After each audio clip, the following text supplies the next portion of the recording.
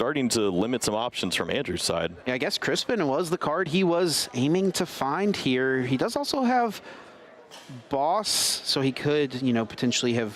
I guess there's no Dreepy targets for him to just jet headbutts. If he wants a Psychic Energy, it has to be through the Crispin.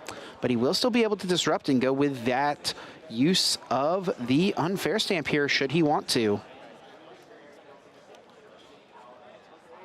And he can make a play here where he leaves Andrew with no damage to play with as well, because he can knock out the Badoo and he can stack all 6 damage counters on it to try to protect his own bench from being countered by Andrew. Yeah, that's where I went initially too, and then you remember Dragapult still holds on to plenty of those damage counters, but it doesn't feel as good to move those damage counters away. But do you instead for Jack then start to spread 2/2/2 to make the Monkey Dories a little less efficient? Less impactful in the future. I feel like the bench space there could be pretty notable too, as both players have to lean into this double Monkey Dory situation. There is no room to start to rotate with the Dunsparce or even play that Pheasantipity at some point for help.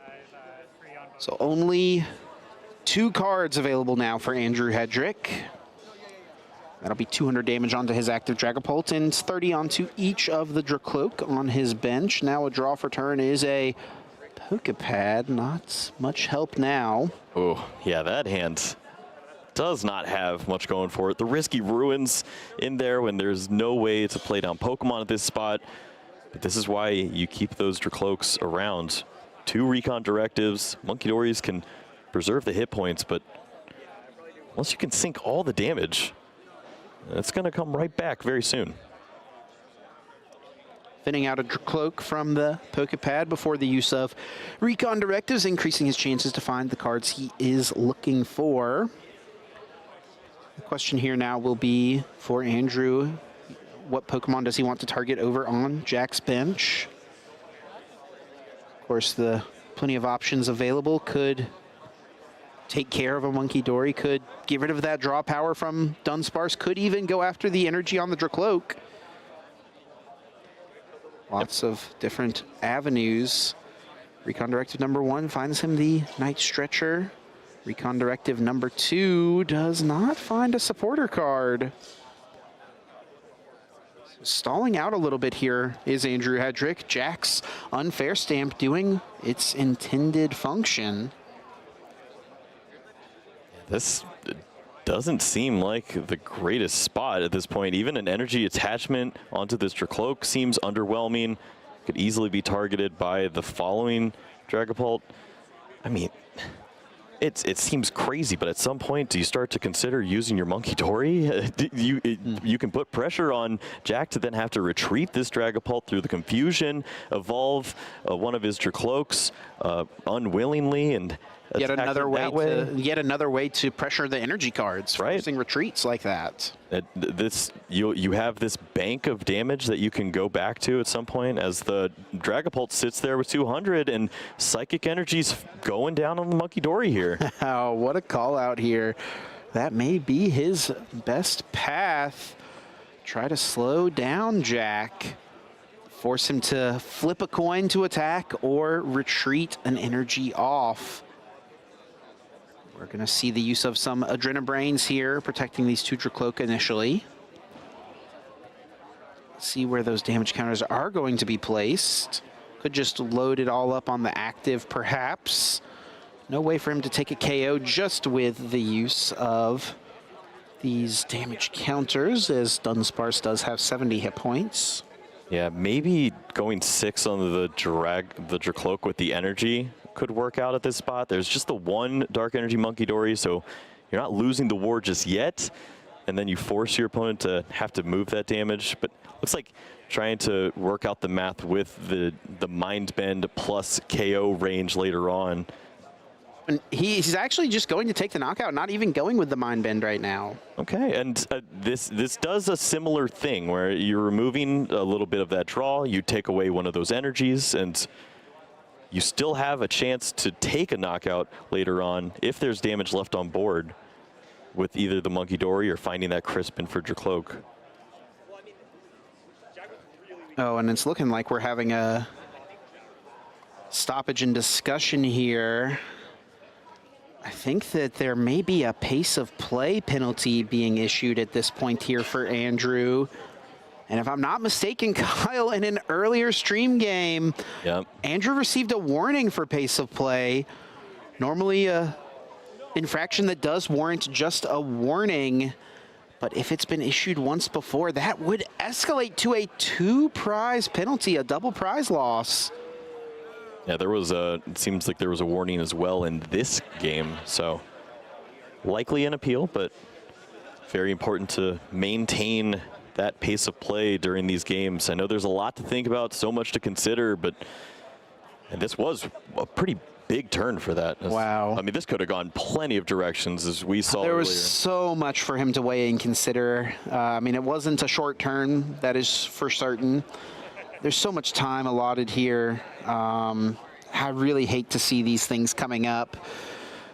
In these high-stakes games, it looks like head judge AJ has joined the discussion here and is going to hear Andrew's appeal, as is Andrew's right, of course. Anytime any ruling is given to any player, they have the opportunity to appeal that ruling to the head judge. Yep, there's just not much really you can do at this point other than state what you were going through at that spot. It's a time where there was so much to be considered.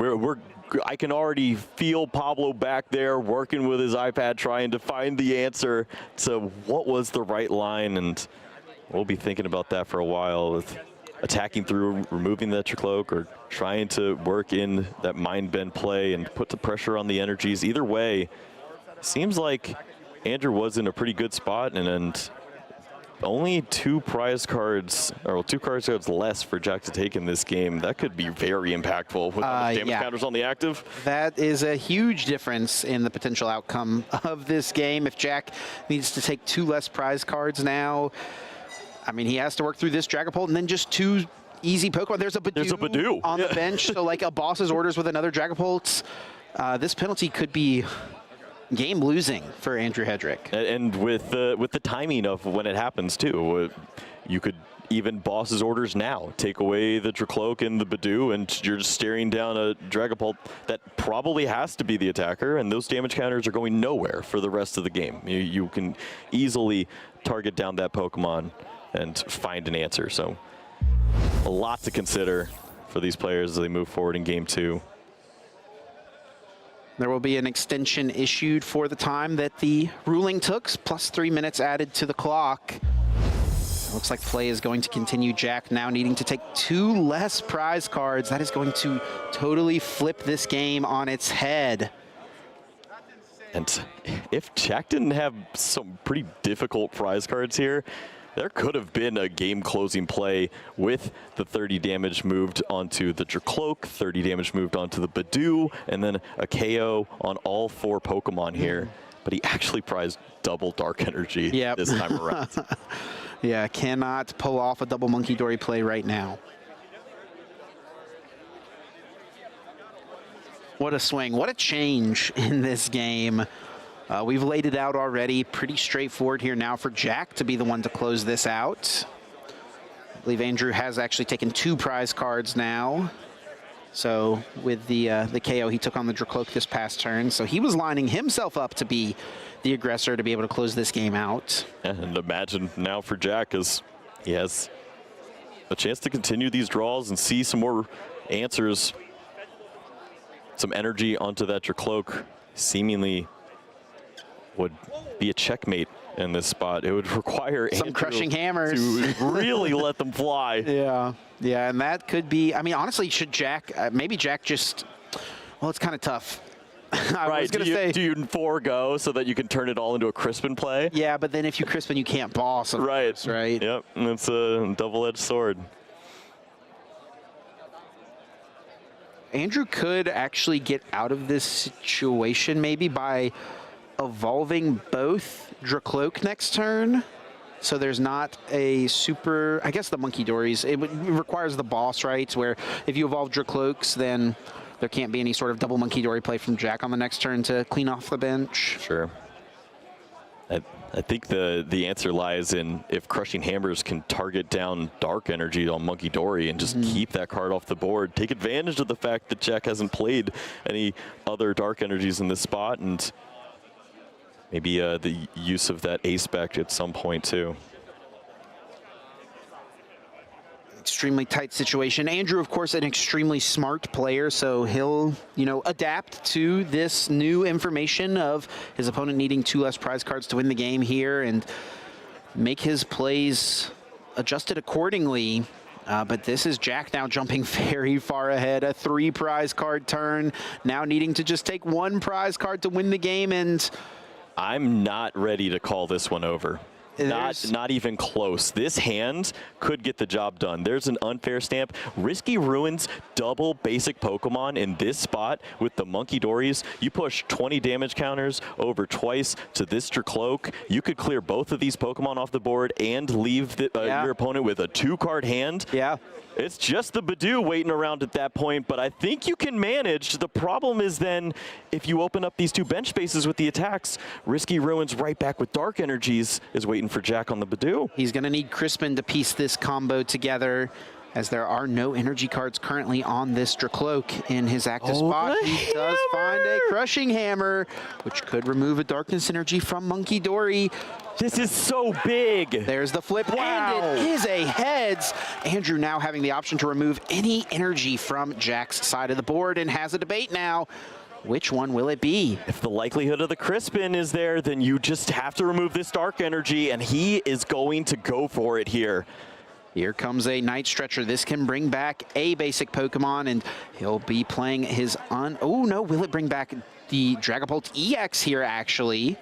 I mean, the guarantee of this Pokemon seems nice. You have a lot of other basic Pokemon that you can lean on at this point, and do you really need the follow-up here? If you take these 3 prize cards, you will have an answer. Kyle, unfair stamps coming down. He has to find 2 basic Pokemon, one of which cannot be Fezandipiti, because Fezandipiti does not take damage from Risky Ruins, and he has to find Crispin off of 5 cards. If he can pull that off, seeing 5 cards, having 3 be the specific ones he needs. And it can't have a Fez included. It has these 2 spots have to go there. Buddy Puff and Crispin could easily get the job done here and put a ton of pressure back over to Jack. Let's not forget he did prize a Dreepy here as well. Meowth could unlock as well the potential of Crispin. A real big piece. Here are the cards. There's Ultra Ball for Meowth. One more Pokemon? One more Pokemon. He didn't find the Pokemon. He did not get the Pokemon. Perhaps the easiest piece of this equation.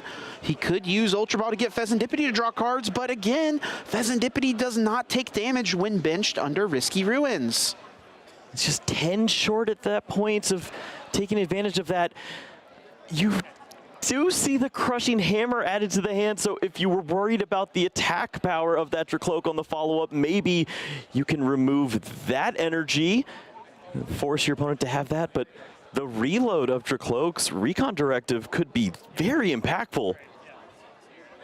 I guess if you're worried about the draw support that goes into this, removal of the Dunsparce here with just the 1 copy of Risky Ruins. He does get another Crushing Hammer. This is another huge flip, and it is another heads. That is going to remove the fire energy, so while he will not be able to KO the Dracloak here, he is making it as difficult as possible for his opponent to piece together a game-winning play. Counting out the Psychic Energies, 1 on the board with Monkey Dory, 1 in the discard pile. Wants to make sure that if this is discarded here, the Crispin play still works. Meowth will come down. Crispin is found. Damage counters from the Risky Ruins should likely be pushed over to the Dunsparce at this spot, you'd imagine. And if you take that KO, that's even less draw power for Jack to find a way out here.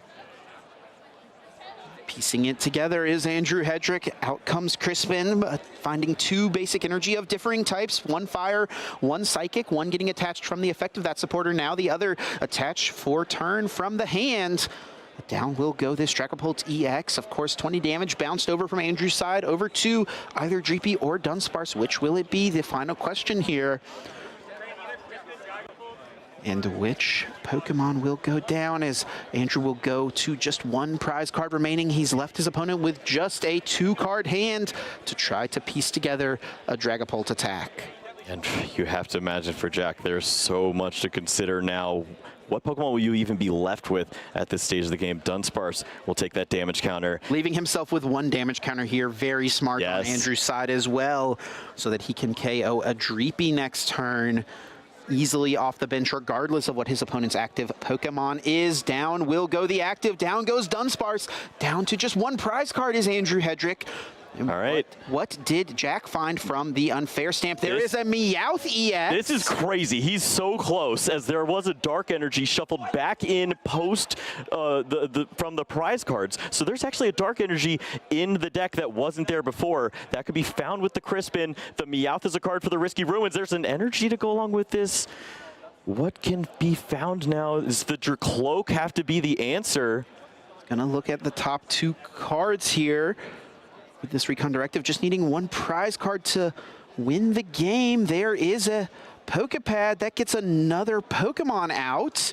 I think this is the awkward piece, is if you wanted to activate this with Crispin, the double Dark Energy push to the Badoo isn't really happening yet, and there's not enough. There's not an attacker in this spot that closes out. He's going to have to Dracloak again. With the Crispin being drawn, I have to say I am a little surprised to see that Monkey Dory was the Pokemon pushed into the active spot. I was trying to find the answer. It's so close to taking the KO on the Badoo, but without the Pokemon itself there, you can't work this out. And Judge as the final card. I suppose the play was, if you promote the Monkey Dory, you have access to the Dark Energy again through the Night Stretcher. You could play it, move the damage, retreat, and go back to that, but he can't even mind bend this active to try to buy a turn. If he was to do that, Andrew would win by just retreating into his own Monkey Dory, bouncing the damage back over, and mind bending himself for the win. I think Jack may be just about out of options here. He's looking through the deck. There's 2 different energies to grab from the Crispin. He will attach to this active Monkey Dory. He's going to go for the Mind Bend, I guess, with this play. And as long as Andrew Hedrick sees the line, he will have game on board. He will be the Los Angeles Regional Champion. And he is going for it. Mind Bend, that's 60 damage. Andrew Hedrick drawing for turn. 1 prize card remaining. And he is gonna line things up here. 2 Adrenabrain available. Will bounce them both over to the active. Retreats his Dragapult into Monkey Dory. Mind Bend takes the KO. And Andrew Hedrick, a 5-time regional champion. Not only taking out Jack, but also taking out the clock. So much working against him in that spot, but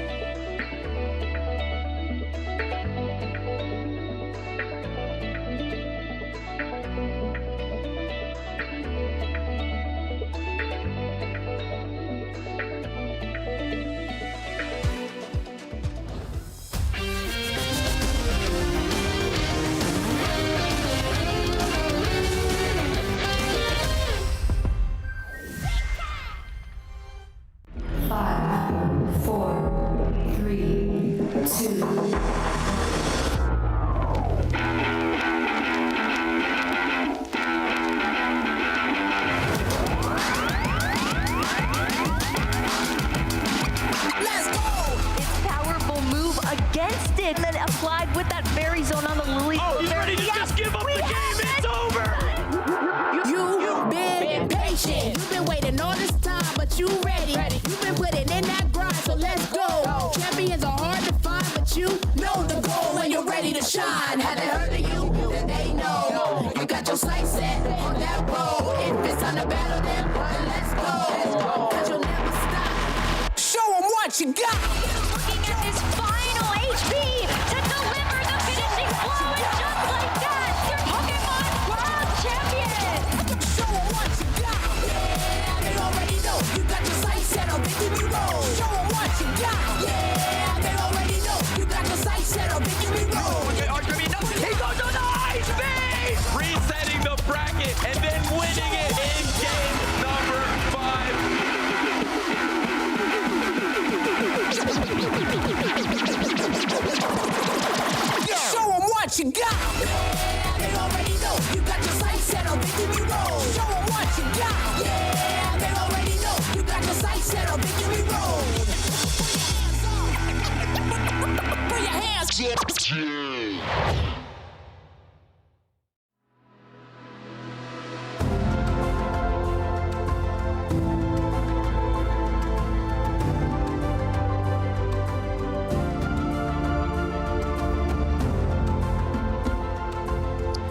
Welcome, trainers. We're live from Utrecht in the heart of the Netherlands, and our hearts are beating with excitement as we cycle into the Dragon's Den, eagerly awaiting a hero to rescue us. The players have been battling. They're in the zone already this morning, and now we're ready to bring you every twist and turn of this testing format. So to bring you all of the stories of today, we're ready to rumble. My name is Amy Wasley, and I am joined by Alex Dow. Thanks, Amy. Excited to be here. Can't wait for all the action today. Shay Burton. I'm the same as Alex. I'm intrigued to see how the metagame is going to pan out. And of course, Mike Ellis. Very excited to be back in Utrecht, fourth time now. There's going to be plenty of action. Thank you so much, everyone, for being here. We're so ready to bring you this spectacular event. We're here in Utrecht, of course, but we've had a riveting season thus far, and we've got a little bit more in store. Yeah, we've had some amazing locations that we've been to throughout this season already. We're now here in Utrecht, of course, but there are still a few more tournaments and competitions coming up. We've got Turin to round off our European season before we head to the final international championships in New Orleans there in NAIC. And we're finally that final pinnacle of the season, the events that everyone is trying to get to, San Francisco, Pokémon XP alongside the Pokémon World Championships. And I think what's fair to say is it's getting to crunch time now. All of these players out there really trying to make worlds. This event could be the pivotal moment for many of our competitors here as they're getting those last few CP to try and eke into the world's invite zone. And no need to have any FOMO. You might as well get involved. Go to register to compete or spectate today at rk9.gg/events/Pokemon so that you don't miss out on any of the action, whether you want to be here in person or whether you want to come and spectate, watch what's going on and play some of the fun side events. There's loads of interesting things going on. I've seen a spinnerack wall and all sorts going on further in the venue. So we've got lots to do when you're here. It's not just the main event. There's lots more going on. But let's get back into that main event and let's talk about what everyone is gunning for this weekend. Yeah, this weekend it's all to play for here. Championship points on the line. If our players here do want to go to Pokemon XP and the World Championships in San Francisco in August, they will have to place in the top 135 Masters if they live in Europe and North America, as you can see there on the right. How do you do that? By earning the championship points on the left. As you can see, first place will get 350, as well as an auto invitation as well. Second place will get 325, and it cascades down there. And yeah, that is the aim of the game. Get championship points, hold on to them for your World Championship qualification. And it's not just about the points, Mike. What's it about? It's always about the prizes. Booster packs on offer, but it is those cash prizes for our top finishing players. Very top heavy. If you win this event, you're going to go away with $10,000 in the Masters division. And all the way down to 32nd place, we'll be getting some prize money. Yeah, but not just the prize money, Mike. All of our players will also have the opportunity to win those booster packs as well. That even cascades down to potentially 5-1-2, depending on how many players we have. We'll get full confirmation of that shortly. But this is not just the Masters division. That's why we also highlight the juniors and the seniors here as well, also vying for that prize money and also those booster packs as well. It certainly is a crunchy crunch time, and honestly, partially that's because of our travel award, our travel prizing that's on offer.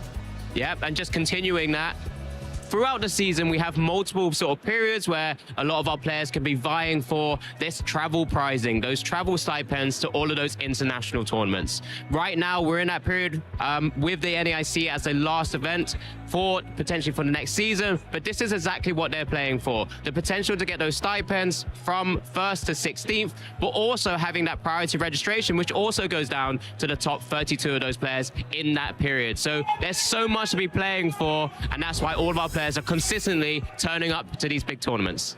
Very well said, Alex. Couldn't have done better myself. Thank you so much. We also have to think about the past, because how are we going to adapt to this format without the results of previous events? Now, we've just had a little doozy in Prague. So let's see how that went down. The time of G regulation mark cards is over. A new dawn has arrived. Over 1,300 players traveled to Prague, Czech Republic, for the first regional level event following rotation. A brand new format full of uncertainty, adaptation, and opportunity. My name's Alex Dow, and Prague gave us our first glimpse of what this new format could become. Early on, one card seemed to tower above the rest. Dragapult EX, once again defining the early meta. In Phase 1, Dragapult variants dominated, making up roughly a quarter of the metagame just from the top 2 most played decks alone. The rest included new decks, new takes on old favorites, and decks finally emerging from the shadows. But by the end of 14 rounds of Swiss, Prague's asymmetric top cut had given us something far more exciting. 14 players, 8 different archetypes, and no clear script for what came next. The standout surprise, it had to be Crustle. With its mysterious rock-in ability, it had spent the weekend scurrying its way through the competition. 3 made it deep into the tournament, and 1 went all the way to the finals, piloted by Germany's Elmar Tresp. But standing across from him was Poland's Mateusz Laszkiewicz, a regional champion from last season, known for his consistency, creativity, and unique takes on established decks. This time in a final with Dragapult the Dunsparce. It was not the final many had predicted, but it perfectly captured post-rotation Pokémon TCG, creative answers, and decks adapting in real time. All weekend, Crustle asked one question: what happens when your Pokémon EX cannot deal damage? Unlike so many others, Mateusz had the answer. In both games of the final, by curating the right hand, forward came a heroic the Dunsparce EX with its Hero's Cape, destructive drill piercing straight through Crussell's protection and opening Mateusz's path to victory. In the end, Mateusz didn't just survive the unknown of a new format, he embraced it and cooked his way to yet another regional title. Prague gave us Dragapult at the top once again, Crustle as the breakout star, and one clear message for the rest of the season: this format is only just beginning. Make sure you don't miss a moment of the action. Follow future events at pokemon.com/broadcasts.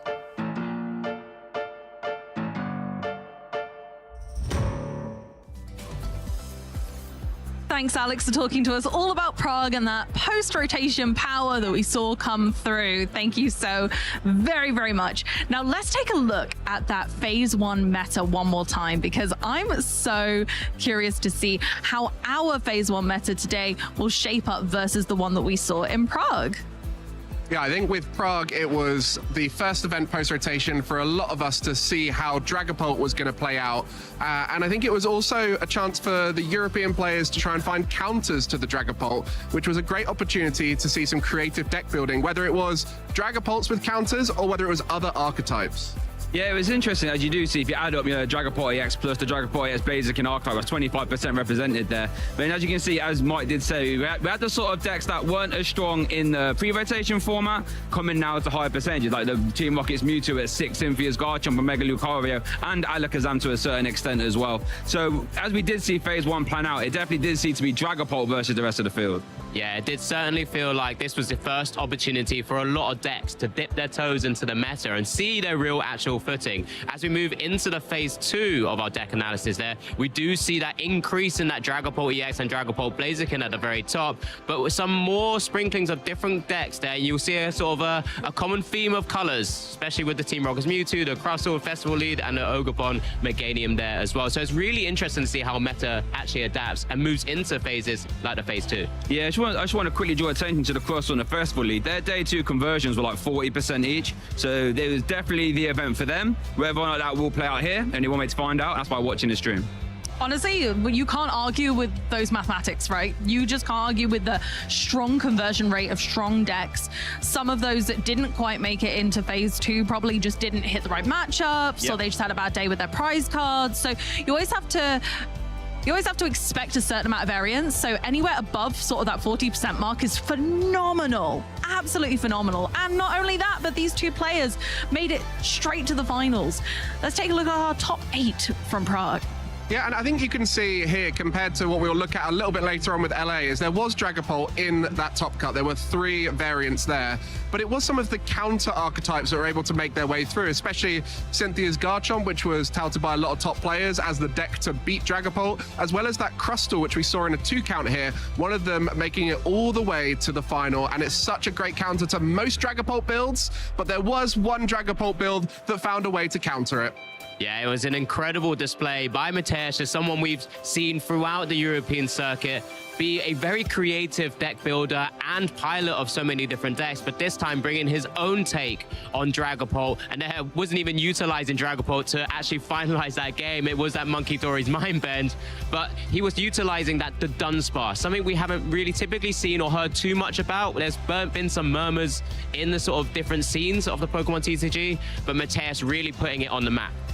And not only that, we got to see this absolutely unusual, I think that's really all I can say, unusual finals where we had Crustle that managed to go all the way. You said it in your video so very well, Alex, that it was just not that expectation of Crustle to get to the end that was so surprising.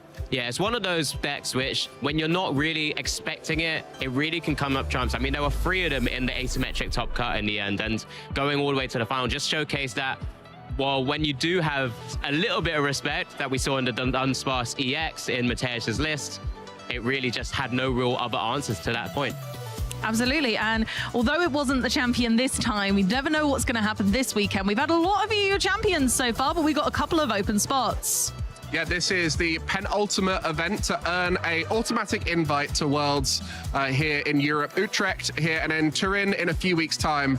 And it will be interesting to see whether we have any double winners. In previous seasons where we've had the invites possible by winning the event, we've had multiple people take down multiple events. This season, it feels like it's been spread out and more different players rising to the top.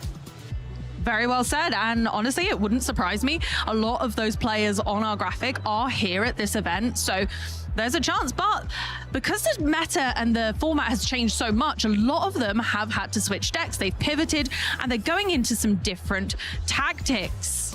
Yes, as we do look at the leaderboard here, as Amy said, a lot of these players will be here in this room, as you can sort of see on the left and right of the sort of graphic there. If there's a little golden ticket, that means these players have already won a regional special and they have the automatic invitation.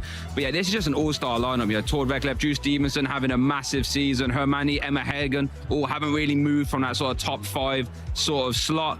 But what Amy said was really interesting. Someone like Drew Stevenson, who really got a lot of his championship points via Golden Go EX, that's no longer a standard legal trading card. So I wonder what he's been cooking up with and what he'll be playing here, if you see him. Exactly. I remember when Tord first started to play Dragapult, he apologized online because, quote, he was sorry that it was a bit boring.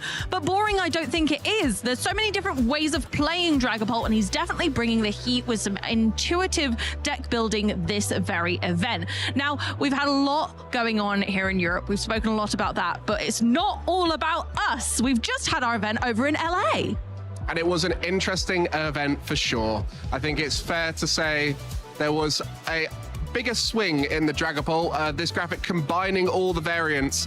And I think the surprise deck was really that Mega Starmie, which performed well at Prague and maybe inspired some players to take it on for this event. And the whole way down, you can see some familiar faces, but really they're just a small percentage compared to that 32% of the field with Dragapult EX. Yeah, and this is where it gets real interesting, of course. We do have the phase 2. We see the massive conversion, just that almost 50% of all the players in phase 2 in the Masters Division were playing a Dragapult variant. Now we then we do see some of the other decks that Mike, you've already mentioned, you know, really kind of still coming to the fore. Raging Pulse still seemingly there, I guess, is one of the key things that we look at. I had a look at the results. 43 of the top 64 were Dragapult. 21 of the top 32 were Dragapult. 5 of the top 8 were Dragapult, but really it comes down to the fact that 4 of the top 4 were Dragapult. It really was the dominating deck of the tournament, and it kept dominating the further it went.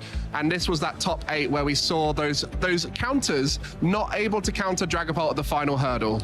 Yeah, it's interesting. It's kind of similar in respects to Prague top 8, where you had a lot of Dragapult, and then sort of Dragapult answers. We saw, you know, Hale Obanoti with the Mega Lopunny, saw Xavier with the Mega Lucario, and we saw the Raging Bolt by Jose.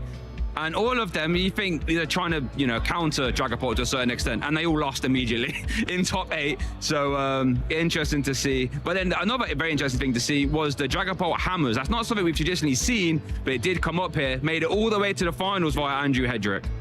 Yeah, an incredible player, and we've seen him win regional championships before, but he was piloting this kind of slower version of Dragapult. He had the answers with these crushing hammers and just starts swinging away with Phantom Dive, knowing such a powerful attack. And that's just him, again, innovating in a deck which there's so many different variants. There's so much space you can play around with, different variants you can play around with, and then Andrew was able to take down yet another regional championships.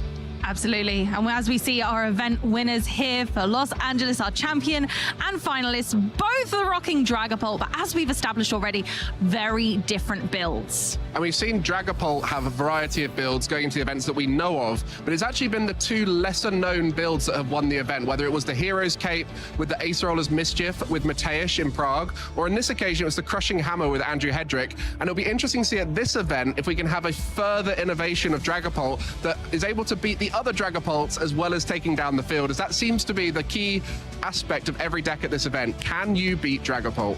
Speaking of winners, let's have a look at that NA leaderboard because it's rather international at this stage.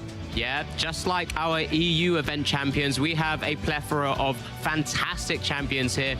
You will start to notice there are some of these players that aren't actually native to the North American circuit. Tord Reklev, Giovanni Sasso, and Yoshiyuki actually taking down some of these tournaments, earning themselves the direct invitation in an NA event. But so many of these players have actually been in sort of multiple finals. I mean, Liam Halliburton has been in the finals, and as well as winning Pittsburgh, but it's just so many fantastic champions there. There is one more opportunity to join that graphic in Indianapolis as well, so there's still that opportunity, hopefully, to maybe even see you there. And if you don't want to miss a single beat of the action, you know where to go, pokemon.com/broadcasts. Make sure you bookmark that because you're going to be going there a lot because we've got the best Pokemon action in the world right here. And sometimes over in NA, we let our friends have a little dip as well.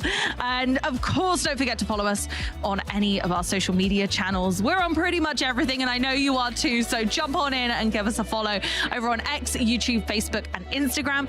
And if you use #PlayPokemon, some of your lovely interactions on those websites might be featured on this very broadcast. So make sure you use that #PlayPokemon so that we can see what you've got going on. Follow the channels on YouTube and Twitch so that you can watch us live and interact with some of our content, especially over on Twitch. You'll be able to vote on certain things that you think or you would like to happen, and we'll do what we can. We're here for you guys. We got you. So make sure that you catch us for every breath of the action. And don't forget that we have got so much in store for you. So stay glued to that seat. We'll be right back.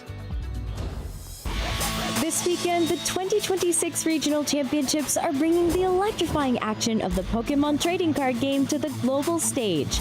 Top trainers from across the world have gathered to compete for a share of over $125,000 in cash prizes, travel awards, and the all-important championship points that could secure their spot at Worlds 2026 in San Francisco, California. It's a 2-day battle for glory. Trainers kick off the weekend in Swiss rounds, with each match being a best-of-3 showdown. To advance to Phase 2, trainers need to rack up total match points to exceed the threshold for their division. In Phase 2, the pressure intensifies as the remaining trainers face off in more Swiss rounds to determine who advances to the top cut. After all Swiss rounds are completed, the top 8 competitors, plus up to 8 additional competitors with the same number of match points as 8th place, will advance into an asymmetrical top cut single elimination bracket. Win and you move on. Lose and your journey ends. Only one trainer will rise above the rest to claim the title of regional champion.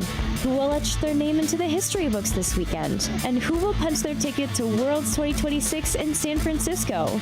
Don't miss a minute of the action. Stay tuned all weekend long to watch the battles unfold live. To stay up to date on future Play Pokemon events, visit championships.pokemon.com.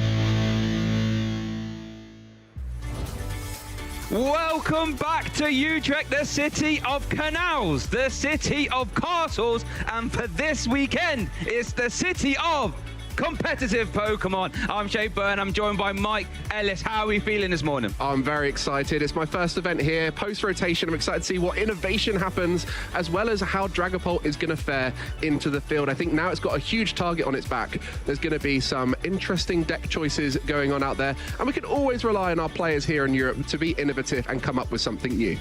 I agree. Now, I think, looking at this format, right, we've seen Prague get dominated by Dragapult. We saw Los Angeles getting dominated by Dragapult. And this takes me back, long-term players. If you go all the way back to 2023, when Palkia V-Star, Lugia V-Star, I should say, was the most dominant deck. It was winning everything.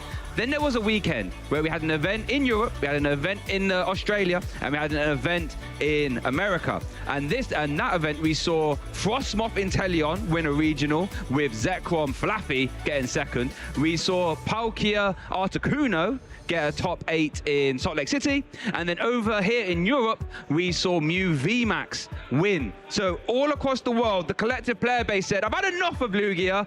This weekend's for us. And I am sneakily predicting something similar is going to happen here. Well, we'll have to find out what that looks like. I've looked at some of the top players and what they're playing, and they've definitely targeted Dragapult. But this is what we expected to see coming in. 25% of the field as those Dragapult variants is actually a bit lower than a lot of players would have suspected. And I think when you've got a target on your back, there's certain players who will want to avoid that and will go to something else that they think can beat the target. Yes, this is interesting. Megastar Meter in second place was, well, I say tied, well, three-way tied for second place there. And let's be honest, 5% Team Rockets is basically all the same. So this is very similar to the Los Angeles Phase 1 metagame, where it was basically Dragapult versus the world, and who will win this weekend. And you want me to find out? And you can look at those. Megastar Me, Raging Bolt, Ogerpon, Meganium to a certain extent, Team Rocket's Mewtwo, and Cynthia's Garchomp all have theoretical favored matchups into Dragapult EX, and they have all made adjustments to try and make that as good as possible. And here's the best of the rest. Now, this is where it gets interesting. Some of these decks are good at beating the rest of the field too. So those one prizes, Alakazam and Festival Lead, are great into the non-Dragapult variants, where stuff like Zoroark is very good into Dragapult, but struggles with the rest of the field. So it's going to be a little bit of an interesting battle to see who can climb to the top and find that new archetype to take down Dragapult. Interesting at the bottom, there's Mega Lopunny coming in off the back of that top cut finish via Hale Oben ulti in LA. So now we have, what is that, about 78 plus 57 players opting to play a Mega Lopunny-esque build. That's an interesting one, very powerful card on paper, but again, does have to bob and weave a few matchups. But it did have it looked pretty convincing in Los Angeles, so I wouldn't be surprised to see that, you know. It's like Wally's Compassion, right? Yep. Having a Mega Pokemon that's got more HP than Dragapult can KO, has to take a few turns to take it down, and with Wally's Compassion, you can completely remove that damage from the active that has been hit by 200 damage from Phantom Dive. So there is an element of that deck. I think the Dunsparce really working so well with it. Yeah, but I think it's time now. We can head down to our table and get our Swiss match here started here at the Utrecht Regional Championships. On the left, we have Tobias versus Owen Kammerman, a titan of the game. If you've been around here and you watch the streams a lot or you play in Europe, you'll know that name, the Scary Brothers. But here we go. Tobias on the left with two very recent but very good finishes there. Stuttgart Regional Top 64 and Prague Regional Top 256. That was only a couple of weeks ago. Momentum's on his side. Exactly, and with how big the tournaments are, a top finish with 2,000 players is an exceptional performance. But Owen Kammerman has been playing for many years, even as a senior. And I think the real standout performance is actually that Dortmund Regional Champion that was followed up with the back-to-back win here in Utrecht in 2024, where he was playing two different decks across two different tournaments and took both of them down. So Owen Kammerman, one of the local players to watch, not just here, but around the world, as a very successful history. And Tobias will definitely be aware of that, facing down an experienced player here in round 4, where both players have gone 3-0. You know, while we were setting things up here, our players were playing 3 rounds, and we're now starting to see the best players rise to the top. And now it's a chance to really climb into that phase 2 winning position. And I think this is that point where you start to feel the pressure, especially for someone like Tobias, where he's aware that he can have a really good tournament run here and potentially make worlds after some strong finishes in the rest of the season. Yeah, as we said, you know, just come off the back of a 2.56 in Prague, and as these reels get bigger and bigger, a top 2.56 is not an easy thing to do. So yeah, if you're starting off at this 3-0 record, I think you're right. This is where you start thinking, this could be my weekend now. I've played 3, I've won 3, and you know, as you start creeping closer to those, you know, 4-0, 5-0, 6-0, 7-0, that's when you're okay. Now we're really talking. So one of these players will be advancing to a 4-0 record, hopefully. But Tobias has a bit of an uphill struggle against Owen, as you do say, a titan of the game. And Owen himself, you know, isn't going to have an easy one. So we're going to have a real barnstorm of a Swiss round 4 here in Utrecht. If you're just joining us here, you picked a fantastic time. 100%. It's when you start going 3-0, 4-0, 5-0, you start wondering, am I going to start playing those top players too? Because, you know, I've had it before. I went 4-0 at an event, was feeling great, and facing off against Stepan Ivanov, completely bottled it because I was scared of him. He was playing exceptional Pokemon, and I think that's going to be going through Tobias's mind at this stage, with the added pressure of being on that feature table here on stream. A lot to think about for Owen. Very familiar with this stage. Tobias, a great chance to make a name for himself. Yep, this is where legends get born and names get etched into the history books here on this very stage. Got to win those games. Oh boy, here we go. Swiss round 4. The winner would advance to that 4-0 record and march towards that phase 2 and hopefully a Utrecht Championship. And the loser will still have plenty of time to get there as well. But you know, what better way to start off a regional than 4-0? And for Owen Kammerman, a player who is fairly creative when it comes to his deck choices. Sure. You know, at a previous event where he won the regional, he came in with a less than 1-2% deck with that Shen Pao. Very unexpected at the time and very good at piloting it as we kick things off here in round 4. Okay, here we go. So Owen is kicking us off here, and he is playing the Mega Low Pony to Dunsparce EX deck that we were talking about before. So as he plays out his turn, let's have a little rundown. As he is going to start off with a Fan Call, then you search your deck for any 3 colorless Pokemon with 100 hit points or less and pop them in your hand. So Owen's deck is built on that Mega Low Pony X, has 2 very good attacks. The first one, Gale Frost, 60 damage plus 170, that's right, if you move Mega Lopunny into the active this turn. This means Owen will be playing musical chairs often as he tries to get that Mega Lopunny back into the active. And make no mistake about it, Spiky Hopper is also very good for 160 damage going through all effects of your opponent's Pokemon. We did see Crystal make the finals of Prague. Spiky Hopper says, no, not today, Crystal, to the discard pile you go. So how is Owen Kammerman drawing cards and playing musical chairs then? Well, he has the Dunsparce, of course, with that runaway draw ability, letting you shuffle itself away. It does work from the active, and then you draw 3 cards. One more card I want to draw attention to though, Mike, is that sneaky little Abra that lets you pop it, shuffle it back into the deck if it's in the active spot. Keep an eye on that one. And what a deck it will be into this particular matchup. The numbers just work out so well. Mega Lopunny hitting for 230, which will knock out pretty much all of Tobias's board, as we haven't teased what he's going to be playing here, but the Cyrano will definitely reveal that. Going to be playing Raging Bolt EX, which has been a deck lots have been looking to play into this Dragapult meta, as it does have a pretty favored matchup there. And it is that combination of Raging Bolt EX with Ogerpon that is able to get so much energy in play and hit for big knockouts. In this particular matchup, that allows you to take those knockouts on a Mega Lopunny. And so Owen will have to be very aware that a one-hit knockout could be coming at any single moment, as the Latias and Raging Bolt EX come down onto the field, potentially as the Meowth EX will likely go to hand and use that amazing ability. Definitely one of the MVPs of post-rotation. Meowth EX has been seen in many decks here. Yeah, probably the best card coming out of perfect order, as we do see the free retreat thanks to Skyliner into that Mega Kangaskhan EX to draw 2 from his ability Run Errand, Till Dance drawing 1. And as you did say, Mike, it's going to be a really interesting game because Tobias' list has a lot of tricky cards, you know, Iron Leaves for Simeon, Lili's Clefairy. He won't be using any of them. He is just going to be announcing Bellowing Thunder as often as possible. So I was going to see the pass over to Owen, who's going to start to turn off with that evolution into the Dunsparce and the runaway draw. Now, bear in mind, I'm going to say you can't promote Boneri and then evolve into it to get the extra damage. It actually has to be the Mega Lopunny hitting the active there. So we do have to promote the Dunsparce. But I do believe that one has a free retreat cost, doesn't it? Yep. So Gale Frost is still currently live. And we saw a little tease of the Moltres in the hand, which will allow for an easy knockout on the Ogerpon. Typically, we see Raging Bolt just leaving that Mega Kangaskhan in the active as it can tank most hits, but on this occasion, it's just going to be a free retreat into the Moltres and taking an easy 2-prize knockout with just a 1-prize board state. Wow, what a strong turn. And that's our first prize cards here at the Utrecht Regional Championship from Owen Kammerman with the big uptrade from the Fighting Wings Moltres. It is over to Tobias now, though, who's had enough of that. He's put down that Raging Bolt. He's starting to turn off there with that run errand. Now, it won't be too hard to announce Bellowing Thunder for the KO on the Moltres, but then, you know, your opponent's taking 2 prize cards with a 1-prize Pokemon. You're responding. Oh, we are going to see Meowth for that last-ditch catch, and it's going to be for the Crispin, letting you search your deck for any 2 different types of basic energy. Attach 1, and 1 goes to your hand. And it will be that fighting energy, allowing you to start powering up that Raging Bolt. A very versatile card here, Crispin, as there are a variety of energy types in the deck. You want to be often getting the fighting and the lightning, but sometimes you utilize that second energy as a grass energy to be able to attach to a Teal Mask Ogerpon as the Pheasantipity EX comes down, trying to set up a bit of stability on the board.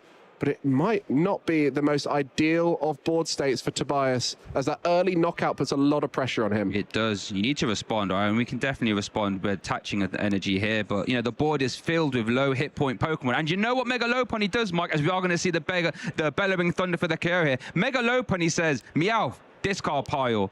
Pheasantipity, discard pile. Latias, discard pile. Owen Kammerman has a very easy prize map here. Let's see how he can respond. Playing the 4 bosses orders in the deck, wanting to try and gust those smaller Pokemon on the bench, lower HP, and you see a boss drawn there off of that Dudunsparce. We'll now just be looking to try and set up the Mega Lopunny for the attack. Do we have a way to grab? Oh, we have the Hilda. Oh, and a Buddy Puff. And Hilda is so good in this deck, Mike, because Hilda letting you search your deck for an evolution Pokemon and an energy. So that can search you the Dudunsparce, it can search your Mega Lopunny, it can search you the energy cards that you need as well.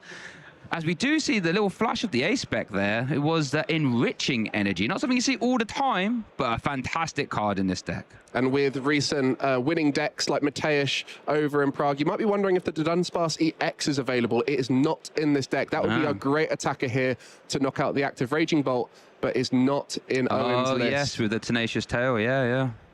That's a good thing, because the Raging Bolt actually has 240 hit points, and Gale Frost does 230. So that's a rather irritating number there for Owen. So it looks like he can play an Ultra Ball to grab Mega Lopunny, but hasn't got the energy. So he can't play the boss. So it looks like he's going to do the Dudunsparce EX here. If I should say a runaway draw. If this finds you energy and the Mega Lopunny, we're laughing. Let's have a look, because then he can play the boss's orders and go around the Raging Bolt. Boss's orders energy, but I don't think we have a way to find the Mega Lopunny. Yeah, and there's none of those Teal Mask Ogerpons on the bench to try and get an easy KO with the Moltres. Nope. So that's going to be the Hilda required here. So running out of draw from the Dudunsparce, not able to naturally find the Mega Lopunny and energy together to be able to utilize the boss this turn. And that's been a huge part of this format. Without things like Counter Catcher in format, not many decks playing Prime Catcher, boss's orders is the main form of Gust in every deck. And so when you need to use a Hilda, a Wally's Compassion, a Crispin on Tobias's side, you cannot synergize it with Gust. No, you would have loved to have so close, but yet so far on this turn. So it looks like the Hilda is going to grab the Mega Lopunny, and it is going to be for that enriching energy, that A-Spec. When you attach it to one of your Pokemon, you draw 1, 2, 3, 4 cards. And the main reason why this is played in the Dudunsparce deck is that if you get ahead of yourself on energy attachments, you're going to attach it to a Dudunsparce, shuffle it back into your deck, then you can reuse that multiple times, Mike. Absolutely incredible. Here it is going to get attached here, though. That's 4 cards. That finds the Ultra Ball. Would have loved that a bit earlier. And you can see how many cards this deck draws. The Dudunsparce engine in combination with enriching energy, so good, but on this occasion didn't find the combo. And that is one of the weaknesses of some of these draw-based decks, is they need that draw because they need such big combos. Mega Lopunny is there and will be available for an attack. It's just whether leaving it in the active with no energy on Tobias's board is enough to keep it in play and surviving. Now, I think where these Raging Bolt decks used to have, Professor Sardo and stuff, I think it's going to be a lot harder to get to this, is it 330 hit points Mega Lopunny has? Yeah, it's going to be hard to get there. Now, it's not impossible with enough Teal Dancers and things along those lines. We are going to see Buddy Puffin. But yeah, not super ideal here for Owen, but, we'll be firing off an attack at the very least. I mean, he could leave a 1 prize inactive if he really wants to, but... Yeah, and I think with the board having no energy on, you're confident that you'll be able to hit it. I mean, there's the glass trumpet for Tobias, which would be able to get to energy at a moment's notice. But on this occasion, it will be that 230 swing into the active Mega Lopunny, efficient attacker, Gale Thrust 60 plus 170. On this occasion, just 10 damage short on the Raging Bolt. And now it's for Tobias to respond.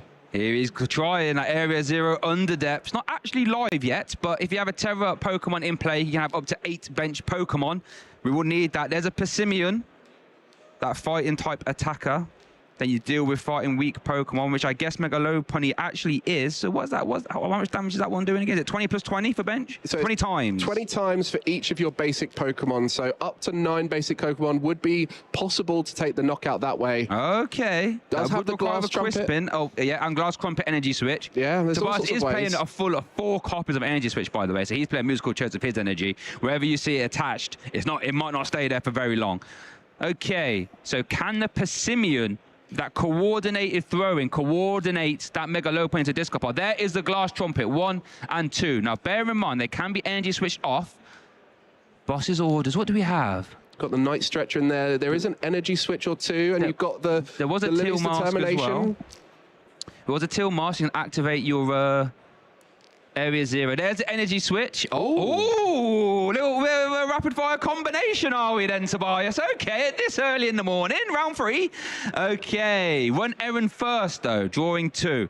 Rapid fire combo, 200 damage. Flip a coin until you get tails, 50 for each head. So, now you mentioned the hand size earlier, Mike. Zerosic Machination. That's going to force Owen to discard till he has 3 cards in his hand. And I've just realized on the other side, no Terra Pokemon in play, so he can't go wide with that Area 0 under depths. That concession? I think that was a concession from Tobias.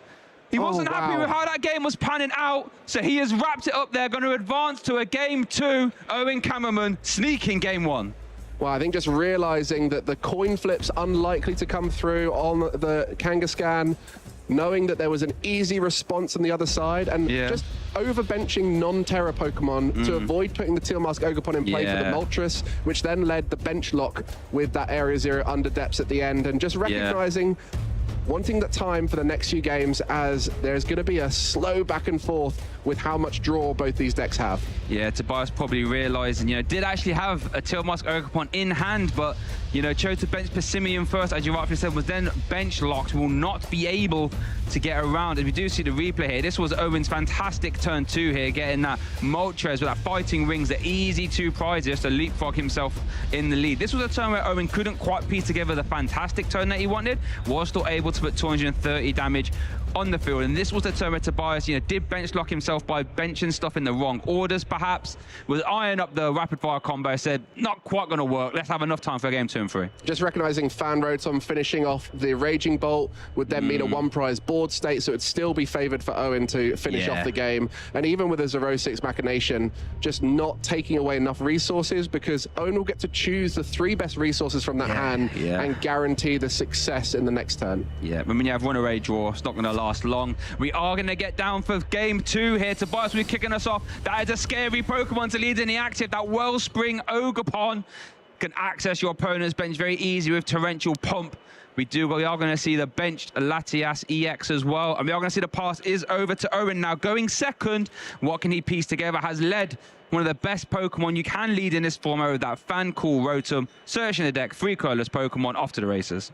And it works so well with the Baneri. You can see the Dunsparce engine and the Mega Lopunny both working so well with the Fan Call, but does have a Buddy Poffin in hand, so we'll be able to fill up the bench here and protect from a complete dismantlement with this Wellspring Mask Ogerpon. One of the scariest cards to be facing down when you have these low HP basic Pokemon, and will be that single energy attachment a Crispin away from taking the knockout next turn. So Tobias's hand doesn't need much to be mighty effective during next turn. No, yes. The thing is, he only plays 1 copy of Water Energy, does Tobias, but with Crispin, you can just pluck it out exactly when you need it. So it looks like we are going to see that Fan Call conclude for Owen, for Baneri ×2 and a Dunsparce. There's the Buddy Poffin as well. Basically saying, whoever wants to hit the bench, you're hitting the bench this turn. So Dunsparce, 1 with a free retreat cost, 1 without. And we have the Baneri as well in hand, Baneris, I should say. Wow. Just everything you need to set up here. And no supporter though, Mike. Yeah, we'll be able to draw next turn with those, but for that first turn, you are kind of reliant on seeing cards through things like your supporters in that hand. So by going first, Tobias is in a much stronger spot here. And if you look at Owen's deck list, you know, 4 Lilies, 4 Hilda, 4 Wallies, 4 Boss's Orders. He is, and then 4 Pokegear results. Does that a miss? I think that's a miss on the Pokegear there. Oh, wow. That's just as I was going through the amount of supporters, the Pokegear does fail. Look at the top 7 cards of your deck. Take any supporter card you find and put it in your hand. Yeah, quite a streamlined deck there for Owen, but no supporters. Well, to support him, you could say, in this turn 1. But they're full bench, though. Who needs a precious trolley, Mike? Well, there's a concern here for Owen, 100%, that 2 of these really important Pokemon could get taken out next turn. Which you know, ones we've are they, got then? a Bunnery here and here, and if both of those get taken out next turn, then that would be scary. But there's also just the draw engine. Oh, hold on. Can I just interrupt? We did see the Nighttime Mine get placed there from Owen. Terra Pokemon attack costs 1 colorless more. That makes the Torrential Pump harder without a stadium replacement. Unfortunately for you, Shay, got instantly bumped there by the Area Zero Underdepths from Tobias. Fair enough. But it's good that we know that's in the format right now. Nighttime Mine, a card that many people will have not seen before this event, and it's an option that many of our players have chosen to try and counter Dragapult, but it works conveniently here against the Terras featuring in Raging Bolt. I thought Owen was quite happy that he found that stadium there, but has 0 uses right now. Well, I guess it forced out. But there we are going to see the Torrential Pump, 120 to the active, 120 to the bench, KO. Double KO, I should say. That's 2 prize cards there from Tobias. The board state looking a little bit anemic, though. Not a lot else going on, but is in the driver's seat. Was able to take out that energy as a priority, and one of the Dunsparce to reduce the draw, but an Ultra Ball here, getting rid of the Air Balloon and Baneri, start drawing cards, and I think Owen at this stage is quite far behind, and so he'll be relying heavily on these 3 cards he'll draw right now. Yeah, because we know there's no supporter in hand. This could be a big runaway draw, enriching. Oh, I mean, that's pretty good, to be fair. I mean, it's no supporter, but that is what we need to find. Mega Lopunny and an energy. From this point, can take a KO next turn with that Mega Lopunny, has the Enriching Energy to draw more, has the Pokegear to potentially get more cards in this hand. So very good draw there from the Dunsparce, and will be going into a very strong turn, and it will rely a lot on Tobias to rebuild after this. It's definitely forcing Tobias to answer some questions here. Now, I think Owen would love to try and get that Enriching Energy onto a Dunsparce, but I think when you hands like this, you have to just accept it will get attached to Mega Lopunny. But it's fine, though. I mean, yeah, still 4 cards. And you can see, just thinking through the turn, what else do you want this turn? You found all the things you need to get the knockout you're hoping for. I guess you could Pokegear first if you really want to try and preserve. We do find a Hilda there and a Wally, so now you can, I guess you can preserve your Enriching Energy now. Yeah, that's a brilliant... And find the Dunsparce for your bench one as well. That's a brilliant decision there. Owen just recognizing how important conserving these resources are. You know, the ace spec of choice here, the Enriching Energy, is a one-of in the deck, as all ace specs are, and can be such a vital card in any given situation. And given he doesn't need too much more this turn, we'll just be looking to try and set up a bit more, and that's going to be draw 4 with Enriching Energy. Wow. Another Dunsparce has that Battle Cage just to try and bump the Area Zero. But really, at this stage, maybe wanted to gust down the Latiasi X. Perhaps that was the factor there. Yeah, I think you might be right, trying to hoping that Pokegear would find the boss's orders. We are going to see the Hilda being played here, grabbing an Evolution Pokemon and an energy card, any energy card, so I can find special energy as well, of course. But yeah, watch this Mega Lopunny deck, honestly, it's so fun to watch, isn't it? Just, there's the stadium replacement, musical chairs, Wallies, supporters, drawing cards. When you watch it here, Mike, you're thinking, how has this deck not had a, you know, a super deep run? Especially as it seems to have a reasonable matchup into Dragapult, because you have the Wally's Compassion to keep healing away any damage. Yeah. And just going to be looking to set up more here, potentially. Maybe trying to get more Dunsparce out onto the bench. But actually, at this stage, this is quite safe from a Wellspring Mask Ogerpon return KO. So if that were to be recovered, but ultimately, for Owen, he's thinking long-term right now. He's not thinking about this current turn. He's got everything he needs for this current turn. He's just thinking about how he can be best positioned if Tobias has a huge pop-off moment after this KO. did actually draw a Dunsparce there off that 1-0 draw and an Ultra Ball, so can reload the bench if he wants. We are going to see a free retreat though, thanks to the Air Balloon. Gale Frost, big KO, prizes evened up here in our Swiss Run 4 Game 2 feature match here at the Utrecht Regional Championships. Is over to Tobias with the Latias. We are going to see flip the script presentivity for a 1-2-3 card draw. He needs to reload and needs to respond now. See that Lily's Clefairy, not going to be much use as an attacker at this stage. No. Meowth as well, missing attackers, and that hand is big, but doesn't have the pieces that Tobias needs at this stage. No energy on board, very little support available. Might even need to just send the Meowth to try and get more cards with the Lilies or something like that. This is really a rebuild moment now for Tobias. I mean, does have the Iron Leaves in hand, so he can fire that back off. But the problem is of using these two prized attackers is that the Gale Frost just deals with them so effectively. You don't really want to be using it if you can avoid it. Yeah, the Mega Lopunny EX, main downside is it needs to come from the bench for its attack. But in combination with the Dunsparce, you can very easily retreat into a Dunsparce and move it back into the active. So the synergy there is definitely apparent.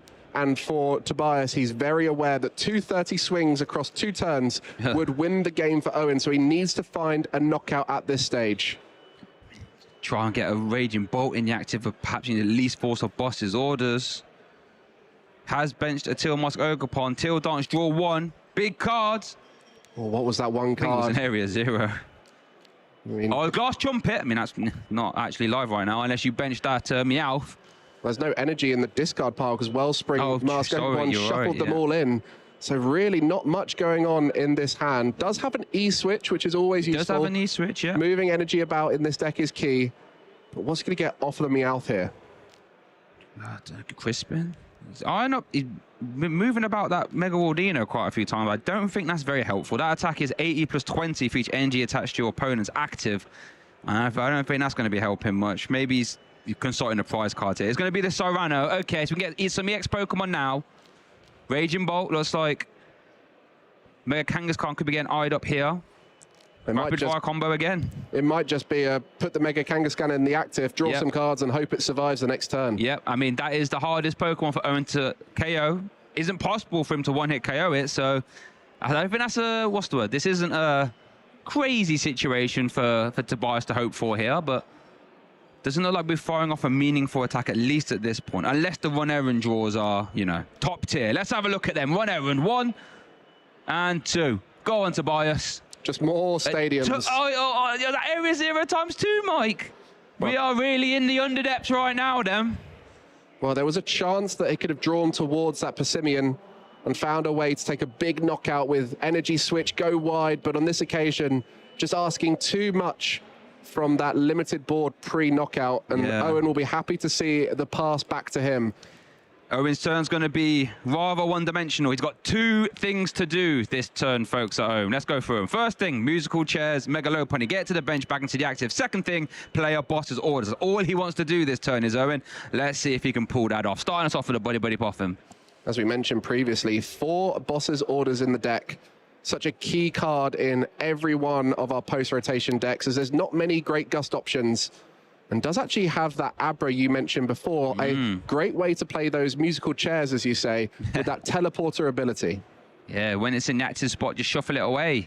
So you can just, if you had a switch, for example, get Abra into the active, teleporter, then you can get Mega Lopunny right back into the action. It's like a way of retreating twice, even though you can't retreat twice, of course. Ultra Ball being eyed up. Mega Lopunny, Wally's Compassion. So this, I imagine, will be finding a runaway draw to Dunsparce. And then we can get off to the rail. Moltres looking eyed up here. Maybe Owen's price checking here as well. Well, that Moltres now live, thanks to the Tilmask Ogerpon on the bench. Point.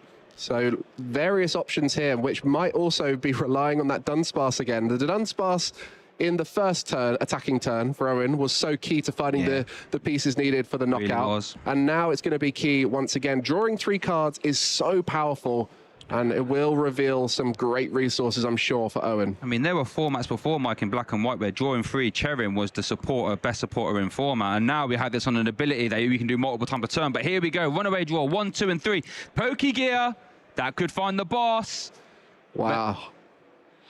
But still need to get out the active, though. What's on? Well, can do a attach retreat and maybe reset that way. And thanks to the Abra now being on the bench, that should be good. And you just see how many boss's orders are in that deck. 2 at the front there, and we'll be using that poker pad to thin. Wanting to thin maximally here is that Poker Gear finding a boss's orders at this stage would really put Owen so far ahead against Tobias here. It would be. Here we go, Ultra Ball being eyed up here. I imagine to be for another the Dunsparce runaway draw. Can Owen start running away with this game? Here we go, switching cards would be needed, or an energy attachment, as you say, because then you can pay retreat the 1, get Abra into the active, teleporter, Mega Lopunny back into the active, then that will satisfy Gelfrost. Here's a Poké Gear, 2 bosses, or don't even look at the rest of the cards. Lysandre entering the hand, and I will imagine he'll be entering the discard pile relatively quickly. And that boss's orders can target so many different Pokemon on the bench, can either target Pheasantipity or target that energy on the Ogerpon. Or maybe Latias. even the Latias for mobility, so many cards. Options. There we go, pay and retreat, attaching Miss Energy, pay and retreat, Abra into the active. For now, there's the boss's orders. Who's it going to be? A lot of good options here, Mike. Fez, Latias, Meowth, Tilmask, Ogerpon. Basically everything apart from Raging Bolt. Just going to be taking the time as it's such a key decision. It will be the Pheasantipity EX with that flip the script, bringing so many decks back into the game when behind. On this occasion, Tobias will not be given that opportunity to draw. And it will be another 2 prizes here for Owen. 230 damage with that Mega Lopunny and a KO, putting him 1 KO away from winning this game. Massive turn there from Owen. I told you what he needed to do was move Mega Lopunny and play boss's orders. He's done exactly that. Tobias is feeling the pressure here. Currently at 4 prize cost to take. Owen is at 2. What can Tobias do? Let's have a look. What we got here then? It's got to be Raging Bolt, right? Or the Persimmon again. We're in that same scenario as game 1. The only saving grace for Tobias is there is no future attacker on the bench for Owen, but does have that Moltres that could come in at a moment's notice to knock out the Teal Mask Ogerpon. So some interesting lines here for Tobias to try and take this one-hit knockout on the Mega Lopunny and potentially stabilize the board to protect him from that Moltres. I mean, that is all he can do at this point. But there's Area 0 on the deck, which is now live, of course. You can have up to 8 bases. Oh, Cypher Maniacs deciphering. Then you look at your deck, put 2 cards you like to the top, shuffle the rest, put them back on top. So basically saying, if you can draw cards via Run Errand or Till Dance, you're basically getting the card you want. What could these 2 cards be here, Mike? Well, it could be, need some energy in play at this stage.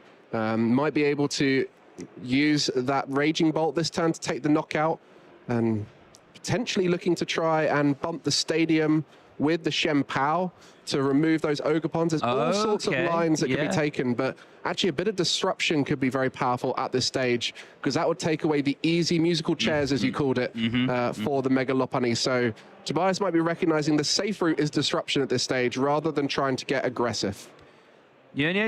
Oh no, Meowth has 170 hit points. I was going to say, could you imagine getting KO to the Spiky Hopper with the boss's orders? But Meowth is 10 hit points away. There is the Cypher Maniac.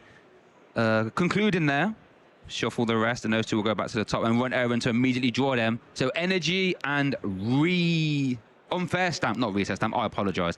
Till Dance, draw 1 first. Okay.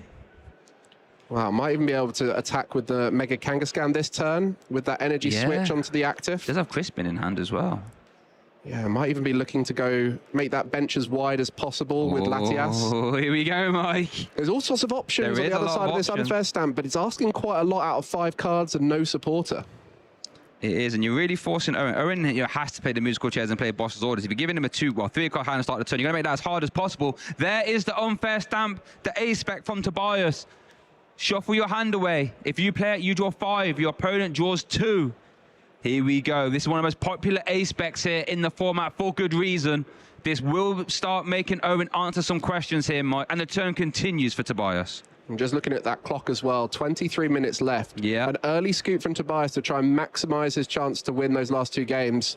A very strong performance from him, even though he's had his back against the wall with how much pressure Owen's been putting on. What are those 5 cards showing? There's energy. Glass Trumpet. Oh, no.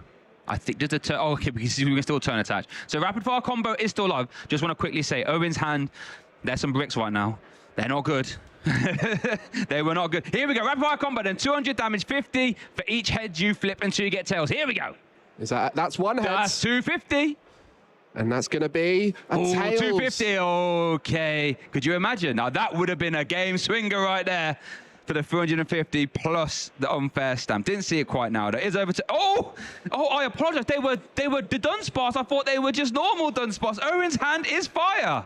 Going to be drawing 3 with that runaway draw. Does have the air balloon, so we'll be able to reset the attack. Just now needs the boss's orders to win the game here. Very similar scenario to the last game. Just needs to find a way to reset that Mega Lopunny and find a boss's orders. And there are still 3 remaining. Still... I think we've got a couple hurdles to jump over here, though, because we need to find the Abra if we're going to try and do the retreat thing again. Can use the Dunsparce to do that, but it would be risky because you'll be committing all in at that point into that as your retreat back into the Mega Lopunny. But how would we get the Dunsparce in the active, though? The air balloon in hand. Oh, sorry, I see what you're saying. Yeah, I'm with you. Yeah, I'm with you. I'm learning as well, folks.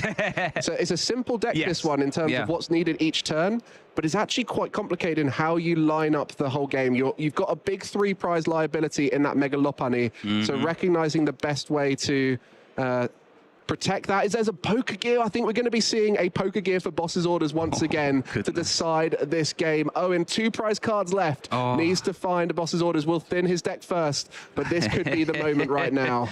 Oh, I guess in theory you could also find Wally here, but we haven't got an energy to attack, unfortunately, so that's not ideal. Oh, I guess doesn't Wally puts it back into hand, actually, yeah, and that would be draw another 4 as well. All right, so Wally's is also live. Boss wins the game. Wally's, you know, is also quite good as well. Yeah, it does help out. 2 big supporters from the Poke Gear. Buddy poffin. So what Owen's basically doing here is taking as many unuseful cards he wants out of his deck. So basically, any card that's not boss's orders or Wally, he wants them out of the deck. So that's why the Pokemon's going to grab that. And with 4 prize cards on the other side for Tobias, would still need quite a lot. Yeah. Would need 2 knockouts following this moment, as the 3 prize cards of Mega Lopunny wouldn't win in the game. No Briar available to try and get a 4 prize turn or anything like that. So Owen at the stage looking for a boss. Boss's orders! That's the game for Owen, winning 2-0 here in our Swiss round 4 feature match. Runaway drawing and Gale thrusting his way to a 4-0 record. Our 2024 Utrecht champion looking to try and do it again here in 2026. A strong performance here on the feature match, going 4-0 now into round 5 and just showing that sheer power of Mega Lopunny X with the Dunsparce. Very strong performance, and Tobias didn't do much wrong. He just couldn't keep up with the relentless pressure of the Mega Lopunny. No, that Mega Lopunny being so efficient. A stage 1 that attacks for 1 energy, that was 1-hit KOing all your opponent's support Pokemon, and only 10 damage off 1-hit KOing their main attacker as well, which is so hard to deal with, especially when you get this 1 prize Moltres as we do the replay back here to game 1, turn 2, picking up a big up trade. It's just such an uphill struggle, Mike. And it made Tobias question putting a Teal Mask Ogerpon down and actually led him to bench lock himself in this game, as he wasn't able to get a Terra Pokemon. But the swing into the Raging Bolt, leaving just 10 HP remaining, softened it up for a future knockout. And it's that playing around with a 1 prize board state with a 3 prize Pokemon that Owen showed perfectly here. And these stadiums ended up not being too big a factor, but Owen had options to try and slow down Tobias throughout the game, and in the end didn't need to, as he went ahead and stayed ahead for the majority of that best of 3. Yeah, even though Tobias did start the game off with that torrential pump, great start, but then this Mega Lopunny deck just does what it needed to do, was playing the musical chairs, getting Mega Lopunny out, was drawing cards via runaway draw, and all Owen wanted to do was announce boss's orders on that turn. Well, not this time, I should say, but announce boss's orders every single turn to win the game. This was the big rapid fire combo turn. He got the first head. We're all thinking, can he get 2 more in a row? And the answer was no. Yeah, flipping heads 3 in a row would have been a huge moment there and could have swung the game back in Tobias's favor. But for Owen, just needed to try and find the boss's orders here, and it was that Poker Gear that came in as the MVP. Yep. Such consistency in this deck, and the boss's orders always in that first 3 cards for Owen there. Always 2 copies in there as well. Lysandre has said, I'm here to help Owen, I'm on my way, get the Poker Gear, get me on the blower, and here I am. That Mega Lobe, I'm very impressed. I'm very impressed. I think when I get home, I'm going to be putting that together for locals, I think. Well, there's 2 decks right now in the format that I think don't need many cards to work. And I think Mega Lopunny EX with the Dunsparce is one of them. Dragapult is the other. And it allows you to fit in some of these other fun attackers like the Moltres, which can be used to take down around these grass EX Pokemon like Tealmask Ogerpon, as well as having some disruption cards. You know, you've got the Wally's Compassion that allows you to keep healing up, and disruption in a way that we've not seen before. Where we had Iono in the previous format, disruption now comes in the form of healing, energy disruption, and sometimes that Acerola's Mischief to make something immune to damage. So a very different way to control the board in this format. Yeah, it's interesting. I always say in Pokemon, you either want to be one-hit KOing or two-hit KOing with disruption. So when you're not hitting the one-hit KOs, like we did see in that game, you need to be disrupting. That's where we see the boss's orders. That's where we see the Wally's Compassion. Basically taking your dice off the Megalopon, you're doing this going, no, not anymore, thank you. And then I'll get back to my Gale Frost. So it's a really interesting deck, as you do say. It doesn't really need a lot to work. We saw in that game too, after the unfair stamp, Owen was just straight back into the races. Like, okay, that was a nice inconvenience. Let me just get around that and get back to my game plan. So very impressed with that. And sometimes we see the Mega Lopunny combined with Mega Frostlass, which allows you to hit those big numbers based off the number of cards in your opponent's hand. But on this occasion, streamlining it down with loads of Poké Gears, 4 bosses orders, everything in that deck felt like it was designed to work as efficiently as possible. And what we saw was the Dunsparce would draw 3 cards and typically drew everything that was needed because there wasn't much that was needed each turn. It was quite literally a musical chairs, as you called it, shifting that Mega Lopunny at the active and back in, as well as a boss's orders. And there's not many decks that have that simple a turn requirement to hit the big knockouts. Had everything rolling for him there, did Owen. But I believe let's hear from him. So Alex, take it away. Thank you very much, guys. Yes, I'm here with our round 4 winner, Owen Cameraman. I'm getting a bit of deja vu. I feel like we have you here quite regularly, but how are you feeling? And just talk me a little bit through that matchup. I'm feeling really good right now, yeah. It felt super nice to play this because I didn't actually know this matchup very well because I made some risky cuts here and there, but the Moltres put in work, which was the plan. And because I'm not playing with the Dunsparce CX, it's a bit scary, but it went according to plan in the end. Yeah. I mean, you talked about risky cuts there. I mean, you've already mentioned the Dunsparce EX. Why was it cut out after this, out of interest? I feel like, I mean, we saw that Moltres pulled its weight, and I just want more bosses in the deck. And then, effectively, those are more universal techs than the Dunsparce EX is. So then it's useful in many more games than the Dunsparce EX is in the end. Yeah, I mean, we saw the boss's orders be so important in that matchup, right? I mean, just having to hit it every single turn to be able to take down the right Pokemon every single time, effectively. It did feel like in that game 1, there was a little bit of a nervy moment, I should say, because you had to use quite a lot of runaway draws eventually just to hit 230 in that Raging Bolt. Did you feel like that might have been a moment where it could have slipped away? No, for sure. I was at that point like planning that there were some lines like with the Fenrodon, because I put 30 on there, and then if I could Fenrodon his Kangaskhan, or no, his Raging Bolt away the turn after, that would have been a line, but then he could Wellspring me after and win the game from there. But because he made a misplay there, it just completely went into my favor. Yeah, and that's one of those things where it's an unfortunate moment, but you know, we conceded pretty early. He had the opportunity to go into game 2, but game 2 kind of went as you generally expected. The unfair stamp was a bit nervy again, but when you hit the Dunsparces, I think you're generally okay with that ability, right? I think that the second game was an interesting start because I had no draw from the Poké Gear after I whiffed that Poké Gear, and then I just had to top deck something, and then the Ultra Ball. It was sort of an out, but I mean, it wasn't out in the end. Yes. But it's not exactly what you want to see. And then drawing from there, the enriching and the Lopunny was kind of crazy. I mean, it's pretty nice. That was what I wanted. Right, so tell me now a little bit why you've chosen to play the deck, because Mega Lopunny, it's been there and thereabouts. It had a great finish across the seas. Why have you chosen to play it today? I think because first of all, I didn't want to play Dragapult. I mean, it's one of the best decks, but I just didn't feel like playing Mirrors all day. And I think Lopunny is best time to chest shine is now, because it can be countered, like by Watchtowers, by a little bit more Pessimian format, but it's kind of still on the down low because it did well last week, but are people really going to change their decks from by results from just a week ago? I didn't think so. So I thought this was the perfect moment to play it. And it's just a real strong deck. Yeah. I mean, there's a lot of details there, and I think we're in such a, I guess, a new format, right? Because of the rotation, there's so many different things to be thinking about. But when you find the right pocket with a deck like this, you can often go pretty far, right? But you've gone very far in this tournament before, of course, in Utrecht. You've been able to take down a home special championship at a time, and now it's a regional championships. One last question then. What does it mean to you to perform well in a tournament like this, where it's your home country and you're actually being able to just, I don't know, deliver on the grandest of stages? Yeah, I think it's amazing because you have so many people around here that I just walk around and I just get stopped by a bunch of people that know me or I know them. Like, plenty of people will cheer me on, I know that. So it would be amazing to be on the final stream there if I get there again and just see all those people cheering me on. I think that's nicer than just knowing that they're at home, but I can actually now see them, you know, watch. Yeah, absolutely. I think it's a wonderful feeling. Like you said, you've been there before. You're 4-0 right now. Congratulations again. I want to give you a chance to have a little bit of a rest before your future Swiss rounds as well. But hopefully you guys learn a little bit of something hearing from a previous champion here.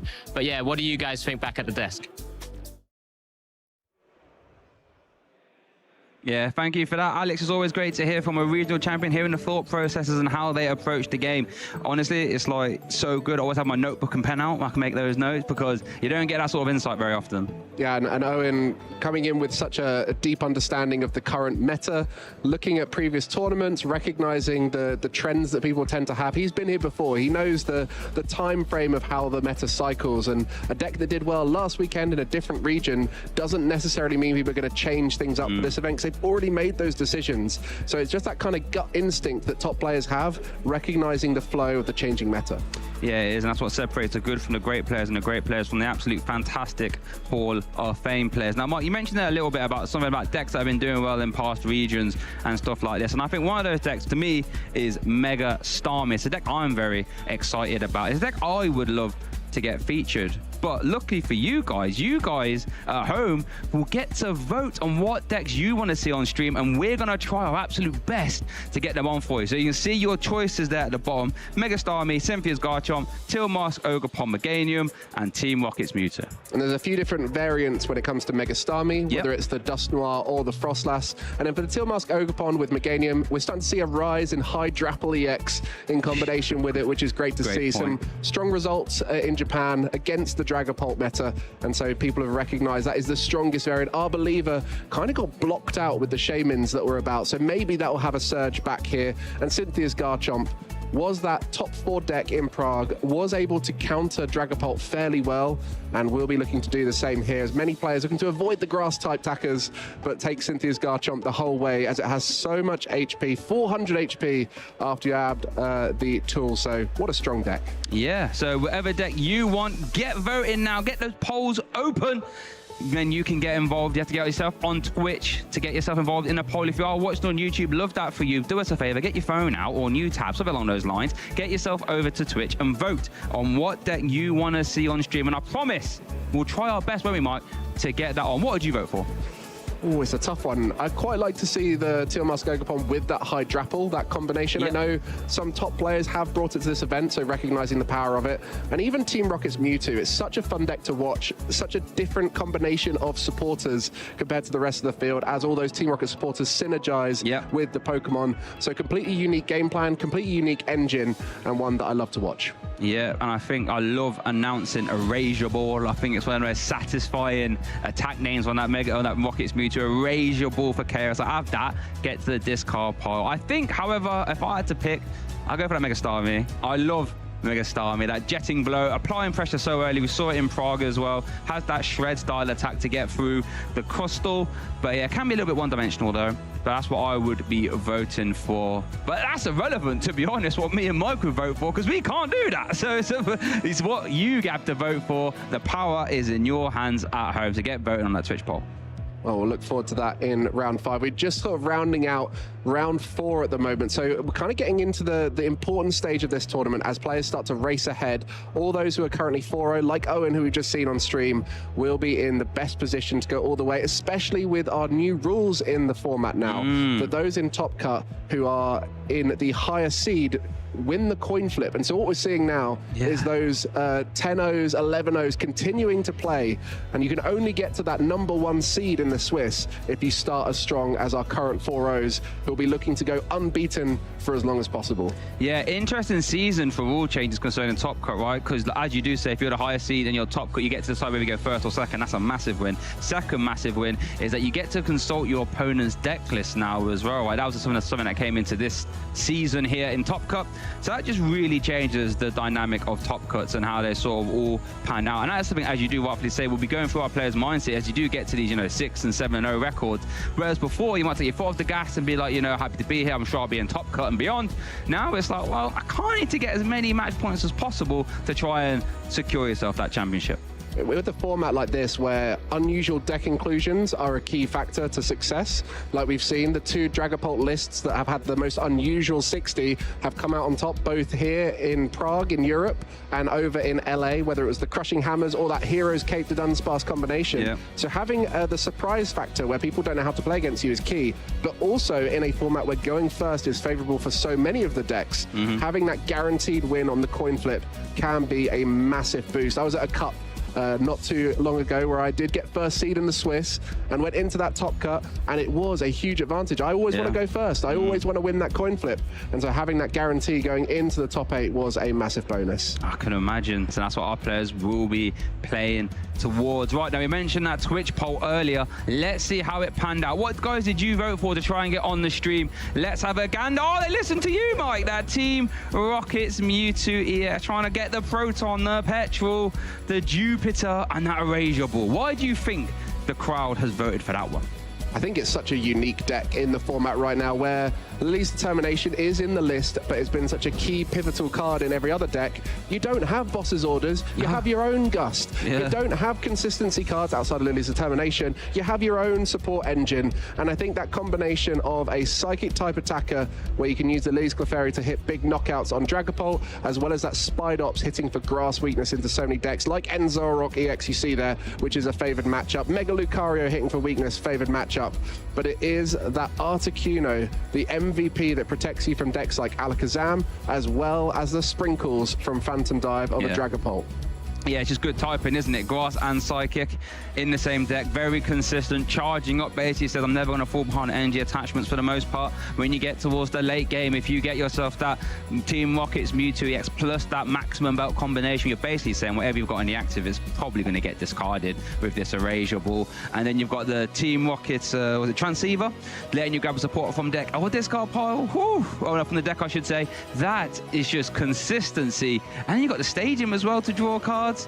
Yeah, if we get that on stream, that's going to be a treat. Yeah, like I said, very unique deck, and I know some very strong players are playing it. I won't name them just to give them that coverage, but there is a top 5 European player who is playing it here at the event.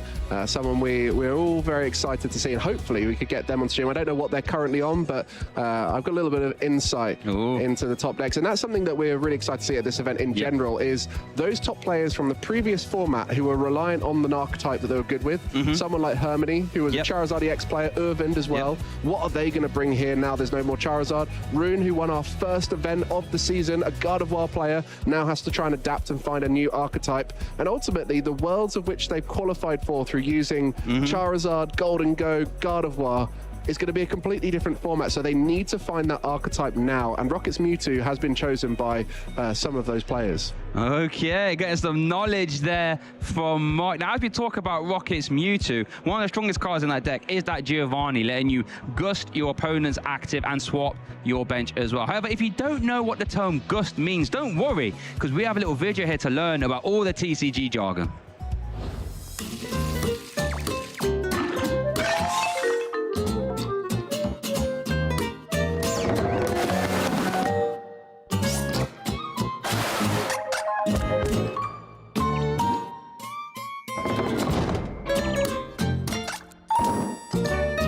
In the Pokemon TCG, there are some terms that you might hear that might not be so obvious what they mean at face value. So today, let's take a quick crash course on some of them. Toolbox. What is a toolbox deck? A toolbox deck is where you aim to build a deck that has a wide range of attackers. so you always have one attacker to use against every other deck in format.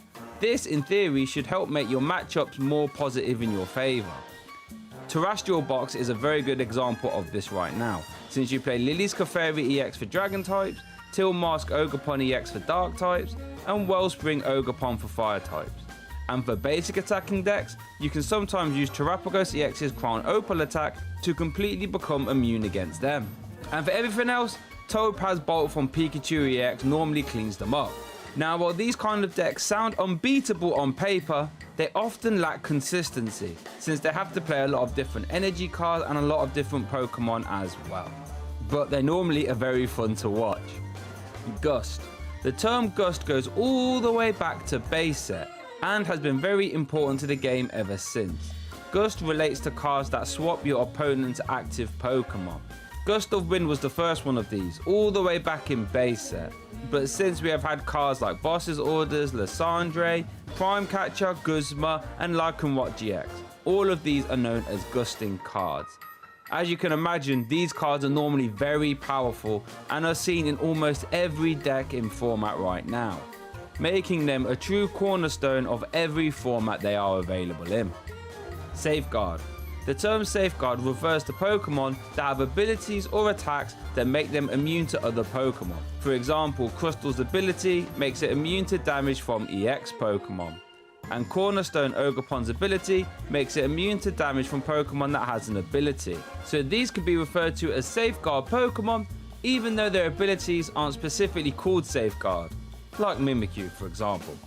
So now that we're all clued up to some Pokemon jargon, let's see if any of these terms will make it onto the show this weekend. So let's get back to the action. Hey there, champions in the making, Freya Pierce here, bringing you a little refresher of the previous stop on our 2026 season European competitive circuit, Sevilla.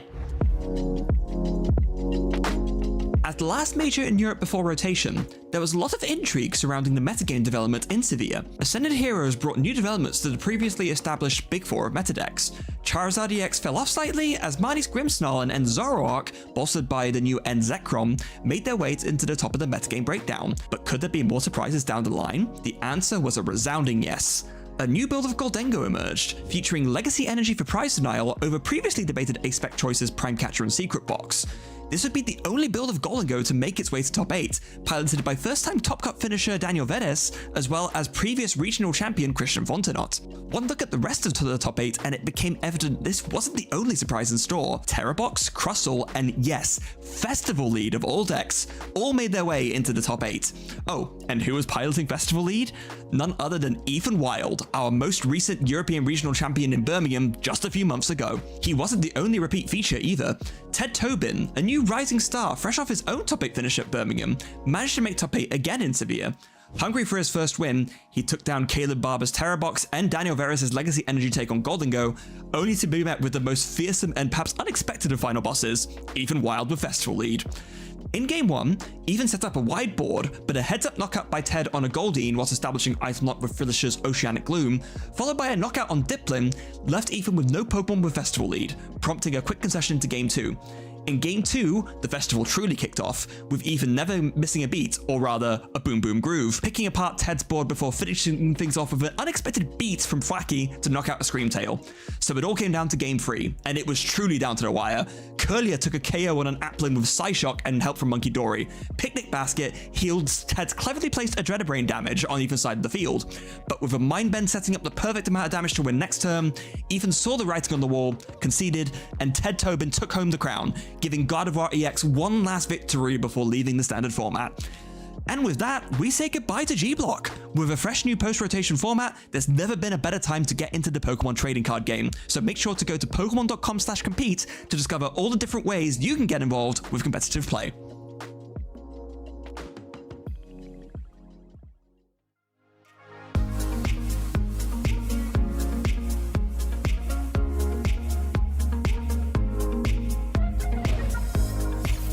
Welcome back, trainers. My name's Amy Wasley. I'm back with Alex Down. We're ready to give you the next stage of the action.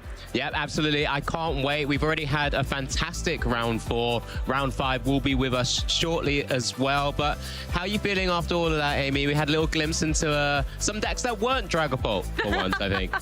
Already, and I love to hear that because we're definitely going to have some more. I think when you look at the 2 builds that we've already seen, people are clearly gearing up in making sure that they can challenge Dragapult on what its game plan is. Yeah, absolutely. Those couple of decks that we just saw in that round 4 probably just give a little bit of a glimpse into hopefully like what else we can see in the meta as well. We will see, I'm sure, plenty of Dragapult because we know how strong and powerful that deck and that Pokemon generally is right now. But, you know, I've got a good feeling that there's a lot more out there that we can try and just showcase, especially when we had the community's choice of, I think it was the Team Rocket's Mewtwo deck, which everyone wanted to see a bit more of as well. Honestly, I'm really excited to see that as well because Team Rocket box and the Team Rocket archetype has been strong since it came out, but underappreciated and definitely suffocated by some of the other decks pre-rotation.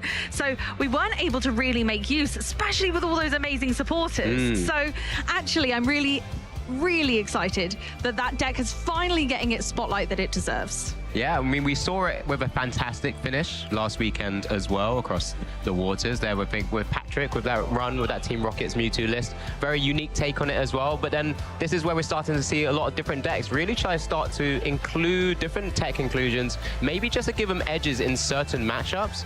And that's what I'm really interested in seeing as well. We're not just talking about those Bolt variants that can maybe fit in 4 to 8 cards and maybe that space allows it to. We're also talking about decks like Team Rocket's Mewtwo, which has all those plethora of supporters already, but then playing things like, I think it had Lucky Helmets and Handheld Fans and so many little cute cards. And I think a lot of decks can do that now, just because our pool is a little bit smaller, but a lot of cards are really impactful at the moment. Yeah, I think that's what it's about. It's about those power cards versus consistency cards like we always talk about. And I imagine there's a lot of other players here right now who have got a plethora of different cards in their decks that aren't in the Masters division. Of course, we have all our lovely juniors and seniors here too. Yeah, this is our junior meta breakdown in phase 1. 163 juniors battling it out. We know they actually have followed a bit of a the same sort of tips and tricks with that Dragapult EX variance there, 39%. But then we are starting to see a lot of those other decks. We've seen Mega Lopunny, Mega Frostlass EX start to appear on their meta breakdown here as well. Crustle, we know, done super well in Prague not too long ago, but then there's some of those decks that were oppressed in others. And we have the seniors division as well, Amy. Yeah, the seniors have gone a very different way with this. You can see that Raging Bolt challenging Dragapult as the archetype that kind of people are expecting to do well against Dragapult this weekend, alongside that Cynthia's Garchomp. So those 2 decks in particular, I can see as being very strong. You can see the numbers are a little more even across the board here. Although it's almost 50% Dragapult, actually, when you look at the consistent levels of the other decks and how they can challenge up against Dragapult, it's looking pretty scary. But what I'd love to see is this Ogerpon Meganium deck. It's actually 4%, matching Mega Lucario for popularity. Yep, absolutely. I never thought I'd see the day. The grass types are back, baby. That's it. It's not just the Meganium sort of type decks and Ogerpon EX decks as well. It's all these kind of grass types coming into the fore right now, as you kind of just get a chance to glimpse here as well. That core strategy around energy acceleration. You know, we talk about different ways to legally cheat the game when you get extra energies onto the board state, and then with that energy boost, with wild growth ability from Meganium, you're able to deal a lot of damage and sort of rack that up very, very quickly. It makes it really scary for your opponents to put energy on their Pokemon as well, because you're boosting up your damage with that Teal Mask Ogerpon, and you've got a bunch of other attackers that you can consider. There's single prize options like the Meganium itself, or the Genesect that's a single prizer as well. It can snipe early game. There's lots of great attackers, and you don't have to worry about the delay of evolution, because there is no delay if you've got a Forest.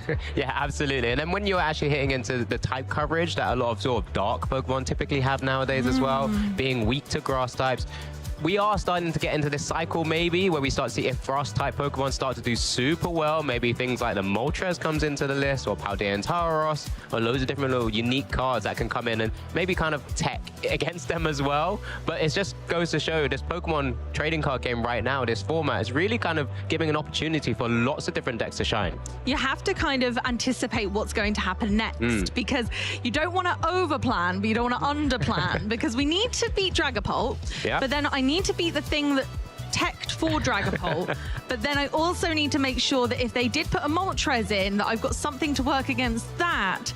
So it's all of these ifs and buts that end up coming together and making quite a mountain of decisions to make when coming into an event like this. Although you might think that the meta is closed off or a little bit shallow, actually there's so much decision making to be considered when you're deck building that actually, well, I think one of the biggest questions on my mind is how on earth the players prepared for this event. Well, this is how our top players, you know, spend so much of their time being able to play different formats, play different decks, really get to grips with what they learn, not just from their own testing, but what they also see via these sort of broadcasts of the different sort of tournaments, not just here in the EU, but maybe across the seas over in the North America region as well. Maybe even getting a bit of insight, sometimes early insight from places like Japan, where they've got the Champions Leagues and lots of different decks really come out there, or different ideas and techs actually then come to the front of their sort of decision making when they actually consider different little things into a larger format. I think that's really important to be able to take the big picture, not just thinking about Europe and saying actually what's going on over here and there and taking all of that information in. But it's not just the main event here. Alex, we've got much more going on. Tell me about another little activity we've got going on in the hall today. Well, there's a lot. I know we've kind of touched on it a little bit right at the start, but we wanted to try and keep it a secret as much as possible. But I think there's something that really fun with some skee ball action going along at the same time, which is what we've been really super excited about because it's brand new. We like to try and make this whole event at regional championships as fun for everyone as much as possible, right? You've got plenty of parents, you've got plenty of people who are spectating, really sort of trying to take it in. And these little sort of mini games alongside this keyboard, you mentioned the spinner rack wall, I think you saw. I just want to touch them all. Spinner rack's one of my favorite little guys and I just want to grab them, but I'm not allowed. But we've got Mike over and he's on the ball right now, giving it a go. That's right, Amy, Alex. There is a lot of fun activities here. It's not just the TCG going on. We have the Sandshrew skee ball here with Adria covering the booth and is having a wonderful day. And I'm going to be having a go and seeing how much I can get with 3 attempts. And I think all the other casts are going to have another little go later on. So let's give it a go. I'm going to have to try and talk to you whilst I am doing this. And I'm sure Adria's seen some great scores today. Let's see if I can join the list. I'm going to go for the 1,000 up in the top corner. It is tough to hit. But here we go. That was not very good at all. That was 200 there. But I did get 3 balls. That was a warm-up one. Here we go. Got to go a little bit harder. Not quite good enough there. That's 100. I am trying to hide it in. I am very competitive, and this is actually something I really want to do well in. I do not want to come last here, so I'm going to try and get that 1,000. And here we go. Just a 300. Turns out skee ball is harder than it looks, but if you want to come and have a little go, you've got to make your way down to a regional event because it's not just the tournaments going on. If you come along as a spectator, get involved in this as well as loads of other activities going on around us. We have some colouring, we have the spinner rack game they mentioned earlier on, and all the wonderful staff here looking after everyone, so definitely get involved. So I think we have more action coming on. We've got round 5 coming up shortly, so stick around for some Pokemon TCG action. Thanks, Mike. I can't wait to see how the skee ball showdown between the casters goes. I think he sold himself short. I don't think I'm going to be able to get that many points. No, I'm backing you after that. After that performance, yeah, Mike, cheer up a little bit. Just a little. I think he sold himself short. There's no way I'll get that many points, but I'm really proud of him for giving it a go. Yeah, absolutely. He was just gunning for that 100,000 points. No, he just really had his mindset. No, he just wanted the hundreds, I think. Yeah, I mean, keep it low. He's giving us an opportunity to beat him. Like I said, we all know how competitive he can be. I've seen him in some of these competitive environments. I don't want to go near him sometimes at that point. But he's set the standard. He's set the foundation for us, and I'm sure 600 points is something doable for us to beat, I think. I'm not sure about me, but I'll back you on that one. I think you'll be my one to beat instead then. All right, I'll do it for both of us. All right, sounds good. All righty, so what's up next? We've got so much action just on the way. Our players are just gathering for round 5 here in Utrecht, so we are getting everyone together. I can hear the hustle and bustle of everyone getting to their seats, so I'm sure we'll have some action first, but we've got a couple of other topics we want to chat about first. Yeah, absolutely. There's so much to kind of showcase just around these tournaments, right? We've got some really key players to watch throughout this tournament, and it's going to be really interesting because as we mentioned a little bit earlier, a lot of these players are kind of playing now in that kind of crunch zone there. We've already highlighted one of our players from that Swiss round 4 feature match, Owen Kammerman there, who did take the dub, is now currently 4-0 in the tournament. We have Consta in the middle there, which is really interesting as well. We've highlighted Owen and Consta because they're both sort of a brother duo, a part of a brother duo as well. You have Consta Kalama and Juho Kalama, who do fantastically in the European circuit, you know, previous winners of regional championships, IC champions across the brother duos and pairs, but Consta is also performing super well at the moment. And then of course we have a player who done super well at the Prague Regional Championships, part of that asymmetric top cut with that one deck that was Krustle. That's Sander Wojcik on the right hand side there. Pretty menacing pose for we got there, I think. You know what? I think that's exactly one of the reasons. Like, Sander plays these decks that are intuitive, but the whole kind of premise around Sander's deck quite often is that you don't know what's going on. So that smile is absolutely what I would expect to see from him. Yeah, a challenge for everyone watching the stream right now. If you just caught a glimpse of that, I'm going to just say caption this. Send in your captions for that photo. I've had a pretty fun one with some friends already. But as we had a chance to speak to Sander often, and yeah, it's really, really interesting to speak to because he does play those very difficult archetypes. And you know, typically when you're facing up against Sander, usually you're up against a control archetype. Yeah, and quite often it's, I don't know what's in their deck. I know it's going to be wacky.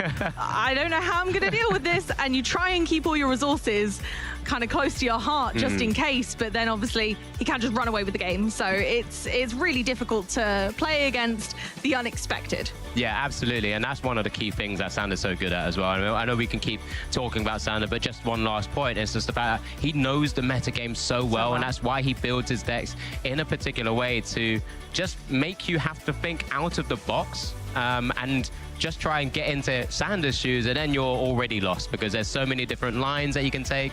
But that's what makes sometimes the unexpected a real sort of, you know, key factor in a lot of our Pokemon trading card game sort of battles and sort of matches that you might be facing across a weekend. Absolutely. And you know what? We've got even more players to watch because there are so many fantastic players here at this event. We've got Jackson Ford, Kieran Farah and Kaito, some of our NA and Japanese competitors. Of course, Japan are in a different ranking system than us. Kaito's a very, very good player. Please don't be disillusioned. But of course, we've got Jackson, who is our number 2 in NA. And Kieran, you know, who has really succeeded in metas with other decks like Lugia, where it was quite impressively dominating. So I imagine Kieran's going to be coming in with that, knowing the meta, doing really well at mirror matches. Kieran's got this reputation for it. So I imagine he's going to be really gunning for a win today. Yeah, absolutely. I mean, it's always so impressive to speak to Kieran as well, especially he's had the opportunity to travel a lot more to some of these events in the European region. Just maybe an opportunity to kind of go see the cities and kind of use it as an excuse to take a bit of a trip as well. But we know anytime we see him rock up to a tournament, he's really going to be kind of pushing for those top spots and performing. So those 3 players, you know, all of them, will keep an eye out throughout the weekend to see how they're doing. And my expectation is they're likely to go far just because of the amount of preparation they put in. It's likely they're going to be high flying. Should we see if we can spot them on the leaderboard yet? Oh, absolutely. Let's have a look. This is after Swiss round 4, heading into Swiss round 5. There, I mean, this is just a snippet of the kind of players right now on this type of record. I'm sure there's plenty more others as well, but there are a few names we have seen previously as well. You can see players like Kim there, number 12, Kim Papega, and then players like Rebecca Vanderlee, I believe, was kind of the type of players who were playing Kondelka there. many a time before. So there's lots of opportunity to see lots of these players, and we'll keep following this kind of Swiss rankings at the same time, because this number will just constantly grow and grow and grow, and we'll see more players really hit the upper echelons of that point thresholds. Honestly, I'm so jazzed to see so many fantastic names at the top there. I know what a few of them are playing. We've definitely got some standout performers there. Our players are just setting up. We do have the action for your round 5 right here. We're going to jump straight to that table and have a look who we've got. Yeah, so we have that name right at the top, very top just a moment ago. Flavio on the left-hand side up against Toki Asso on the right-hand side. Both our players currently 4-0. We'll be playing this Swiss round 5, looking to keep that undefeated, maybe just a completely winning record heading into future rounds as well, trying to get as many points, accumulate as many points as they can to try and hope and go through into the sort of top cuts. Well, at least the first stage, phase 2, and then into the top cuts, I should say. Already at a phenomenal ranking, both of them, and we've got you at home. We know what you wanted, and we brought the action. We've brought that Team Rocket box, and here we go, straight into the game. Flavio versus Toki. Yeah, here we go. It's going to kick things off now. It looks like Toki on the right-hand side, piloting that Team Rocket that will be going first, kicking us off with that bug-catching set there, looking at the top cards. Finding 2 of grass Pokemon or grass energy, does find double Spidops there. So we'll just begin trying to set up the board as soon as possible. We'll be going first up against this Dragapult list on the other side of the field, as we do see the Dreepy in the active spot as well. That Mimikyu is going to be something to keep an eye on for sure. But is there anything else from Toki? No, it's just a bug-catching set, and it's just that lone Mimikyu in the active spot there as Flavio goes with the energy attachment, and it's a pass back over. It doesn't feel like much is going on here, Amy. Oh no, that is not great, and that's the downfall of this build of Dragapult. It is the Blaziken build, and sadly, with all of those extra cards, sometimes your consistency is what falters. You've swapped out consistency for power, and it's not paid off in this instance. Hopefully next turn we'll be able to bring forth a bit more of the action. Now luckily for Flavio, Toki is kind of going slower anyway, like Team Rocket's deck's not commonly attacking on their first turn, going second, and of course we're going straight in with that Lilies to get ourselves back up to the mark a little bit here, because we're actually really quite low on basic Pokemon for this deck. Beginning, we're going attaching a grass energy onto Team Rocket's Mewtwo, passing back over to Flavio. Yeah, still not finding any of those Taruntulas, I should say, Team Rocket's Taruntulas, those 50 HP basic Pokemon to try and get into the game. We do get a first recon directive of this tournament here in Utrecht. We do find a Pokepad as well, so it can give us an opportunity to start building up this board, of course. Just we'll need to start heading into more of those Dreepies, really get those recon directives live so that we can actually start getting through the deck, getting to the points where we can get that Blaziken EX as well, and start utilizing that fantastic Seething Spirit ability, really start trying to apply a lot of pressure to Toki's side. But at the moment, both our players on a really, really slow start. Yeah, one more Dreepy is going to help out, but we need to get that engine online. We need to get more draw into play. Getting that attaching of the energy nice and early is fantastic, so I'm rather pleased to see about that. But unfortunately, it's not going to help us much in this turn, so it is a retreat into Badu, our favorite pollinator, to go ahead and itch up the opponent for a moment to allow for no item cards. Attaching a fire energy back onto the Dracloak, and we're itchy pollinating for the start here. No item cards available now, and Toki's hand's looking pretty item heavy right now. Yeah, as we get a chance to kind of have a little look, what can we work with? Because we are now limited here, as we do get the supporter being played, does have many cards in hand already, so can only Ariana for 2 additional cards. Does find another Mewtwo EX there. Oh my but again, goodness. just not what you're looking for, and that Badu really sort of inhibiting what Toki is able to do here. Flavio may have found a way into this matchup, does finally find that first piece there. That Torchic does come down, and the Crispin to boot. The pieces of the puzzle are starting to come together for Flavio, and that's what this deck is all about. You've got that slow early game, the possible inconsistencies, but if your opponent cannot punish that and you get set up, the deck is just quite damning. It's really oppressive and can put so much into play at once. And unfortunately, typically these Team Rocket style decks don't have the HP to support it. So this could be the pivotal turning point where we see the Flavio just explodes with this Blaziken and Dragapult Fury. Yeah, it's one of those key things here. As we do get the Crispin energy acceleration to that Dracloak, it will just be another Itchy Pollen. Does get another energy onto the Dreepy there. You know, he's not quite happy with this setup for the moment. We're slowing the game down enough where Toki isn't really doing too much. Does get another grass energy attachment. I've never seen more passes before, and this is one of the few things we've seen with Team Rocket decks. Despite having so many good supporters, just sometimes you find yourself in these positions not being able to really get into the game. The decision there was between Boss and Crispin. It's kind of the continuous setup or the aggression. We went for the Boss, so we can expect that at some point soon we'll be breaking out of this item lock. But for now, we're continuing with it because it's working so well. Why stop until you're entirely ready to rumble? Tarantula finally finds its way onto the bench, and it's another pass with a 50 HP Tarantula on the bench, Alex. Yeah, something that's really susceptible to a Dragapult's Phantom Dive, and that's what we've just seen from that Recon Directive. Dark Energy hitting the bottom of the deck now. Can stop moving into it. We do get the rare candy straight up from into Dreepy as well. So now we keep Recon Directive live. But is this the turn that you want to start firing away against your opponent's Pokemon? It does remove the threats. That Mewtwo, Team Rocket's Mewtwo EX, does find a bit of a harder time to try and start swinging away. As we do get another Buddy popping out for that Torchic as well. We're starting to get real set up here. It's taken a few turns, but it doesn't matter if your opponent hasn't been able to at all. Yeah, and that's the thing. Once you get rolling, there's just no stopping this Dragapultapalooza, so we need to be able to solidify that opportunity of back-to-back attacks, and that's what we're doing here. We're setting up. We know that there's an unfair stamp as a possibility, and so having the extra around is perfection. And here we go, straight into the Dragapult for the first aggression of the game. Yeah, this will be a Phantom Dive to take the knockout, it looks like, on that Mimikyu, putting 3 additional damage counters on that Tarantula right now. And now that Mewtwo is heavily damaged, but items are now once again available. What can we work with from this spot? We do have already that Stadium in play. We do have the evolution up to the Spidops now, but is this too little too late at this point?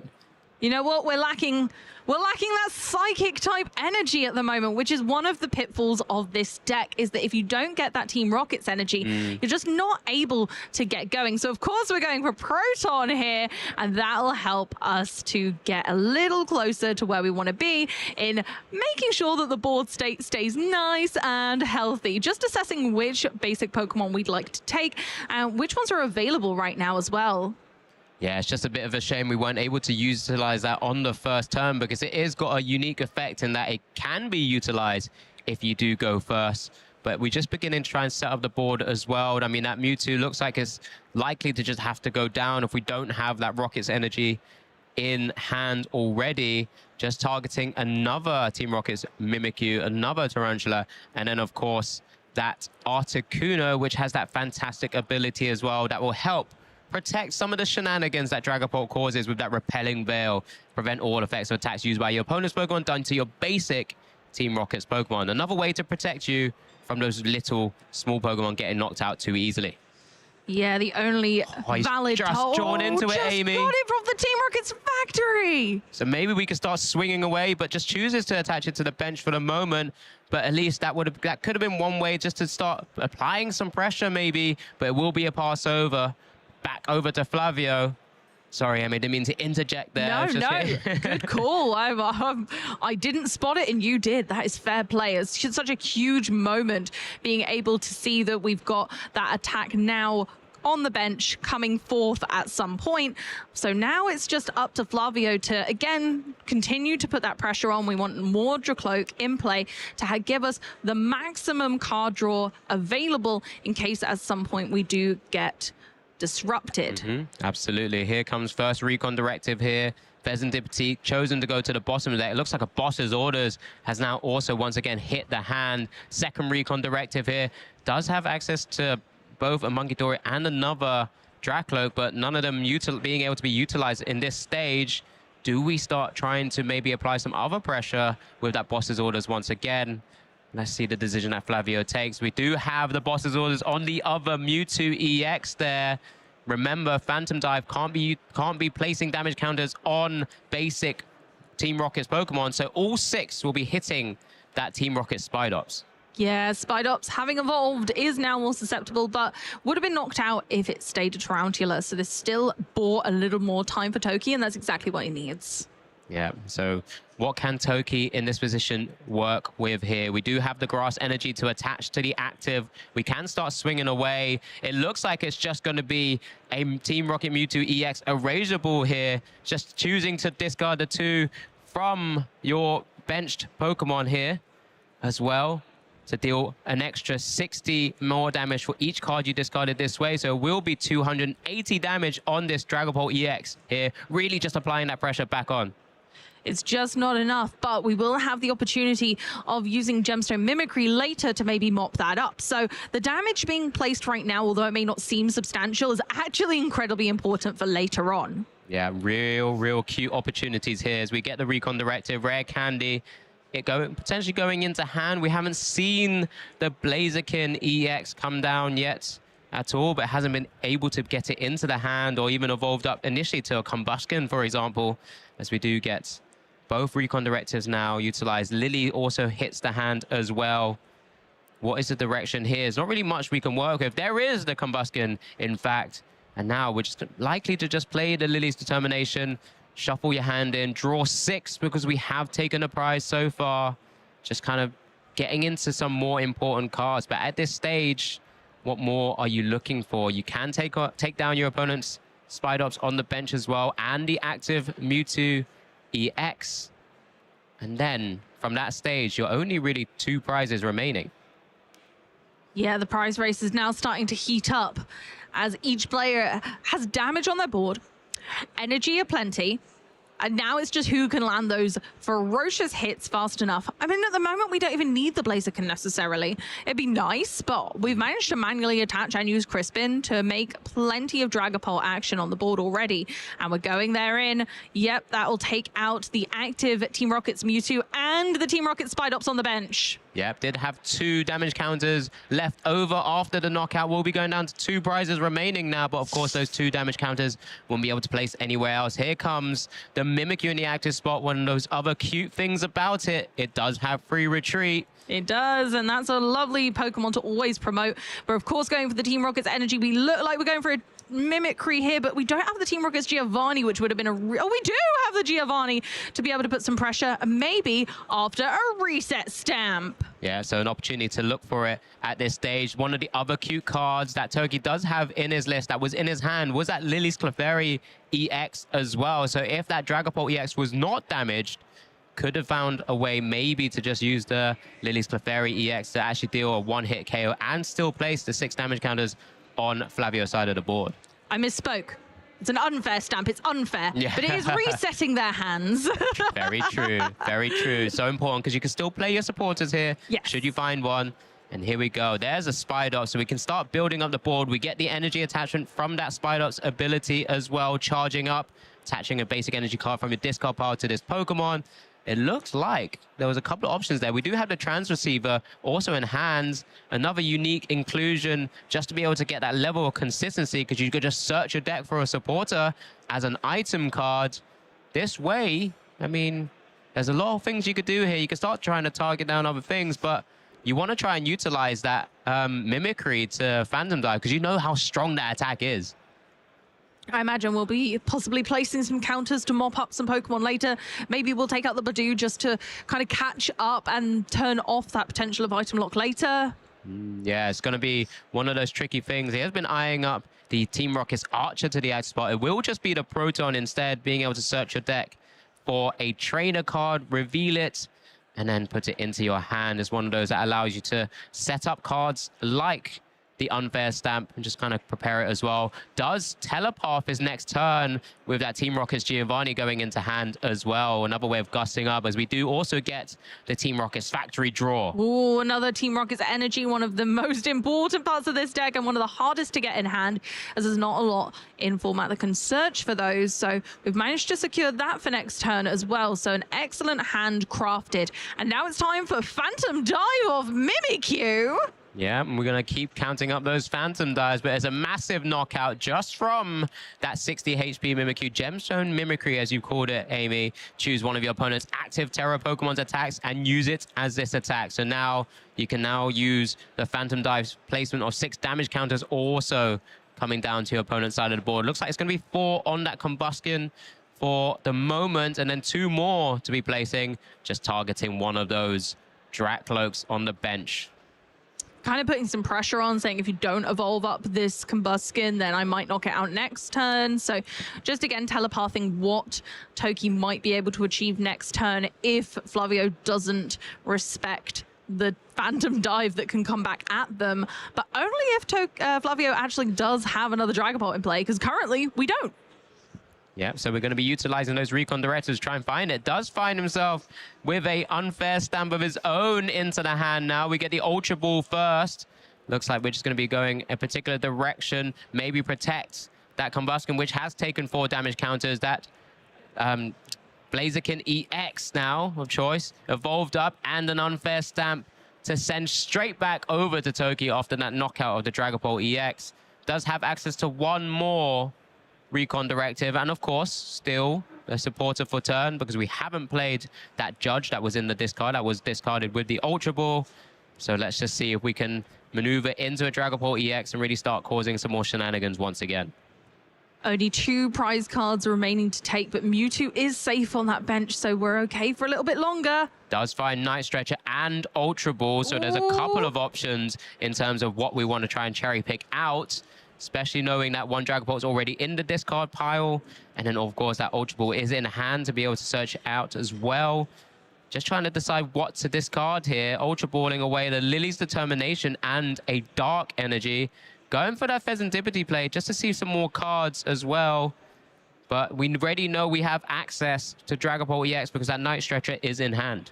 It'd be really nice here to be able to remove the Team Rocket's factory and potentially combo that with resets, with Unfair Stamp at some point, because that's going to allow you to kind of put that pressure on and prevent your opponent from drawing more cards. So that might be kind of the aim, is just to thin the deck a little bit more. See more cards is never a bad thing.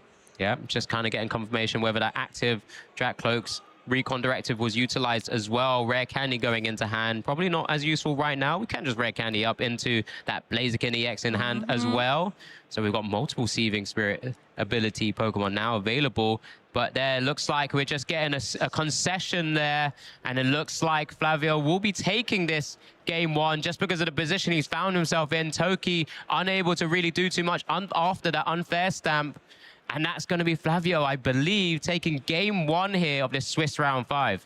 Flavio managing to tumble together all of those tricky pieces of Dragapult, being able to sequence well and bring together the Dragapult and Blaziken glory to win this match. A tough matchup, but managed to just pick up the pace against Toki. Yeah, it's one of the few things we've seen with Team Rocket decks before, where it doesn't really have that sort of draw power, as we get a chance to go back to this game 1. That Badu really putting in work, slowing down the game completely before Dragapult was able to come in, start firing off those Phantom Dives on those big EX Pokemon. Don't give access to Toki to utilize things like that Team Rocket's Archer or Unfair Stamp.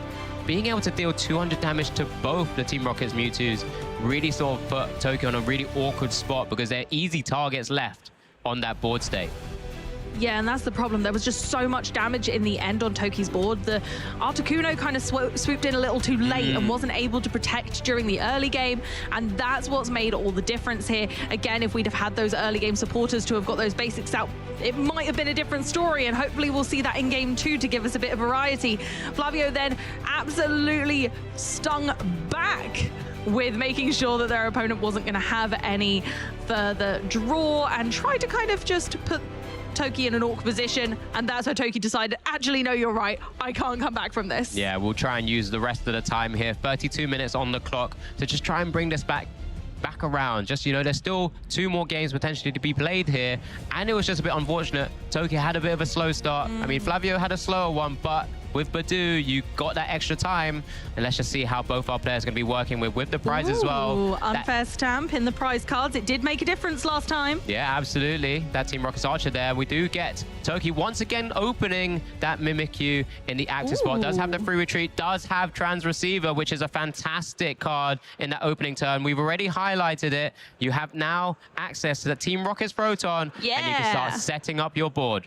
That's it. And again, we've spoken about how fundamentally cards that break the rules of the game legally. And that's exactly what Proton is doing. You're allowed to play it on your first turn. Going first, you can go ahead and make that board state nice and flush. But first off, we're going to go in with the bug catching set to see if we can thin the deck a little more, maybe get some energy into the mix. And we've done pretty well there. Yeah, we've got a few different options there. I'm sure it's going to be that grass energy. Yep, get the Spidops going as well, because if we can already start getting some of the little Pokemon out, we can just evolve it into it on the next turn as quickly and as soon as possible.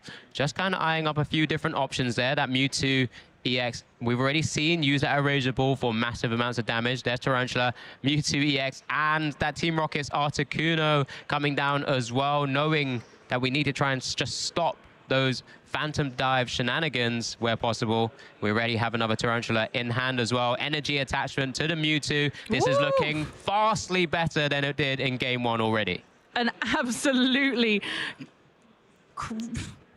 Lost for words. I'm lost for words. I really am stunned. That's exactly what you want. Such an incredibly different game 2 already, and we've only just started. It's Flavio's first turn of the game, but we've seen the power that those cards that fundamentally break the rules are. This looks more like a turn 2. This looks like it's not the first turn of Flavio's game here. So he's going to need to put some real pressure on, and the hand is not looking fantastic, Alex. It's not a pretty hand. That's the only little worry we have right now. We have Crispin. It looks like this is going to be a very awkward angle that Flavio is going to try and take right this moment. He does have Blaziken EX in hand as well, so it looks like it's going to be maybe just kind of charging up this little Torchic on the bench for the moment, but let's get the Psychic Energy to the active for the moment. I guess we could actually even try and take out the Mimikyu. Yeah. With Mind Bend. Yeah, it does 60. Does 60 damage and confuses, although that Mimikyu will be in the discard pile before it can even think about getting confused. So, yeah, no, that is a valid opportunity at this point, is to kind of buy time that way instead of our traditional Badu route, which we don't really have access to right now. I think that might be it for the turn right now, unless we want to attach another energy. Yeah, we're just going to go for the Mind Bend by the looks of it.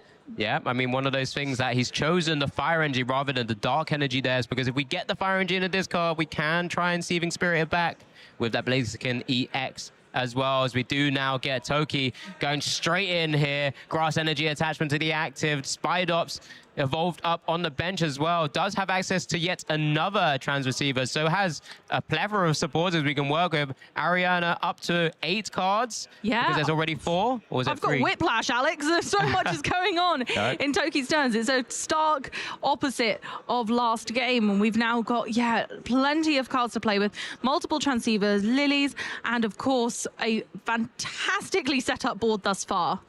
Yeah, there we go. Just a Razor Ball for 160 damage because you don't have to discard the energies from your bench Pokemon. Just deal the base 160. And what can we work with here? He does have the Rare Candy Blaziken that I kind of mentioned a little bit earlier. But then from that point on, what else can we work with? Here comes the Rare Candy. We do get the Blaziken EX now in the active spot. No Dreepies or anything else.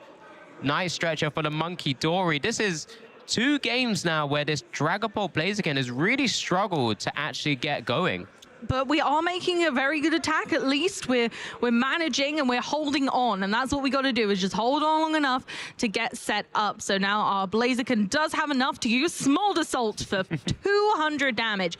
Not quite enough, but still, we saw how impactful damage lurking around on the board was last game. Yeah, it's just back over to Toki now. What can we do from this scenario? Blaziken does have 320 HP, just like that Dragapult EX. So Erasable not going to be able to deal enough damage. Well, even right now, we haven't got the energies on the bench Pokemon, but we do get a Proton being utilized here once again. Just being able to grab any three of your Team Rocket's Pokemon, put them into your hand, of course. And now what are we working with? We have an Ultra Ball. So then this is one way to get some energies into the discard pile. Discarding that Shaman, which we know is not useful in this matchup. Or at least that's what he thinks. And we've got another Spidops on the board now. So Tarantula is now a lot bigger in HP. And we have multiple uses of that charging up ability. We have one Grass Energy in the discard pile so far. Another Team Rocket's Energy, which again, We've seen a few misses of those in the past that have been quite detrimental to people's game plans. So it's nice to see them nice and early. We've got lots of energy on the board, lots of big attackers. We can't one-hit KO Blaziken, so we're going to have to put some work in. Yep, so we're Eraser Balling here, just a one discard, because we know we can sort of re-energize that back up with charging up on those Spidops. It's going to be that 160 plus 60, or is it plus... It is plus 60, right? Yeah, 60 for each energy so you choose to discard, yeah. yes. Just making sure my math was correct. I was just a little bit worried, as it just looks like now we're going to go into some crazy shenanigans here. Monkey Dory going into the active spot. Did get an energy from a top deck there, so maybe looking to try and just mind bend once again. Psychic energy attachment to the active. Can't obviously use Adrenabrain because we don't have the dark energy until we had the fantastic ability again. Remember, it doesn't have to be a fire energy. It can be any basic energy card from your discard pile, which is a really cute, unique way of getting your board state set up with energy. Yeah, Blaziken's a lot more versatile than people originally think. It can take any energy with Seething Spirit, so we can now use Monkey Dory to full effect. We can Mind Bender. We can use our ability as well. We can Adrenabrain some damage across, do 60, and confuse our opponent. Yeah, so I think there's even an opportunity. I mean, Mewtwo has 280 HP, right? It's already been dealt 200, so you can just move it to the active spot, and then Mindbend will take the knockout here. Ooh, it will be able to take 2 prizes without Dragapult EX, really setting the tone in this game too, which is not what you'd expected when you don't see any Dreebies. I don't like the unfair stamp here. That does feel unfair. Your opponent's already struggling, and putting them down to 2 cards in hand doesn't really feel like it would be a advantageous position, although your opponent hasn't really done a whole lot yet. So I don't know, it's a strange position. They clearly don't have a lot to work with. Do I make it even less? Or? Yeah. How good are those 2 prize cards you just taken? Yeah, right? So this unfair stamp, I think this is where Toki's making that decision right now as well. Is it worth it, or should I just be taking out the Blaziken? Chooses not to play the unfair stamp, and just Lily's determination has taken a prize on that Monkey Dory, which has returned back to the field already. So it's only going to be drawing 6 for the moment here. Just will those 6 cards be useful and in this matchup, in this scenario? I mean, that Monkey Dory is a little bit easier to knock out. Actually, both are, because the Blaziken's already damaged. We've got plenty of grass energies. I think at this point, you could even consider leaving a single prizer in the active, and you could consider attacking with a Spidops itself and using Rocket Rush. It does 30 times the amount of Team Rocket Pokemon you have in play, and then that will leave a single prizer in the active. It's an easy knockout on a Monkey Dory. So I think at this point, yeah, it's the angle of I'm not going to be greedy. I'm going to just play to my strengths. Yeah, I guess just believing that his opponent's 2 prize cards weren't useful enough for me to use the unfair stamp on this turn. So let's just keep applying pressure, take the knockout here. Spidops maneuvering into the active spot there. He's already charged up. Rocket Rush actually taking the knockout here and leaving Flavia with just a Blaziken EX. What can we work with now? With 3 cards from the last turns. We hit Pleasantipity off the top deck. Does this save the game? Buddy Bobby. And a Dreepy. And a Dreepy. We're going to be a Dreepy overload at this point. We're going to have plenty of Chicks and Dreepy. So we're going for those Torchic, Dreepy, seeing what's left over, seeing if we can re-stabilize this board state. Flavio still has an opportunity to win this. We are not out of the woods yet. No, certainly not. I mean, we do start to put some easier targets on the board, say, knowing that that Pheasantipity now is on the board, and we're still only at the Dreepy stages of these Pokemon. You know, we do have rare candies to kind of explode up into certain Pokemon. We do get the energy attachment to the active Blaziken EX as well, so now we can utilize that ability and start swinging away once again with another Smolder Salt. Love that attack name. It's great. A great name. 10 out of 10 name. 10 out of 10. I'm in. Ultra Ball is being considered here as well. I mean, we just haven't really seen any draw supporters at all. I mean, there's not many. It's just the Lilies and the one-off Judge. But quite often you can get into those because of your Dracloak. Yeah, exactly that. Dracloak, so we're not going to be able to utilize that. Normally you have on-board draw support, just like why decks like Golden Go have been so impactful in the past is that they have that already built in. Of course, we're eyeing up the Meowth now, potentially to get a draw supporter. Meowth EX, one of our saviors in this format for being able to cherry pick something as incredibly important as a supporter. Yeah, and there we go. There's the last ditch catch ability. Once during your turn, when you play this Pokemon from your hand to your bench, you may use this, search your deck for a supporter card, reveal it, and put it into your hand. You can only use one of them each turn, but generally that's all you really need, as you do get the Lily's Determination instantly played there. Gonna shuffle in, be able to draw 6. We've taken 3 prizes after all. We can start taking the 4th prize, and actually going down to 2 prizes, push you is still in a pretty good spot, especially when you have certain ways to just cause chaos in your opponent's side of the field. We do get rare candies, Dragapult also in hand, which is going to need, and Crispin. That next turn is going to be looking pretty good at this moment in time if there's the right energies in the deck as well. So here we go. It's going to be Deceiving Spirit. We've got a little bit of everything going on. Going to just attach that Darkness Energy so we can go in with the Smolder Salt, just take a really nice, easy knockout on this Team Rocket Spidops, and he goes down, and we're into Team Rocket's Mimikyu for that easy pivot with the free retreat again. Yeah, down to 2 prizes. There's 2 prizes still on Toki's side of the board. I mean, a little bit harder to deal one-hit KO on that Mewtwo EX there, but what can we work with from Toki's side? We'll probably just have to go with another single prize attacker, I'm sure. Maybe just to, you know, just only keep a single prize in the active spot. We're already protected from Phantom Dive shenanigans because that Team Rocket's Articuno is there as well. There's charging up to the Spidops. Attachment to the Mewtwo EX here.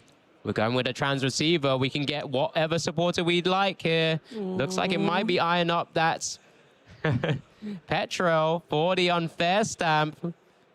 This is the turn. Here we go. No, that great hand, Alex. No, it's not going to go away. Keeping that Unfair Stamp until later, not being greedy and playing it early may have paid off. And, you know, Toki doesn't even know how impactful this is. We know, because my goodness, if he chooses to play it now, it's the perfect opportunity. Yeah, just eyeing up that Lily's Clefairy as well. Just doesn't want to put himself in a position where the bench and board is not locked out into sort of options in this deck, right? Especially when if you put a Lily's Clefairy onto the board, you know, that your board set is no longer just Rocket's Pokemon, but ignoring that option. Stamp! Let's go. 5 cards to the player who plays the card after shuffling your hand in, and you just had a Pokemon knocked out on your opponent's last turn. Your opponent gets only 2 draw cards, and especially when your opponent does have Pheasantipity, bear in mind, but you're still trying to slow the game down to a point where Flavio can't play the game. I'm interested to see what Flavio's working with, but it's Toki here in sort of a decent position despite being 2 prizes behind. Toki's in the driver's seat as we continue of a flurry of cards now entering our hand. We have possibly everything you could ever want. I'm going to be honest, Alex, because we've got a bug catching set that can get us more grass energy or grass type Pokemon. We have a look at the top there. We got the 1 grass energy. We take it. That's kind of what we were after anyway. It's like the only weakness of this hand. We have the Team Rocket's energy. We have Pokemon. We have Pokemon Search. Or don't we have grass type energy? So actually that's really helping to keep on going. Of course, we're going to go straight back into this Spidops. Of course, Rocket Rush is going to knock out, and Blaziken goes down, and we're now evening up that prize race. Does Flavio, after getting stamped, have enough? Yeah, so it's just going to be that Pheasantipity. Flip the script. It looked like that top deck of an energy card. There's not much else at the moment. We do have Pokepad to get Dracloaks out, so we can actually finally see some recon directives here. but that's where it's going to be real tricky. Does Recon Directive get enough cards when you need multiple cards for a combo piece here to just try and deal with whatever your opponent is setting up? There's the Dracloak of Evolution on the bench. Recon Directive, just a little cut there from Toki. Keep the game going. How good are these? Night Stretcher and an energy card. Well, not ideal. We're still lacking any substance of Dragapult here. That's really what we need, is to be putting on some pressure here. We want to be able to deal damage kind of to more than just one Pokemon at this stage to catch up. One Spidops alone isn't going to be enough. We need that extra pressure. Yep, 16, just over 16 minutes remaining. We do get the Night Stretcher now being played. Just a number of energies are already in the discard pile, usually sort of recycled because of that Blaziken EX ability. Does look like he's going for the other Torchic going onto the board state now as well, despite having a couple of different options in the hand, I should say. And it's just a pass. Oh my goodness, this might allow Toki to really pull forward. If we've got a Giovanni and or did we have it? Is there a trans receiver there? I mean, we would have played it if there was, right? Unfortunately, not yet. So this might not quite be it.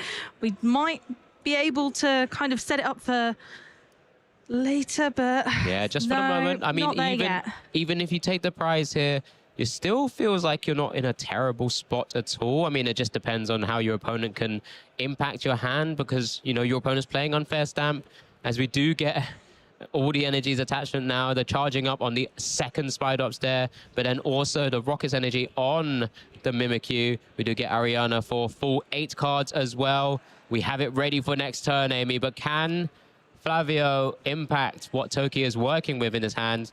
He's got plenty of work, and there's a Rocket Rush, taking him down to 1 prize card remaining. What can Flavio work with?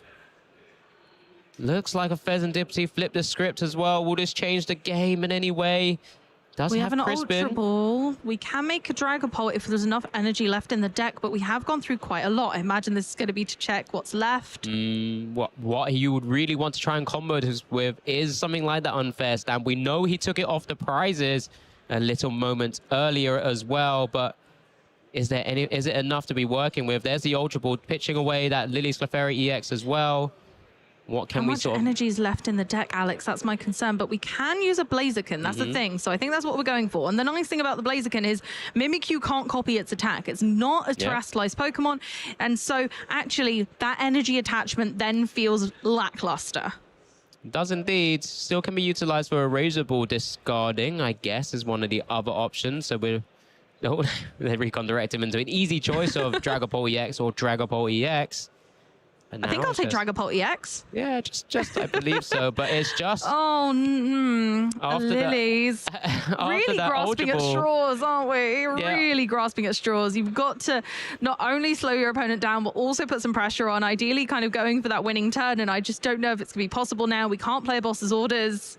Yep, no boss's orders, no rare candy into the Blaziken we just took from the Ultra Ball either.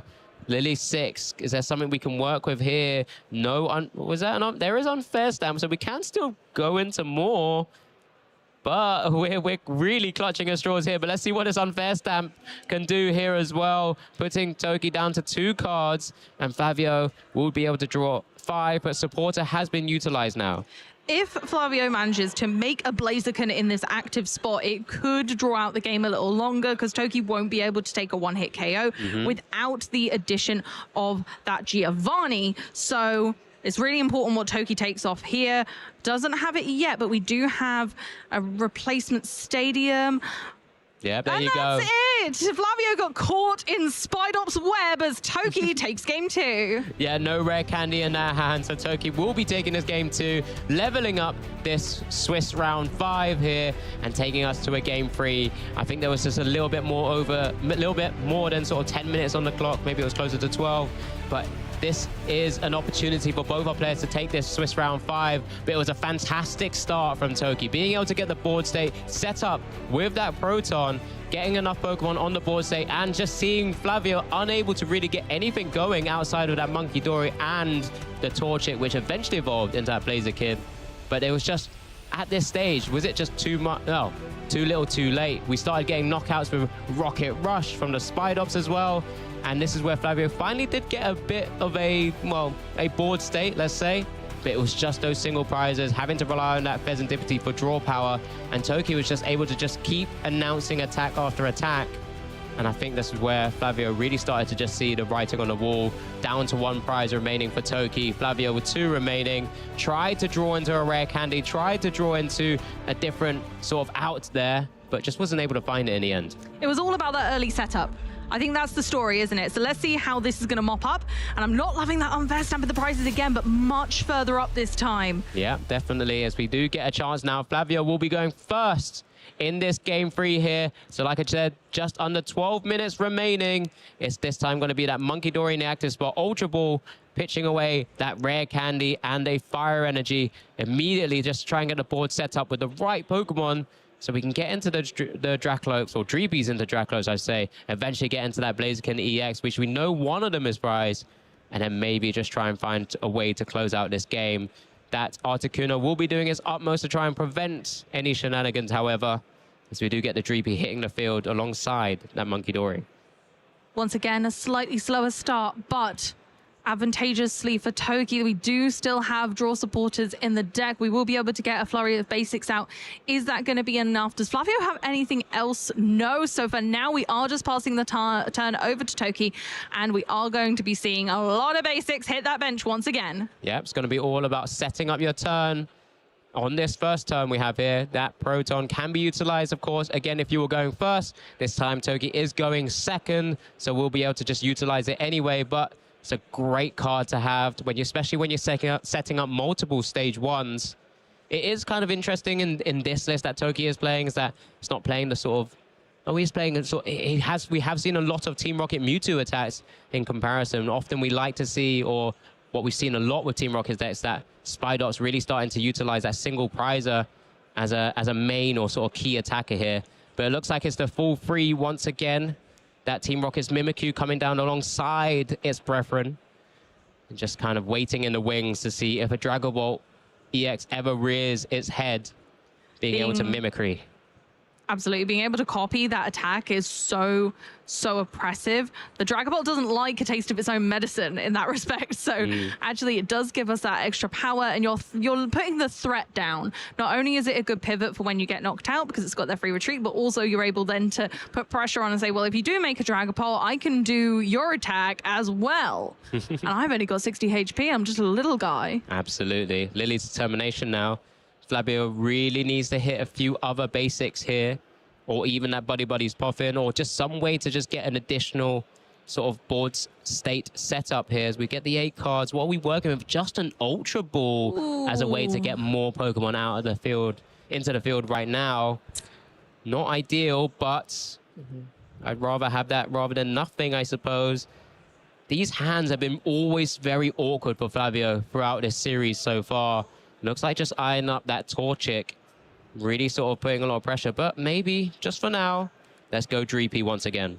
I think because we're struggling with card draw at the moment, making as many Dracloak as we can to kind of solidify that is what led us to success in game 1. So we want to try and replicate that again in game 2. This kind of feels like an amalgamation of both of them, where both sides are getting that kind of not bad setup, that good setup at the beginning. And then we'll see how this concludes as both decks playing kind of on what I'd call full power. Yeah, absolutely. And here comes Toki now. Does have that Team Rocket's Articuno in the active spot. Evolution up to the Spidops. Bug catching set also. Getting a chance to look for some more grass pieces at the same time. Does find 2 grass Pokemon. A Tarantula and another Spidops there. Going to be hitting the hand. Going to be feeling pretty good about that for the moment at least. But what we're going to want to try and do is really start applying pressure. We know time is whittling away. Does need to try and take 6 prizes to be able to win game 3 and actually move themselves into a position of being 5-0 at this tournament here in Utrecht. So let's see what direction we go. And we've got Lily's determination as well. We're going to see another fresh 8 cards. Let's just see how and what we work with. Can we find a way to maneuver into a position where we can actually attack? we might be able to. The long story short of it is that we need an energy switch, and we need some grass type energy. So we're gonna need something going on a bit, because we don't have any grass type energy in the discard pile right now. So maybe if we ultra ball some away or something, we could get some in.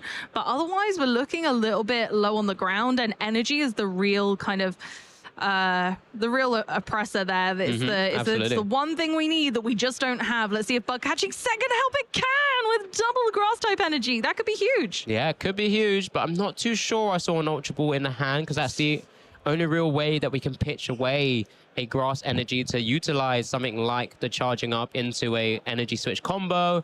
Is it there? I don't think it is. So it's gonna be, you're right. Must be an attachment to the active at some stage. We're gonna need to maneuver out of spot. But for the moment, just kind of deciding which way to go about this. Yep, there you go. Energy attachment to the active. Because when we retreat, we can charging it up later. It's just a pass over, giving Flavio an opportunity here to just stabilize a bit further. Top decks and Ultra Ball. A couple of key pieces we don't want to be discarding away, though. Badu and a Night Stretcher. We could slow this game down a little bit further. I like that. We know that that's what brought us to success in game one, was slowing everything down and then eventually kind of coming out with this Dragon Ball. Or they were considering pitching it away with an Ultra Ball. Let's get another Dracloak going maybe, but yeah, sending away the Dragon Ball. It looks like when we have access to things like Night Stretcher, we're not too concerned about knowing where our Dragon Ball EXs are, especially when we're utilizing the Ultra Ball already. We're going to have a fewer of those. Just looks like it's going to be that Meowth for the last-ditch catch for a Lily's Determination here. You can see some fresher cards being utilized, just going straight to hand, just kind of deciding, deliberating what we do with maybe that dark energy that was in the hand as well. Just kind of deciding. Yeah, I think we're just going to... And just that Stadium's an option as well. Maybe just to utilize some of the shenanigans with that Adrenabrain. I believe that was a risky runes.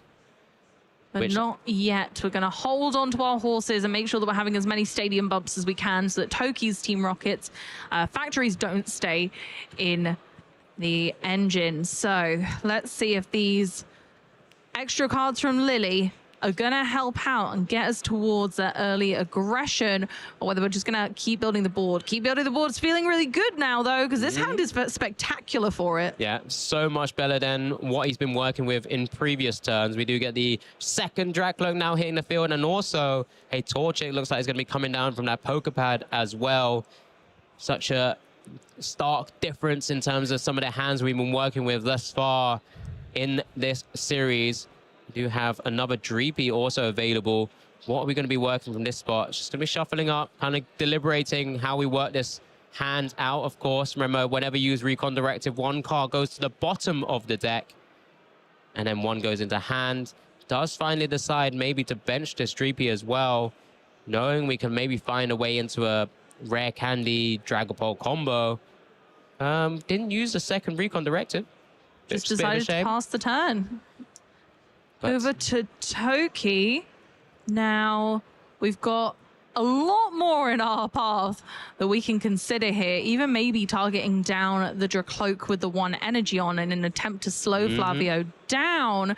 Of course, we're going to go ahead and attach for turn the grass energy on Team Rocket's Mewtwo. We now have the retreat cost in for the Team Rocket's Articuno from last turn, so that can just retreat nice and easy. But being considered right now is the Giovanni, which will switch both Pokemon. And we are going for that Dracloak with the energy. I do this loads. Try and make sure that your Dragapult opponents just don't have the energy in deck, so that Crispin becomes a lot harder to utilize. Yeah, choosing not to discard from the Team Rocket's Articuno either. Just again, keeping the energy on it if it ever gets gusted up or brought back up to the active spot. So we do have another easier retreat as well. Eraser Ball doing plenty of damage here. We have that Monkey Dory back in the active spot as well. Recon Directive being able to pull out another Dracloak, which also utilized again. Does find Rare Candy. Now, do we have anything to be able to Rare Candy straight up into? Rare Candy taken, of course. We do have Blaziken in hand. So here comes the second EX of Flavio's board now. But is that a way to really kind of slow the game down enough? We now have access to things if we have the Fire Energy in the discard pile, which I believe there's a Judge as well. Oh, Judge coming in. Both players shuffle their hand into their deck and draw 4. I think just confirming between both players whether we can, if I could take it back and play another card first, I think this opponent very graciously saying that you can. There comes the Fire Energy attachment from the Night Stretcher before the Judge is being utilized here now. So as you mentioned, Amy, both players shuffle in and draw 4 cards. One of the few sort of, I guess, hand shuffle disruption cards that we have at the moment in the format. It's just a 1 copy, but sometimes that 1 copy is all that you need. Sometimes it's enough just to disrupt your opponent down, especially when we're opting for Unfair Stamp as our ace spec. This kind of gives you like a pseudo extra way of making your opponent's hand a little different, maybe a little struggle. But we've managed to get that Pheasantipity as well, going for a flip the script, just draw more cards, see more. And we do have the ability at this point, now that energy in the discard pile is kind of an advantage to us thanks to that Blaziken, so we can still go ahead and use that ability this turn. So we might be launching an attack, that Smolder Assault for 200 damage once we've used our ability to grab another energy from that discard pile. Yeah, who needs to be utilizing Phantom Dive when I've got Smolder Assault in hand? I feel like we've seen more Smolder Assaults than Phantom Dives thus far from our first Dragapult deck of the feature match area. As we do now go back over to Toki, that Mewtwo heavily damaged, 80 HP remaining on it right now. It's not really too much we can work with. We do have an Ultra Ball to discard certain aspects, but it does often favor, like we've seen in Game 1 and Game 2, both the second Team Rocket's Mewtwo EX also hitting the field. We have the Ultra Ball now and Unfair Stamp just waiting in the wings. So which is the direction that we go here? Because we can deal a lot of damage, but it's not enough, Amy. The nice thing about the Unfair Stamp here is that we might not be taking a knockout. Might actually just be softening something up. So that might allow us in the future to be able to take that a little further. You won't be allowing your opponent to use Pheasantipity, so their only excess card draw will be those 2 draw cloak, other than their draw for turn. They will see more cards that way, but 3 guaranteed off the Pheasantipity is always a nice comeback mechanic, and we're disallowing that at this stage. Taking the Lily's Clefairy, so it might not be a stamp turn this turn. Looks like we're just going to go for the Erasure Ball. We're taking 1 energy off that Articuno, and we're just laying in wait. And it worked so well last game. I really can't blame Toki for that one. Yep, 220 damage to the active Blaziken EX. 13 seconds remaining on the clock. Looks like we're going to be very unlikely to finish this because, well, Dragapult does usually have ways to take multiple prizes on its turns, but when you're facing up against the Team Rocket's Articuno, that's where it's a bit difficult. I think this is where has just been announced, players just working out between themselves the turn order, as we do get a recon directive now, and we're just going to get the dies just at the top of the cameras there, just kind of showcase 1 and 3 are on Toki. Flavio will be turn 2 of time. If you are new or have just come into this game, this is game 3 and time has been called, so we get 3 additional turns on top of the turn that it currently is. As we do maneuver now into the Dragapult EX, we know Phantom Dive will only be able to place the 6 damage counters on the Spidops. That's it. Just choose to boss's orders, the bench, Team Rocket's Mewtwo EX as well. And there it is. There's the Blaziken ability. Seething Spirit being able to attach the Psychic to the active as well. And now 200 to the active. And it's just got to be 6 on those Spidops. There's a lot of damage around on Toki's board now. Flavio kind of going for that approach of how many prize cards can I take in one go, because that seems to be our angle here. Not going to be able to potentially take enough within the time limit, but Toki, depending on if they can get this Mewtwo out of the active and maybe for a Mimikyu play, might work out, but is looking a little sticky on both sides. Yeah, this is just going to be a attachment and a pass over to Flavio there. So this will be turn 2. So Flavio's final turn of this Swiss round 5. Is there anything that we can do? I mean, we have 2 heavily damaged Mewtwo EXs on the board state right now. We only have access to 1 Monkey Dory on the board as well. So that could have been one way to just try and take out both Mewtwo's, but there's the handshake, Amy. It will just be a tie, I believe, here in Swiss round 5. It does mean both our players stay undefeated here in the Utrecht regional championship thus far. A really unique way of kind of the back and forth between a Dragapult Blaziken EX deck and a Team Rocket's Mewtwo EX deck, Amy. Both played incredibly well, and in that replay we can see that initially it started out incredibly favorable for Flavio as they put the pressure on early, as Toki didn't have that Articuno that we saw come down later. And unfortunately that pace that Flavio gained, being able to take these back-to-back knockouts, being able to build their board big with the pressure of Badu as well, was able to just take prize after prize. And unfortunately, even with the Articuno, the early pressure was just too much, and we were able to continue to take 3 prize cards on this turn, and that really did set the pace for the rest of the game. Yeah, absolutely. This was a real kind of eye-opener in terms of some of these decks maybe not being as super consistent, but then this was a really impactful unfair stamp there, really setting the tone. And then the board state was just so good that Toki just basically decided that enough was enough. But this was the moment that got you a little bit caught in your words there, Amy, because it was just unbelievable just to kind of see this board state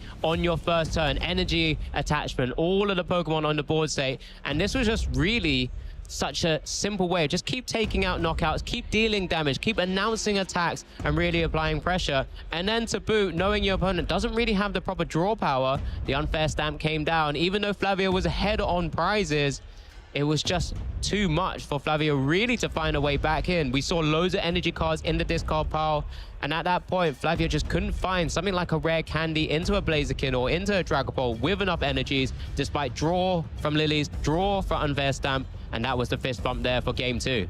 Game 3 was a very different affair where we have both decks at what we would like to call full power. Both decks doing exactly as they should. Both sides were able to string together back-to-back attacks, and we saw that Blaziken used to really good effect, being able to avoid the Mimikyu and still do meaningful damage, knowing that neither of them could kind of one-hit KO each other's larger Pokemon.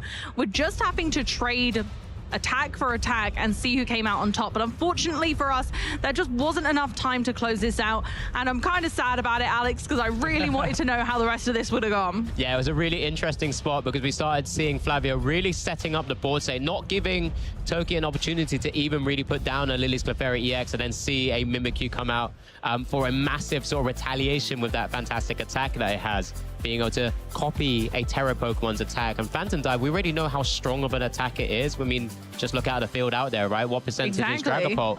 And what it has been in the last few weeks, as it were. But when you're having to face up against a Pokemon which deals double the amount of damage to the active spot because of Lily's Clefairy, it's even more scary, I think. It really is. And I mean, just being able to copy that attack that we know has so much pressure in this format and that people are respecting so much, but they're not respecting the fact that actually we can combo off that Clefairy and the Mimikyu to make a really disastrous mess of Dragapult itself and give it a taste of its own medicine. So I think both players played incredibly well. It was brilliant to see that both decks had the power they needed to defeat one another and just see what it took to close out each game. Yeah, absolutely. And it's just one of those things where sometimes you do have those slower starts, but both players found their way out of those slower starts to in a position where they can take those games when they needed to. I mean, that game 1, we already mentioned, both players really, really slow, but when you get Badu up, when you get maybe one Dracloak, and that's more than enough at times to again get into your quote-unquote some more power cards. I mean, that Blaziken EX effectively is a power card when you're energy accelerating to your board state, whether it's to Monkey Dory or to your Dragapult EXs, so you can start firing off Phantom Dives. It's where it gets real tricky, and kind of watching that back and forth, like you said, was really intriguing. It was. And you know what? If you guys want to get involved at home as well, there are loads of amazing local events that you guys can jump along to, where you'll meet lots of friends and people just like you who love Pokemon as much as we do. Yeah, just like me and you. Just like us. Absolutely. We're down at locals. Can be. Yeah. What do you mean can be? What do you mean you're not there every week, Alex? I try. Oh. But if you would love to meet Amy, Amy's always at locals because I am.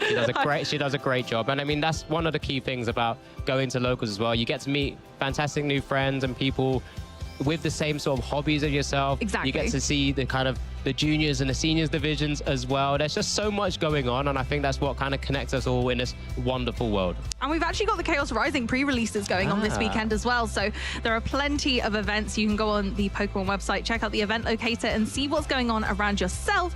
They'll be going on today and tomorrow, so you might be able to squiggle along to one yet. So Saturday and Sunday are your very last chance to play in a Chaos Rising pre-release and get a little bit of a taste of the new set that's coming soon. Yeah, and let's make sure you guys know exactly how to get involved in your local scene with this.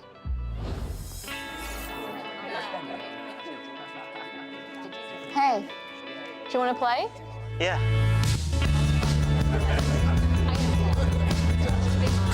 Nice. One shot? Wait, that card, yeah.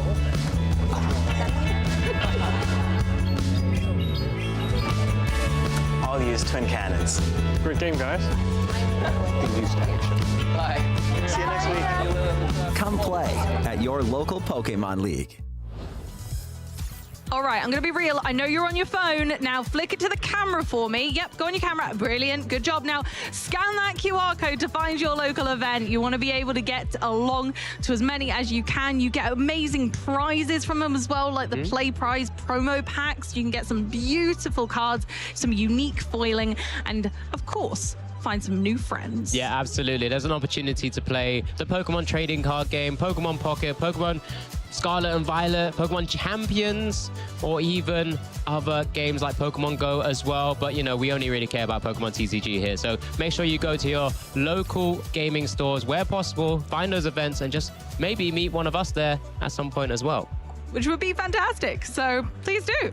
At the end of the day, that's what we're all here for. Some good, clean Pokemon fun. And there is much more than just our regional championships. But honestly, a lot of the time, that first step into your local game store is that first step towards your journey to come and be here at these events, to get up to the precipice, to the tippity top of that competitive circuit. You have to start somewhere, and that is putting that one foot forward into your local scene. Yeah, absolutely. I mean, all of our players, whenever we get a chance to speak to them, some of the regular names that we see, you know, throughout these kind of regional tournaments, international tournaments, or championships, they have been there. They've been in your shoes. Maybe if you haven't really come to a tournament before, just come and experience it sometimes. Like we've already mentioned, and we've seen Mike fail at the skee ball challenge with his 600 pointer, only 600. Oh, this is gonna be so bad when I get so little. It's bad when you don't get enough. There's an opportunity for you guys to just come and actually just experience it, embrace everything that we do here, because everything we do is for you guys as well.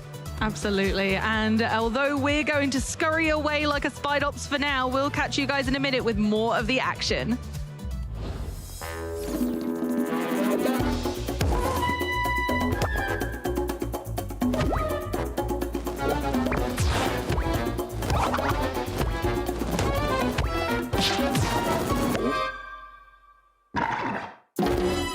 Hi Pokemon trainers, I'm Shay Burton, and today we're going to take a crash course into the Dragapult EX archetype, the deck that won Dortmund Regionals and got second place at Lille as well.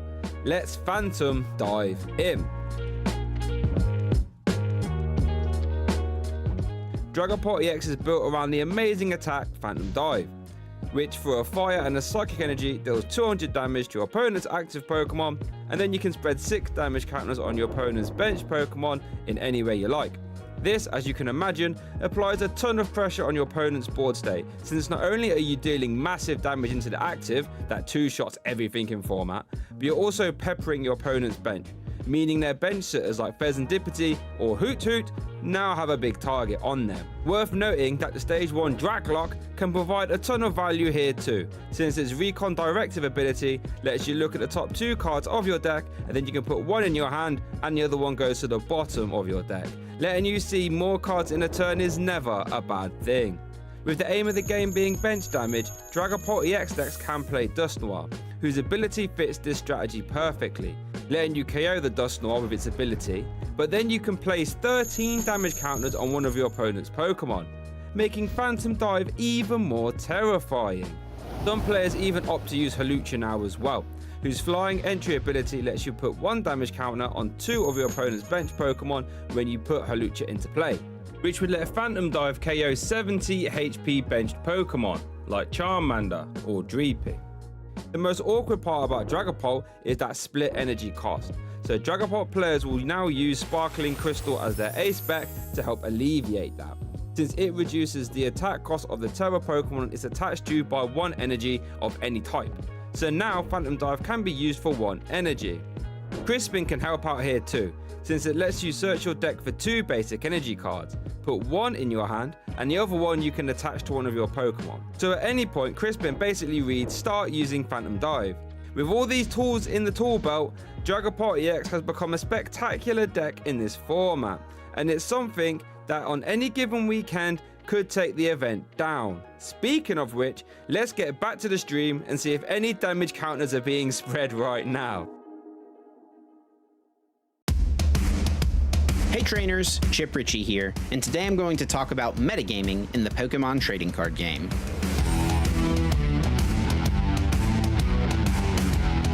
The competitive Pokemon TCG landscape is constantly shifting and evolving from event to event. We call this the metagame. Basically, what decks are popular and what decks are most successful. Let's discuss how you can use this information when preparing for a Pokemon TCG tournament.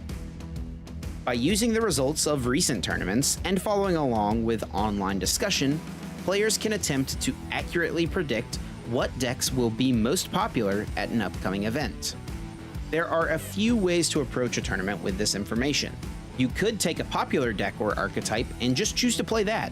There's nothing wrong with doing this. There's a reason those decks were successful at the previous tournament. They are really good. It's easy to find successful deck lists on the Pokemon website.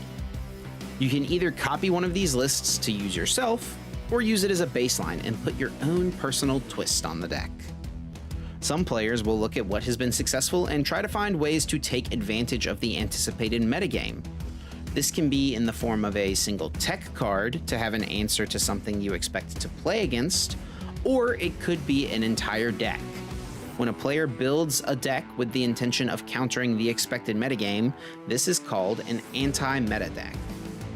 Anti-meta decks can be very powerful, as they include cards that are good against a variety of popular strategies. But they also can be risky, as oftentimes these decks are less consistent and could lose games simply because they fail to get set up quickly enough. These are not your only 2 choices, however. Playing the best deck is rarely a bad choice, and trying to find an anti-meta strategy is very fun and rewarding, but you can also find some middle ground. There are dozens of viable strategies that you could play at any given tournament. It really becomes a numbers game.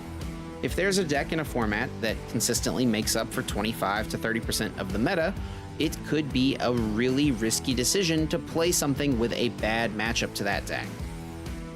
I think it's important to recognize that it's okay to play a deck that has a bad matchup, so long as that bad matchup is something that you feel is not going to be very popular. The metagame is also constantly shifting between events, so it can be useful to stay in the loop online to see what the community is discussing and what players are thinking leading into a tournament. When making your final decision, comfort level should also be a factor. It's worth your time to practice and prepare to make sure you have a game plan regardless of what you come up against. Being familiar with not only your own deck, but the popular decks in the metagame will increase your chances to become the very best. To see all the action, be sure to tune in to our Championship Series coverage, and to learn more, visit Pokemon.com/play.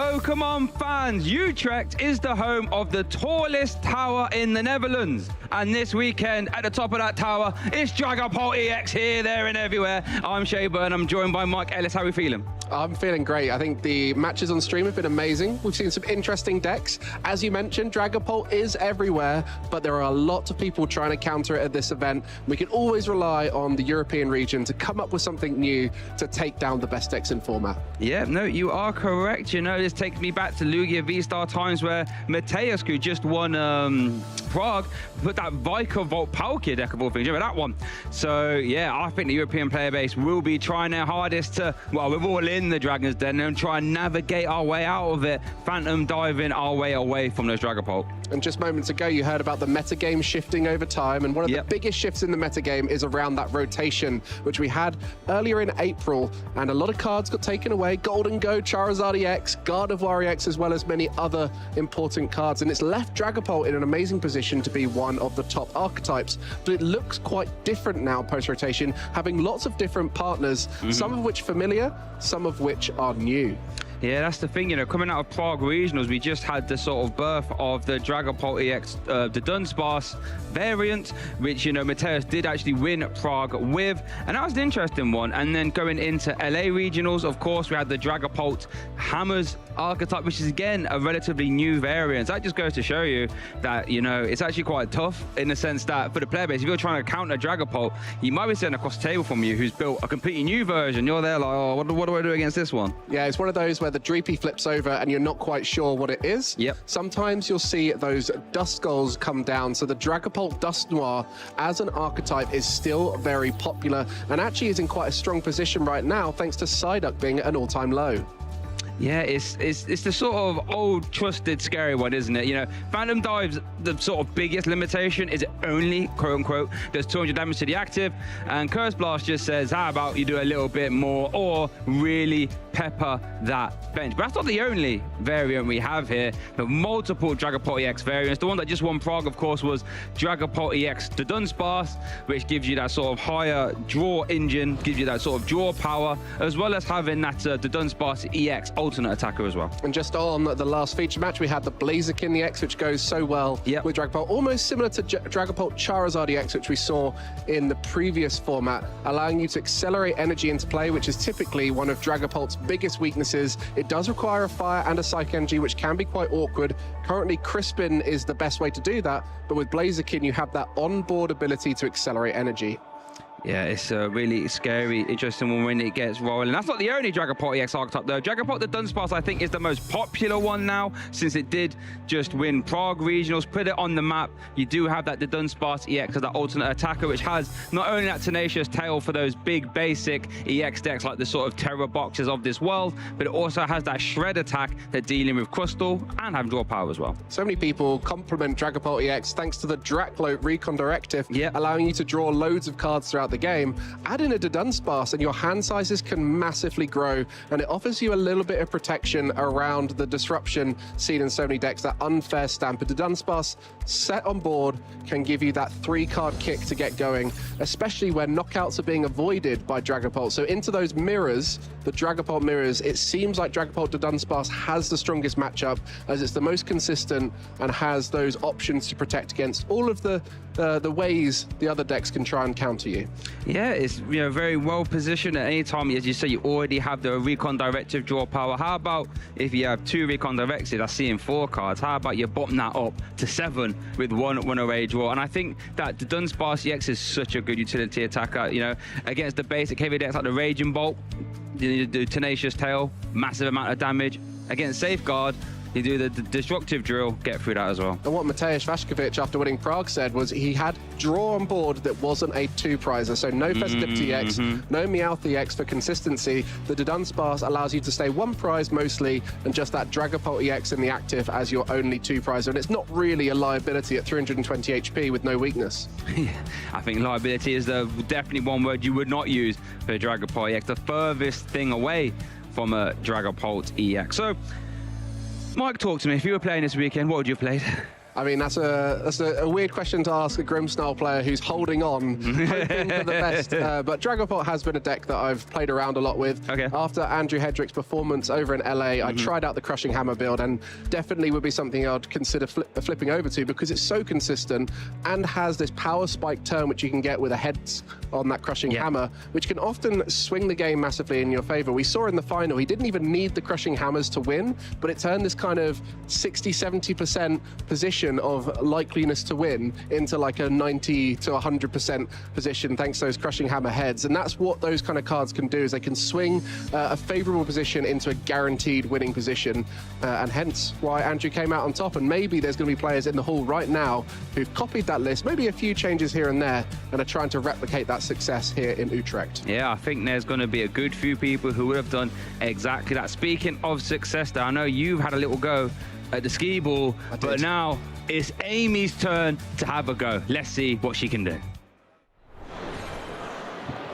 Hey everybody, I'm here in the fan zone and we've got so many exciting activities.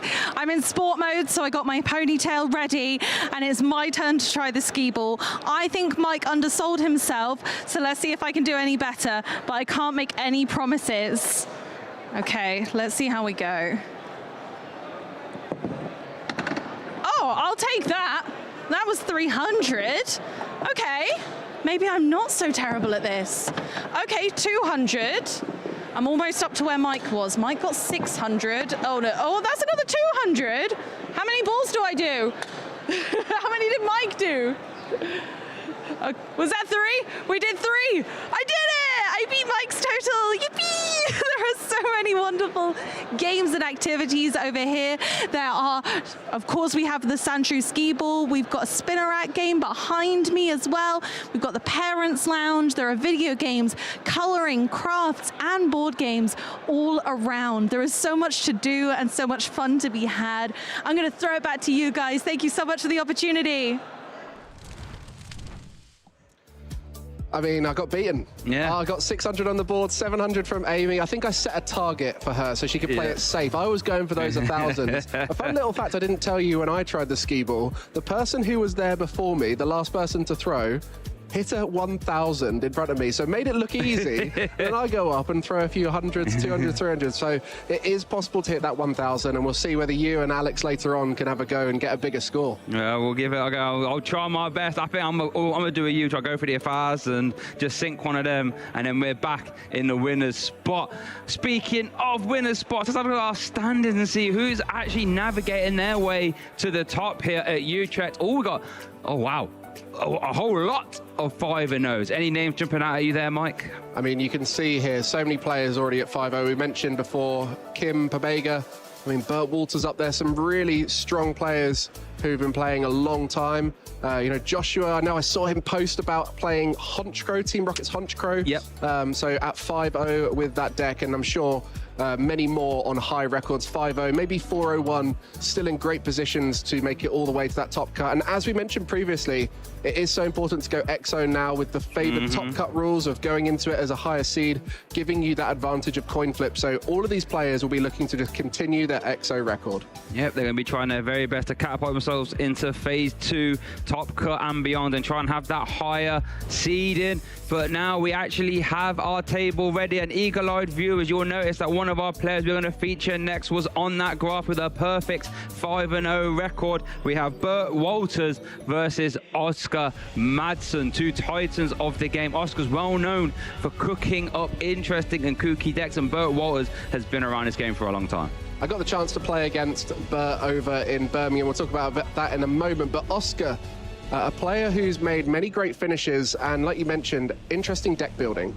Yeah, EUIC top 8 Stockholm Regional top 8, EUIC top 16 and a World top 64 as well. Well known for building decks. I think Dawnzard was his creation when you used the Noctowl and the Charizard and then just to search out everything and really get off to the races. And on good form currently with that pre-rotation tournament, top 8 at the most recent IC. On the other side, I mentioned when we were looking through that top 16 standing, Bert has been playing a long time, and you can see some of those previous results. 2016, a top 8 at Worlds, another great finish at Worlds in 2019. And as I was about to mention, I got a chance to play against Bert at Birmingham, and he was playing Dragapult back then, and that was pre-rotation. So it'll be interesting to see whether he's moved away from Dragapult or is going to carry on that experience here into a Dragapult dominating format. Yeah, it's going to be interesting to see how that pans out. It's going to be a very interesting one. Swiss round 6, both players on that perfect 6-0 record, but both want to turn that 5-0 to a 6-0. Let's consult prize cards there for Bert, Meowth, and then for Oscar, Meowth as well. A couple copies of Dragapult in those prizes as well. 3 copies of Hilda, actually. Wow. Only has 1 to play with there, Bert, for the rest of this game. But here we go. There's our fist bump. Our Swiss round 6 feature match is getting started here. Oscar kicking us off. And you might be teased by those prize cards thinking this is Dragapult versus Dragapult, but that's Staryu kicking things off for Bert, who'll be going second. Meanwhile, Oscar kicking things straight off with a Buddy Buddy Poffin. Buddy Poffin, as he's going to set up his Dragapult EX archetype, trying to get those Dreepy down so they can evolve into that fantastic draw power, Mike, that is Dracloak. Recon Directive, looking at those top 2 cards of the deck, allowing you to see so many cards and choose the best ones, making your hand stronger and stronger, but it is the top of that evolution line that's so powerful. Yeah, that Dragapult EX, Mike, has the most scariest attack in the game. Phantom Dive, batten down your windows. Don't let Dragapult EX in, because not only will he deal 200 damage to your opponent's active, he will also sprinkle 6 damage counters to the bench. And I think you can see the early Dreepy's going down. You'll be wondering what other part of Oscar's deck there is, and it is going to be the Dunsparce, which we mentioned previously. Very powerful draw engine, and will make this deck oh so strong. But Bert is the one with the interesting archetype here. We've got so many questions how this will work. Is that Staryu with the Mega Starmie EX? How these two will synergize together will be interesting to see. I think bench damage is the obvious synergy between the two, Mike, because as we do see a Lily Determination being played there for Bert to have a fresh hand of 8 trading cards. That Mega Starmie is very similar in a lot of ways actually to Dragapult EX, with that Jetting Blow attack. It was 120 damage to the active and then 50 damage to one of your opponent's benched Pokemon for 1 energy on the stage 1. So you can sort of see where Bert's deck's trying to go. We're really hitting the active, we're really hitting the bench, and you've got Dragapult EX there for that mid to late game. And with Mega Starmie being the 2nd most popular archetype at this event, combining the number 1 with the number 2 has created this interesting amalgamation of 2 powerful attackers. One that is better in the early stages and one that is better in the late stages. And maybe those numbers really do line up. 120 from the Mega Starmie with the 200 of the Dragapult. Start seeing that 320 mark that's very powerful. I wonder if we can have a little insight here, Mike, into why Bert has picked this deck. What got in the finals of Prague? That was a Dragapult. So do you have, well, and the Crystal, right? And the Crystal, yeah. So I wonder if Bert's thinking, well, I really want to play Dragapult, but I'll kind of want to have a game plan against the Crystal as well. Because bear in mind, Mega Starmie's 2nd attack, Nebula Beam, 210 damage, and goes through all effects on your opponent's Pokemon. So I wonder if that's some of the reasoning there. Yeah, and both of these players opting to have an out to Crystal because it's one of those decks you do not want to lose to. For Oscar has the Dunsparce EX, and so they are opting for these partners to Dragapult that have good matchups where Dragapult might not. And recognizing item lock on both sides, they've preemptively got Dracloaks into the hand, which is a great recognition of what might be available to the opponent. You know, at this stage, there is unknown factors as to what be coming out from either side. And for Bert, we'll just be setting up well. 2 Staryu, 2 Dreepy, and ready to get going next turn. What can Oscar do to set up the board and start swinging the other way? Yeah, interesting decision making. You both say both players preemptively getting Dracloak down, but they're not to know that both players actually don't play Budu, so there will be no itchy pollen. Anyone who is, you know, has allergies, you're safe in this round, that's for sure. We are going to kick the turn off there for Oscar with the Recon Directive. Wonder what he's going for. And this is the key to this deck, is every decision off of a Recon Directive adds up. If you make the right decision now, it'll make every subsequent Recon Directive that bit more important. It kind of reminds me of Lost Box of old with the flower selecting. Any of these kinds of decks that have quite consistent draw throughout the game, but lots of decisions.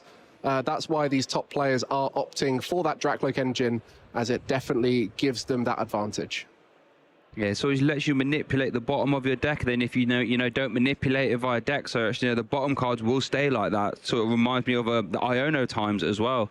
We are going to see a turn attachment to the bench Dracloak, so we aren't going to see any Mind Bend shenanigans, but we are going to see a Lily's Determination. The supporter of choice for pretty much every deck in our format, as it allows you to see so many cards in the early stages. Shuffle your hand into your deck and draw 8 cards if you've not taken a prize card. Otherwise, you'll be drawing 6 if you have. And so early on is one of the most powerful supporters we've ever had in the Pokemon TCG in terms of setting up. And we'll see what is in that hand for Oscar, looking to try and get another Dracloak going. And I saw a Poképad there, as well as that A-Spec of choice, the Unfair Stamp. Yeah, that will be interesting, as we do see the second Dracloak being involved into there and the use of Recon Directive, because with the Lily's Determination being played and the turn attachment to the bench, we know that the Staryu is going to be safe. That means we could be seeing a Jetting Blow next turn from Mega Starmie. So Oscar's saying, well, if you do that, I could immediately reset your hand down to 2. Exactly, and the A-Spec of choice on the other side for Bert is that Legacy Energy. So a unique choice here. Makes a lot of sense, trying to make that Mega Starmie less of a liability. And it will be that Budu coming down. Oh, he does play a Budu. Sorry, I didn't catch that on the deck list. Apologies, that's my bad, viewers. There is a Budu there. Itchy Pollen. Gonna have to start having his mitts all over this game. Yeah, and that would be terrifying. Imagine if you could weave in the Unfair Stamp with a Budu as well. Yeah, it would be scary. And having that Monkey Dory in play will be something that will be a key factor in this match. As here we go. The item lock kicks off. Itchy Pollen from the Budu. And what a nuisance it's been across the format, and what a partner Dragapult is for it. But really now, it's what can you do, Bert? Do you have the ability to get that Mega Starmie going and start applying pressure? I've got a question. I've got an answer to that question. I think I saw a Mega Starmie and a Hilda in the hand. So Hilda can obviously go grab you already has the energy. So I think doesn't even need to play the Hilda. I think can fire it off. There is that Hilda letting you grab an Evolution Pokemon and an energy. Maybe for that Dracloak at this stage, just potentially stabilize the board and energy for the Dragapult. But yeah, Mega Starmie, a unique attacker in the format right now. I think a lot of people thought it wasn't powerful enough to keep up with the format, but it seems to be rising to the top. And it is just thanks to that simplicity of just one energy attack, the bulk of the 330 HP, and how easy it is to get going in these early stages, dismantling boards which are aiming to be slow, like we typically see out of Dragapult. The only problem with this Jetting Blow is, though, you're dealing 120 damage to the active. That's great, and you can put 50 in one of your opponent's Pokemon. But with a Budu in the active, you're kind of wasting that damage into the active, and then 3 damage can come bouncing back with Monkey Dory at some point. So, not the most efficient uses here. Will be that scary A-Spec that everyone's scared to take the first knockout thanks to. You know, this is why Budu is so powerful right now, because it denies your opponent's setup. And if they choose to take it out, they will just be finding themselves in an Unfair Stamp position. And it looks like that's going to be what happens here for Bert. Here we go, the big Jetting Blow, 120 damage into the active 50 damage, I should say, on one of the bench Pokemon. That means Monkey Dory will start this turn off with 6 damage counters on as our first prize card taken here in our Swiss Round 6 feature match. Back over to Oscar. And those Dracloaks looking in great range of a Dragapult plus Monkey Dory damage movement. So really looking to find those key pieces now. Oscar opting to draw before the Unfair Stamp. Really wants to find that combo first to know what's the best option. Wait, what have we got in that hand? We got an Ultra Ball, right? Do we have Psychic Energy? We've got Dragapult. Oh, wow, we've got quite a lot, actually. We only need to find the Psychic Energy here, Mike, to start firing off Phantom Dive. I guess worried about attaching the Dark Energy before the Unfair Stamp in case the missing of energy happens the other side, and will be evolving. I guess it could also just be to get that Dracloak usage before the Unfair Stamp. For sure. I don't mind that. Getting use in before you evolve. We're going to see an Ultra Ball. Looks like being debated here. We've got the Pheasant Dipty down already, so this... Well, how much hit points does Dunsparce have? It's 70, so that is safe from Jetting Blow, so you could start trying to get one of those down. Oh, it's just whether you... boss's orders. Oh, wow. So a boss onto the Dracloak will mean Crispin's not available, but we'll be able to take away some of that draw for Bert. So Bert will only get 2 cards here and only have 1 Dracloak on board, assuming Oscar is able to find a Psychic Energy the other side of this Unfair Stamp. Yeah, it does still have Flip the Script available and a Recon Directive, but you're right. Otherwise, we could still get the KO with a Jet Headbutt plus Monkey... Well, we need the Dark Energy for that as well, actually. So, yeah, it's going to be a big few cards there. Do we see a Psychic Energy? Not yet, Mike. will be able to set up a little bit more with the Buddy Buddy Poffin, and does have that risky rune in hand, but doesn't want to provide damage on board. Is worth noting, did prize the Psychic Energy has Oscar, so does only have 2 available in the deck, and without Crispin, no way to sort of pluck them out the deck. There is no like energy search or anything like this. Is there a Psychic in the discard pile? Is Night Stretcher live? There is a Psychic in the discard pile. It wasn't that Monkey Dory at the beginning. You are correct, yes. So Night Stretcher is live as well. So you have 4 outs in the deck currently then. 2 Night Stretcher, and then the 2 copies of Psychic. Let's see if we can find them. Flip the script, Mike. Draw 3. What will be coming off of those 3 cards? The Night Stretcher. That's the Night Stretcher. Dracloak for 2 more. Here we go. We're cooking now. Oscar is in the kitchen. Pots and pans are out. Heating up here. This is exactly what he is going to be able to remove both Dracloak threats this turn via a combination of Phantom Dive and Monkey Dory as well. Yeah, just no Dark Energy quite for that Monkey Dory. Oh, no, I apologise. Taking out that Dracloak at this stage will be huge. Really putting the pressure on with that, though.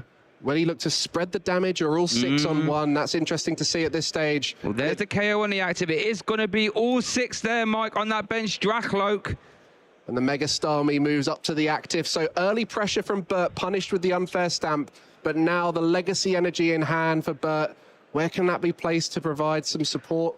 Just 2 cards to look at from the onboard draw. Otherwise, it all has to be from that reduced hand size. There is a world in which you bench that Monkey Dory and attach Legacy Energy to that. You can actually move all 6 of those damage counters off that Dracloak. And I think that Monkey Dory in range of the jetting blow of the Mega Starmie EX. So great position here for Bert considering. But is that the wisest use of your A-Spec though? I mean, it would work, I guess, but... Oh, he has a crisp. Okay, so you don't actually need to connect... what's the word I'm looking for? Commit, there we go, your A-Spec for that play, and you get an extra energy in play via Crispin as well. I wonder if that will go towards the Dracloak to start building up for the Dragapult.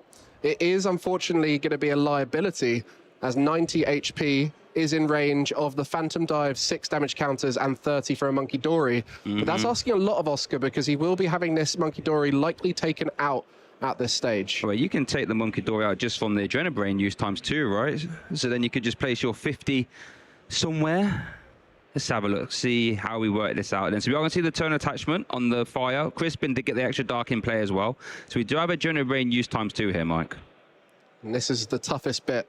When you're playing against Dragapult, you accumulate damage on your side of the board, and you do have targets like that Dracloak, which can be important to slow down your opponent. Will give flip the script here to Oscar, so still able to see plenty of resources, but just targeting that draw engine as a key focus. Yeah, so we did see jetting below 120 damage into active, and then the 50 damage to KO the bench. Dracloak is over to Oscar now, starting to turn off with that flip the script.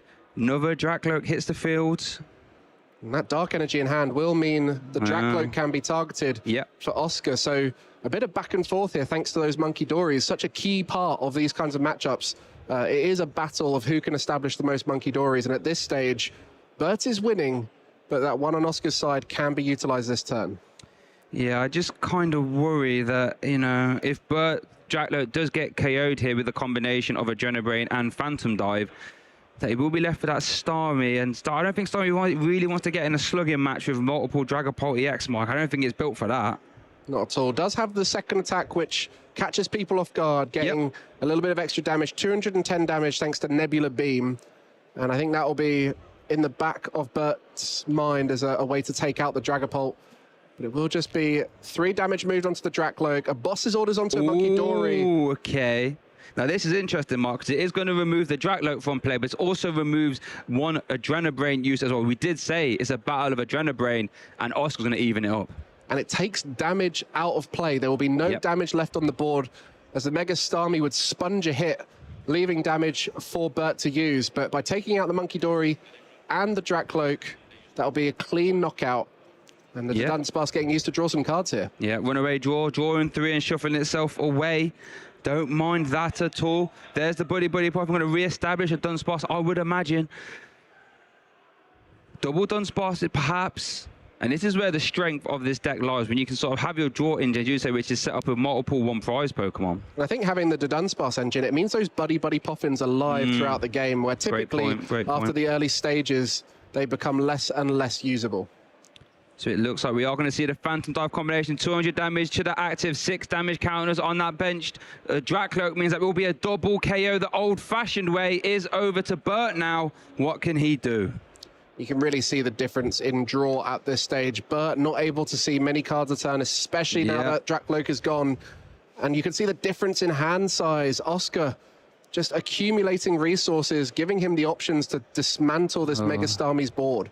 You would love to just Nebula Beam and carry this active, right? That's not an option with no ignition energy in hand, so it will be a jetting blow. Does have Boss's Orders. Legacy energy is interesting. That will reduce the amount of prize cards Mega Starmie gives up upon KO from 3 to 2. Boss's Orders onto Dracloak, though. That would be a KO, then 50 damage. But remember, Mike, with that Adrenabrain, that's going to bounce straight back. 100%, and everything on Oscar's bench will be safe thanks to no damage left on board. Yep. So a KO onto that Dracloak will put 50 somewhere. Where are you going to put it at this stage, Bert? On the Monkey Dory. So that's one more prize card there for Bert. Back over to Oscar now, who I think is safe to say is in the driver's seat. What do you think he's going to try and pull off here, Mike? With that legacy energy on the Mega Starmie, it's not the final 3 prize cards that Oscar needs. He'll have to find prize cards elsewhere, as the active is now effectively a 2-prize Mega Pokemon. And the Flip the Script and the Dudunsparce just providing 6 fresh cards every turn for Oscar. And it really does just allow him to create more and more stability on his board. And you can see here, no. Speaking of stability, why not have another Monkey Dory? Oh, dear. If Oscar can establish double Monkey Dory, Starmie Jetting Blow essentially reads 120 damage to the active because the 50 is just going to come straight back. And if Mega Starmie's Hack did say that, no one will be playing that. I can tell you that for free. But one interesting thing is here, though, is that Bert, with one more energy, can actually KO the Dragapult, right? 120, 210, yeah. So can actually KO that. So it does actually start establishing, I was about to say establishing energy on Dracloak, but it immediately comes with a Crispin. And with that double Monkey Dory on the side of Oscar, Bert's Monkey Dory will be likely the target to remove it from play. And yes, the knockout might come through to take out the Dragapult, but it will just be such a stable board compared. And again, this is that power of the draw engine. We mentioned how important Dracloak is in terms of that recon directive, but add the Dudunsparce and Pheasantipity on top of that, and the cards are flowing. And there we go. 2 Monkey Dory, both with the Darkness Energy attached, will be able to move plenty damage back over to Bert's side. Just some ultimate monkey madness here in our Swiss round 6 feature match. Oscar been able to manipulate 6 damage counters now. Oh dear, it's just a bit rude, isn't it? I think, all things considered. And there we go. That's the 3rd prize card. You're asking, where's Oscar going to find it? And it's really looking very positive at this stage. And Bert, after that unfair stamp, has just really struggled to get more established at this stage. Just debating on what to move damage onto. Yep, that is going to be in range of that Phantom Dive combination. 200 damage it will be into the active, and then 6 damage counters will KO the Monkey Dory. Might go down to 2 prize cards remaining from Oscar and Bert. I think it's safe to say he's on a one-way ticket to Brookington Station right now. What can he draw? Boss's Orders. And that's going to be it's going to be the concession, Mike. Scooped in the final moments there, recognized he had no chance. No chance, going to go immediately onto a game 2, but Oscar slamming shut the door of opportunity to win game 1. Unfair stamp took him so far ahead, but let's see how it started. It was that Itchy Pollen creating time for Oscar to set up and slowing down Bert, tempting him into a knockout. And from that point forward, it was Oscar controlling the board. Yep, how many times have you seen the Dragapult play, eh? You dare KO my Budu, I'm going to slam the unfair stamp down. Almost missed the Psychic Energy to get that knockout, but had enough draw to find it eventually, and it was Boss's Orders each turn to target the optimal target, leaving that Mega Starmie as it wasn't relevant to the prize map. Yep, just going around it. I don't think Bert really hit into it. I mean, Oscar didn't really hit into it apart from once, I think. And that was all Oscar needed. As you say, just removing those support Pokemon. The second Bert had those double Monkey Dory, they were dispatched, and then Oscar was in the driver's seat. Both Dracloak and Monkey Dory are very much in range of that Phantom Dive 60 damage or the Mega Starmie's 50 damage. Yep. It allows you to just manipulate a little bit more with Monkey Dory on top, and you can KO these really important support Pokemon. Last time we saw 3 Hilda in the prize for Bert. Not this time, but just a few cards here and there. Nothing too major at this stage. Maybe the Judge on the side of Oscar if that's a way to disrupt, but otherwise, pretty safe to say both players are happy with those prize cards. Double GP could come back to bite Oscar, potentially. We'll see how the game does pan out there. But it is over to Bert. Let's see what is open us off there with that Buddy Poffin. Now, this is interesting. We'll get to, because last game he did lead the Starmie. Is he going to, I'm going to say, is this still part of his game plan? But it is, of course. I think the early aggression from Mega Starmie is often the winning factor for Bert. Yeah. But in last game, it punished him as the unfair stamp sent him back to a low hand size. So should that not happen, it does give Bert a lot of early pressure to get ahead. It's just going to be the Buddy Poffin for Staryu and the GP. Now it is over to Oscar. Let's have a look. GP Buddy Poffin. That seems good, Mike. It does. And this will be where those two GP prized will be recognized at this first deck search. As you mentioned, quite an important two prize cards. It doesn't allow you to go as wide with those Drakloaks. And what we saw last game is both Bert and Oscar were targeting the Drakloaks. And so if you have two GP prize, it can be quite hard to establish the third and the fourth, as you'd have to be using those recovery cards like the stretchers, which are in much lower counts now in most decks. We are going to see Dreepy and the Budu coming down. Worth noting, Oscar does only play 2 copies of Dunsparce, has prized one of those as well. So when you've got Starmie knocking on your bench door, as it were, not being able to have just raw copies of the card can come back to bite you when you're trying to reload attackers. But we are going to see the turn attachment to Monkey Toy will be the Dark Energy as well. And I imagine we'll see the Retreat and then an Itchy Pollen. Oh, does find both his copy of Dreepy, does Oscar turn 1 though. And then the Pokepad, I imagine, will be for a Drakloak. Could be. It could also be for the Dunsparce. Could be. Depends on how much that rest of that hand it feels is good enough. It looks like it's going to be the Drakloak at this stage. Playing around a potential item lock, as we mentioned. Bert doesn't play a Budu, but this is definitely the format where playing your Pokepads a turn early to get your Drakloaks has been key. There's not much hand disruption, but item lock can often punish you if you don't. Yep, you really don't want to just be walking into item lock right there. You don't want to do what Bert did and just, you know, dead draw yourself, as it were, on the back of it. Oh, Boss's orders into Dreepy. Oh, that's going to make the jetting blow going to be very hard now. So we are going to see the turn attachment, retreat, and then the Itchy Pollen. And has that Drakloak and an Ultra Ball for next turn. And with this item lock, should slow down Bert. Did just have that Drakloak in hand, but the Ultra Ball off the top will no longer be usable. That Boss's orders. What a hurdle for Bert to jump over immediately here in our Game 2 scenario. It's going to start off, though, with a Lily's Determination and a Drakloak. Now, is there a way? Could find the one-off Air Balloon. That would get you there for a Jetting Blow. 8 cards off this Lily's Determination. There's a good and chance. Recon Directive as well. We're in our round 6 here, as these players are 5-0. Have earned their spot to be here at the final stages to try and make phase 2. Still plenty more of the tournament to go, but a win here would guarantee them into phase 2. And for Bert, a seasoned player back as far as 2016, where he was in the world's top 8, and is now still a player, local player from Netherlands, looking to try and make a big victory in Utrecht today. But I think, Mike, as we mentioned, trying to find the Air Balloon, Mega Starmie, basic water energy combination, found 0 pieces of that puzzle, so it will just be a turn attachment and a pass. And there we go. That is going to give the time for Oscar to set up that first Drakloak. We'll be searching 2 powerful cards here. Oscar just making sure to make the right decision. A small hand size. And with the Ultra Ball in hand, might even be looking at a resource to discard. It's that important, as the Ultra Ball has to discard 2 cards. And what's it going to be? That Buddy Poffin? There's not many targets for that, so we'll just be used to discard with the Ultra Ball. Yeah, it could be costly. Obviously, there is no Flip the Script live. There is no Dunsparce. There will be no Dunsparce. So this could grab another Drakloak, perhaps. Or it could be going to be for that Meowth, perhaps. That last-ditch catch ability. Allows you to find a supporter from your deck, introduced in perfect order.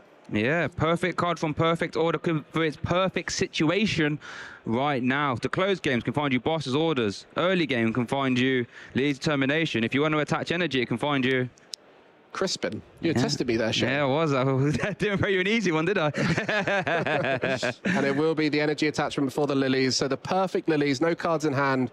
We'll be just seeing a fresh 8 at this stage. And the reason why Meowth fits so well in a lot of the top decks is Ultra Balls are plentiful in the format, often a 4-count in many decks like Dragapult. So it does give you that opportunity to get yourself in the game should your hands not be as favorable as you want. Yeah, I think it's a very fair card, right? It has an incredibly high power level with that ability, Last Ditch Catch, and you grab any supporter, but it also has 170 hit points. So a lot of things can just look at it the wrong way and it will get KO. It's a very fair card to have in format. A fantastic bailout option. What has Oscar drawn there off on that 8? Not much, to be honest. Yeah, it doesn't look like it. Buddy Poffin might be able to find that Dunsparce line and start getting that going, as there was a Dunsparce in hand. One of the Dunsparce's prize, 2 Dreepy prize, so not many targets here, but does have that 1 bench space available, so may as well go fully wide and set things up a little bit stronger. Yeah, I think I'd like to see the Dunsparce come down here. We saw Oscar use that a lot in the last game, as we do see Dunsparce hitting the bench there. But I think that's going to be pretty much... Yeah, it's going to be the Itchy Pollen. It is over to Bert. Oh, dear. And that's what Itchy Pollen does. It gives you time. It allows your deck to set up. And as much as we talk about how great Dragapult is, it can take a little while to set up. I think we could be seeing a Phantom Dive here, though, Mike. Dragapult EX is in hand. Crispin can satisfy the energy cost here. So I think Bert might just catapult himself here to an early Phantom Dive. And with 2 damage on board and the Monkey Dory with a Dark Energy, that would allow for more to be spread on the bench. But knocking out a Budu with Phantom Dive, not great, but still is a strong way to get going. I mean, I guess you could at least reach to that Dreepy on the bench and KO that. Yeah, because you can't play Crispin and Bossasaurus in the same turn. Ooh, gonna go for a Dark Energy instead. Is Psychic in hand? Have I missed something? I'm sure Dragapult is in hand, right? Potentially the Psychic in hand. Maybe it has a Monkey Dory to try and set that up. Maybe. Taking it slow. Maybe just a Jet Headbutt into the Budu. Could be, could be. We are going to see the Crispin energy attached to the active and then into the Draclo. Does find the Psychic energy. So that'd be quite telling. Is there one in hand? There was one in hand the entire time. Yeah, not the best 2 cards to see off of Draclo, because access to both of them wasn't really needed at this stage, but at least accumulating resources this time round, very different to the end game of the last, as we'll see that evolution into the Dragapult EX, the Psychic Energy, and potentially a Phantom Dive turn here to disrupt the board. What bench targets are there for you? What are you going to put behind that Dragapult to set up for the future? It looks like there's no Dreepy available. There is the Adrenabrain. Only going to move 1. Oh, it does need to move 1. Oh, it's just going to be the KO on the Phantom Dive on the Dreepy on the bench. 200 damage into the active. Now, this was the turn where Oscar slammed the door shut on Bert with that unfair stamp. Is it available this turn? Let's find out. Well, that hand after the Lilies wasn't so strong on this occasion. So we'll be looking to find some more resources here. Has a bit of draw with that Dracloak and the Dunsparce. Runaway draw allowing him to see 3 cards and shuffle that Pokemon back in. Okay. Does have a Fire Energy, but hasn't got the Dragapult EX. Hasn't got Pheasantipity. So we would have to use that runaway draw if he wants to draw other cards this turn. I think what's been interesting in this match so far is both players have Risky Ruin as their stadium of choice, but neither of them looking to play it down. Worried about setting damage up on their own side that they can't deal with. It will be a perfectly timed card, one where that damage is important. Otherwise, it's being held to avoid the negative effects to one's own side. As the Crispin comes through, fire to the active and the Dark, probably for that Monkey Dory on the bench. No damage to play with, so maybe this is that time where Risky Ruin might come in. Yep, definitely could. But it's going to be a big runaway draw, though, here, Mike. I mean, the turn is... There's a lot going on. Could play a boss's order to be a little bit disruptive. But here is the runaway draw then. Dragapult EX. No. Oh, wait, no, it is. There we go. Wow, that's what we needed. Runaway draw. And the Pheasantipity EX. Maybe avoiding putting that down thanks to Meowth already on the bench. But yeah, we'll be able to set up an attack this turn. Here we go. Oscar was back against the wall a little bit here, but I think has at least navigated out to where we can at least announce Phantom Dive. Can use Pheasantipity as well, of course. Ooh, some good cards there. Yeah. There's the Pokepad and the Buddy. So you can re-establish that Dunsparce if he likes.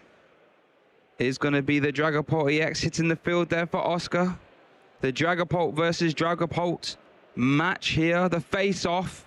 There is the Dark Energy attached. Regenerate is live as well for Oscar.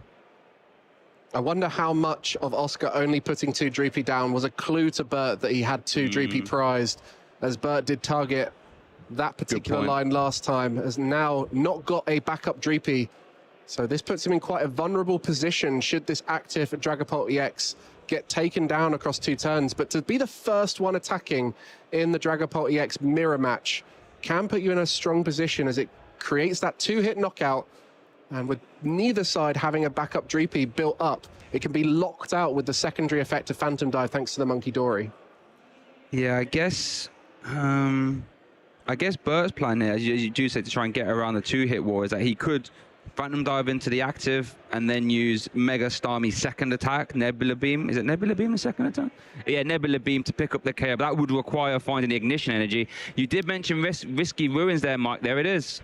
Just getting enough damage to move across to be able to take out a Staryu at this stage. Oh, no. And that is just in range now with 50 HP left. So we'll be able to pick up a knockout at this stage. And that knows there's no unfair stamp on the other side as the Legacy Energy was revealed last game. And so can confidently take knockouts at this stage. I'm assuming it's going to have to be that Staryu, right? I think you wouldn't move the damage over there. Let's have a look. It's going to be... Oh, okay. I guess spreading that damage out, knowing that it sets up an ultimatum for Bert where he has to move it off the Monkey or off the Staryu. Yeah, good point, good point. So we are going to see the Phantom Dive concluding. That is over to Bert now. The top deck Legacy Energies of Ultra Ball available. Yeah, interesting few turns here for Bert, though, to navigate out of here. And you've got to imagine Bert came into this event choosing the Mega Starmie combination because it has a better matchup into the Dragapult in some way. You know, that is the main reason why Mega Starmie has been popular at these events, is it has a strong matchup into Dragapult as well as some of Dragapult's main rivals. And so we'll be looking to execute that here on the bench, maybe get a Mega Starmie going at this stage thanks to that Ultra Ball. He's going to go for a Monkey Dory, it's looking like. Really valuing her Adrenabrain. There's another Ultra Ball in hand for what it's worth. Also a Night Stretcher. There is not a Mega Starmie in the discard pile, though. There is a Dracloak. Not super helpful. Oh, and a Risky Ruins activation as well, of course. Can't be bumped as they both play the same stadium. Yep, so that is going to be in play for the rest of the game now. No ifs, ands, and buts about it. And with this Dark Energy, we'll be able to move quite a lot of damage over, potentially taking out the Monkey Dory on Oscar's side with the Dark Energy. Yep, you could do that. There's a lot of options. But that's why Bert's just trying to debate those options. Like, a second Ultra Ball is going to be played here. You have to imagine this has to be for the Mega Starmie now, right? And we alluded to at the beginning of this match that Mega Starmie's damage output of 120 matches up very nicely with the 200 damage output of Phantom Dive, adding up to that perfect 320 that is required to knock out a Dragapult EX. Jetting Blow might not seem like much, but 120 to the active, 50 to the bench for one Water Energy is actually a very efficient attack and has provided a lot of early pressure for Bert throughout the tournament. Yeah, super efficient, right? Has access to the bench as well. Decent damage into the active. Mega Starmie is going to evolve on the damaged one, it's looking like. So that's 210 hit points. So Legacy, no, it's going to be Dark Energy developed. So now 6 damage counters can be moved from Bert's bench Monkey Dory or active Dragapult. And he's going to be thinking about the 4 prize cards left. How can he map that out? And with Meowth EX on the bench, as well as that Pheasantipity EX, we'll be thinking about how he can take those out, as well as what's on the board. Has a Boss's Orders in hand, so he might look to do a combination like Pheasantipity EX plus Dunsparce KO, which looks like it's going to be that here. And moving the damage onto the active and that Dunsparce would take out the draw engine here for Oscar, hopefully stalling him in this position. Yeah, so there's going to be Adrenabrain into the active, bringing it in line. Adrenabrain on the bench to Dunsparce. That's going to be a big, the bad, the scary 3 prize turn for Bert. 1 prize card left for Bert. We'll just have to try and find that over the next few turns. For Oscar, we'll be able to take away this main attacker, but can he hold off Bert? Taking a final prize card in this stage, and no damage left on board as well, is key. Oscar has nothing to play with unless he puts a Pokemon in play, and in that sense, he is quite limited. As there are 2 Dreepy in the prizes and a Dunsparce, otherwise it's liabilities. Yeah, going to say anything you put down is going to be an easy 1 prize, right? As you do say. So, yeah, this is tough for Oscar. Has a few questions to answer here. Wow, the 3 prize turn, Mike.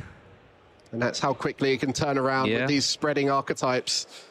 And they will be looking to try and not only take a big knockout this turn, but make it as hard as possible for Bert to get back in the game, as there is now that Mega Starmie on the board, has no energy. So technically at this stage, Bert does not have an attacker. We know he's got the Legacy Energy in hand, but if we were able to see Oscar disrupt him at this stage, that would be different. Well, this could finally on first stamp this Lily's, right? 6 trading cards. Do we see the A-Spec? No. We can't get any use of Recon Directive. Was there a nice stretch to grab Fez, perhaps? I mean, that's it. The Fez and Dippity EX and the Dunsparce were taken out in that last turn, so no draw power on board. Oh boy, this is looking quite scary. Just that Moltres, not particularly for this matchup, but could be a useful damage addition to the board, allowing him to move 20 over perhaps. Guess there's a world in which it potentially could pick up a KO. Doesn't pick up this Dragapult one though. Here we go. There's Adrena Brain.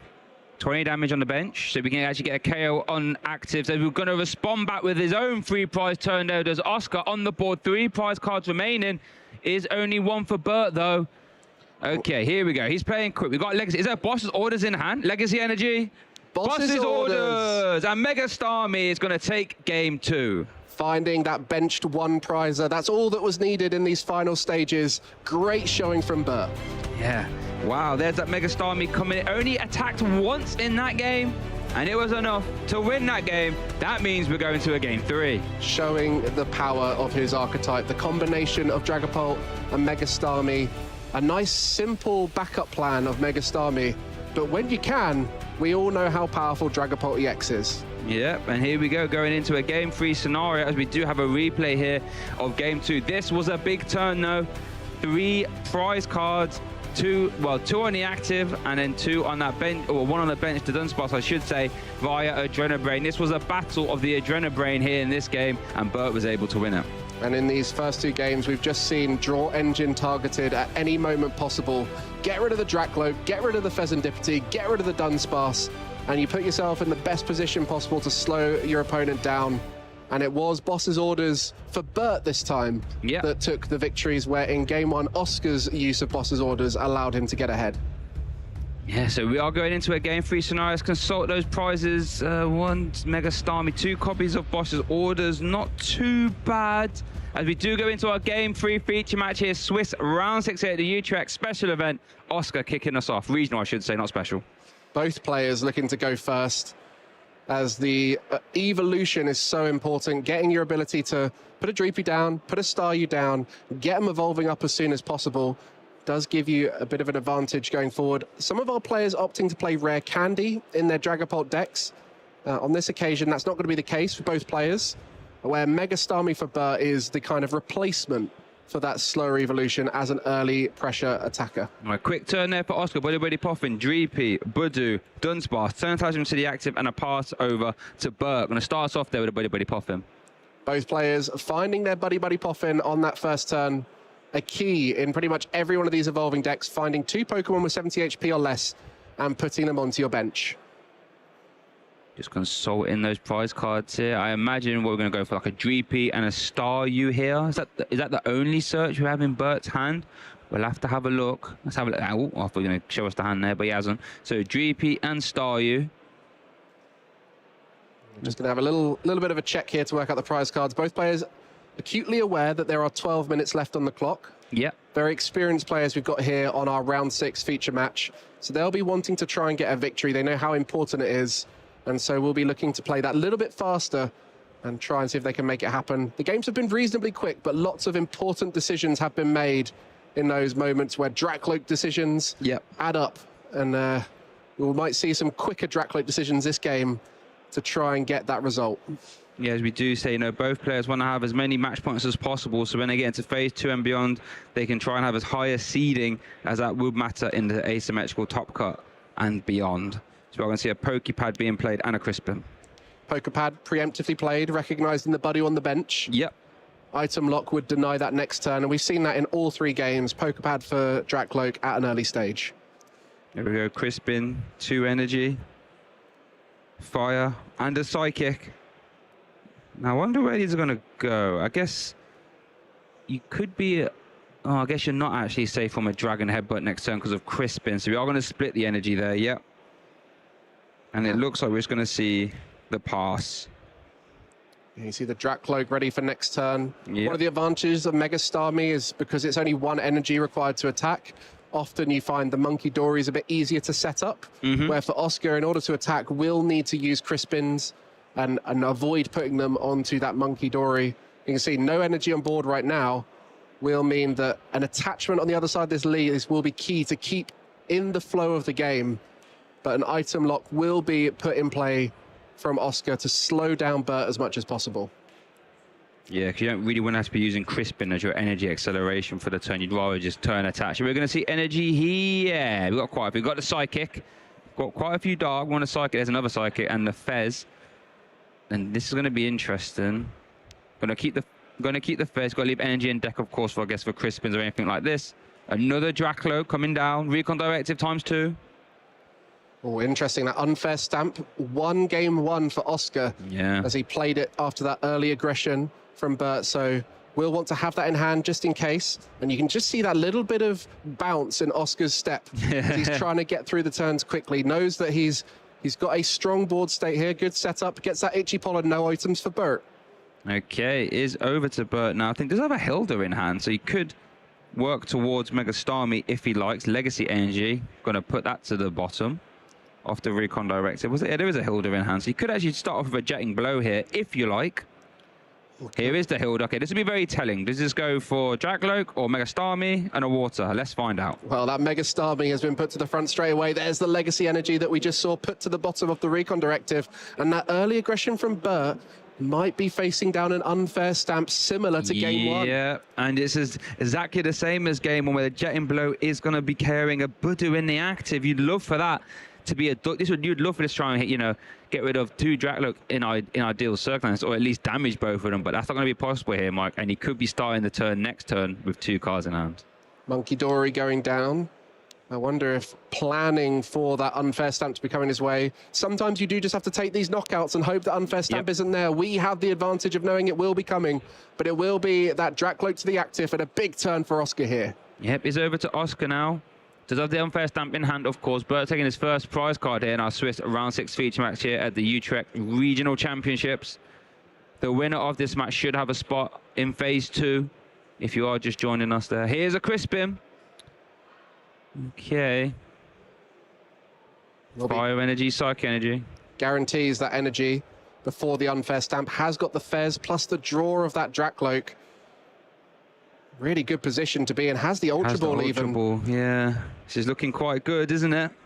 You could say quite. I think you could. Yeah. Looking very good here for. It will be interesting to see whether he goes to the Monkey Dory instead of the Dragapult at this stage to get that Dark Energy committed before the unfair stamp. Oh, there's the Dragapult in hand already. In hand. Wow, Risky Ruins as well, putting the extra 2 damage in play. This right here is a turn, Mike. There is the Fez bench and the unfair stamp. Didn't even need any more resources at this stage. We'll be seeing 5 cards from the unfair stamp, another 3 from the flip the script, a Recon Directive to boot. So we'll have a huge hand on the other side of this disruption and might even get a chance to take away the Dracloak here for Bert, in which case Bert will be in the same position he was game 1 with 2 cards and a dream. Oh, goodness. That's a bit mean, isn't it? Could we get it developed as Recon Directive number 2? There was Flip the Script as well. I mean, Recon Directive number 1, I should say. There's a whole host of cards in that hand, a treasure trove in that hand. There's a Pokepad. Could even use the Dunsparce here as well. One away draw if you like. So much power in this turn for Oscar. Unfair stamp not only sees new cards, but it puts you on the other side with draw on board, and that is so powerful at this stage. We'll be moving 3 over to that Dracloak, and we'll be able to take a huge knockout on the draw engine as 200 to the active, 60 to the bench, taking out the Dracloak. What can you do here, Bert?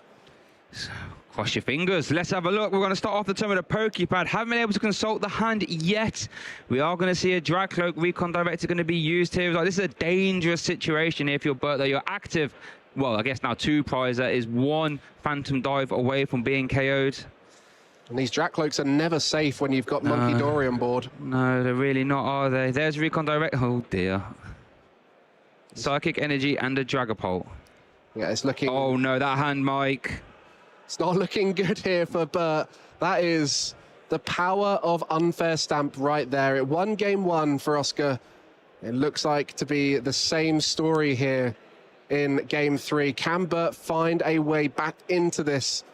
It's going to be so difficult with so much draw on board for Oscar. 120 to the active, 50 onto the Monkey Dory, and Oscar's going to dismantle this board now. Oh no, this is where Oscar's eyes are widening. Another Monkey Dory Mike Ken set up. Oh no, anything on Bert's side of the field now can be KO'd with a combination of Adrenaline Brain and Phantom Dive.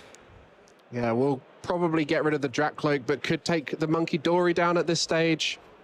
We'll be taking that active KO, and at this stage, the Legacy Energy almost feels redundant because it's not the prize cards that Oscar's looking to take here. It's taking away the attackers and the draw engine. Yep, and if Bert's hand stays the way it is, there's going to be no Pokemon left to bench. We could be seeing a conclusion to this game rather quickly. Here is Adrenaline Brain number 1, as you do say, Mike, is on Drat Cloak. Oh no. Adrenaline Brain number 2 will also be onto the board. We'll be going onto that Monkey Dory. So a complete knockout here onto the Mega Starmie, taking the Drat Cloak out. A few damage to spare onto the Monkey Dory, and Oscar's edging closer. This could be it, Mike. And that's going to be a chance now for Oscar to take the victory. Round 6, and Oscar advances to the 6-0 record here.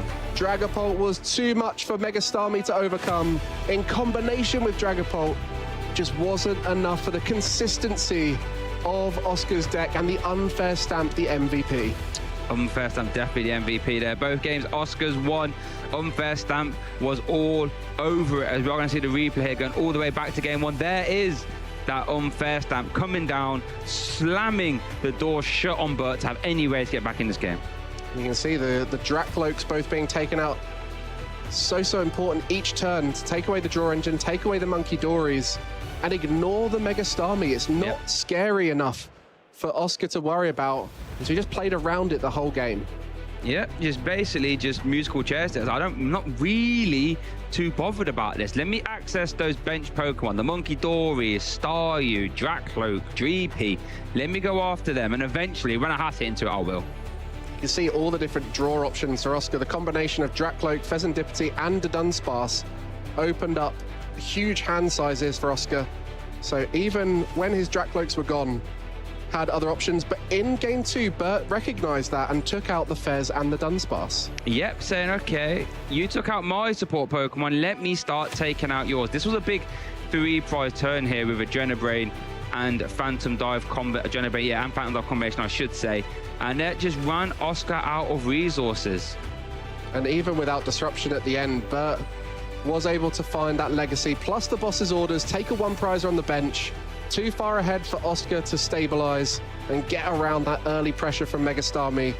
And in this game, it was that Budu early on to provide a little bit of stalling, slow down the game, as Bert was a little bit apprehensive going for that early knockout into the Budu, which just set him up for the exact same scenario we saw in game 1. Yep, and that's all Oscar needed. One Unfair Stamp just to buy him some time. There it was.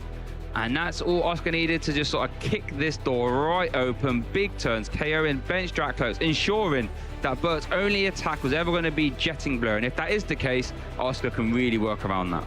Never able to go wide enough with those Dracloaks to survive the onslaught from the lead dragon in our format, Phantom Dive, locking out Dracloaks from ever evolving up to their Dragapults. And it was that final moment with just a Monkey Dory remaining that was not enough for Bert. Both players in a great position still. You know, Bert is now 5-1, still in a great position to go all the way. And on the other side, Oscar 6-0 here in Utrecht. Great start, innit? 6-0. We do say, you know, as our new asymmetrical top cut rules are, the higher seed and gets you whether you go first or second. So I'm sure if you're Oscar now, you're feeling quite happy with yourself. 100%. I mean, that was interesting, though, to see a new version of Dragapult. We've mentioned throughout the whole tournament, previous winners of regionals in this post-rotation format have adapted Dragapult into something unique, whether it was Mateusz with that Hero's Cape to Dunsparce combination, whether it was Andrew Hedrick with the Crushing Hammers. What's the the interesting way to adapt Dragapult here. Mega Starmie could be that answer, and Bert looking to try and take that the whole way. Legacy Energy coming in to kind of fill the gap of that water energy in combination, but maybe it's just not quite enough to take down decks like Oscar's just in that round there. Yeah, Mega Starmie have been the second most played deck in LA, second most played deck here in Prague as well, I should say. So maybe Mega Starmie is going to be that new partner. But as we've been playing along, we've actually been keeping a little tally, Mike, of our Phantom Dive damage. So, oh my goodness, 840 currently has been shown on stream. Now, let's have a little guessing game. How hard do you think that number's going to get? Well, that's what, 14 Phantom Dives, so it's probably going to get up to like 50, should we say? Okay. I reckon. So what, 50 times 60, be about 3,000 damage. 3,000. That was quick maths right there. That was very good maths. If you're in the chat, let us know under or over. Do you think it's going to be under or over what Mike just said for the conclusion of our stream? Keep an eye on that one now. I'm very intrigued how that one pans out. Phantom Dives here, there, and everywhere.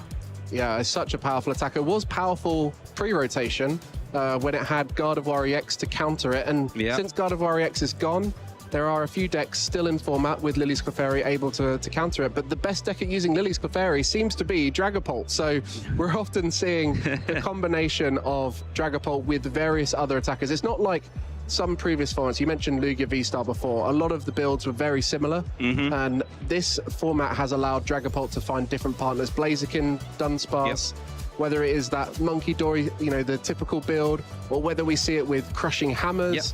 Mateusz bringing a whole new innovation with Hero's Cape. Now we've just seen Mega Starmie. There's a lot of different ways to string that Dracloak engine into a deck.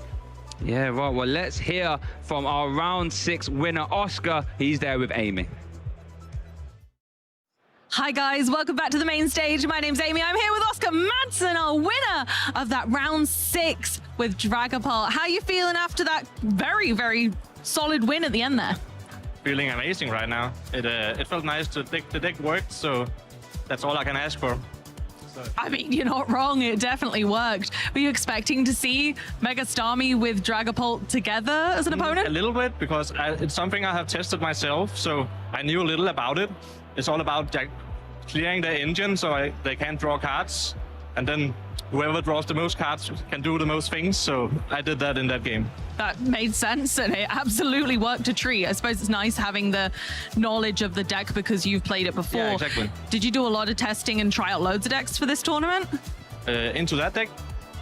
Not a lot. I mean, I've tested it against it online a few times, but Gotcha. That makes a lot of sense. Yeah. What was your preparation for this event like off the back of LA? I tested a lot of Decidueye EX, but in the end, it just didn't work enough. So there's too many energies in pool, so I just went back to the comfort pick and I played the Dunsparce Dragapult instead. That honestly makes a lot of sense. Is it your favorite build of the deck, hands down, with the Dunsparce? I think so, yeah, right now. Until we get something new to put into the deck, yeah. Yeah, something new to play with, something fresh. It'll feel good, won't it, eventually? Exactly, yeah. But for now, it's taking you further into this tournament, which is great. Yeah. Do you feel like this could take you all the way now? Maybe, I don't know. It depends on the matchups right now.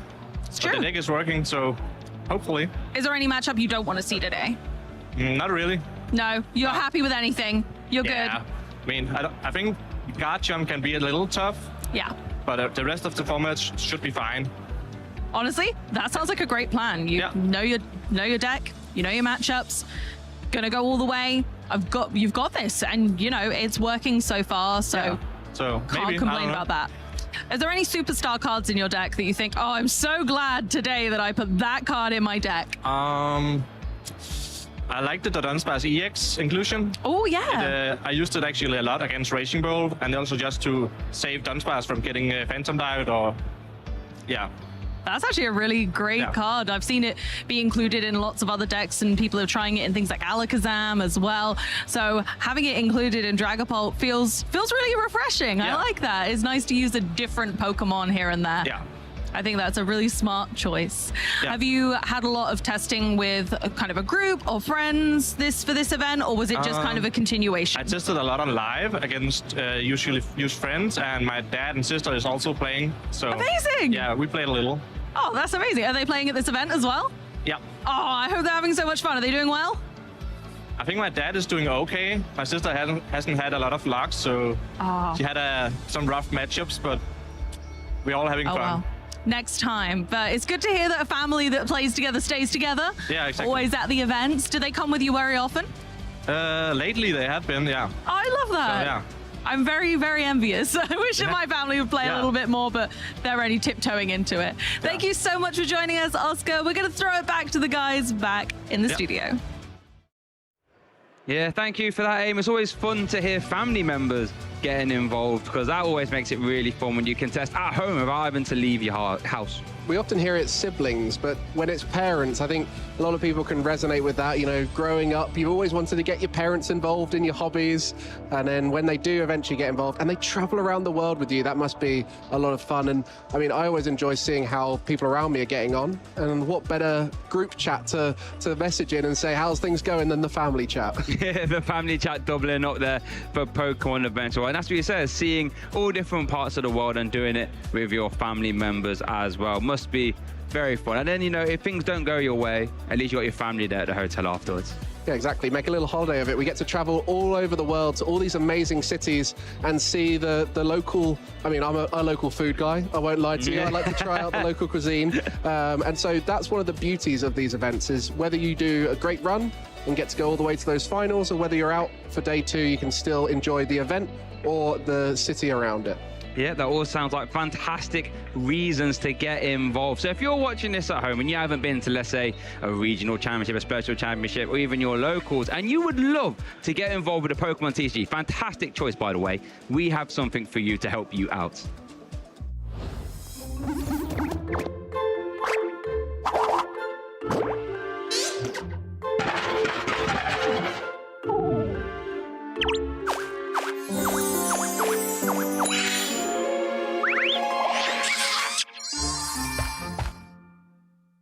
Hey trainers, Chip Ritchie here. In this short video, I'm going to take you through the basics of how to play the Pokemon trading card game. The Pokemon trading card game is an exciting way to enjoy the world of Pokemon. You can play at home with friends and family, online against other trainers, or compete to earn championship points and try to be one of the very best. Players construct their own decks of exactly 60 cards to play with. Most trainers play in the standard format, which only allows for cards with the newest regulation marks to be used. You can only have up to 4 copies of a single card in your deck, with the exception of basic energy. There are 3 types of cards in this game: the Pokemon themselves, which you use to attack your opponent's Pokemon, trainer cards to help you support your deck's strategy, and energy cards to pay for your Pokemon's attack costs. There are 3 main types of Pokemon in this game: basic Pokemon, which can be put directly into play on your bench, Stage 1 Pokemon, which can be played on top of basic Pokemon to evolve them, and Stage 2 Pokemon, which evolve from Stage 1 Pokemon. Check the top left corner of your card to see what stage your Pokemon is, and also what Pokemon it evolves from. Pokemon have different attacks and abilities that they can use. Most attacks require a certain amount of energy cards in order to use them. We'll go more in depth on this later. Pokemon also have HP, which lets you know how much damage that Pokemon can take before it is knocked out. There are 4 types of trainer cards you can play: supporters, items, tools, and stadiums. It's very important to include plenty of trainer cards in your deck, as they will help you to more consistently execute your strategy. There are only 2 different classifications of energy card: basic energy and special energy. You need energy in order to use a Pokemon's attack. You can attach an energy card to one of your Pokemon once during each turn. Some Pokemon require specific types of energy in order to use their attacks. Each basic energy provides 1 energy of its type, or 1 colorless energy at a time. The main areas of the game board include the active spot, the bench, the deck, the discard pile, and your prize cards. You may only have 1 Pokemon in the active spot, and this Pokemon is the only one that is able to attack. You can have up to 5 Pokemon on your bench. To start the game, flip a coin or roll a dice to determine which player will get the first turn. Then, each player begins by drawing 7 cards. You must have a basic Pokemon in your hand in order to begin the game.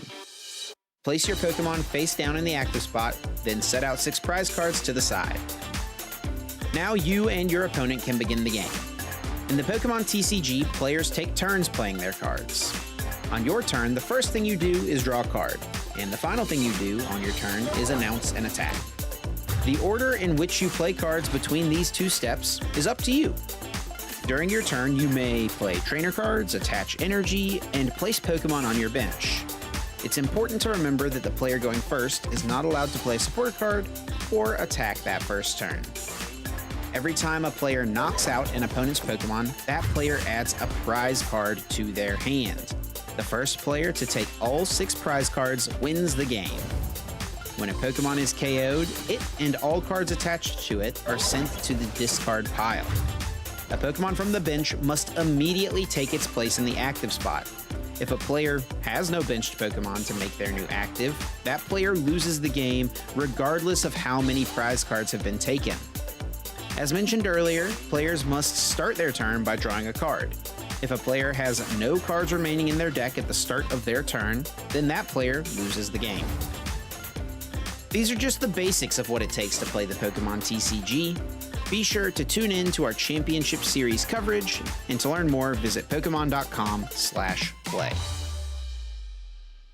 For 4 energy turn attach plus enough for the KO, and Daniel Magda will take our top 4 feature match here. Oh my goodness! There will be a concession. Daniel Magda going to take home the gold at Gdansk Regional. My name is Daniel Magda, and it feels pretty good. Phase 1 was very rough. I didn't play to the best of my ability, but I was able to regain my mantle and push forwards. Phase 2, I faced some tougher matchups, but I drew fairly well and it allowed me to get into top cut.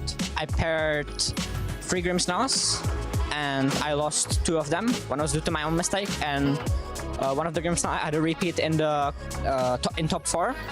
That was an interesting matchup for sure. And I also paired one of my good friends, Leo Lata, in the same 59 mirror, and I was able to be the luckier player. I decided to play Goldengo EX with Sorok and Lunatone. It's a comfort deck for me. In Lille, I played Garchomp, and from this year's World Championship, I had a lot of experience on Goldengo, so it was a comfort pick for me to play. I didn't prepare much and had a week. I played like 10 games total, almost none on live. But I have experience on the deck before the set even released. I had to keep Briar in mind, and then I need to formulate my game strategy around being able to win even when Emma can play Briar to even out the price trade. A big problem in the Flyron matchup specifically is the Wellspring Mass Ogerpon, but Emma didn't get to use it. So that was pretty lucky for me. And I was also surprised by the inclusion of Black Belt to KO Goldengo with a charge up Ursaluna. I'd like to thank my mom, my guardian Milo, Drew Stevenson for giving me the deck, my high school teacher for letting me play live during his lessons, and yeah. Who you want me to be? Do I wanna be you? Is it only a dream?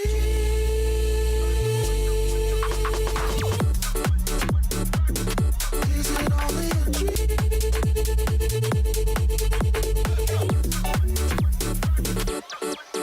Think you're too complex to understand.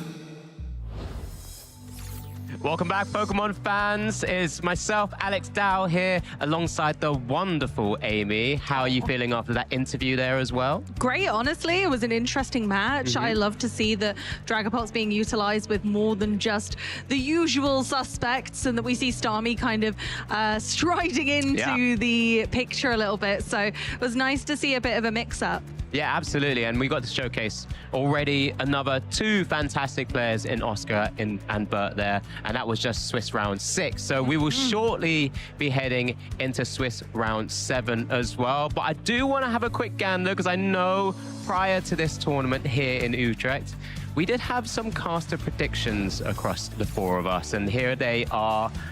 I did go with the big bad. I was Can't going to say believe you've done this to me, Alex. I was going to say the big bad. Can't believe it. The ugly, but the big bad Dragapult EX there as my #1 pick. I did go for that very special, one of the few tech cards that we started to see sprinkle in a number of decks as well, that handheld fan. I really think it's one of those cards which really intrigues me in this current format and meta game. And then Amy, your choices. Yeah, I went for Alakazam, currently my absolute babe. Rebecca Vanderlee taking that right now for me. We were Conkelder buddies back in that format, and we're Alakazam buddies right now. And she's proving to the room that it is a force to be reckoned with. She's on 6-0 right now, so very proud of her. And all the other Alakazam heads in the room, keep going for me, guys. And of course, I've gone for that reset stamp. We've seen it in almost every game. It is the ace spec of choice right now, and for very good reason. We're limited with the amount of disruption in the format in general, and that allows for this to be a defining staple in most decks. Yeah, absolutely. I mean, it's not just resetting, it is completely unfair. Just unfair. It's in the name. It's a name for a good reason. Yeah, absolutely. And it's one of those key things, right? Because you highlighted one of the few, I say few, there are actually many ace specs out there right now. We have seen a few already. I mean, even just in the last feature match that we had, we saw the legacy energy there, I believe it was, as well, from Bert's side of the board. I mean, there's so many sort of key ace specs that you can pilot. I mean, we've already seen Heroes Cape win Prague Regionals, and then of course in Andrew Hedrick's deck was that unfair stamp, and then we're always going to see that card because it's just so powerful. It is, and it's been it's gone under the radar a lot in choice of other powerful ace specs that make decks the kind of, you build your deck around the ace spec, whereas now it's saying, okay, no, I'm just going to use an ace spec as a tool to disrupt my opponent. But it is now time to see if my record can be beat. Currently the leaderboard is Amy at the top, and then Mike, you're yet to have a go, but it's time for Skee-Ball Shay. Okay, yes, it's my turn. I'm very competitive, people. So I heard that Amy got the top spot. I'm going to try and beat it. I think 800 to beat 3 balls. Here we go. Come on, then. It's a good start. 400.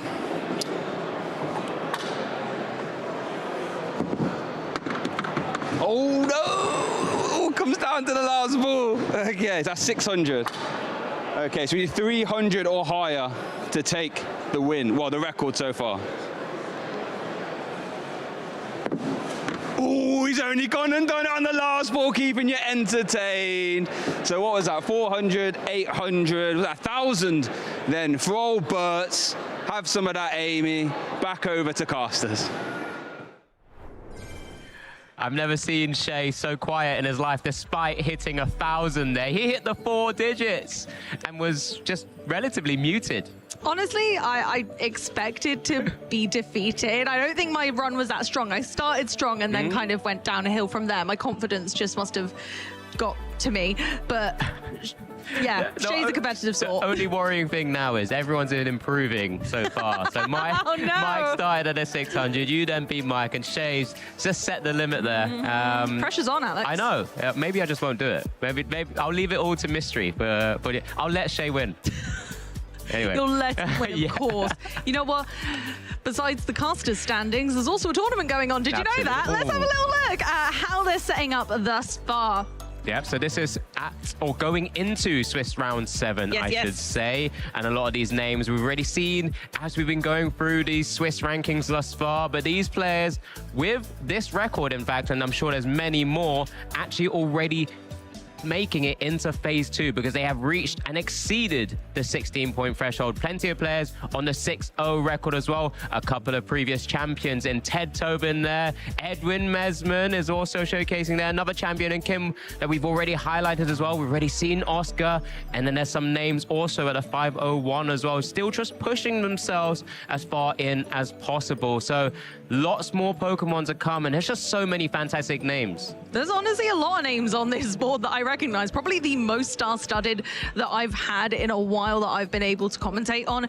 And honestly, it's great to see that even at this stage of the season, all of those high-level players are still here, still, you know, fighting to the bitter end. They're going for it. This is the second to last, the penultimate European event of the season. So there is really all to play for. It's our last regional event, but there is one more chance after now in Turin. Yep, so much more to come, but there's still so much more just to come this weekend as well. And like we said, we're surely going to be heading into that Swiss round 7.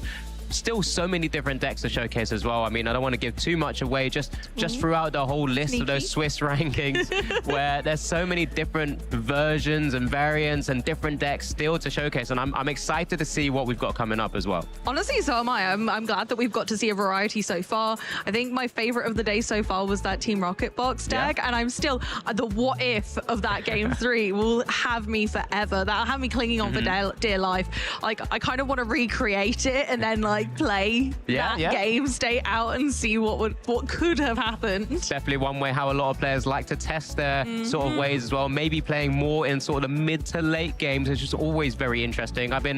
I really enjoyed seeing Starmie kind of come to the front because that Mega Starmie EX has got 2 really incredible attacks. You know, very efficient attacker and has an attack which allows you to hit through pesky things like Crustals and so on as well. And then it was just in combination with Dragapult. So that's a new kind of archetype that we were looking at, but we get a chance here to kind of showcase what else Starmie can go into alongside that Frostlass, Amy. Now, a nice thing about this deck is that it puts on that really early pressure. So if anything's got any little basic Pokemon on the bench, I can think of some even 50 HP ones off the top of my head right now, Abra, and we can have those bench Pokemon that are just so susceptible to the damage. Only 1 energy to be able to put that early game pressure on, not only the bench, but also the active Pokemon. You can take really swift early game knockouts, but the only thing that it is susceptible to are big decks like Raging Bolt, where they can take 3 prize cards pretty swiftly. Yeah, absolutely. Speaking of many decks, we already have our players with their decks ready at the table. So let's send it straight down there. We have both our players waiting to get going.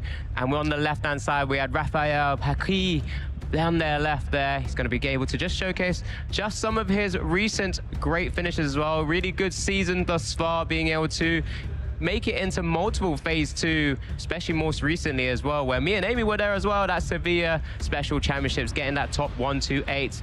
He will be up against Benjamin Pham, a good friend of mine, someone I've known for quite some time now, a very accomplished player, some fantastic finishes over that time as well. That regional top 4, world's top 64s, EUICs. He's played every big tournament, and of course has had the chance to take down tournaments himself. But it's great to see these players here, and I think we're in for some pretty cool decks, Amy, aren't we? We're in for a treat. If you are not sat down and glued to the screen right now, I recommend heavily that you do that.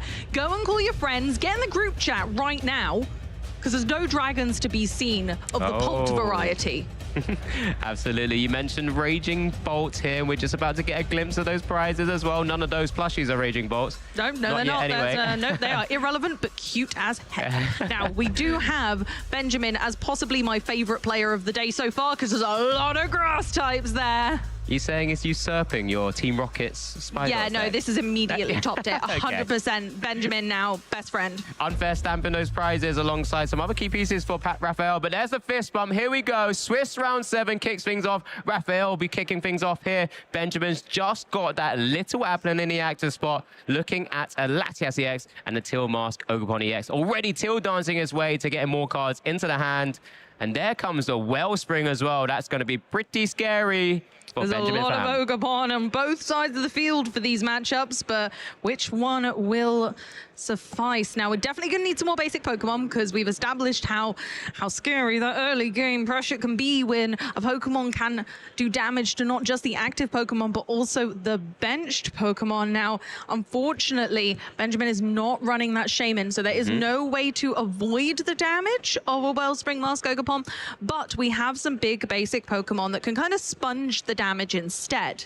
Yeah, absolutely. And it's just as you just see there, just kind of cherry picking from the bug catching set, that grass energy, and the ever so important cards like the Teal Mask Ogerpon also in hand as well. Now can just Teal Dance himself to just start getting some of those energies on the board, because Amy Benjamin is playing Hydrapple EX, and we do see it in hand as well. So that's another way to really get into it. Forest of Vitality also coming down. This is his first turn. We do get the Lily's Determination as well. Does just want to play cards down so he doesn't draw into them, of course. Yeah, we want to get as much going as we can. We need more basics on the board right now. A Teal Mask alone isn't going to get us out of a sticky situation, staring down a Wellspring Mask Ogerpon. Now, we do have plenty of larger bodies kind of in this deck in general. We've got obviously the Tapu Bulu, we've got the Hydrapple and the Meganium itself. The Celebi doesn't have shabby HP, but unfortunately is just that little bit too short of a Wellspring, so that would go down. So we're really looking for maybe the Tapu Bulu kind of angle, or maybe just attaching again to this Ogerpon and kind of utilizing those single prize Pokemon later. Yeah, outside of that hand, doesn't want to give an easy target for the Wellspring Ogerpon's torrential pump attacks. We do get now another Teal Dance on that Teal Mask Ogerpon EX. Do draw into that very unique art of the Flutter Mane there. We do get the Meowth coming down, last ditch catch being activated, being able to grab a supporter from the deck. One of those decks where you do generally want to utilize and use a number of Pokemon to attack into and attack with, I should say, and then eventually sort of start sweeping with big Pokemon like that Raging Bolt EX as your late game finishers. But you have a number of Pokemon you can start swinging away with. Which direction do we take here? At the moment, it's just that Applin staring down at your board. Yeah, that's a lovely thing about both of these decks, actually. They have a plethora of attackers and Pokemon that utilize energy kind of really effectively. Very efficient decks in both ways. We can be really kind of open with our gameplay, and both can adapt to each other's moves every single turn. You might be thinking 5 turns ahead, but at the same time, these players are going to be able to adapt on the fly because of the different amount of attacking Pokemon they have. But even those attacking Pokemon can quite often have secondary effects that help you out of a lot of situations. And I think that's a really beautiful thing about this deck and the deck choice of actually both of these, to be honest. I was going to say the Raging Bolt, but actually I think both have that nice flexibility that you get with these kind of style of decks. We're going with the Crispin, again, just really pushing forward with that energy acceleration. But it's what both of these decks excel at, and really neither tend to miss a beat. Yeah, it's kind of important here, of course, because there was no other benched Pokemon from Benji's side. Sorry, I do call him Benji because I know him for quite some while, and everyone knows him as Benji, fam. Just in case anyone has ever missed that. But with it being a Terra bench Pokemon, it also cannot be attacked from the Wellspring's Torrential Pump if you wanted to shuffle the energies away as well. So therefore, this is why Raphael's gone down this line here to try and take down the Applin.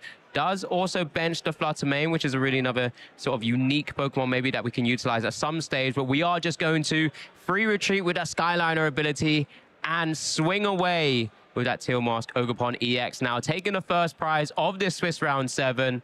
Benjamin Pham does have Pheasantipity in hand now. I believe he just top decked that. So that's a pretty nice pickup.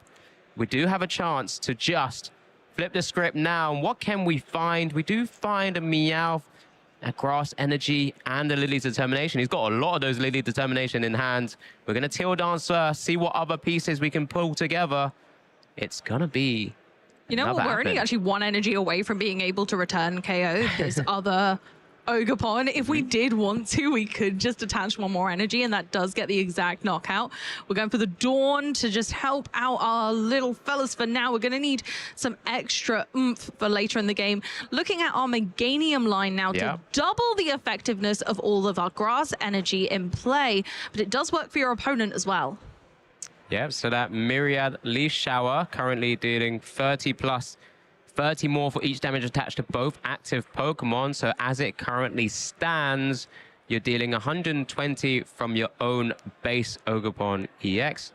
you sort of, well, actually it's 90 times 2, so it's 180 plus the 30 is already 210. So a Meganium line will be just from your own energies, you're already dealing enough damage to knock out your opposing Teal Mask Ogerpon EX.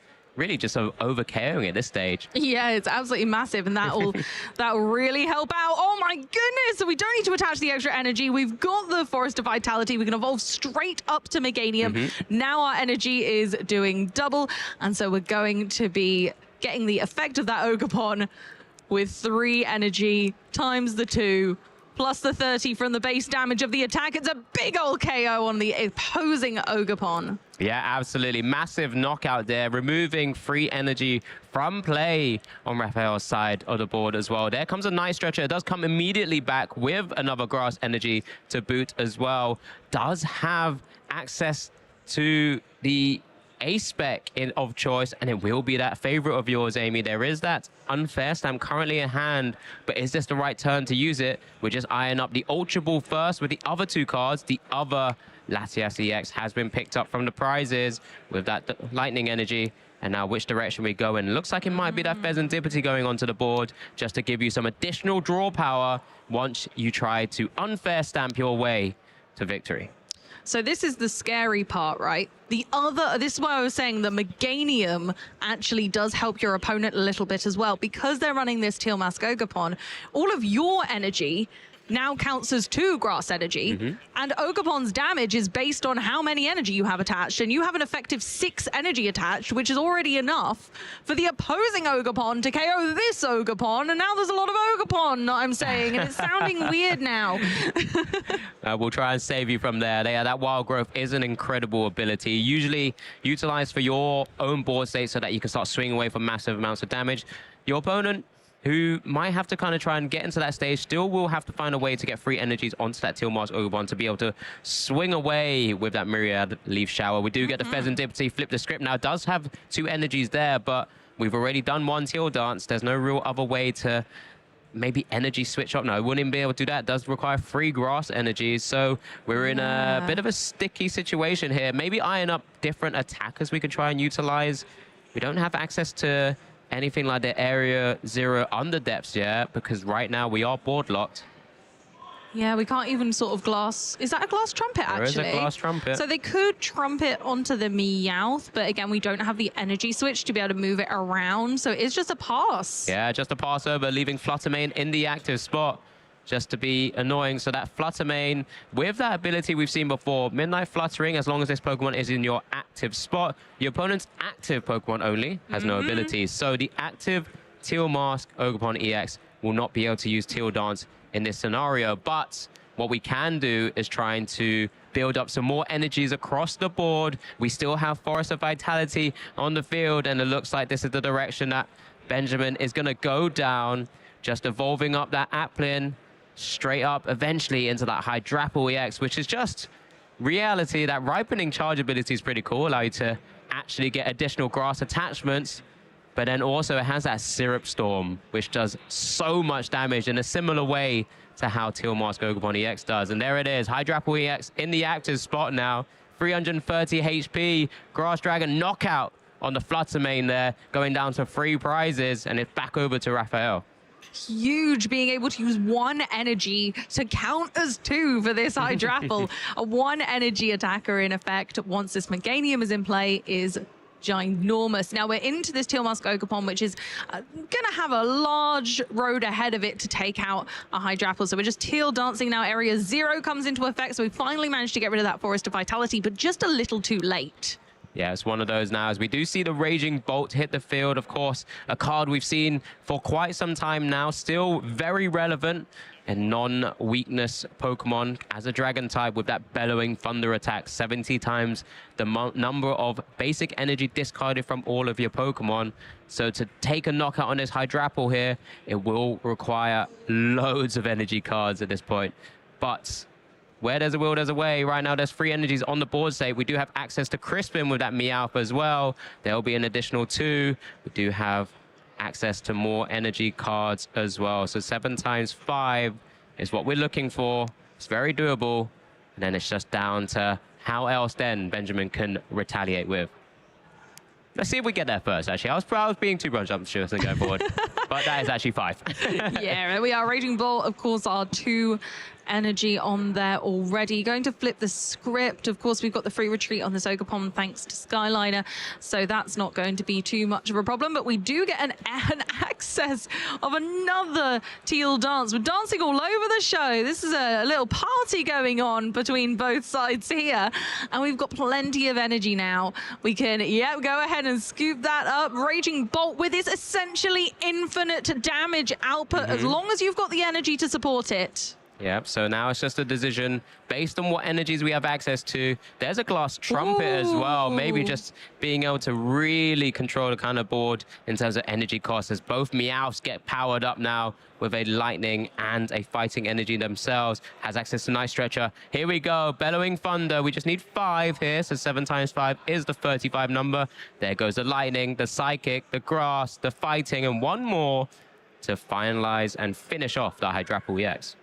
Going to be one of the grass from the Ogerpon. It's really easy to get those back on, and there we go for the big KO on Hydrapple, taking all of those heads down individually. Has done the job. Moving back over to Benjamin's side. Now that the prize race has been evened up, can Benjamin continue to fling, enough damage back at their opponent to take knockouts? We only 3 more prize cards, so we don't have to go big on this turn. Yeah, I believe with the free energies on the active Pokemon right now, so that will be 90 damage times 2 because of the Wild Growth ability. Has 30 base damage, so that's 210 plus the active energy that's currently on the Raging Bolt. And just like that, he's able to start setting up a second Teal Mask Ogerpon EX in the background, get it prepped, ready for another attack as another attacker, and really just simply swinging back. Just back and forth, taking massive knockouts, but you're in the ascendancy because you'll be going down to 1 prize remaining after this knockout here. Meganium bringing those big gains to Teal Mask Ogerpon, giving it all of the power it needs, getting that excess damage output from the additional pseudo energy. And we've got the unfair stamp just to really put the cherry on the cake and disrupt Raphael's hand at the same time. Yeah, just why not? I've drawn into it. Why not put you down to 2? Yes, you have Pheasantipity EX, but let's limit what you have access to. And that way I can really just kind of force the issue and be in such a great spot with these 5 cards. There is a stadium once again as well, maybe limiting what Raphael might have access to. He does currently have 1 bench space remaining. There are 7 Pokemon currently on the bench there for Raphael, as we do get to flip the script as well. So there it is. Area 0 Underdepths has been bumped from play, as we now see the Meowth go. And the Wellspring Ogerpon EX as well. That hasn't been useful. And a knockout, of course. The Raging Bolt has gone down. Do we top deck a Meowth there? That might just get us out of this sticky situation. We flip the script first. We find another Raging Bolt. And Lily's Clefairy, can we make it? No, it's going to be a concession. Benjamin Pham will be taking this game 1 in Swiss round 7, really showcasing just how dominant those pesky grass Pokemon can be. And just when you're able to just constantly take 1-hit KOs with not a lot of maintenance, just shows you how good this deck can be sometimes. But let's see how Raphael will be able to turn this around. He is 1 game down, plenty of time still to come. Here's game 1, Amy. So, of course, we got that really advantageous start. Being able to have the Forest of Vitality down early allows you to just evolve your Pokemon up all the way, your grass-type Pokemon specifically. And that's what really allowed this combo to start going crazy, as we got the Meganium super early, and Wild Growth allowed all of our basic grass-type energy to essentially count as doubled. That allowed this huge Hydrapple into play to be able to put some real pressure on with its huge 330 hit points. So it really was the ball in Benjamin's court for that stage of the game. Raphael made a really impressive comeback with a Raging Bolt that was able to deal with that Hydrapple, but it just wasn't enough. We were too far into the game, and with 1 prize remaining, Benjamin took game 1. Yeah, absolutely. 34 minutes on the clock. Fist bump already going. We're going straight into game 2 here. Raphael looks like he's going to be going first once again. Nothing too crazy on both sides. A couple of energies on Raphael's side. Here comes an Ultra Ball. Does start that Latias EX with that Skyliner ability once again, so we'll be able to maneuver, I should say, around the board. There's the Cyrano and the Grass Energy pitched away to the discard. Let's see which direction we're going in. Looks like he's eyeing up that Mega Kangaskhan EX. Plays 3 copies is ever so important to get into the active spot as soon as possible, because then you can draw cards, you can get an energy attachment on, and actually just start swinging away, because it's a pretty big Pokemon. But you just have to be wary that Benjamin could retaliate very quickly with Wild Growth and Teal Mask Ogerpons. I think that's my concern. A Mega Pokemon makes the opponent take 3 prize cards. That's halfway to winning just for knocking out 1 Pokemon. So the risk versus reward feels dramatic.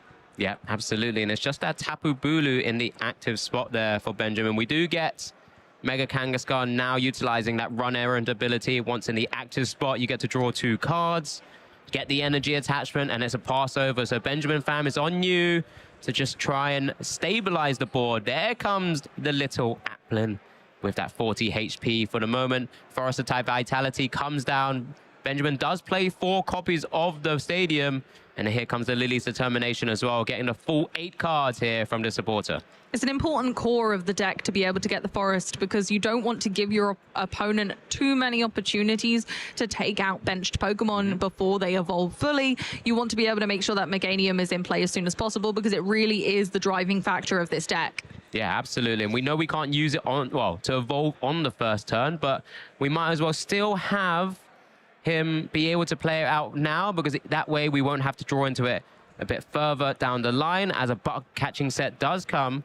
Look at the top 7, choose 2 of grass Pokemon and grass. Oh, there's plenty energies, to pick yeah. from.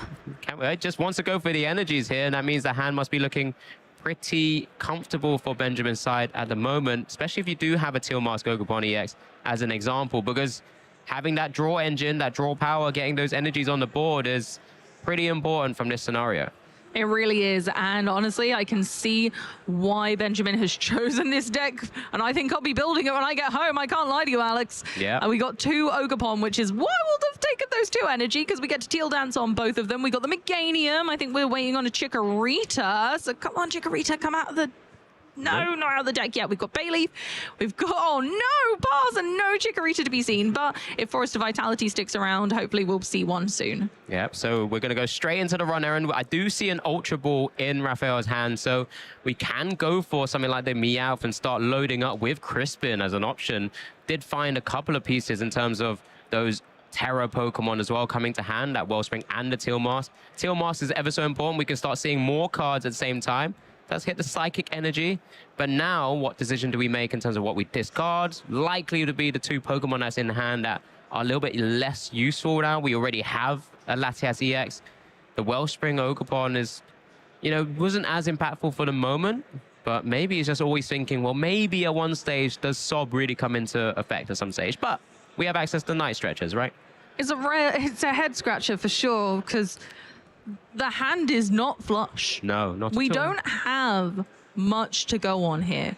You're right, we can maybe sob and keep this Tapu Bulu kind of stuck in the active spot for a while, but ultimately I think we're looking like going for a Meowth to refresh our hand possibly, or maybe even just Crispin to put some early pressure on with the Wellspring Ogerpon. I'm not certain right now, but we're definitely going to take a supporter. There's the Meowth.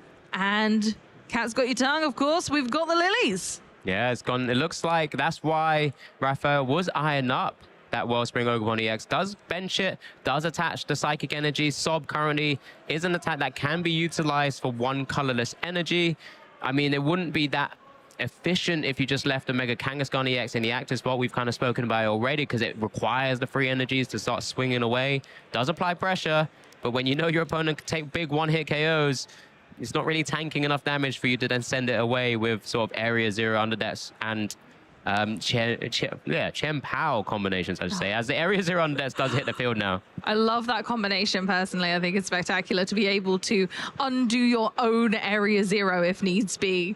Is fantastic. You can kind of budge Pokemon with damage on out of the scenario so they can't get knocked out, which is just a brilliant way of utilizing a Pokemon that people didn't think was going to be useful for a really long time. Yeah, so this is a really cute scenario as well. So right now, the Tapu Bulu does have 120 HP remaining. We know that also this Applin, unless it gets evolved up, will also struggle to not be knocked out by something like the Torrential Pump at some stage as well. If we're able to gust it up and utilize the Wellspring Ogerpon to knock that out instead and deal the 120 to the Tapu Bulu. So we're just setting up some awkward scenarios because Benjamin Pham won't be able to maneuver this Tapu Bulu out the spot here. And that's part of one of the important things this turn. We've got the apple straight into Diplin, and now it's just a pass because Tapu Bulu's stuck. Yeah, it does hit the energy switch as well. So now just missing a water energy here. I'm not too sure we've had access to something like that. Well, water energy in a boss's orders, I should say. But at the same time, is this one way to kind of say cheese the game a little bit? Maybe slow the game down or take 2 prizes. Do we continue sobbing for the moment and maybe just kind of getting into that gameplay as we do get the Meowth? Oh, it's just kind of eyeing up. Not another last-ditch catch likely to come down here.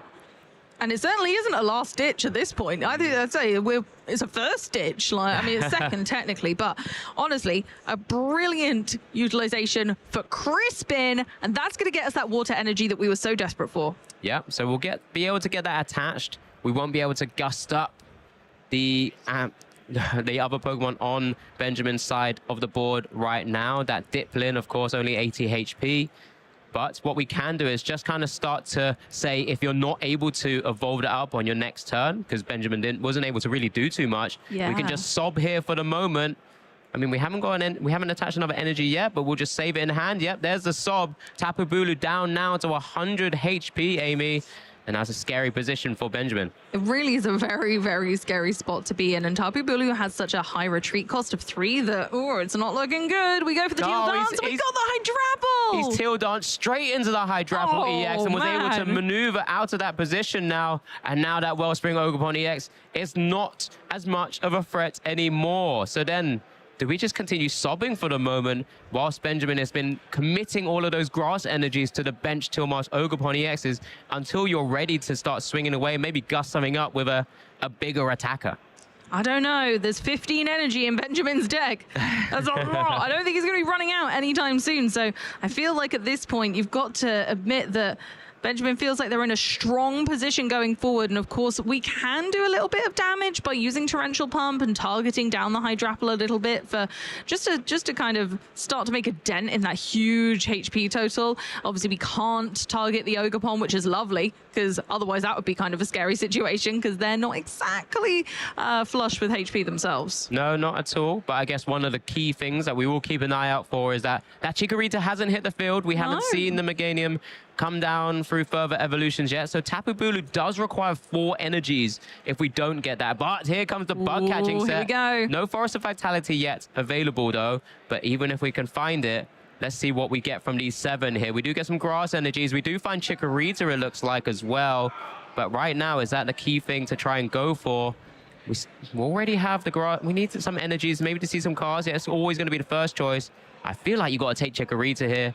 Yeah, there it is. It's so terrifying because you know the Wellspring's on the cusp of being able to use Torrential Pump, and then Chikorita's just down before it could even get started. I think you can just hold it. You just hold it until you find that forest. Once you find forest, you can just keep quickly evolve up to the Meganium, and then you're well protected, and you can start swinging away as well. Because remember, Tapu Bulu, despite requiring 4 energy cards, it's 2 with Meganium in play, but then also it actually one-hit KOs the Tapu Bulu, and the energy attachment, the energy acceleration from Hydrapple EX also heals up the Tapu Bulu. It does. And kind of gets it closer to being able to send off a Wood Hammer for 220.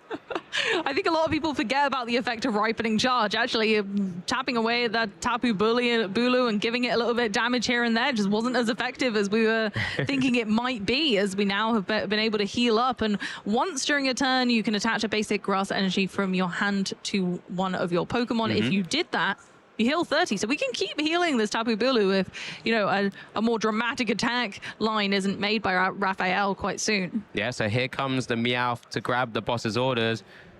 Just kind of deciding which direction we go down here. We just need to, it would have to be a big swing. Oh my God, an extra energy attachment to, that Tilmar's Ogerpon EX as well. Really trying to ramp it up so we can start dealing one-hit KOs on the opposing Teal Mask, really setting the tone, because that's 4 energies. That's currently 120 plus the base 150, and under 2 energies on the bench of Benjamin's side, that would be 210 damage, and that would be a knockout. Is this the direction? Is this the moment where Raphael really goes for here? Here it is. It's moving to the active spot, Amy. Boss's orders, we're choosing one of the Teal Mask Pokemon, of course we are, and that's the KO. Massive knockout here, really setting the tone, going down to 4 prizes. Benjamin Pham here really needs to find a couple of pieces. Does have the Forest of Vitality in hand already there. Do we have all the other pieces? Chikorita, Bayleaf, straight into Meganium, Wild Growth, live.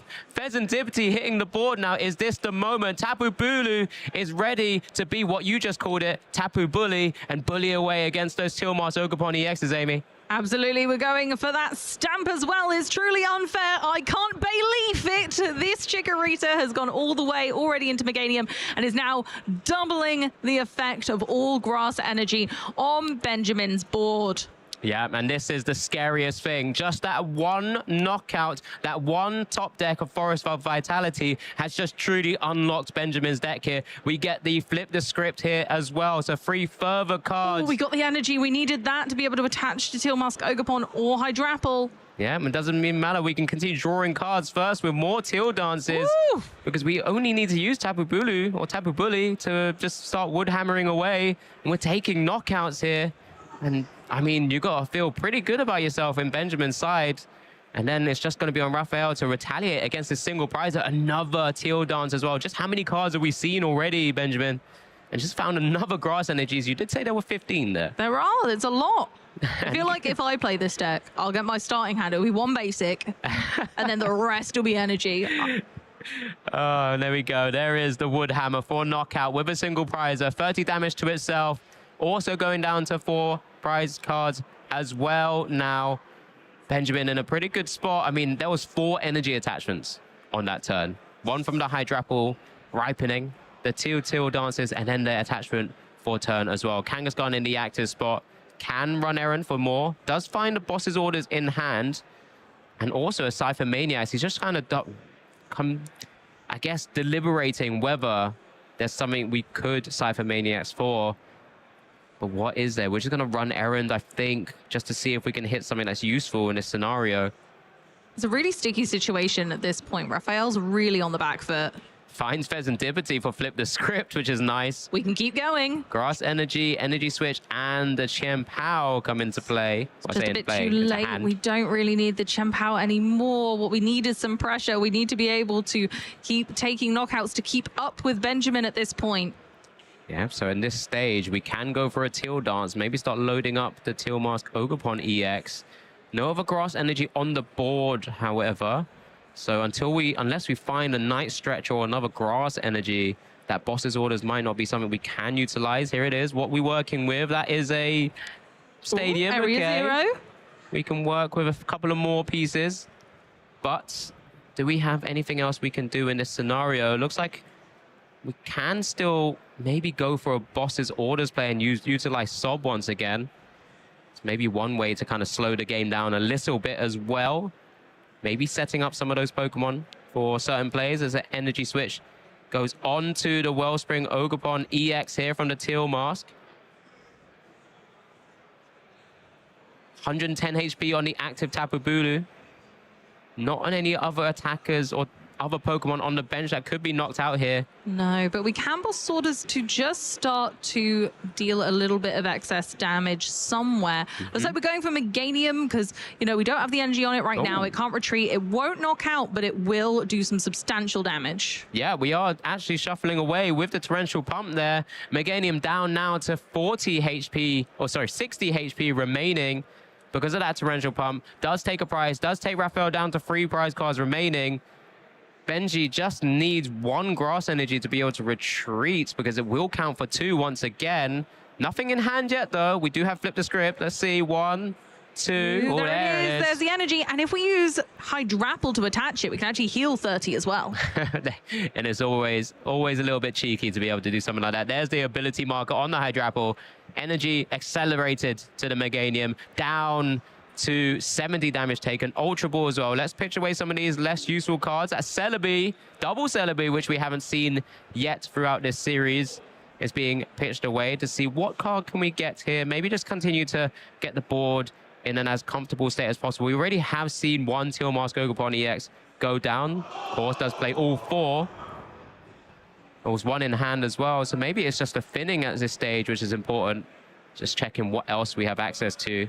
But it's, again, looking at a pretty good spot here because we can just start firing away with your own attackers. The free energies on that Teal Mask Ogerpon EX already dealing 90 times 2 with Wild Growth, which is 180, plus the 30 base. It's already a knockout, already sending you down to 2 prizes.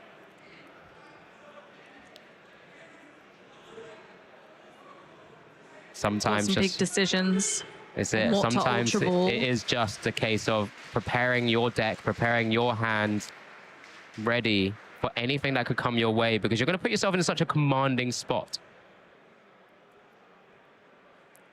Or you can just start swinging away with Hydrapple EX as well, which, I mean, it deals a lot of damage with Syrup Storm. 30 plus, 30 more for each grass energy attached to all of your Pokemon.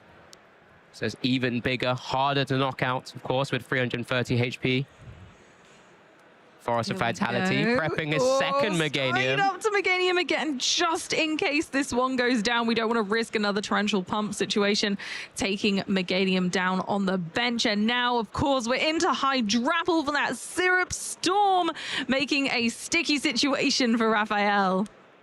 Yeah, this is going to be just an easy and simple knockout here. I think Benji's just kind of eyeing up at Lana's A to get some energies back into the hand as well. Wise choice. We need to keep this engine going. We need to keep the grass energy flowing. And we've got some unused Teal Mask abilities. We can go ahead and do some more dancing. Yeah, I mean, one of the key things that Benji's just going to be looking for is just something like a boss's orders for a future turn. If this Hydrapple goes down, for example, it's just Teal Dance straight into 2 more grass energies there.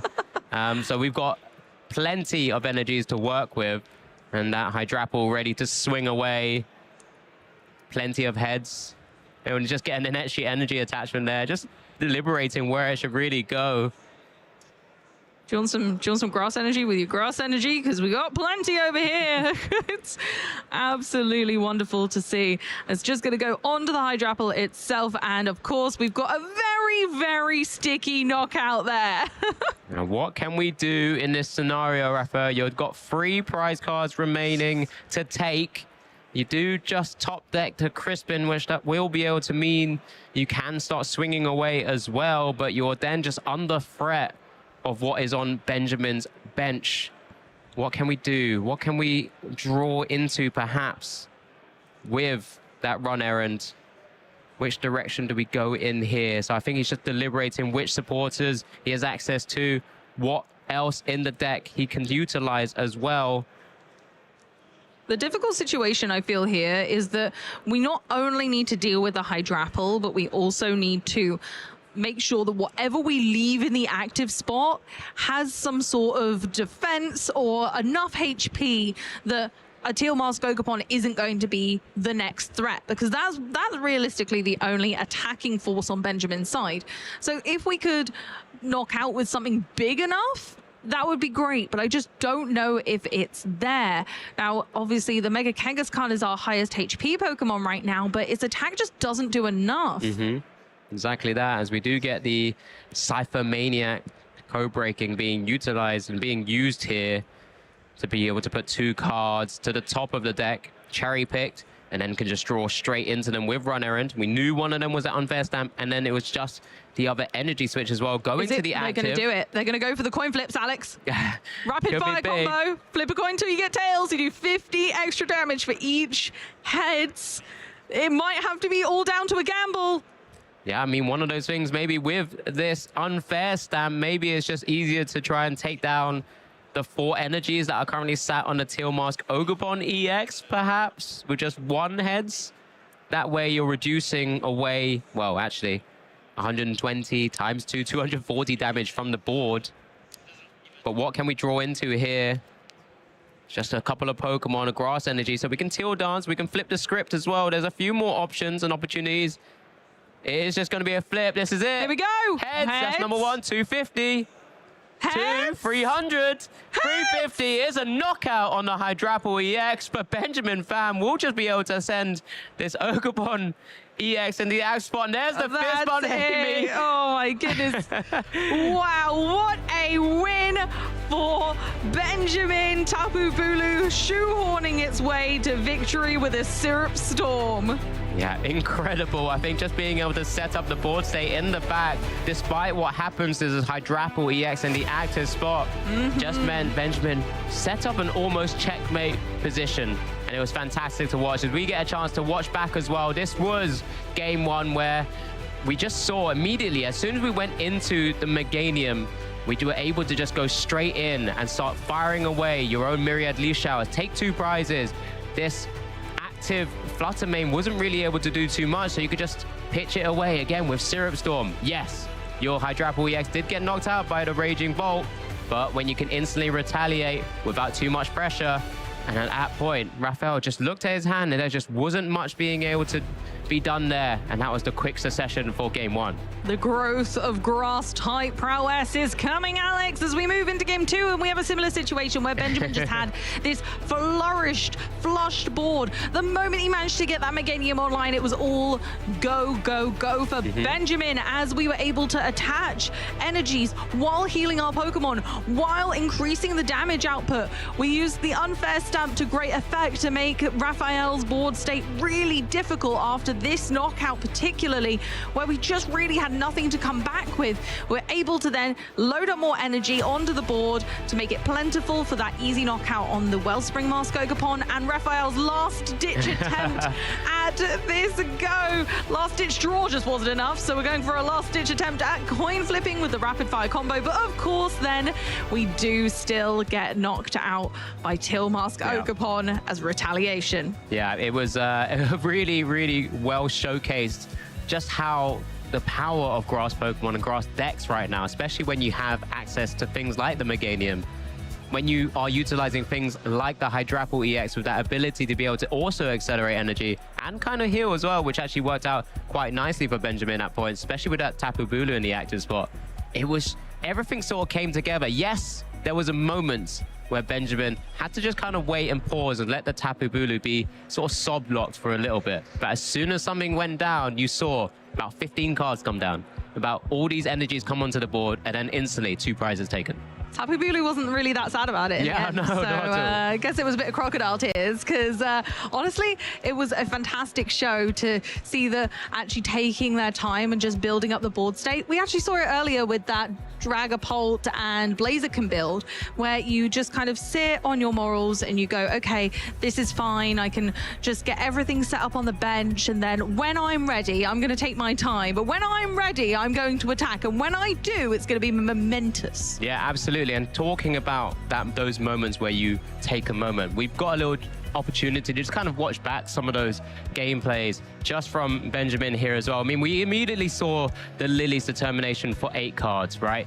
And this is where a lot of players, like, we have to set up the board quickly. We have to take stock of every one of those cards out on the board state or in the hand. But we can see basic Pokemon there. We see the grass energies there as well. But you just have to take a moment to think. And as you can see with Benjamin here, he's kind of eyeing up the energies. Where do we get the energy attachments onto? The key thing is just making sure I've got access to the Heal Mask Ogerpon EX. But then it's that Tapu Bulu that we kind of already seen, and what we ended up with, not benching it. Why? Because that Wellspring Ogerpon EX was in the active spot. We didn't want it to get knocked out and just give up easy prizes. And that's one of the best things about grass decks right now. Forest of Vitality just completely unlocks it. Yeah, just being able to take your time and go, actually, I'm just gonna hold on. I've got the cards in my hand. We saw it with that Chikorita play as well. You absolutely called that nail on the head right there, because it was more advantageous just to wait until he had everything and then can go kind of turbo and just make the deck really fearsome. Yeah, absolutely. It's one of those decks because you can almost... It's very hard right now to gust up a Pokemon on the bench and also get all the energy attachments on your board as well. So that's why when you're playing up against these kind of big, basic, Crispin type decks, when they're utilizing Crispin, you know they can't gust up another Pokemon, so you can leave a single prizer there. You often can kind of set up the board to be quite nice and not really be too worried about it. And then when you're ready to pop off, just like you eloquently kind of explained, then you just kind of turbo into whatever you need to, take big knockouts. And that's just sometimes, maybe that's just how he's gone for this weekend so far, because he's in a fantastic spot, right? 6-0-1, I believe now. Fantastic. After 7 rounds. I mean, even with Raphael currently being 5-1-1, still already in phase 2, still got that opportunity to push himself even further. Absolutely. Both players have played exceptionally well. Let's go hear from the mastermind themselves. Thank you for that, Amy and Alex. Yes, I'm joined with our Swiss Round 7 feature match winner, Benjamin Fan. My first question to you, my friend, is advancing to that 6-0-1 record. How are you feeling right now? Really happy. I didn't expect it, but here we are, so yeah.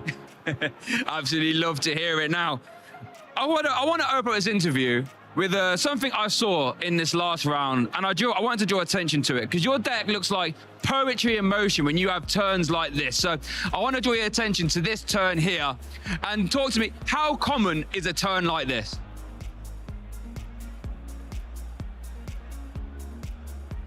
See, everything just seems to be rolling. Like, how often does this happen for you? Because you have the energy attachment, and I think you have the unfair stamp as well. How common is this? Except for the unfair stamp, it's pretty common, actually. I had this play in my hand a couple of turns, actually, against him, but he didn't KO anything, so I couldn't stamp. So I was waiting for something to get KO so I could do everything and make the big KO and big play. So. Okay, love to hear. It's actually a bit more common than we think. Love to hear. So this is a deck that I think has been gaining a bit of traction recently, but hasn't had amazing numbers. What's made you want to play High Chapel for this event? It's a funny Pokemon. It hits hard. It's pretty consistent, actually. And I played Meganium before with Arboliva. Yep. But I think the Big Apple is better in this format, so yeah. I think so as well. Having that healing that must come up quite a lot as well. Now, I actually did a count up. At one point in that match, you did a Syrup Storm for 5, that's what I count them, 510 damage. Do you think you've hit higher than that already in this event, or was that the highest so far? Without weakness, not, but I've hit the Zoroark for way more, so probably, so yeah. I wouldn't want to be that Zoroark player. You could be hitting for the thousands at that time. So when you watch a game like that, Benji, the deck, as I said to you, poetry in motion. It's flying, you're healing, damage is in the 500s. But what's the deck's weak point? It must be, weak at something. The deck is weak against one prices that hit really hard. So Alakazam is really a bad matchup for this deck. But you can trade pretty favorably against multi-price decks. So, but one price that hits hard, that's really annoying. And the Moltres is also really hard, yeah. Oh yeah, hopefully you can bob and weave that one. So my last question for you now, Benji, is, you've got to this 6-0-1 record. What's your goals for this event? At this point, I want to make cuts, and let's see how it goes. So yeah, cut the goal. Okay, cut the goal, and then whatever happens, happens. Love to hear it, Benji. I'll let you go now. Thank you so much for your time. Thank you. But for now, back to casters. Thank you so much for that, Shay. And yeah, it's great to always hear from Benji. I mean, I'm quite good friends with him, so I do get a glimpse into sometimes how he thinks about the game as well. But he's just showcased already, just through those feature matches, just through those rounds, and already just saying that he's hit a favorable matchup in Zoroark. He's picked a good deck for this tournament. It feels like going 6-0-1. I mean, you must be happy with all the grass types kind of flying around at the same time, maybe. I'm over the moon. It's my time. Finally, we're here. It's been a long while since grass types have kind of had this moment in the spotlight, so I'm really thrilled. Clearly not worried about Dragapult, which is great. Nope.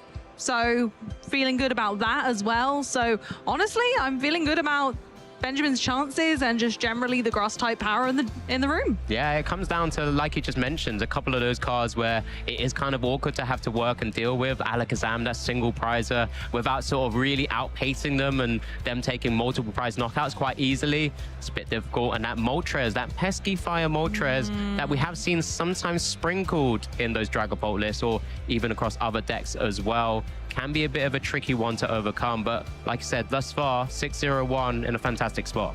Absolutely, and as you said earlier, going up against Zoroark, that's the dream. That's the dream. Hitting weakness 2 times damage is humongous, and it's something that actually really defines our format quite often, and I think that's why we're in this awkward spot where Dragapult doesn't have a weakness unless Lily's Clefairy is in play, and that's why this card has been coming into more decks and showing off a little bit more, and we've been seeing a lot more techs in that respect to try and weaken what Dragapult's got going on. Yeah, but actually also just kind of discussing a little bit of Raphael's deck as well. We've seen a lot of people pilot this deck to fantastic finishes. I mean, even in Prague or even in LA at the same time. You know, this opportunity to utilize and really use a plethora of attackers to hit the weakness, as you've kind of just mentioned there, you know, utilizing and using Pokemon like Lily's Clefairy EX, Persimmon as a fighting type attacker, and then you can use Wellspring Ogerpon EX to take down smaller Pokemon as well. Mega Kangaskhan usually is a bit of a big, bulky Pokemon, which not a lot of Pokemon can overcome very quickly, especially if you get Crispin onto it nice and early. We saw it knock out a Hydrapple. I'd say that's pretty impressive. It wasn't quite enough, but there were some great cards in our Mega Evolution set. So why don't we dive into that for a little while?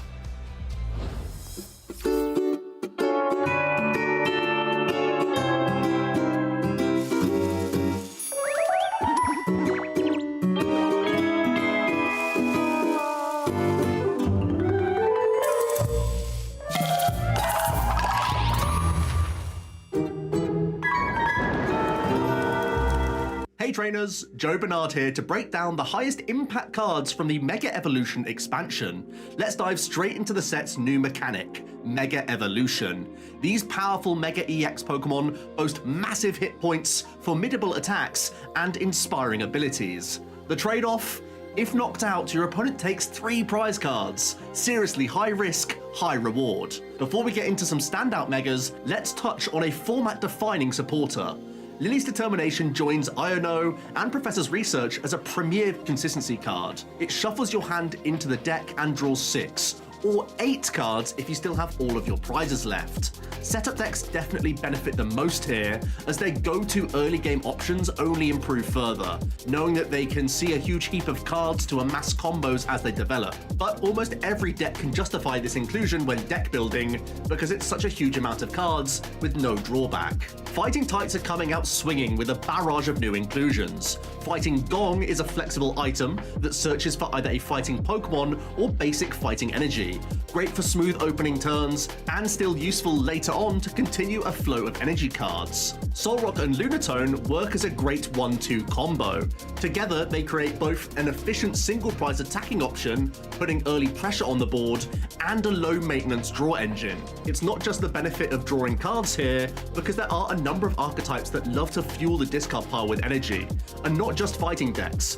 Popular builds such as Ceruledge and Go may call on this cosmic duo, as both decks welcome a surplus of energy and make great use of a single prize attacker. But consistency isn't fighting's only flex, as Premium Power Pro is an item boosting fighting's Pokemon's damage by 30.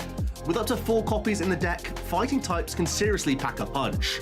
Mega Lucario, for example, can pump up its Mega Brave attack from a base of 270 damage into knockouts with ease, making it far more devastating of a damage dealer. With KOs covered, we can also look to Mega Lucario's Aura Jab option, great for early knockouts whilst accelerating energy to other fighting types. Hariyama is a handy partner here, with Wild Press dealing a hefty 210 damage, a key number to tackle many bench-sitting engine Pokemon, and thanks to its Heave-Ho catcher ability, these Pokemon will find themselves in arm's reach instantly for easy uptrades during the game, provided we can accelerate with Lucario. With this new combination of cards all working together, fighting decks aren't just hitting harder, they're striking smarter too.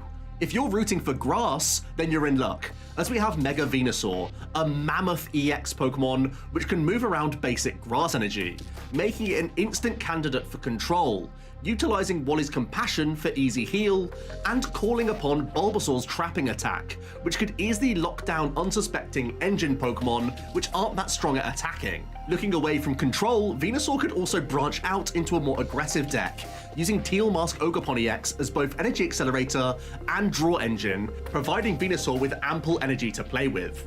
perhaps made even easier with Meganium, with its wild growth ability turning all basic grass energy into 2 grass. With these stage 2s combined, Venusaur's Jungle Dump attack becomes much more efficient, or we could look to transform our Myriad Leaf Shower into an unbelievable Maelstrom. For those stage 2 skeptics, perhaps the Forest of Vitality will grow on you. It lets grass Pokemon evolve the turn they hit the board, and with Bug Catching set already lending a hand, it should be a breeze to sprout multiple evolutions if you're playing with grass. From forests to gardens, we move on to the psychic support for the set. Mystery Garden seems tailor-made for the already prevalent Gardevoir archetype, which embraces extra energy discarding options and works wonders with extra draw power.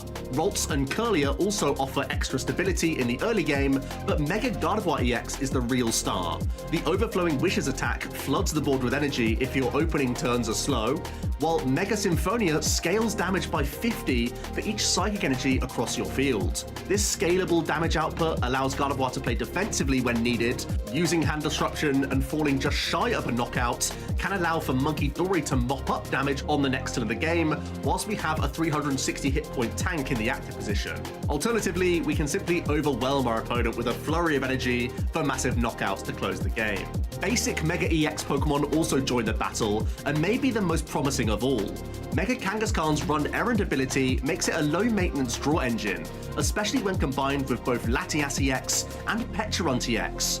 With careful maneuvering, a player can rotate in and out of Kangaskhan by pivoting into a Dark-type Pokemon, making Mega Absol the perfect partner thanks to its typing and treacherous attacks. Terminal Period can knock out a Pokemon with exactly 6 counters on it, an easy feat when using Adrenabrain after your mountainous Megas begin to take hits. Claw of Darkness adds a layer of control to the deck, allowing you to discard a card of your choice from your opponent's hand.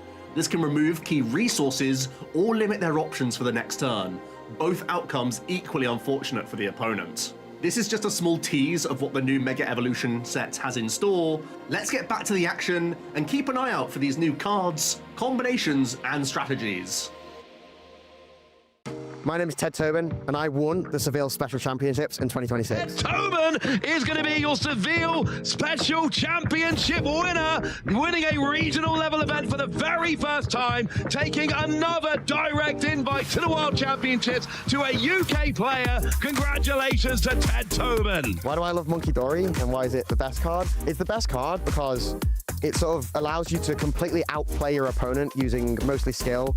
Because you can take knockouts in a delayed fashion, your opponent gets really punished for being aggressive because you can stunt their draw power or take multiple knockouts at once, which allows for a lot of skill expression in the card. And as quite a strong player, I think that's sort of the best thing that I should be leaning into with my deck. And that's why Monkey Dory is the best. One of the decisions in that game that sort of led to my victory was in that first game, I chose to just take a knockout on the Applin with Mind Bend instead of continuing to item lock, which wouldn't have taken the KO. If I decided to item lock, he actually had a Thwackey in hand, and the game would have been a lot closer. Were there any surprises? I mean, my finals match was about as surprising as it can get. Festival Lead is not a deck you would ever expect to see in the finals, but there it was. So yeah, I mean, I couldn't have been more surprised. Pokemon impacted my life in such a massive way. It's where I met almost all of my friends. It's what I spend all of my free time doing. I don't know where I'd be without it. If I were to try and coach a junior or something, I'd just say to be careful. When you're making your plays, just think them through one more time. That's the most important thing, because if you make a mistake, it just completely derails your game, no matter how good your position is. What does this win mean for me soon?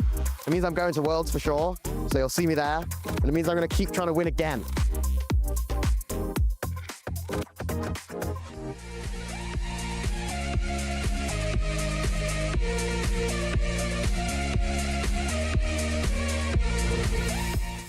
All right, then. Now, the Netherlands is known as the cycling capital of the world. And much like the Netherlands, we are lunar cycling our way through the Utrecht Regional Championships. I'm Shea Burton, joined by Mike Ellis. How are we? Very excited, to be honest. There is a lot going on out there in the hall that we cannot show here. We only have one table. There's over 2,000 players competing right now, trying to work out whether they're going to take Dragapult to the final or whether they're going to take down Dragapult on the way, as that has been the story of this post-rotation meta. It really has been, and there's only way to find out exactly how successful Dragapult will be, and that is by watching this stream all the way to the end. I think that's a really, really good idea if I was you. And we're looking at a few rounds left for phase 1, and that's the crunch time for those players looking to make it in. But it's really about those players right at the top who are looking to secure as good a position going into phase 2. We have round 7 still going on right now, so these are the players' results before round 7, and we can see Ted Tobin, who we got a chance to chat with after him winning Seville, in the running potentially make another event victory. Yeah, interesting, because he won with Gardevoir, I believe, wasn't it? And that's a deck that's no longer with us, but he's still managing to navigate well at that 6-0 record. Shout out to Rebecca Vanderlee, well known for playing Concorder back in the day.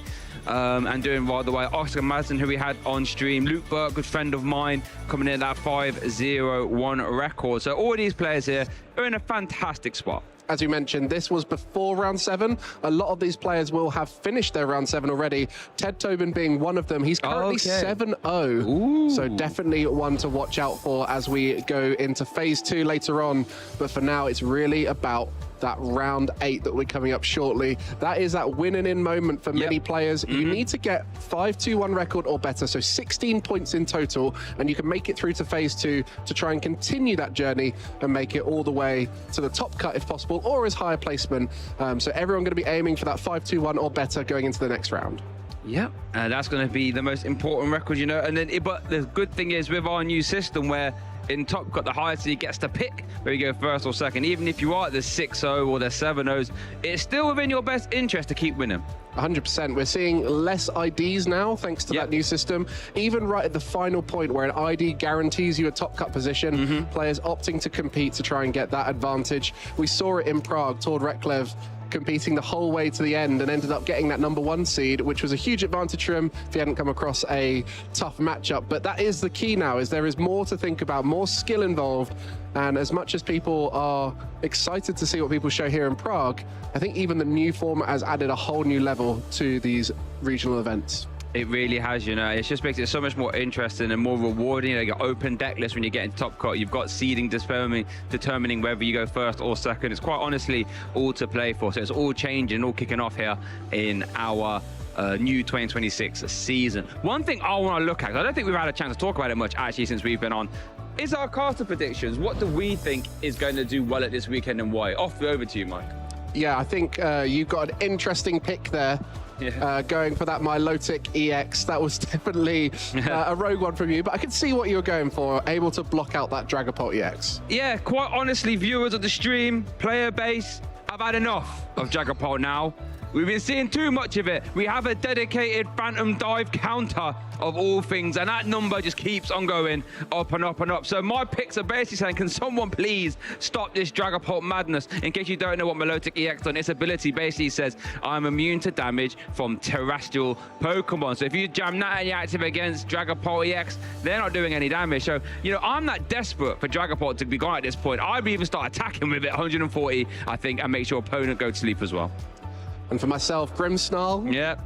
Shock. Didn't see that one coming. I have picked it in pretty much every caster prediction since it's come out, but I do believe it's in a reasonable spot into Dragapult. It just has some tougher matchups across the rest of the field, and it's not guaranteed. It's not like it's a strong matchup. I think it's just a fair matchup. Yep. But I think one card that is certainly going to come in and out of fashion is that Dusknoir, and I think right now is a great time for it, as there's not much Psyduck about. It allows you to manipulate the prize cards and allows you to take those big knockouts on Dragapult where otherwise you might not have the damage output for it.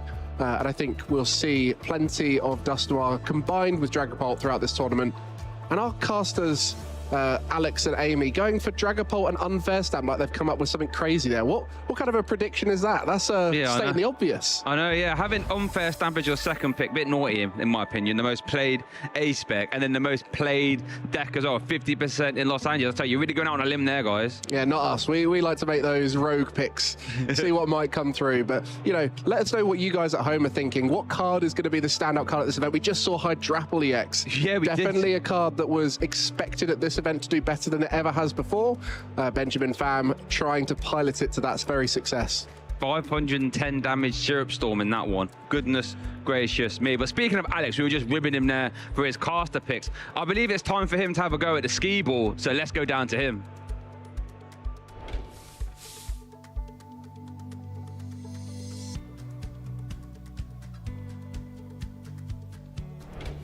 Okay, a little bit nervous there was Alex. He has got my top score to beat us. I don't blame him for being a bit tongue-tied. Maybe we'll get back down to him soon. But Skeeball, what was your thoughts on that? Because you went first, I believe, right? I had the tough challenger going first. I only got 600, okay. Maybe I'll get another go later on. But yeah, it was tougher than I thought it was going to be. The thing for me that was really tough is the last throw before I got a chance to go from one of the members of the event. Got a 1,000, so I thought, this is easy. Just go for the 1,000 over and over again. But it's a lot harder than it looks, and there's loads of other activities you guys can get up to when you come to these events, whether it is the side events, whether it's these fun little activities going on, a lot of artsy and crafty things you can get up to. But if you just want to have a little go at a skee ball, I mean, you can have as many goes as you want. There's definitely a chance for you to keep going around and trying to beat your score, then you definitely can. Yeah, so that will be interesting. Get yourself under the roof, in all honesty. There's all things to do. Skee ball, you know, cars to see, trading, side events, side wall tickets, all of that good stuff. Now, moving into this event, we did obviously have our cards predictions, but we also had some players to watch and see how their events are panning out. Now, let's go left to right. We have Owen Cammerman, who I believe we did have on stream earlier. He is 6-1 currently. That's a good pick from us then. Well done. Okay, let's go into the middle now then, Mike. Consta Kalama. Going for his winning in the next round, 4-2-1 currently. Okay, we're doing all right. Okay, can we go 3 for 3? Sander Rogic, the control deck master. 4-2-1 as well, so it's going to be a winning in. It could be a Sander versus Consta game to decide who can make it through. But for our players from further afield who travelled to this event, we have some of their results too. Jackson, 4-2-1. Okay. Are we going to go for a 6-6 here, Mike? Well, we have all of these players, I can confirm it now, are in the running still. Yes! It's whether they can win in this next one. Come on. But next up, we got Kieran Farah. He is 5-0-1, so still waiting on his result from that round. Yeah. And Keita Arai, 6-1, so in a great spot there. Well done, us. Yeah, so all of our players to watch are still in the running and definitely going to be ones to watch throughout the rest of the tournament. I think we've done well there. Do us a second there, Mike. Turn around for a second. Pat on the back for us and Mike. And me as well, go on. God, yeah. There we go. We've got some good players to watch there.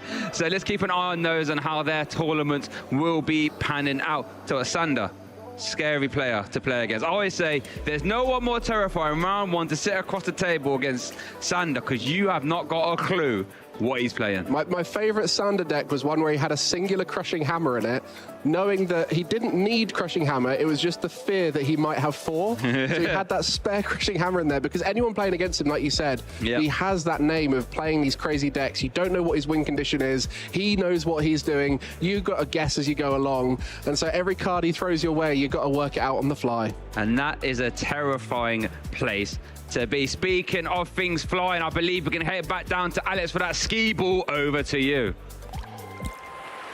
Thanks very much. I mean, it's good things that come to people who wait, and the best things that come to people who come last and start last with this. So we're skee ball. Mike, I've been ribbing you a lot here for 600 points, and that's probably going a bit too big, but here we go. 3 balls. What was it? I think it was 1,000 for Shay to beat, right? Ball 1. Only 100. It's fine. 2 more balls. I'll take 300, but I mean, I need 200 to be able to beat Mike, or at least draw with him, so I'll take it. That's 400 on top, 200, 100, 700 points. I equal Amy's position. I'll take that. We're better than Mike. Back over to you guys. No, I'm not really sure. Why is he so confident just happy that he's beat you? He hasn't won. What's going on there, Mike? He also added it up wrong. He got 800 points. He sold himself short, so he's actually in second place, but he's gone for a 700. Well, the thing is, once you've got a target to aim for, you can play it safe, and he was going down the middle playing it safe. I was trying to go for the 1000s in the corner. I was first. I wanted to get the showboat moment, but it is what it is. I guess I'm in his head. Yeah, rent-free in there is old Mike. But I tell you what, I let you into a little secret there, viewers, just to let you know I did win skee ball, cast a skee ball, so come on. But I had a few practice goes on that 1000. That was very hard. So I tried that a couple of times. I thought, nope, playing it safe, down the middle, down the middle. Well, it's interesting. You look at it, it looks easier than it is. It does. Anyone who's tried skee ball before, those 1000s are tempting. But as you saw with Alex's first throw, they normally result in 100. So smart to play it safe in the end. But we'll hopefully have another go. Maybe another game tomorrow. Maybe we'll get some more skee ball. Perhaps I can get some practice in after we've finished here and see if I can beat your score of 1000.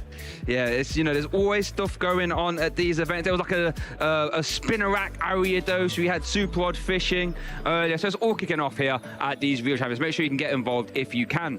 However, Mike, you know, this is our second event here in Europe with our post-rotation format. It's something that really shakes up the meta game quite a lot, and you know, I would think this rotation versus many more that I think has been one of the most impactful ones I've ever seen.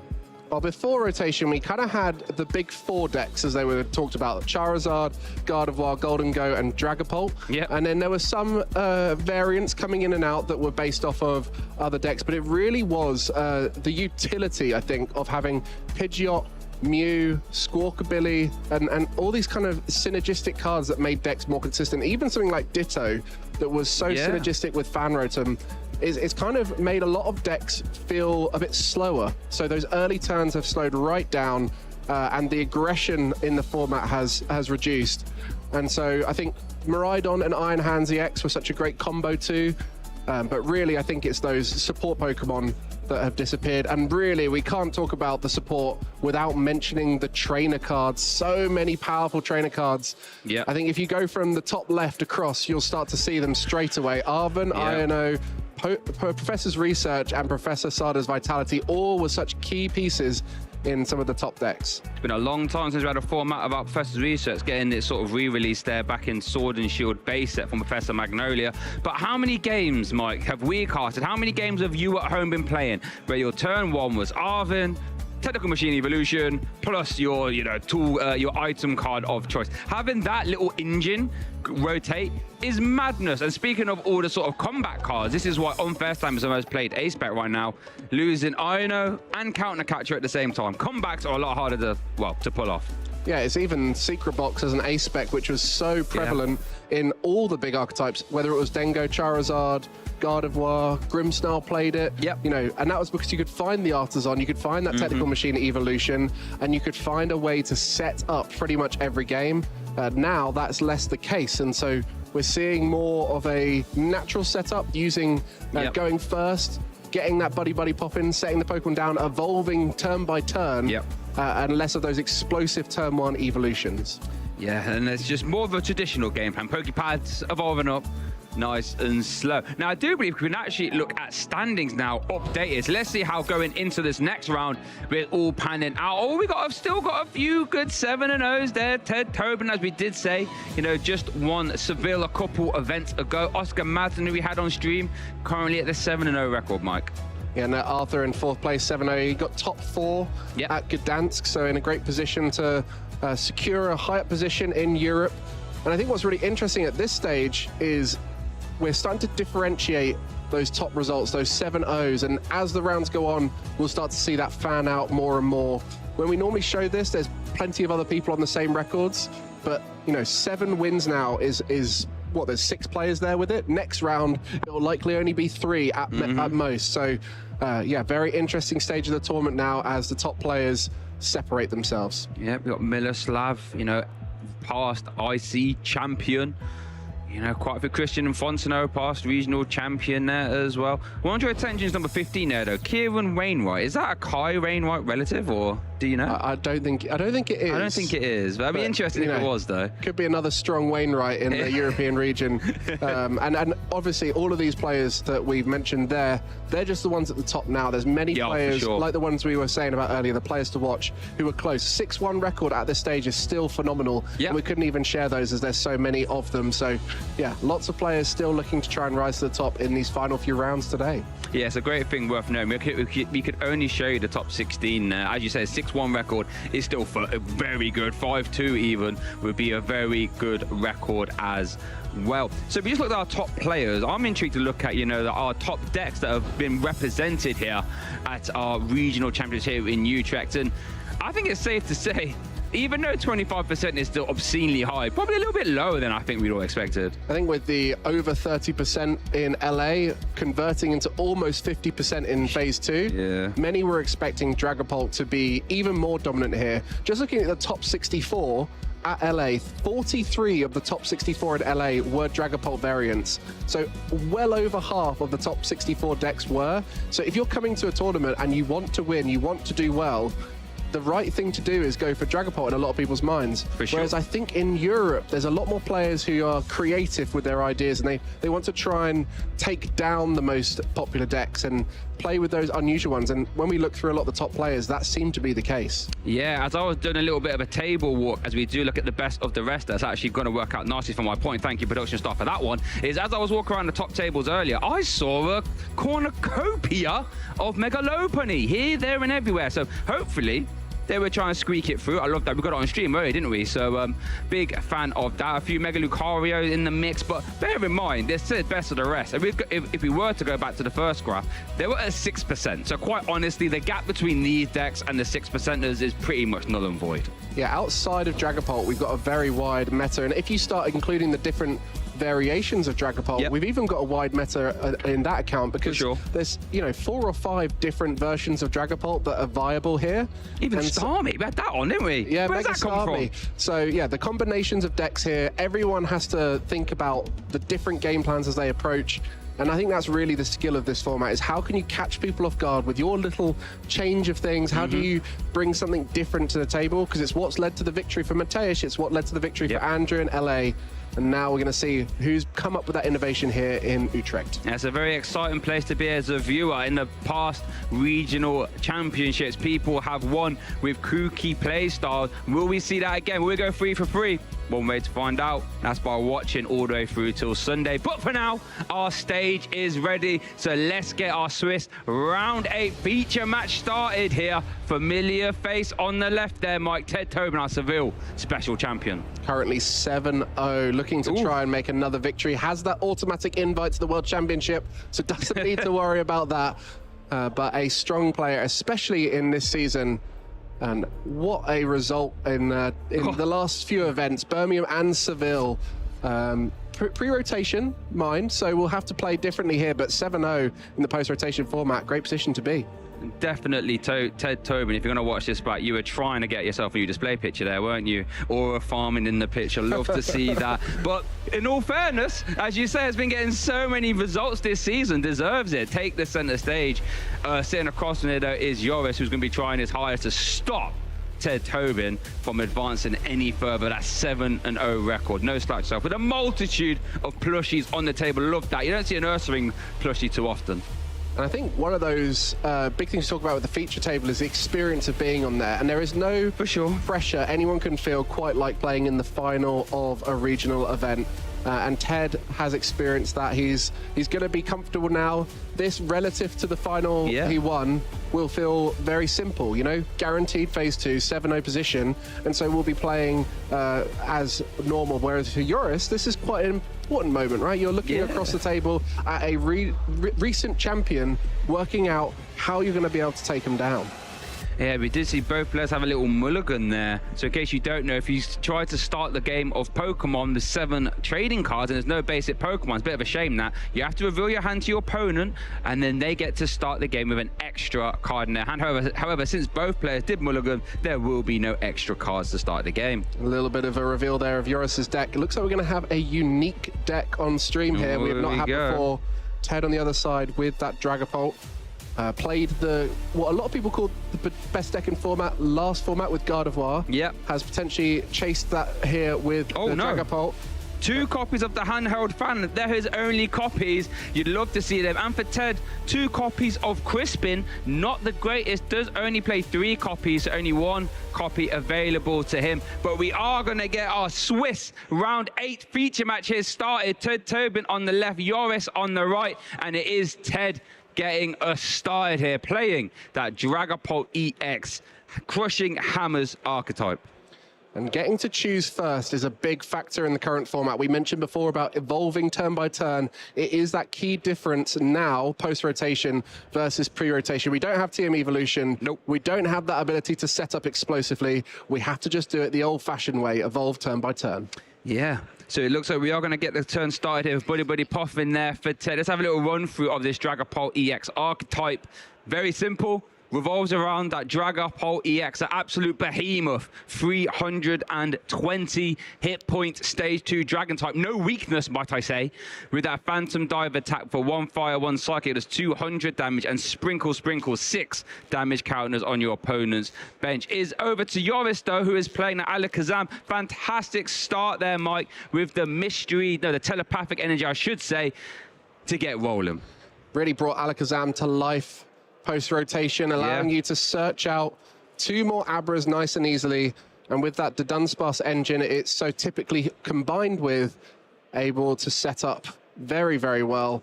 And Dunsparce is starting to feature across the board, even in decks like Dragapult. And it is because it just provides so much card draw. Is it exactly what Alakazam needs to hit big numbers? Yeah, because that attack, that powerful hand for 1 psychic energy does 20 for each card in your hand. Well, it places 2 damage count on your opponent's active, so it's essentially, 20 damage. So the aim of the game is simply for Joris. He just wants to build a big hand as possible and announce powerful hand, ideally 3 times to KO 3 2+ Pokemon. Wham, bam, thank you. And he wants to advance to that 8-0 record. But it looks like we are just going to see the free retreat, and it is going to be a pass. And there's no way. Is that an attack? I should say on the Abrod. Yeah, it's just a teleportation attack. Does 10 damage and then switches as well. Yeah, great way to protect that energy on the bench. One scary thing about Dragapult is it does spread those 6 damage counters to the bench, and Abra only having 50 HP does make it liable to being KO'd and multiple KOs for Dragapult. So Ted will be looking to get up to that Dragapult as soon as possible. But 1 prize decks are interesting right now in the format because they have such strong matchups into a lot of these 2 prize decks, like your Enzoroarks, Raging Bolts, Meganium, Ogerpon decks. But when it comes to Dragapult, because they have that spread and can KO these low HP basic Pokemon, it makes it quite hard into what is considered the strongest deck in the room. So for Joris, going 7-0, I wonder how much Joris has had to face against Dragapult and whether they found a route to victory that others have struggled to find. I imagine he must have gone through a fair few. He does play the 2 copies of Handheld Fan. You imagine that would be a card that you would love to use in this Dragapult EX or against Dragapult EX archetype, I should say. But Ted's had a fantastic turn here. It has played Lilies, has got 2 copies of Draclo out, so can use Recon Directive ×2. I didn't find a basic energy or an energy attachment, I should say, on the last turn. So, Joris has got a few turns here where we hopefully shouldn't be worrying about Phantom Dive. And for Ted, has 2 forms of disruption to try and reduce that hand size in Alakazam. Has a judge, a singular judge. Yeah, in hand currently. And the unfair stamp, which can be blocked through the Genesect with that Ace Nullifier for Joris. But ultimately, those hand disruptions, well-timed, will be the winning moments for Ted throughout this game. So a lot about timing here. Choosing the right cards at the right moments will make a massive difference. Oh, we're going to see a rare candy Alakazam there. So we're going to see 2 cards from the Psychic, draw Kadabra, and you evolve into it, draw 2. Alakazam, when you evolve into it, you can draw 3. Wow. Okay, now could we try and work towards the Genesect? We've got a very easy KO here. Still have to actually get the Dunsparce out of the active. Battle Cage, Mike. Yeah, the Battle Cage was your caster pick. It was. Go on, Joris. Stopping your opponent manipulating damage counts on your bench Pokemon. I love that. Great way to counter Dragapult if it sticks, but can often get bumped in those pivotal moments. It can, but we are going to open up with a Dawn here as well. Looks like Joris is eyeing up a Genesect, an Alakazam, and the Dunsparce as well. If that Genesect does get a tool card attached, that would prevent Ted for... Oh, and there is the tool card. No ace specs for Ted. Oh, wow. This is a fantastic turn. You can obviously easily KO the GP, but for now, very strong turn. And this is where that judge is going to be so important, the backup disruption to potentially make it harder for the Alakazam to build a big hand size, but ultimately set up well now to start taking knockouts. And that tempo for Alakazam is the key. The first knockout, if you're the first person to take a knockout, you've got a really hard board to break down. So it will be able to put Joris in the best position to keep taking knockouts. And there we go, Alakazam in the active. Wow, look at that hand size. Well, it hasn't even turn attached yet. There is telepathic energy. So can grab another psychic Pokemon, put them on the bench, can put 2 if you really like. The only problem is Abra does only have 50 hit points. So they are very susceptible. Well, as long as that battle cage sticks, they will be safe. But the downside of stadiums is they are passive. So Ted will be able to... Ted asking, was that enough cards in hand? Yeah, I think it is, Ted, don't worry. And I think Ted plays the risky ruins in a 2 count. So we'll be looking for that this turn to try and open up the damage. Does have a Dragapult EX in hand. 3 uses of Recon Directive. Crushing Hammer. I mean, to be fair, Alakazam doesn't play the greatest amount of energy. That could be a win con. You know, does... I mean, yeah. Yoris doesn't play that much energy recovery, I should say. Lana's aid at a 1 and a couple of rescues. Here is a Crushing Hammer, though. And a heads. Okay. Remove an energy is going to go from the bench, of course. Yoris shaking his head. Oh, no. I mean... oh, wow. Cheering as well. I mean, that's him committing to the idea that he might not get a knockout here. Yeah, so, yeah, for sure. Yeah, just going to be looking to maybe disrupt here and get rid of all the energy and then finish off the game. I mean, I tell you what, that could be possible, right? Because Yoris only plays 1 basic Psychic, and Lana's aid only recovers... basic energy. So, I mean, it's not outside the realm of possibility here that he could try and remove a lot of energy. Looks like Ted just debating, just looking at the Pokemon, looking at hit points. Yeah, this is really interesting, Mike. Yeah, so the 4 telepathic energy, 1 basic psychic, and an enriching energy as the final, which wouldn't allow him to attack with Alakazam. But it could just be down to not wanting to put any easy knockouts in play because the Pheasantdip EX is in hand. And so it might just be looking to stabilize the board rather than getting aggressive and taking knockouts, because that's exactly when Alakazam punishes you. It comes back, draws loads of cards, and gets the return knockout. As it looks like Ted is going to play an Ultra Ball, going to grab a Dunsparce, get it into play. Whether or not he's going to use it, I'm not sure. Hasn't found the Fire Range yet, so maybe that's what we're hunting for. 1, 2, and 3, none there. Does have the Buddy Poffin to reload. Maybe the Dunsparce or the Poképad can do it. Yeah. I didn't actually see many fire energy there. Hasn't prized any. Maybe thinking about the judge at this stage, but... potentially. Might not want to waste it when the board is looking fairly in his favor. Doesn't need to do it. Maybe can do it later on once the Alakazams are all evolved there is up. the Fez. Oh, there's the fire energy off the last card, Mike. And the stadium. And the stadium. Good find. Oh, no. That really has flipped the script there with the judge. Fire energy. Risky Ruin to replace the stadium. And a hand reduction to 4 for Yoris. What a swing turn from Ted. Going to be able to take 2 knockouts here. Get the Abras down. Take out that Alakazam. No energy in play. Oh, dear. Well, I mean, they're all face down. We should be okay there. I mean, that's the problem of a turn like that. Yoris could be quaking in his boots a little bit here. Yeah, going to hope for a good 4 cards off of this judge, as it could be a tough position to recover from. Uh-oh. Pokemon for next turn. We have got a hill there. It's going to be Phantom Dive, KO active. 5 on the Abra, still has 1 to play with. I mean, it could go on any target here. Nothing obvious at this stage. Just going to put it on the Genesect there. Got to be thinking about Monkey Dory maths in the future. So the Genesect there, the target, as an Abra moves to the active. Did have Alakazam in hand. Going to draw 3. 1, 2, 3. Has got the Battle Cage back. Has got the Hilda. Hilda can grab you energy and the Alakazam actually to attack with Rare Candy. We're not going to come anywhere close to a one-hit KO this turn, Mike. And that's the lack of Dunsparce, the lack of Abras to evolve. Yeah. Because one of them was KO'd previously, so lack of draw at this stage will mean this knockout's hard to do. Oh, you got to put to a risky ruins damage on those Dunsparce. He did have a replacement stadium, but hasn't put it down. So we will need to get 2 damage counters on both of those Dunsparce. I'm sure we'll be able to sort that out. I mean, might even opt to try and get the evolution through the Poképad instead. Okay, there is a stadium replacement. But yeah, with the rare candy in hand, we'll be able to evolve the Body Popping active. goes straight to the bench, doesn't it? So you won't get You would still get the 20 damage there, just confirming that here. Good spot from you there, Shay. And this is it, There right? we go. The damage being spread around as it is really starting to ramp up at this stage. Because even like you said, even getting the Alakazam here doesn't do enough. You don't have enough cards in hand to knock out this Dragapult.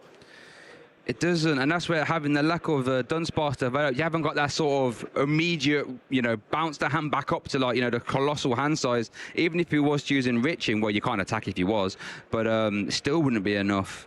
Exactly, and that's where that energy being discarded with Crushing Hammer so important now, because that would have allowed the attack to come off with the enriching energy. So this is what we spoke about when we spoke about Crushing Hammer at the beginning of the show, is that it's not vital for Dragapult to win. It just makes Dragapult win harder. And I think that Crushing Hammer there was a prime example of just that. See, that looks like a big old hand, but no, what would we need? 16, right? To get the one-hit KO on a Dragapult. And yeah, I don't think we're anywhere near that. However, had we had energy developed, maybe we could have got there. I'm really hoping that it's just going to be the pass. Battle Cage wants it to stick, but at this stage, there's a risky ruin in Ted's hand already. There? Oh, no. Uh-oh. Yep, Ted is off to the races, Mike. The Dunsparce, 2 Draclo, going to see loads of cards. Already has everything in hand to be able to take out that Dunsparce with the enriching energy. Might even look to try and get rid of that Genesect at this stage so the unfair stamp becomes live. Yeah, just to really make sure there is no way back in. But I think if you're just so far ahead at this point, right? I mean, we'll be taking another 2 prize cards. Joris has 5 to take. Hand size, almost irrelevant. Energy attachments down. Recon directive. This right here is going to be a strong turn here. And if you take out the Kadabra and a Dunsparce, it really reduces the draw again. Yeah, exactly. Because you can't draw another 3 once the Alakazam's already there. You have to take it out. And that would really mean only 1 to Dunsparce is available. Wouldn't be able to use the enriching energy again because it would get taken off the board. So everything about this turn for Ted is going to put him so far ahead that Joris is going to struggle to not only KO the Dragapult, but chain together multiple KOs at this stage. Just thinking, so let's have a look. Boss orders, risky ruins are all there. Wow, this is, do we need the boss's orders, I think, right? So I think Ted is just working out exactly, how best can I dissect this Alakazam board state. As you rightly say, if you just take out Kadabra plus Dunsparce, that's a lot of draw power reduction. You can see Ted having so many decisions to make because of how big his hand size is. He's working out, do I boss? Do I Crispin? Do I see more cards? Good problems to have, isn't it? Yeah, exactly. And just looking to stabilize at this stage to set up for the chain of attacks to finish the game. Just debating whether to evolve into another Dragapult. Yeah, I don't think you need to do that. You have no chance you're going to get one hit KO. There's a stadium replacement. Uh-oh. Phantom damage sprinkling is now live. Oh, dear, Mike. And those risky ruin 20 damage from last turn. Yeah, that's so impactful, isn't it? That Dunsparce put in range. Yep, there we go. So it's going to be 200 damage into the active, 6 damage counters spread. That's going to be enough to carry Dunsparce and still has 2 more to play with. Where's he going to put it? Put it 5 on that Dunsparce to finish it. 1 one left, I should say, yep. And I think at this point, that Genesect in range potentially next turn, it stops Joris from being able to play anything crazy on the bench. But he will now be able to stick the Battle Cage and will be putting the Dunsparce in the active. I think if you are Joris, at what point do we start thinking about a game 2 and a game 3? Well, I mean, you got the draw, so you can get rid of that damage. The Battle Cage would be a great card to find at this stage, as it would protect the bench. We'll need to promote a Pokemon after that runaway draw. And we need to shuffle the deck if we're not going to play anything. Okay, we've got the Buddy Puff him. Gonna go eyeing up the Dedenne. Now that's interesting. Now, electromagnetic radar lets you grab back a trainer card and put it back into your hand, but that's a 70 hit point Pokemon. That's not a lot. Let's put 20 damage on it again from the Risky Ruin. Yeah. No Battle Cage in hand this time, I don't think. Didn't go for Dunsparce there. I mean, the Dedenne, I should say. Too many Pokemon beginning with D. There's a turn attachment. I mean, how many have we got here? I mean, you could put down the Fez, but oof, that's scary. I think we might have enough here, actually. I think you have to put down the Fez to try and find that Battle Cage. Otherwise, this will be... So we need 16 for the one-hit KO. I think we have that, but without Battle Cage, you're right. Yoris is so vulnerable to bench damage. What got there? 1, 2... Okay, didn't get to catch that. Let's try again. Yeah, this is always the hard bit for us watching at home. 3, we don't know... 4, 5, 6, 7, 8, 9, 10, 11, 12, 13. Oh, no. That is not close enough. Could the Liner's Aid get us there? I don't think we have enough basic energy for that. Well, you get I guess you get back the Pokemon as well. So I think Liner's Aid does get us there. That'll be +2, which would be 300, because you'd have to play a card. Oh, no, it won't, yeah. So that's going to be game concession. There. Yoris conceding, recognizing it was too much to ask in that turn. Yep, Ted Tobin dissecting Yoris's board state there. Abra's in the bench on the discard pile. Kadabra's hit the discard pile, and that's all she wrote for game 1. You can see that judge turn, bumping the stadium, taking out the active, taking out the benched Abra, all in one swing. That really put it in favor of the Dragapult, and that's why Alakazam has really struggled into Dragapult. It's turns like that that really break things down. Yeah, this was the real swing turn here. Had Yoris been able to develop a reload with the enriching energy, we could have had a very different turn. That second hammer was, not even needed, to be fair, but and he knew it, look, Ted knew it. And from there, he was just able to just keep on dissecting that board, replacing the battle stadium. This was a turn with Judge as well, I believe, right? That flipped the script, finding 2 important cards, the stadium and the energy to open up the Judge is a great option. The KO on the bench as well just took away so much draw for Yoris. Scary game if you're us. He did prize the 2 copies of Handheld Fan. Had they been around, maybe this game could have been a bit different. So for Yoris, you have got things to think about. Things didn't quite fall. Unfair stamp in the prizes there for Ted. Now it is at the bottom, so traditionally you would get access to that earlier on. Not a guarantee, of course, but we are going to get started for game 2. That starting hand. Oh no, Yoris! No Abra to put that telepathic energy on. Oh, wow. And oh, the Monkey Dory can hit for 60, which would take out this Dunsparce. Oh, my, yeah, because that's the right Dunsparce. It's the free retreat. We only got 60 hit points. Has Ted got... Oh, no, I just realized. Even if he hasn't got a Dreepy, I mean, Yoris can't do anything with the Genesect. So, this could be a fairly quick game 2. I mean, it might not be that quick. There's a Dawn in hand. There is some ability to stabilize afterwards. But you're asking quite a lot at that stage. I'm just going to put that Psychic on the active with the Crispin and the Fire to hand. Wow. What a different game when we could see the aggressive Mind Bend. Ooh, yeah, we are going to see the Mind Bend. I like this. Applying pressure. And why not? You haven't got your Abra down. Let's really put you on a clock. I mean, we saw Andrew Hedrick win the final of LA Regional, attacking with Monkey Dory early on in game 1. We also saw Monkey Dory with the winning attack in Prague for Mateusz Rashkovic. So not just a support Pokemon, very much an attacker in the deck for these Dragapult archetypes. Here we go. Fantastic pressure there from Ted Tobin. Already up a game and immediately taking a prize card at his earliest opportunity. Now, with this Dawn, Yoris will be able to get some Pokemon into play. Does have the telepathic energy to start getting more Abra around if he likes as well, but already on the back foot. And it's all about the pressure that's coming out from this Monkey Dory on Ted's side. We'll be able to keep pressure on early stage, take knockouts. And Alakazam only has a few turns to play with normally because it's a one-prize deck, but against Dragapult, you really don't have much time at all because they can take multiple KOs in one turn. You are so correct. Debate whether to put the Battle Cage down. I think you hold on to that for now. Oh, no. Crushing Hammer. Are we going to go 3 for 3, Ted? You wouldn't, would you? Oh, he has. Oh, no. And that's the thing. If you can't get ahead of energy attachments, Mike, with Alakazam, you can't get enriching energy in the play, in the mix. Yeah, we saw it last game. It was had to be used, but it wasn't even a progressive turn. It was just to draw cards. But if there was an energy in play, an attack could have been made in the same turn and Richie Energy was there. So you're so right. The Crushing Hammers have really changed this game. And the lilies as well. Wow. I want to draw attention to that Ultra Ball there, though, Mike. Ultra Balling away, Meowth and Pheasantipity said, I'm not giving you any easy prize cards this game. You're going to have to work for those 6 prize cards, Joris. And even putting 60 damage on the Genesect is great because that puts it in range of the Phantom Dive Sprinkles. Yep. So not a bad 60 damage at all. And all the while that's happening, Ted will be able to build behind it. Just 6 cards off the lilies after getting an early knockout. There's other Stadium, probably not going to use that. I would imagine you'd love to use that to replace Battle Cage. There's a Recon Directed ×2, Crushing Hammer and a Dragapult EX, I believe. I mean, maybe the Crushing Hammer, you know, if you're flipping all these heads, it's mighty good, is going to take the Dragapult EX. That's a sensible choice. And so the Monkey Dory in the active and a Dracloak on the bench. Really not much developed here for Ted, but it might just be enough at this early stage. Line bend. No way to get that Genesect out of the active. No, I don't think so. It would just be stuck there, so... No, yeah, no air balloon. Here we go. Rare Candy Alakazam.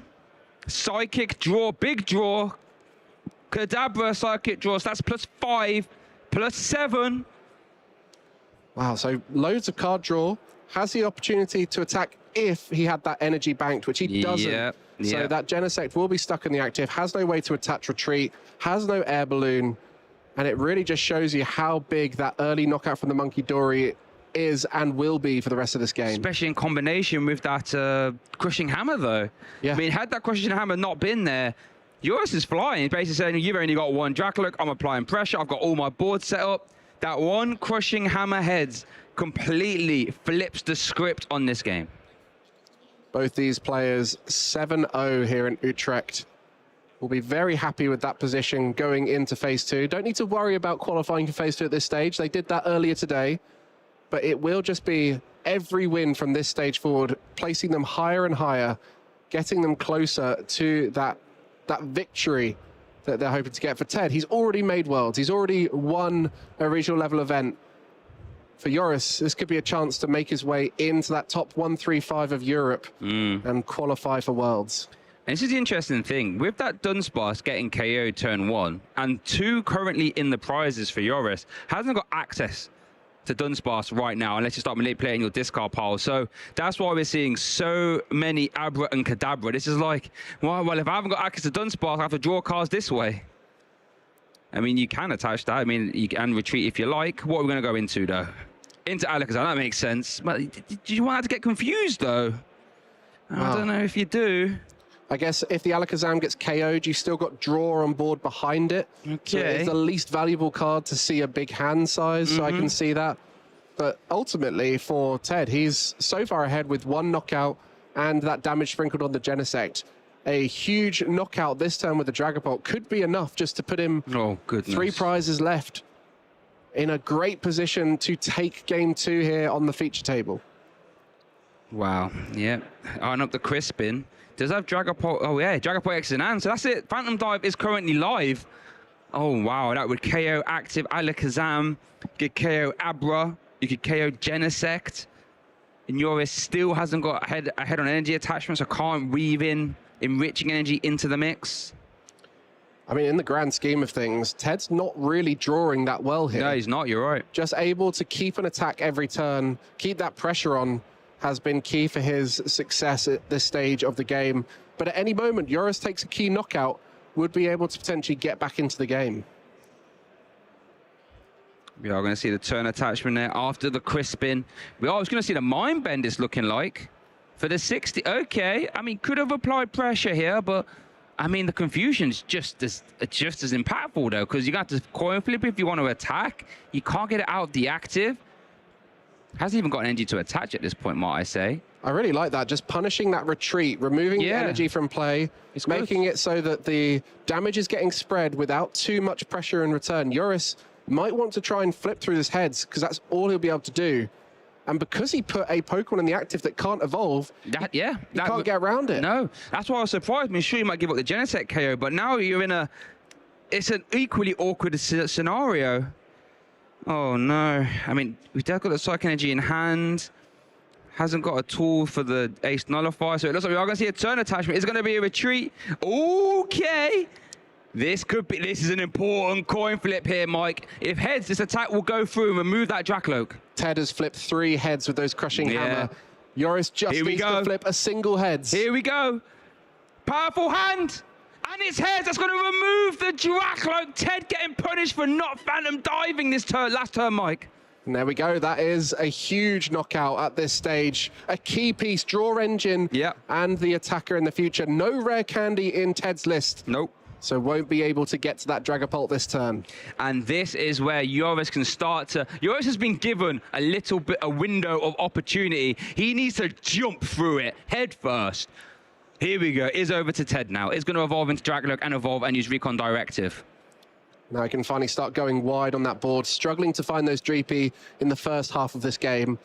Does still have that Monkey Dory to attack and can start spreading even more damage, setting up for a big future turn. But now looking to stabilize. No stadium has been put in play at this stage. Yeah. Neither player wanting to be the first, because then it will get bumped and then suddenly the stadium battle goes in favor of your opponent. So a really different game here in game 2 compared to game 1. It is, and I wonder if you were Ted, would you have phantom dove last turn? I mean, I am not Ted.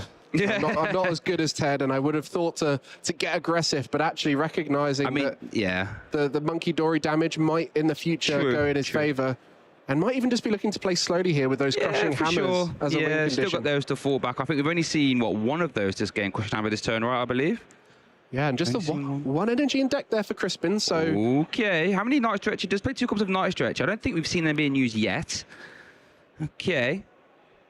Okay, might just be looking to spread that energy about onto the Dreepy. I think you have to spread them about, but it's going to be the Mind Bend. Not enough for a KO, mind.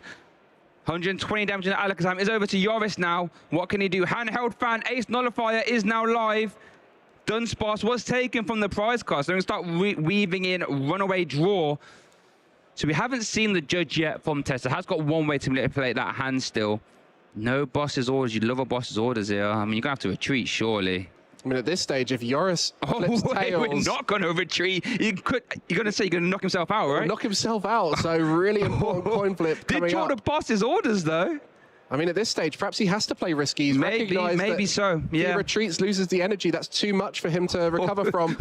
Oh, Mike, is he going to do it again? Another heads flip will be huge. Oh, he's only gone and done it, Joris! Another heads! Another heads, another prize card. As I said, he's jumping through that window of opportunity. Ted is nowhere near a phantom dive. Confusion is not affecting this Alakazam. Yeah, what's powerful hand. What they say, Alakazam's a clever poke. We can't confuse Alakazam. He knows what he's doing. That Monkey Dory trying so hard to exert confusion, but the Dracloaks keep going down. And maybe Monkey Dory will have to have another go. I mean, you know what? It's only fair. Ted was been flipping his heads with a crushing ham. So you're saying, well, I'm only doing what you're doing, Ted, at the end of the day. You know, you flip heads, I flip heads. Okay. Is over to Ted now, though, who all he can do is try and reload as much as possible. As much as these head flips have been great, it has been only a 1 prize knockout each time. This is true. So Joris has only got 2 prize cards so far, where Ted has got 1 and plenty of damage sprinkled about. So, you know, the long game is definitely in favor of Dragapult once you start putting damage on board. So maybe Ted has calculated this. He feels comfortable putting that 60 damage on, even if the coin flips go his way. But I'm sure he was hoping for a little bit of confusion there to go in his favor. Has got boss's orders. I think he's debating whether to boss something up to try and stall. Has got a judge as well. Just debating on what best to do here. Could be the energy again. Could be the, I mean, yeah. So there's a Night Stretcher. We needed that. As attached to Dracloaks, that's kind of confirming he's going all in on that. And it's going to be a Mind Bend KO, I would imagine. Or could boss his orders and leave the Alakazam for later, maybe? Trying to Adrena Brain it at some point. Or Phantom Dive it, perhaps. Don't mind it. Yeah, I mean, that's the power of those energy disruptions. If you get a few head flips, suddenly you got a new win condition, which is trying to manipulate the energy on board. If all the energy disappear for Joris, he won't have a way to attack. He's already lost 2 energy this game with the telepathics. True. As he's retreated with 1 and the other got knocked out. Now, it is worth noting that Yoris only plays 2 copies of Boss's Orders, by the way, so that GP is going to stay there. Here is Ted's Boss's Orders. I mean, I guess when your opponent is confused, but they keep flipping heads, I mean, you have to Boss Orders around it. Would this be in Genesect then? Oh, yeah. I mean, bringing it back. Okay, and it is a pass back over to Yoris. Runaway draw. That's going to get back enriching energy. Did draw into Battle Cage for what it's worth. I mean, maybe just trying to get as much draw done on board so Yoris cannot get away from a judge next turn. Perhaps Ted just happy to play the slow game here and completely block off any win condition by taking away all the energy. Definitely thinking of an unusual victory route here by Ted. Last game, it was just take 2 prizes over and over again and you'll be happy. But now we'll be looking to manipulate the board a little bit differently. Big psychic hand there from the Alakazam. Psychic draw, I should say. I mean, has got a lot of options, but without Boss's Orders, I mean, we are just going to be announcing Psychic Hand into the GP. Whether or not we're doing it with a Confusion Flip, I mean, that's only one way to find out, but yeah, it hasn't got the greatest of resources left. Sacred Ash, Lana's Aid to get back energy. He's been very more, careful with his energy attachments. Apart from the enriching, he's only attached that 1 basic Psychic. There's a Night Stretcher, but it's in the prizes. So is the Lana's Aid. Oh, Lana's Aid is prize. Oh, yeah, good spot. Yoris has 2 recovery cards in the prizes. Sorry, it does play a 3rd copy of Boss, but that's in the prizes as well, sorry. So, here we go. Telepathic Energy. Oh, got to be careful with that, though.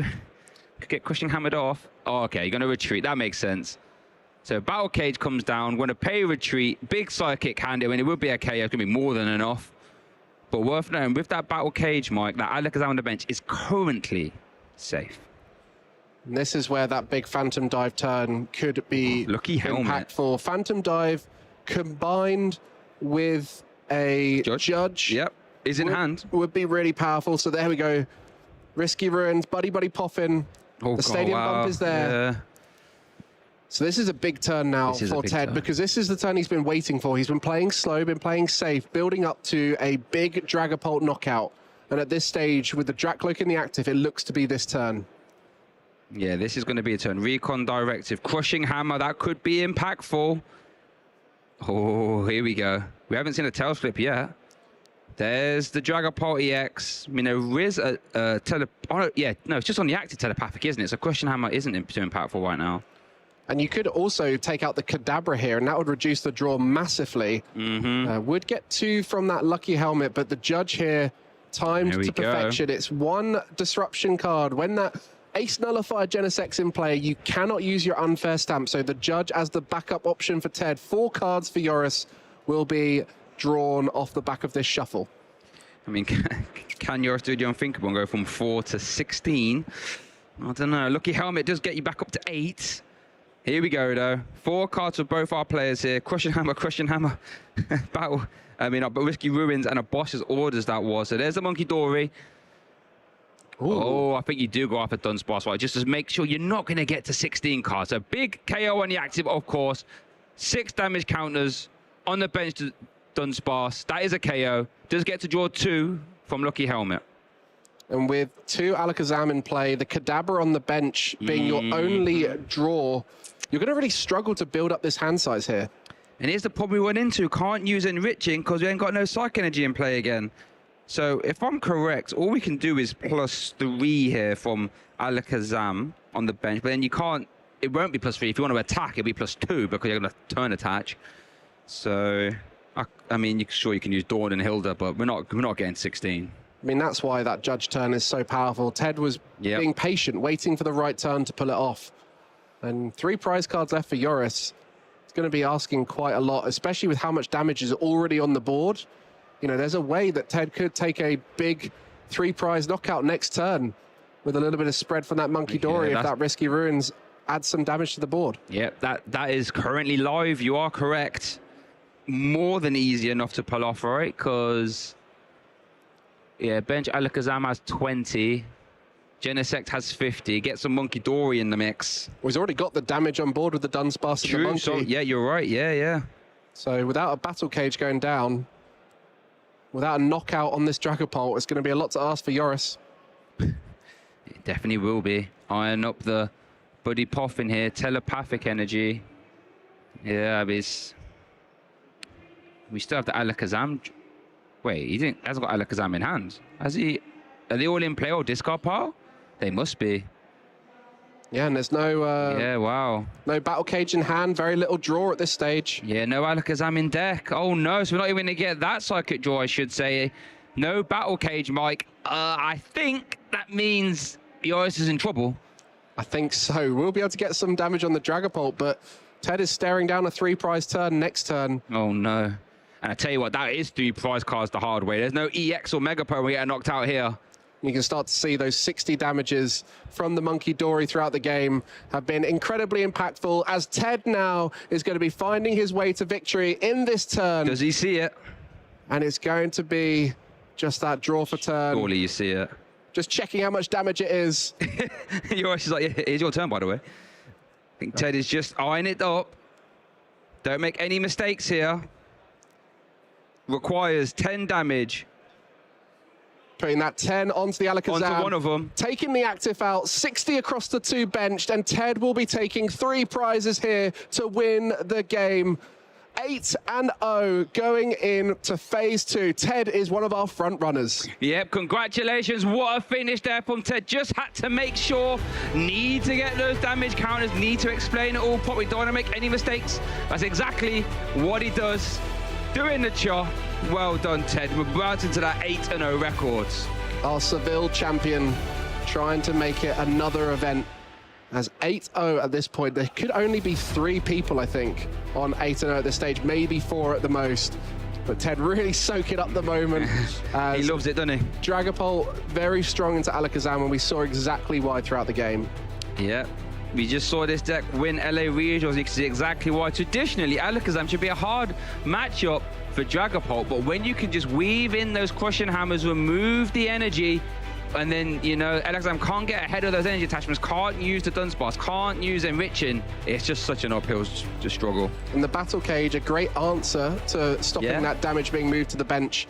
But when it can get bumped every time by the risky runes, it makes it really difficult to keep all your Pokemon on the bench healthy, as 6 damage is often enough for a KO on these bench Pokemon. Whether it's Dunsparce, Abra, Kadabra, they're all in range once the Monkey Dory gets involved.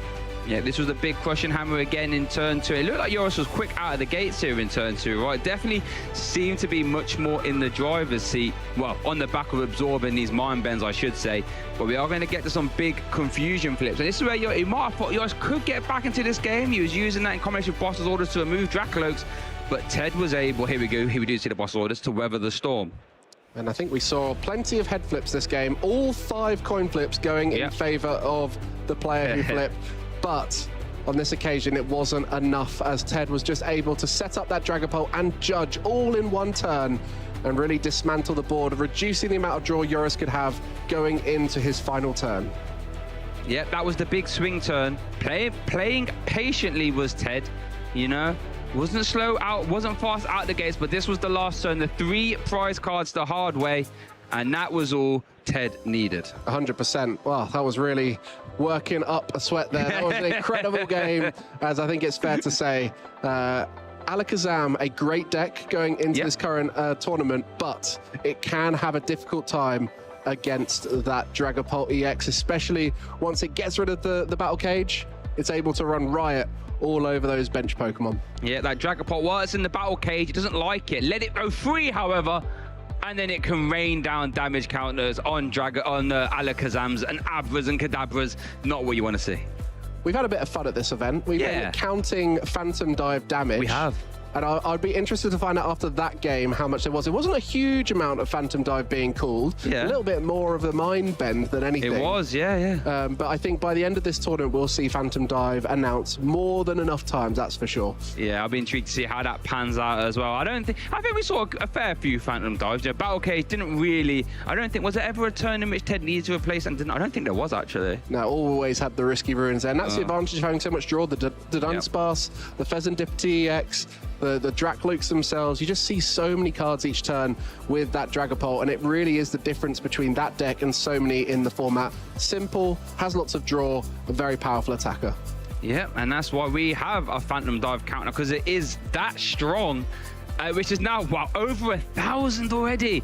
Bear in mind, that's just the damage counter sprinkle, by the way. That's not the 200 damage injected. That's just the sprinkling on the bench. 1,000. Is that 19 times it's been announced? I always like trying to do the maths on it. So yeah, I think that's 19 Phantom Dives we've had, and this is just up to round 8. 19, I just had confirmation, yeah. Yeah, just up to round 8. So we've got plenty more rounds in Swiss, and then we've got the top cut.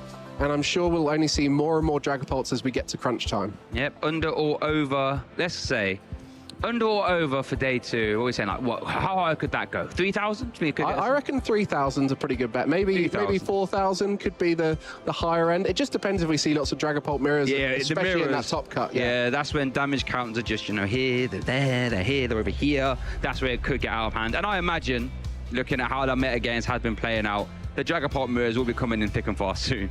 Only 25% of the field was Dragapult here, which is lower than expected for a lot of people, but it's really how it converts into phase 2, because it is such a strong deck, and any good player piloting it will be pretty confident to make it to phase 2. It's really then who's come up with that innovation, like Andrew Hedrick with the Crushing Hammer, Ted Tobin taking that into this event. So a strong version of the deck, allowing you to get those power spike turns with energy removal. Yep, and just sneaking away wins there against traditionally a harder matchup for Dragapult, right? Alexander, one reason you play it is that in theory, you should be able to have a stronger Dragapult matchup. But Ted and Andrew Hedrick say, if I just get these Crushing Hammers down and remove that energy, all of a sudden, looking a bit more one-dimensional.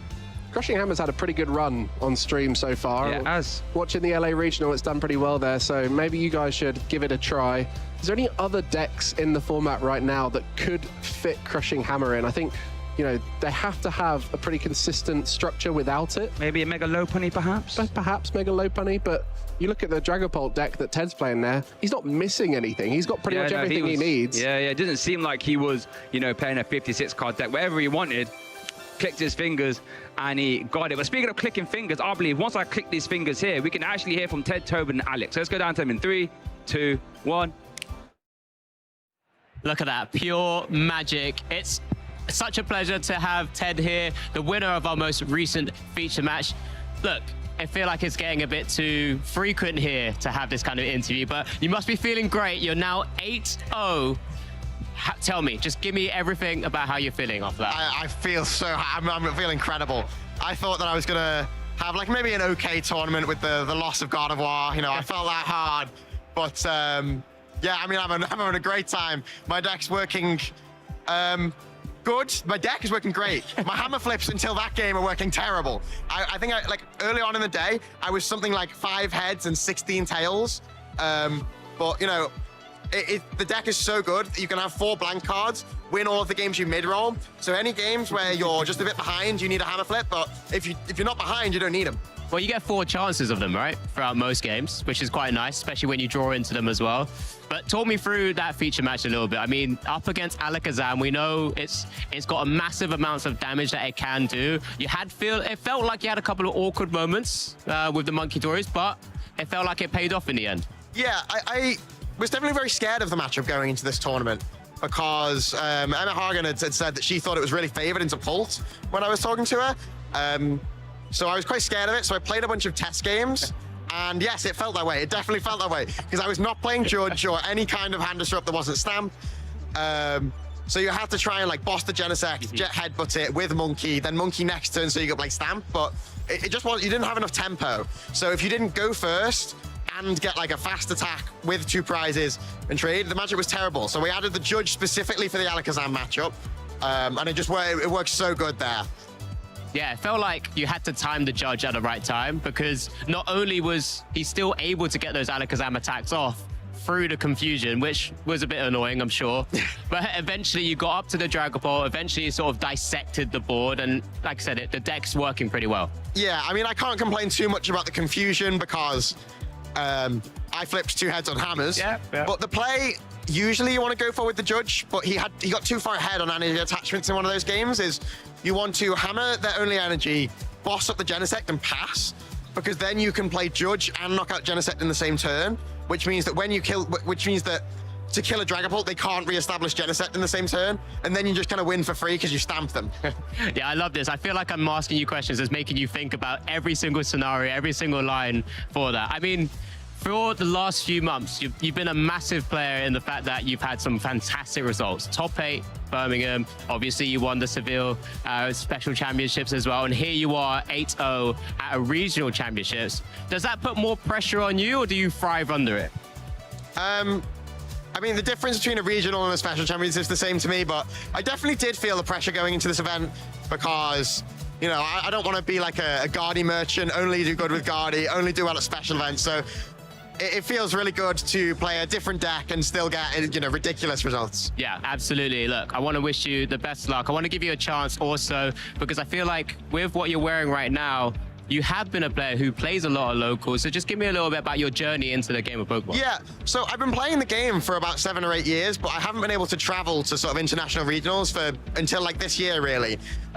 So I would just play at my locals every week, at least once a week, because I just love playing. I think I've played something like 23 cups this season. Wow. I just love playing game, so I play loads of locals. My locals is the Gamers Lodge, which I think is here. I don't know which side it's on, but yeah, it's just great. I really think everyone should play at locals because it's a great place to make friends, and you know you'll learn so much about the game just from playing more games. Yeah, absolutely, and I think that's the best thing about it. Not only do you learn so much, you meet so many different people as well. I just want to give you a chance to take a break and relax before the next round as well. But just like Ted here, if you get a chance to head to your local events, and there's one way for you to be able to do so, so make sure you check this out.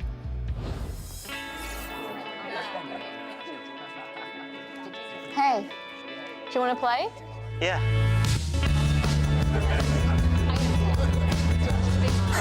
Nice. One shot? Wait, that card, yeah.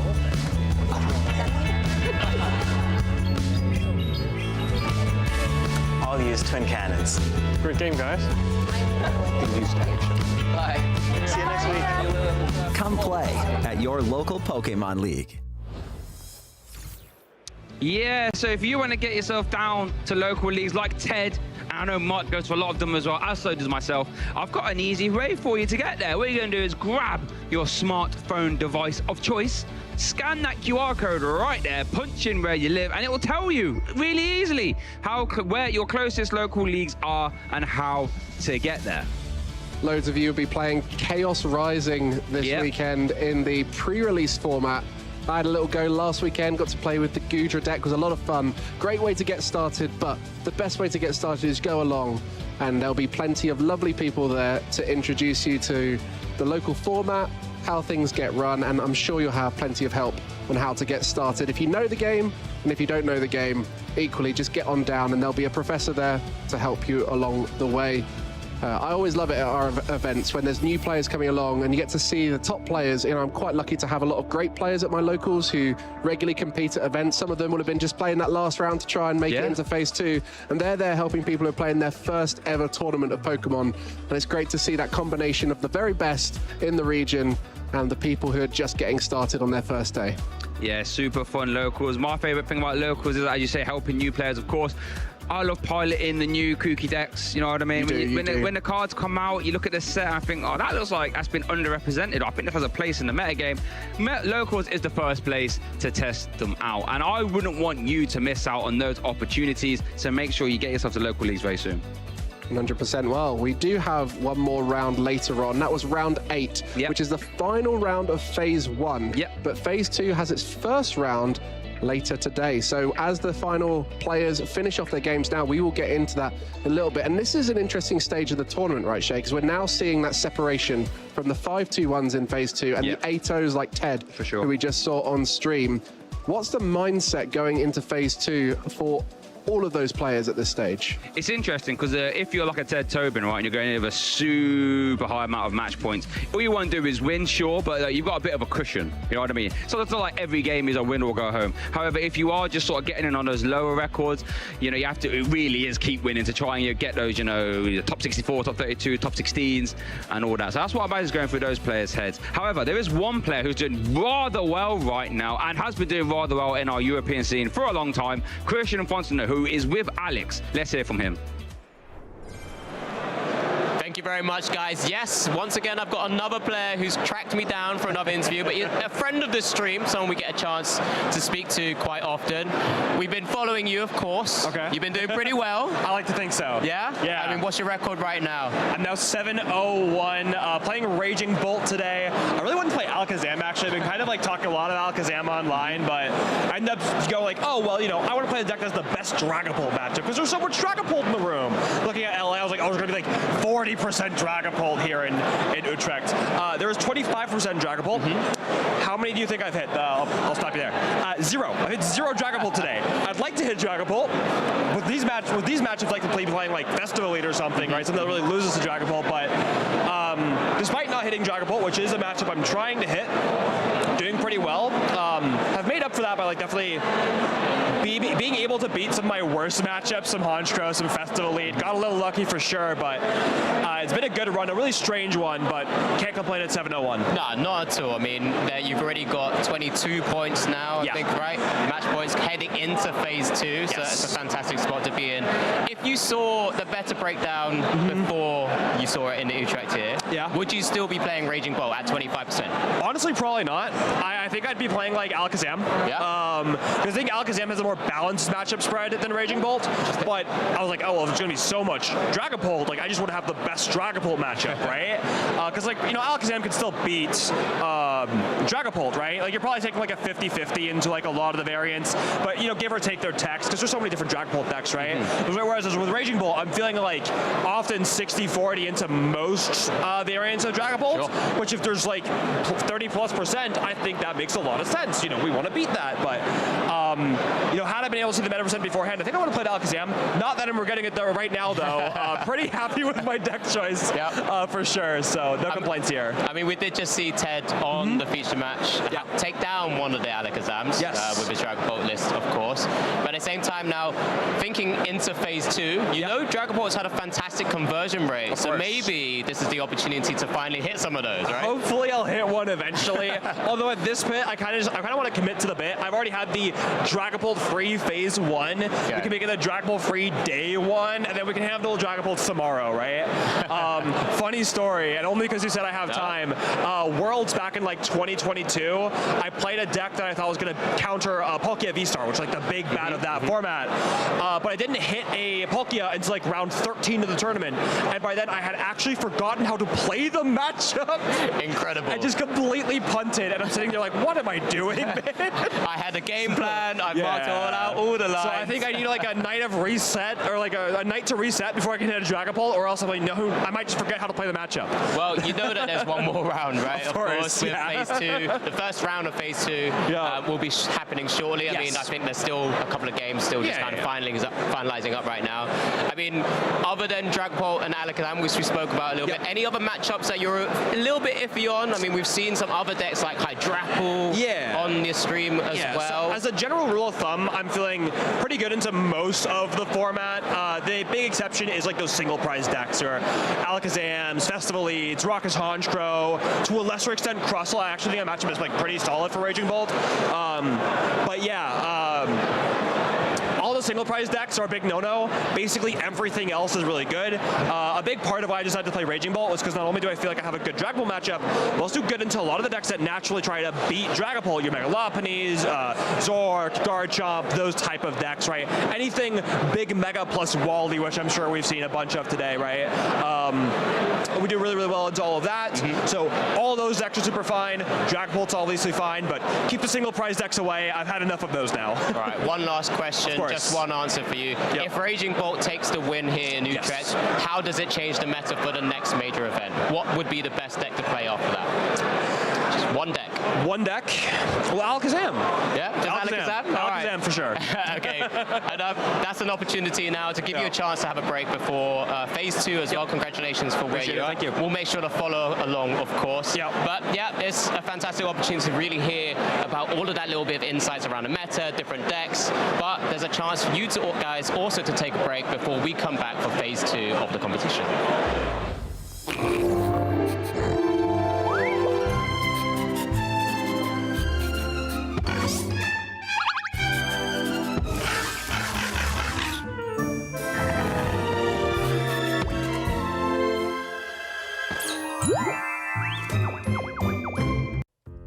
Hi trainers, I'm Amy Wosley and welcome to Professor Amy's Classroom. Today we're learning Pokémon TCG mathematics.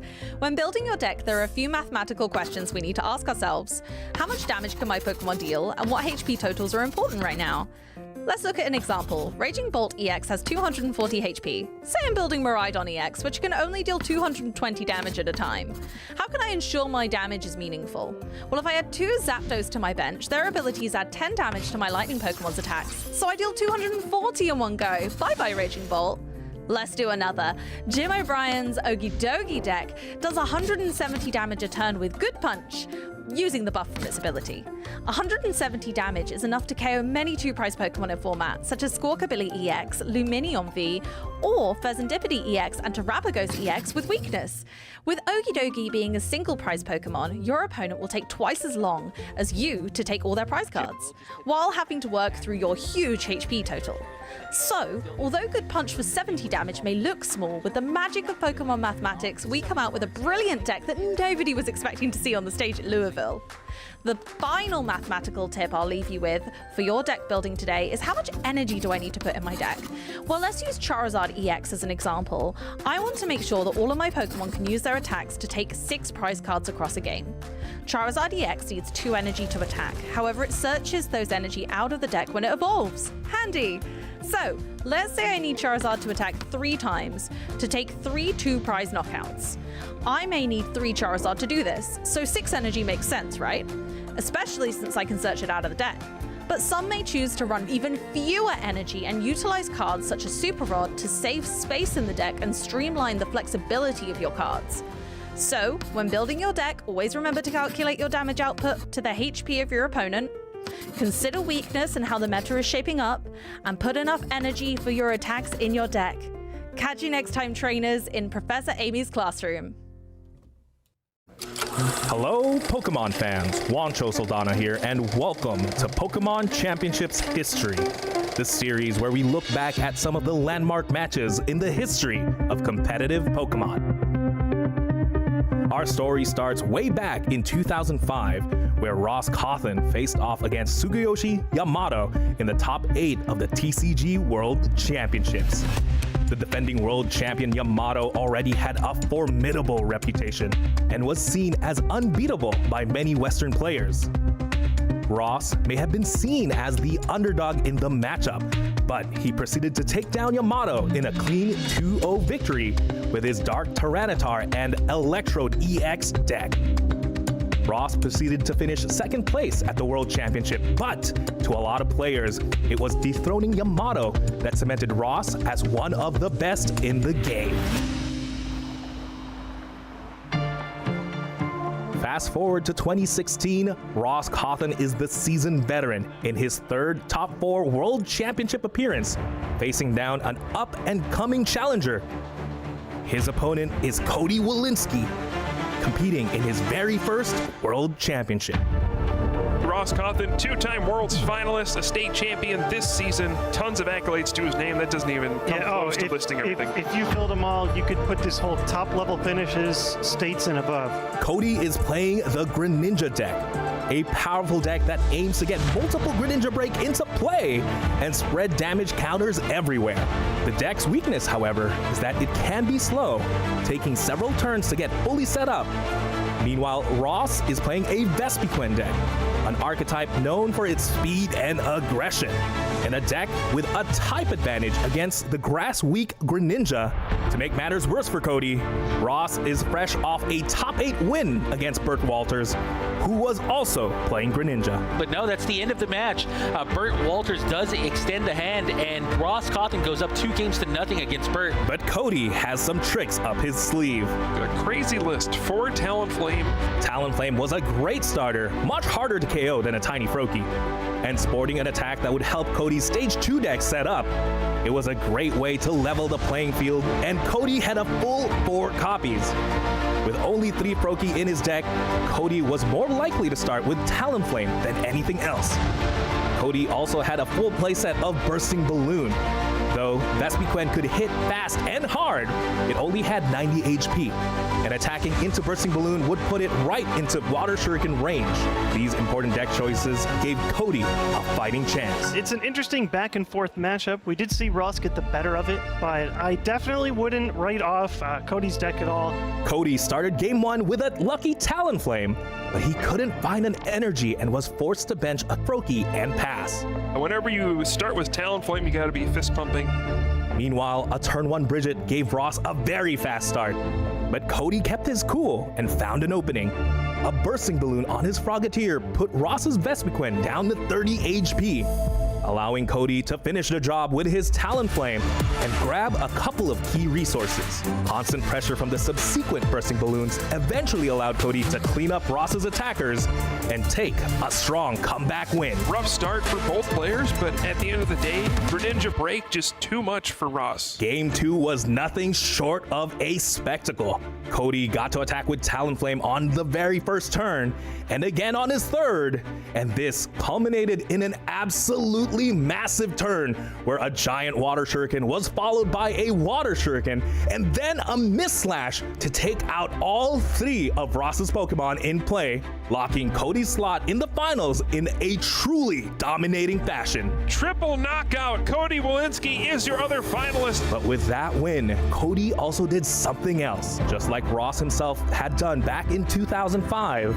Cody took down a veritable legend of the game, forever making his own mark on the Pokemon trading card game. Thanks for watching, friends. Do you have a favorite competitive Pokemon moment?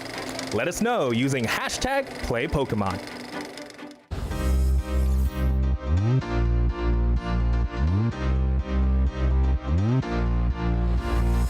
You don't want to be unprepared.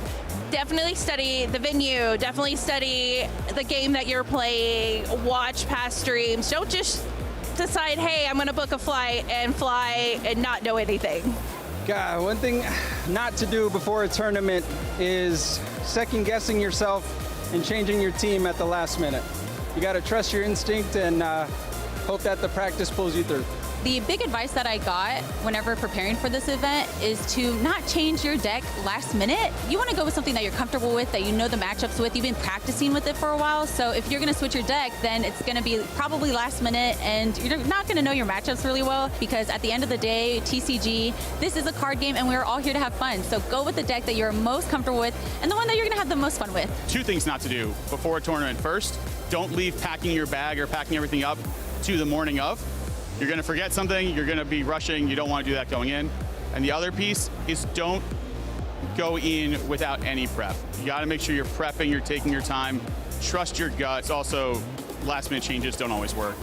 I would say just don't stress yourself out, don't psych yourself out, do your prep, but don't be too nervous. Always show up to have fun, have a good time, just go out there, do your best, and yeah, just don't be too stressed. Something not to do before a tournament is not check your deck size. Make sure you have 60 cards, make sure all your sleeves are fresh. I've heard so many horror stories about people forgetting cards before their round, getting deck checked, and getting penalties from not having correct sleeves.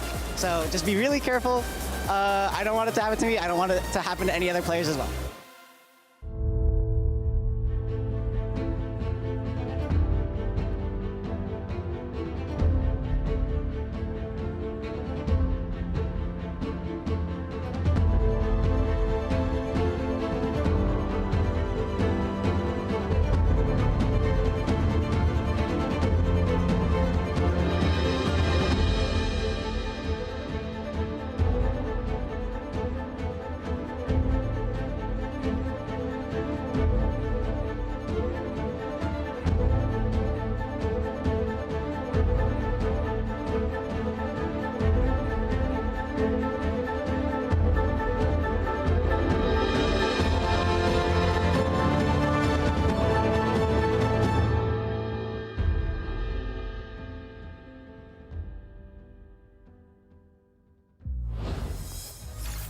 It's almost time. for phase 2. So wake up, you sleepy heads. Alex, we're ready to rumble. How do we feel now that phase 1 is all done and dusted? Yeah, still finalizing exactly all of our players that are in there, of course. But what a day that we've had so far. So many great feature matches, so many great decks, so many great players.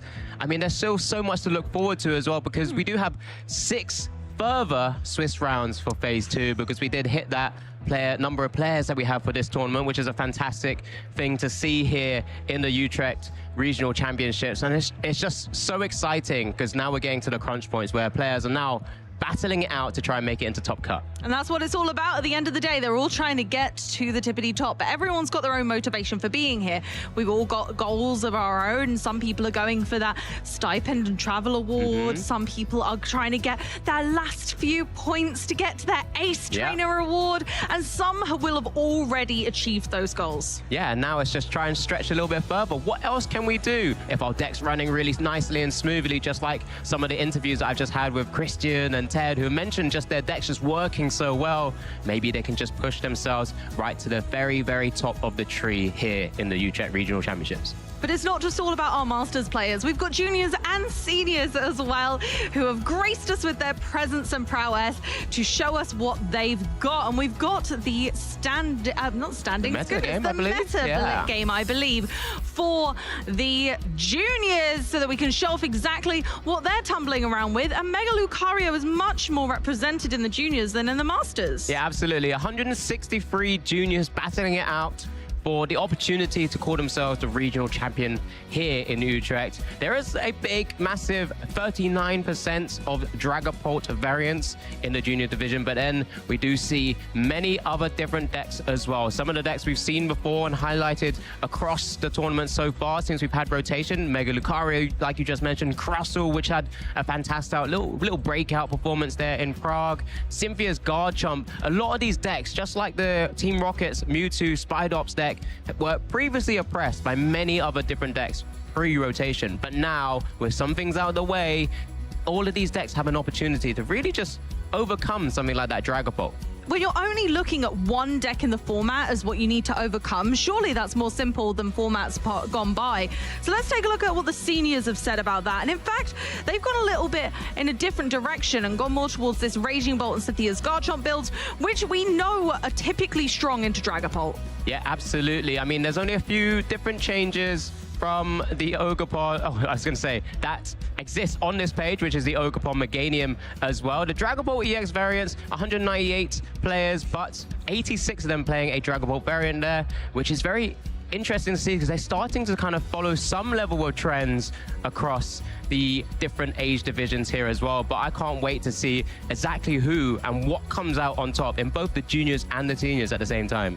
Honestly, they are innovators in their own right, and although we don't get to feature them on the broadcast, they're out there fighting tooth and nail to show that they can overcome the dragons this time, or fight fire with fire and put Raging Bolt into this limelight instead. Yeah, speaking of Dragapult EX, though, we do have this little thing that we want you to check out, just to get a little bit of a glimpse of exactly how Dragapult EX works. Hi Pokemon trainers, I'm Shay Burton, and today we're going to take a crash course into the Dragapult EX archetype, the deck that won Dortmund Regionals and got second place at Lille as well. Let's Phantom dive in. Dragapult EX is built around the amazing attack Phantom Dive, which for a fire and a psychic energy deals 200 damage to your opponent's active Pokemon, and then you can spread 6 damage counters on your opponent's bench Pokemon in any way you like. This, as you can imagine, applies a ton of pressure on your opponent's board state, since not only are you dealing massive damage into the active, that 2-shots everything in format, but you're also peppering your opponent's bench, meaning their bench sitters like Fezandipity or Hoot Hoot now have a big target on them. Worth noting that the Stage 1 Draglock can provide a ton of value here too, since its Recon Directive ability lets you look at the top 2 cards of your deck, and then you can put one in your hand and the other one goes to the bottom of your deck. Letting you see more cards in a turn is never a bad thing. With the aim of the game being bench damage, Dragapult EX decks can play Dusknoir, whose ability fits this strategy perfectly, letting you KO the Dusknoir with its ability, but then you can place 13 damage counters on one of your opponent's Pokemon, making Phantom Dive even more terrifying. Some players even opt to use Hawlucha now as well, whose flying entry ability lets you put 1 damage counter on 2 of your opponent's bench Pokemon when you put Hawlucha into play, which would let Phantom Dive KO 70 HP benched Pokemon, like Charmander or Dreepy. The most awkward part about Dragapult is that split energy cost, so Dragapult players will now use Sparkling Crystal as their ace spec to help alleviate that, since it reduces the attack cost of the Turbo Pokemon it's attached to by 1 energy of any type. So now Phantom Dive can be used for 1 energy. Crispin can help out here too, since it lets you search your deck for 2 basic energy cards, put 1 in your hand and the other 1 you can attach to one of your Pokemon. So at any point Crispin basically reads start using Phantom Dive. With all these tools in the tool belt, Dragapult EX has become a spectacular deck in this format, and it's something that on any given weekend could take the event down. Speaking of which, let's get back to the stream and see if any damage counters are being spread right now.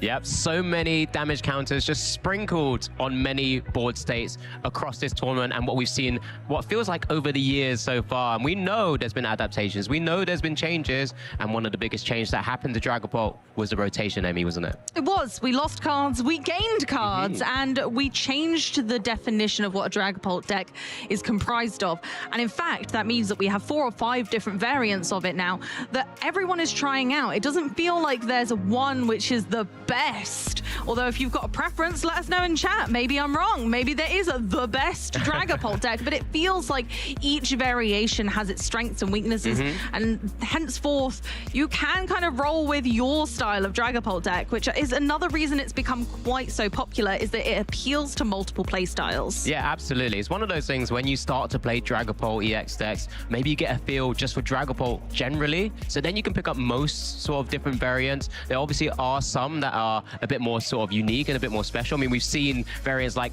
Mega Starmie EX Dragapult a little bit earlier today. We've seen Dragapult Blaziken. We've seen some slower Dragapult variants with the Crushing Hammers as an example. I mean, just having a little look here, this has been one of those directions that some players have gone in, because with Crushing Hammers coming into the format now, when you have Seething Spirit on that Blaziken EX, well, doesn't really matter if my energies goes, because it will come straight back on to my big attackers like that Dragapult EX with that Phantom Dive, or even using that Smolder Assault attack, dealing 200 damage with your Blaziken as well. So there's quite a few different sort of variations that we can really work in, but one of those things around playing something like this, you are reliant on those rare candies sometimes, and you can be a little bit inconsistent.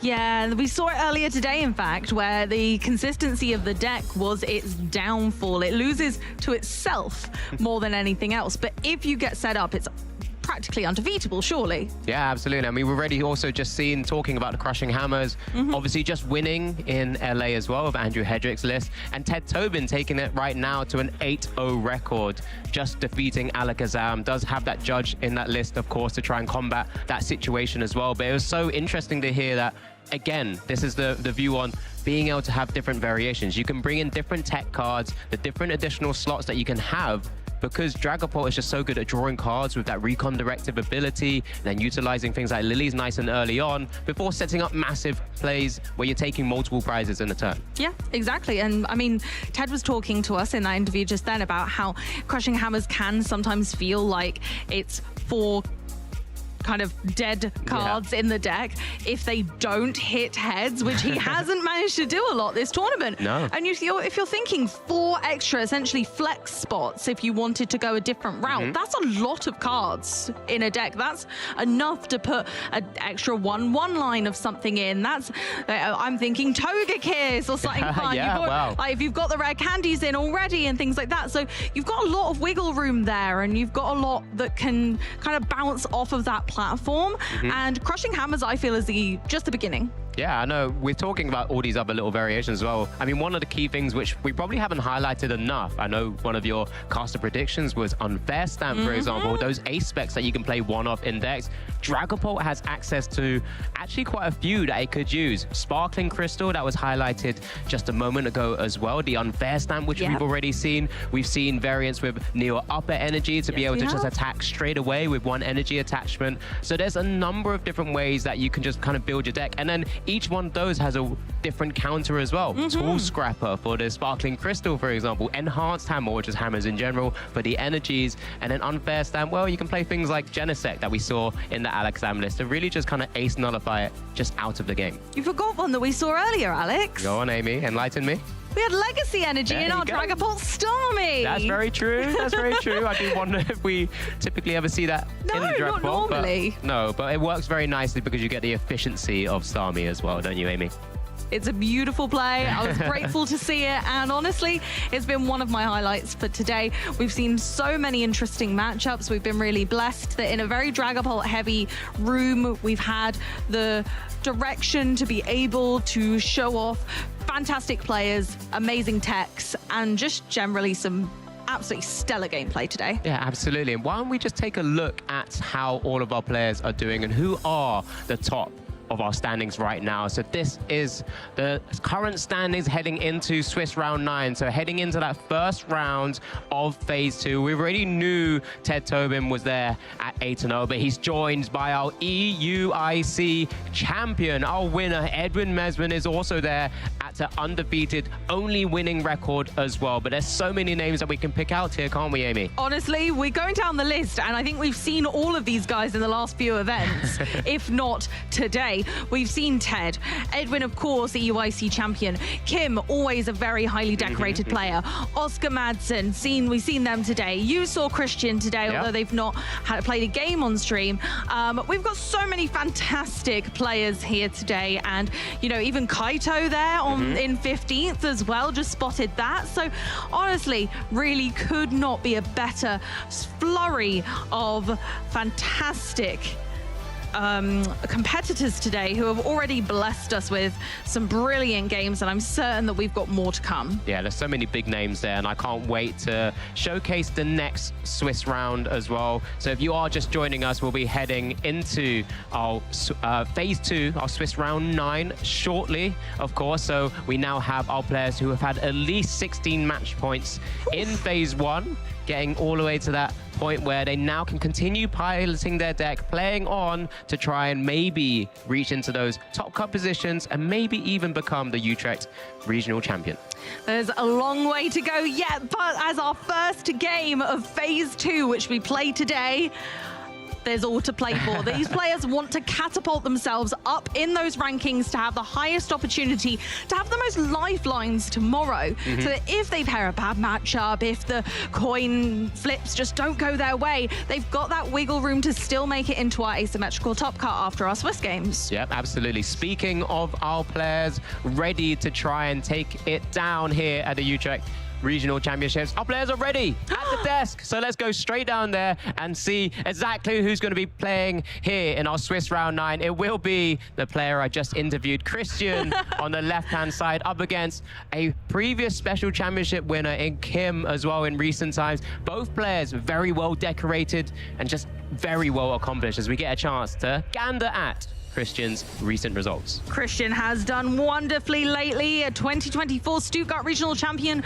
bringing it all the way to 2026. Of course, that Gdansk Regional top 4. But Christian's actually done really well this entire season, keeping fantastic results, almost always making that phase 2, and just has been a bit of a powerhouse throughout a lot of our events. So we've seen a lot of Christian. Let's see if he can continue to bring the heat as we move over to, of course, Kim, who we've spoken about, but we haven't had a chance to catch up with today yet. No, not at all, but someone who's been so consistent over so many years. As I mentioned right at the bottom there, he was a special championships champion in Bologna, back home in his home country, but has had multiple top cuts at regional events as well. Stockholm was the most recent there with a top 4 fantastic finish. And here he's going to be trying to take down this tournament as well, become a regional champion in sort of the more recent times, as both our players are now just readying their decks. Does look like Kim actually just mulliganed, so there's an opportunity for Christian to really work out what he's playing against if he didn't know already. But I think we're in for a great matchup. I think so too, and I'm excited. We've got lots of impressive techs in here that could go a long way. Christian's deck is, of course, trying to monopolize on having lots of energy in play and maneuvering that around. And actually, we know from the Hammers build of Dragapult that they're then trying to stifle that and take away some of the energy that actually Christian only has access to one or two of, to make it much harder for him to establish that game plan. Yeah, absolutely. And just to kind of give you a glimpse, you might have just caught it there in Kim's hand as he did mulligan once again. He will be piloting that Dragapult list. And he is playing Crushing Hammers as well. Does have his own tech inclusions to try and stem the flow of the game at points. But Kim's already a very well-accomplished player with this type of archetype. We've seen him in multiple different decks so far. We finally do get a basic there for Kim as well. And he's just putting his prizes out for everyone. And just, we will gander at that before we kick things off here. But this is it, an opportunity to see, ooh, nice and pink on the right-hand side there for Kim. And a couple of opportunities. Oh, there's just a 101 line as well. And we do also get a big Pokemon for Christian. There's a fist bump. The Wellspring Ogerpon EX is also prized. It looks like Christian's kicking. Oh, no, maybe not. Maybe it's Kim kicking us off with the Buddy Poffin. Bringing all the buddies to the bench. Dreepy needs some friends to back them up. Now, it's a great start to be able to get more Dreepy out because, of course, we do have one in the prize cards and one Dragapult and our one of Meowth. So having a couple of good supporters for draw in hand this early is kind of nice. We're sitting on a pretty good hand. We've got the Dracloak ready for next turn. So honestly, it wouldn't surprise me if this was just a pass the turn after this, and we're ready up for next turn. Going first has definitely done Kim well this time, as we'll be able to make a really decisive play next turn, and maybe even judge Christian, which could really mess up his play. So hopefully Christian has something they can jump back with, but they won't be able to put the early pressure on with that Wellspring Ogerpon EX, which is very good at knocking out those Dreepy, Alex. Yeah, absolutely. Christian's already mentioned in the interview when speaking to him, he did want to play against this matchup. He's yet to play against Dragapult, so this is his opportunity really to showcase exactly why he's decided to pilot Raging Bolt here, as you do get a Dark Energy attachment and committed to the active, and it's a pass over. Christian's got plenty of cards to work with 2 mulligans that he's taken as well. Let's see how we're going to be able to maneuver with this hand here. Has a couple of energies. We'll be able to Teal Dance as well to draw additional cards, but he's also got that Meowth, maybe just trying to get into sort of more important Pokemon for setup. Here's the Teal Dance, Amy, for 1, and hits the Mega Kangaskhan, which is always nice to see. That's a lovely top deck from that Teal Dance. Dokapon putting in the work already this game.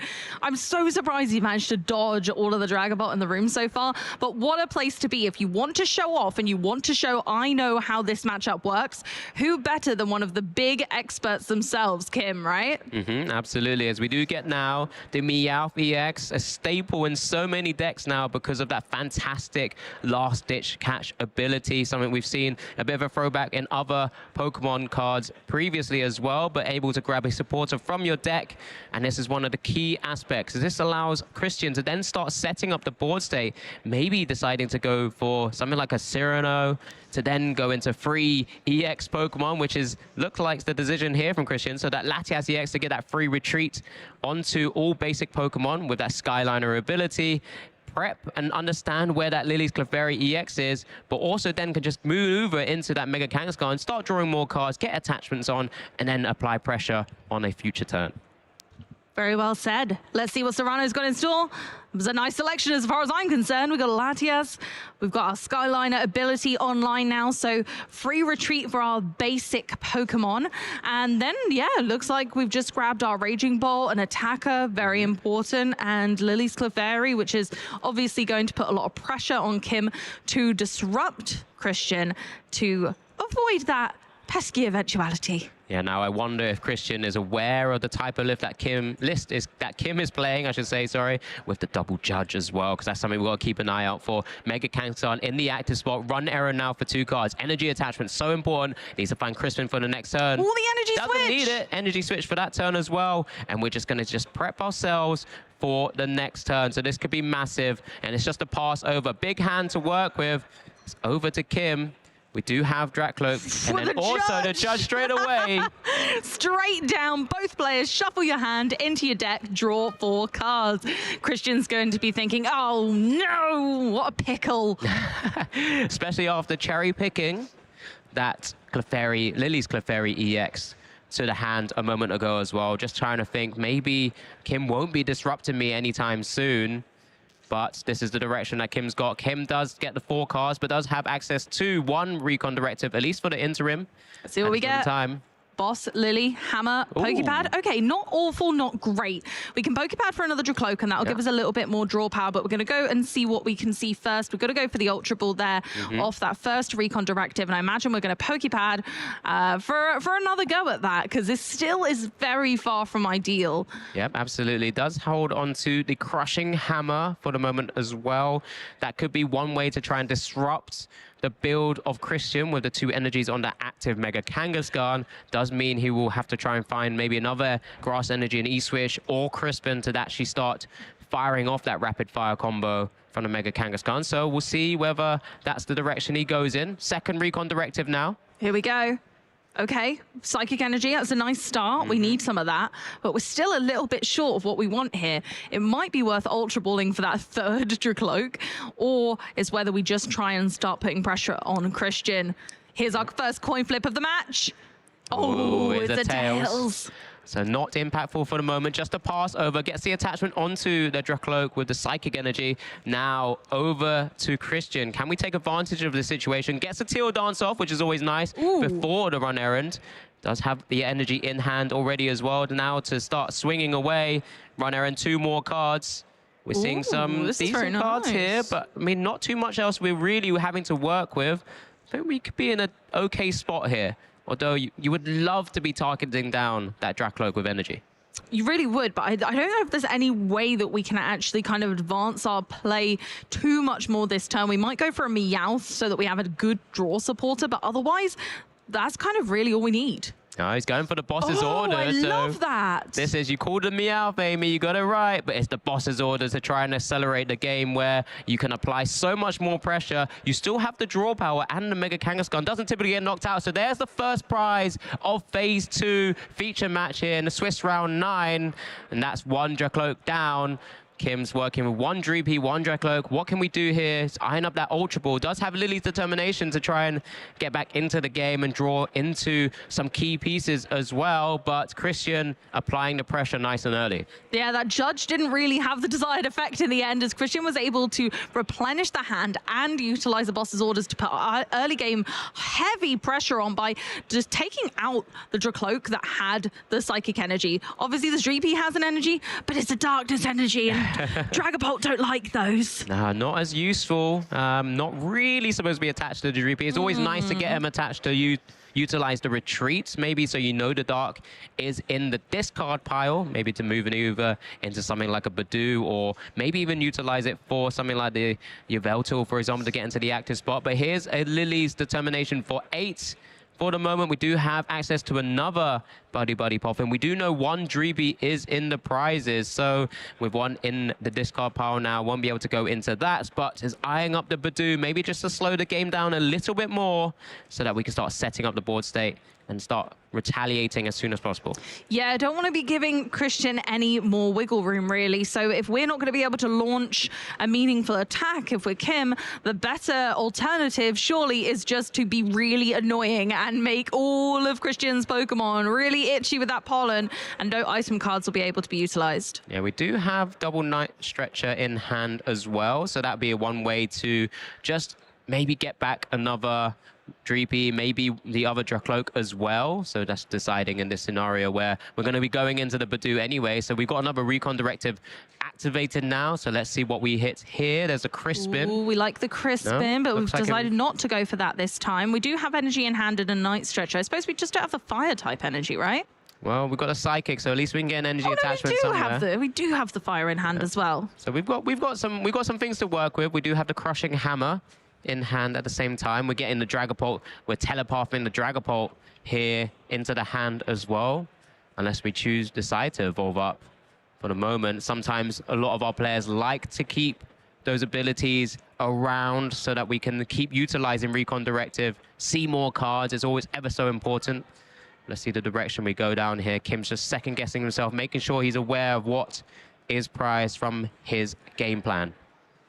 Yeah, keeping Dracloak in the game, but not evolving to Dragapult doesn't give Christian an opportunity to make it kind of squishier with some damage. But we are going to evolve that bench one just to make sure that we definitely have it for next turn. The attachment of the Psychic Energy, retreat using that Darkness Energy earlier attached to the active, and we're into Badoo for a bit of Itchy Pollen time. Yeah, time to set the scene here with an Itchy Pollen item lock on Christian's side of the board. Oh, Christian's just top decked another boss's order, so can Get maybe target out. down another key Pokemon there, as we do get another run errand. So do we want to utilize another one of those boss's orders? Because there's only 2 in the list. We're going to have to start swinging away at the active Pokemon at some stage, but is it better just to take down some of those support Pokemon, especially when Dracloak has that recon directive there? Here comes Area Zero under deck and a Cyrano first. Not going to go for the boss's orders yet. Not worth it right now. Need to establish the board and get as much energy flowing as possible, because Crushing Hammers are no good if you've just got a ton of energy all over the board. At that point, it becomes really difficult because the Crushing Hammers do at that point feel like dead cards in the deck. They're just not having enough of a desired effect. And that's the beauty of this format right now, is a lot of our Pokemon that are attacking with very little energy attached to be able to use the attack. So I really like this from Christian, because by getting another Teal Mask Ogerpon, we can spread the energies across all of our Pokemon, so we can get Raging Bolt, basically threatening the board here, as there is another rapid fire combo. But we've also grabbed Lily's Clefairy EX. That's another threat. We've grabbed Pheasantipity EX, which gives us some more draw power should you do anything to cause and wreak havoc on his side of the board. So this is really heads up play here from Christian, and I really, really like that. Ooh, it's a heads this time, but which energy are we taking? We're taking the Lightning away from Raging Bolt, which is a good call. Team Rocket's Watchtower comes down, so the Meowth aren't going to be working, and neither is Kangaskhan, but the Meowth can actually run away to the discard pile because they are being bumped off because Area Zero isn't there anymore. Easy targets, so you don't want them on the field, especially when they've done their job. They've caught some stuff from the deck, taken the Spore out, and this is really tricky for Christian now with the Watchtower coming down, because I believe the other Latias may have been discarded already. He doesn't really want to give that up, or just having that maneuverability is ever so important. But that Pheasantipity being there, you want that draw power, and that's what it looks like. Oh, it's deliberating. Pheasantipity hits the discard pile, back down to 5 on the bench. And Lily's comes down, determined to get Kim into a more stable position, and we're going to be able to draw that fresh 8 cards. Yeah, so just deliberating exactly what's available in the discard pile for Christian's side, but Kim's going to continue working through what he has access to. 2 more cards there. Hits the 3rd Crushing Hammer there. Recon Directive sees even more cards. Yeah, pretty nice. Poker Pad allows you to grab the other Dracloak as well, evolve that up, get another Recon Directive, sort of protect yourself a little bit more. And that's the beauty of this deck, right? We've seen so many cards already. Kim basically knows half the deck's here, half the deck's there, and that's between the discard pile and the deck itself. And because we obviously have those night stretchers, any Pokemon or energy in the discard pile essentially becomes a pseudo draw pile, because we can just fish them out at any point.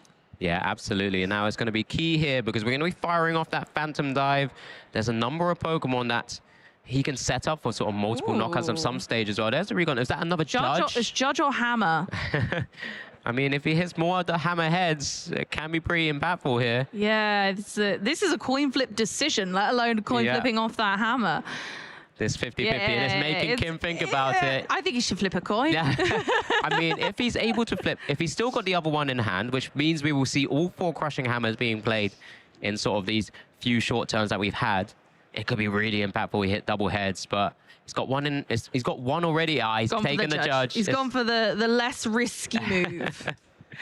No, I think that's a little bit more preferred. Like, he would have to hit double heads for it to be really impactful. Here comes the Phantom Dive now. Now it's going to be key to go which direction. Do we start putting some damage counters on Teal Mask Ogerpons just to kind of bring him within range? You've got the Latias as well. So there's a number of different options here. Or even start prepping the Raging Bolt to be knocked out in one hit at the same time. Goes for the Lily's Clefairy EX, just applying 6. So that's now down to 130 HP, I believe. It had 190 as a base.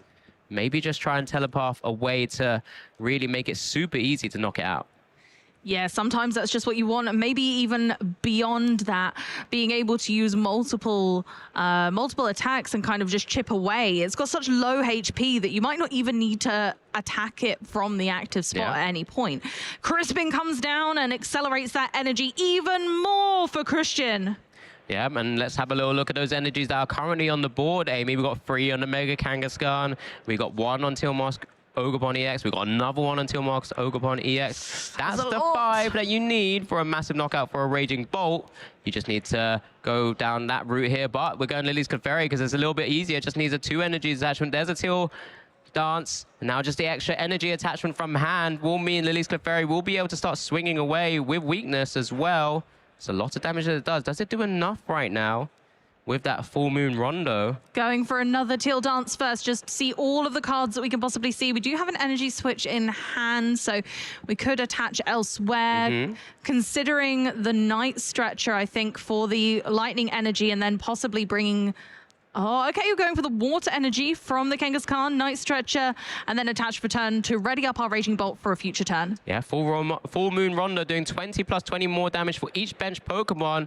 So there we have 7 bench Pokemon right now is 160, plus the base will be 160 damage times 2, 320. Perfect math to take a massive knockout on that Dragapult EX. And now Kim is really up against it with just double Dracloak in play. Lily's Clefairy showing off why it's going into a lot of decks to try and push Dragapult out of this meta.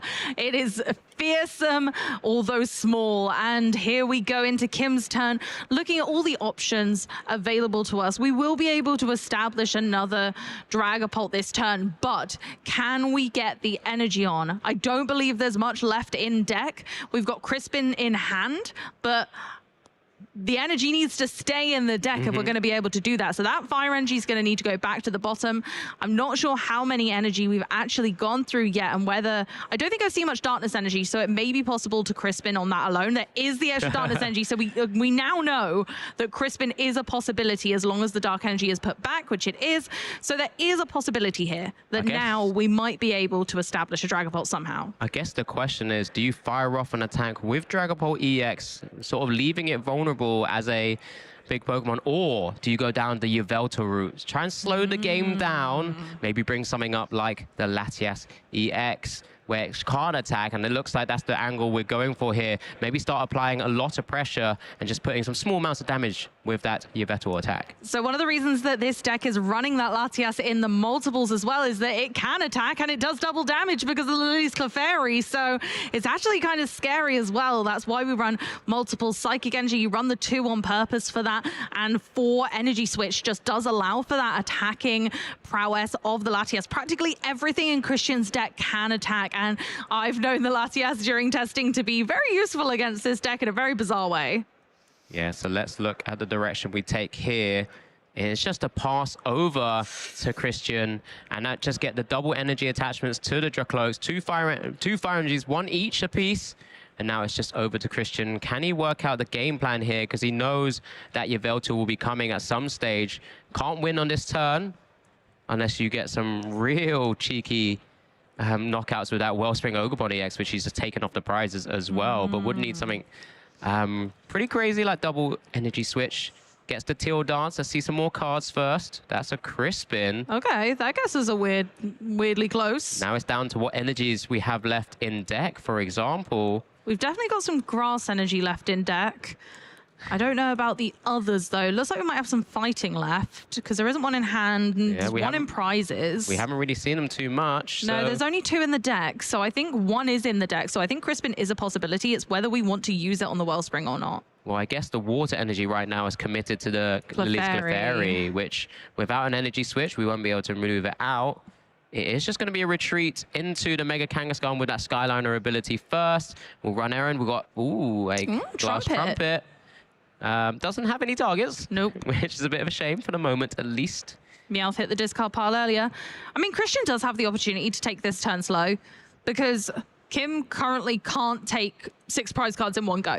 And that's what they're up against. So this is the tricky point. He's got to just double check what energies he has access to, because if Kim does go down the route of maybe trying to trap the Latias EX. He needs to be aware of the energy switches, which I see a couple in there. The Crispin here, I think there's still one more, well, a couple of energies left in the deck for another further Crispin, and then the Latias can then actually start swinging away, like you say, as well. But then it's just on whether Kim can handle that. And this is the Crispin. Oh, yeah, he's just double checking. One of them does get attached when you get two. And we're coming to the active. So now we've got a Mega Kangaskhan ready to rapid fire combo once again. Double checking the hand. I think at this point, we're just making sure that everything is in order, ready to go ahead and go down to one prize card and kind of hope for the best in that situation. The worst thing here would be like an unfair stamp and then the clutch. Yeah, little does he know, but Kim doesn't have access to unfair stamp as it is prize. We saw that a little bit earlier from the prizes, of course. Yveltal does go into the active spot, does have that free retreat, but of course has that fantastic clutch attack as well. So Crushing Hammer coming into play now again. Tails this time. But I mean, look how many energies are on the board. So many. Would it make a difference? I mean, I guess you can take one away from Raging Bolt and hope that they aren't able to reattach one of them, so that could have been an angle, but again, like, then they've still got Clefairy and Ogerpon and the Kangaskhan itself. Every single Pokemon in this deck right now can attack. Pheasantipity taken from the Recon Directive here.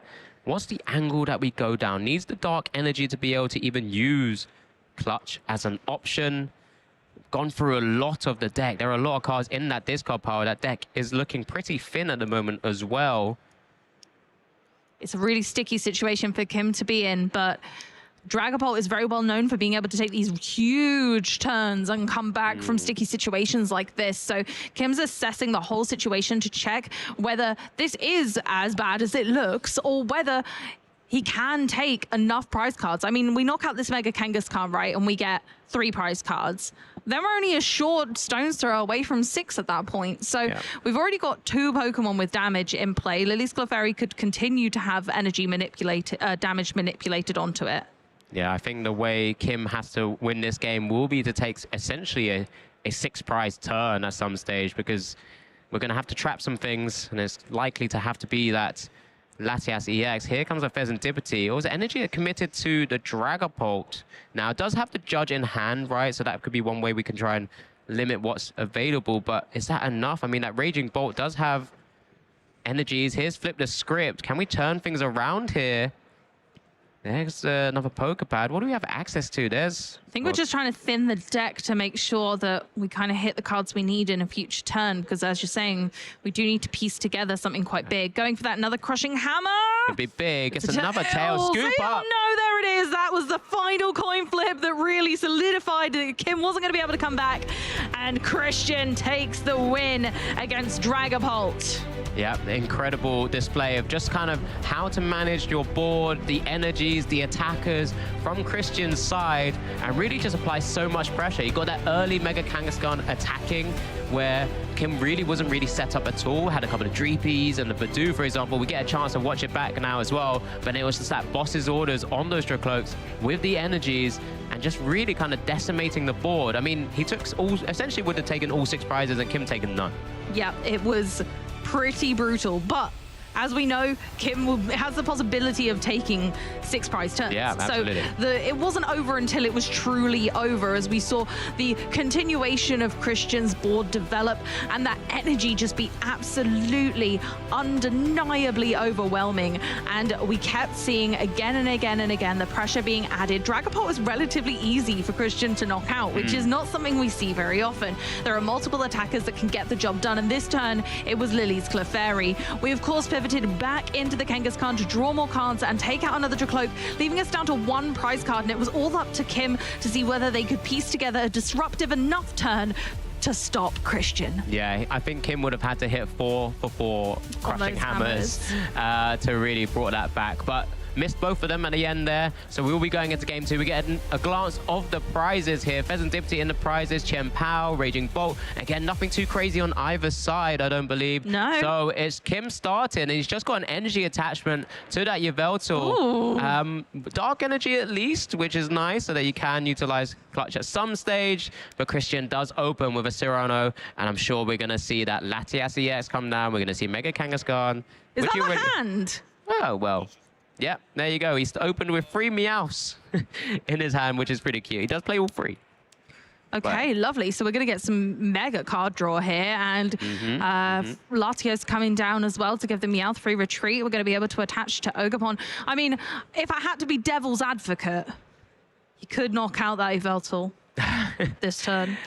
Yes, it's definitely possible. It's a scary thought, but I wonder if you're in Christian's shoes, you want to just take it a little bit slower, get yourself set up. Christian's, as when I spoke to him, he was happy going into this matchup, right? Yeah, I So mean, it depends what he gets off the teal dance. That's the big one. Very true. And a run errand. Don't And forget now that there's a run errand. So we're not going to be able to retreat another time. We are committing to taking it slow. Yeah, absolutely. So we do get, there's the teal dance. Well, I think there's an Ultra Ball and a glass trumpet here. So we'll at the very least get an attachment to the active. And then we have Meow for Crispin on future turn as well. But it's just whether we decide to maybe Ultra Ball away some of those energies, maybe get the glass trumpet going, because we can get it onto the Meowth on the bench. Ooh, I like. Opening for energy switch as well. But let's just take our time here. Surely we don't need to rush things. We're in a good little spot here. Got the right energies.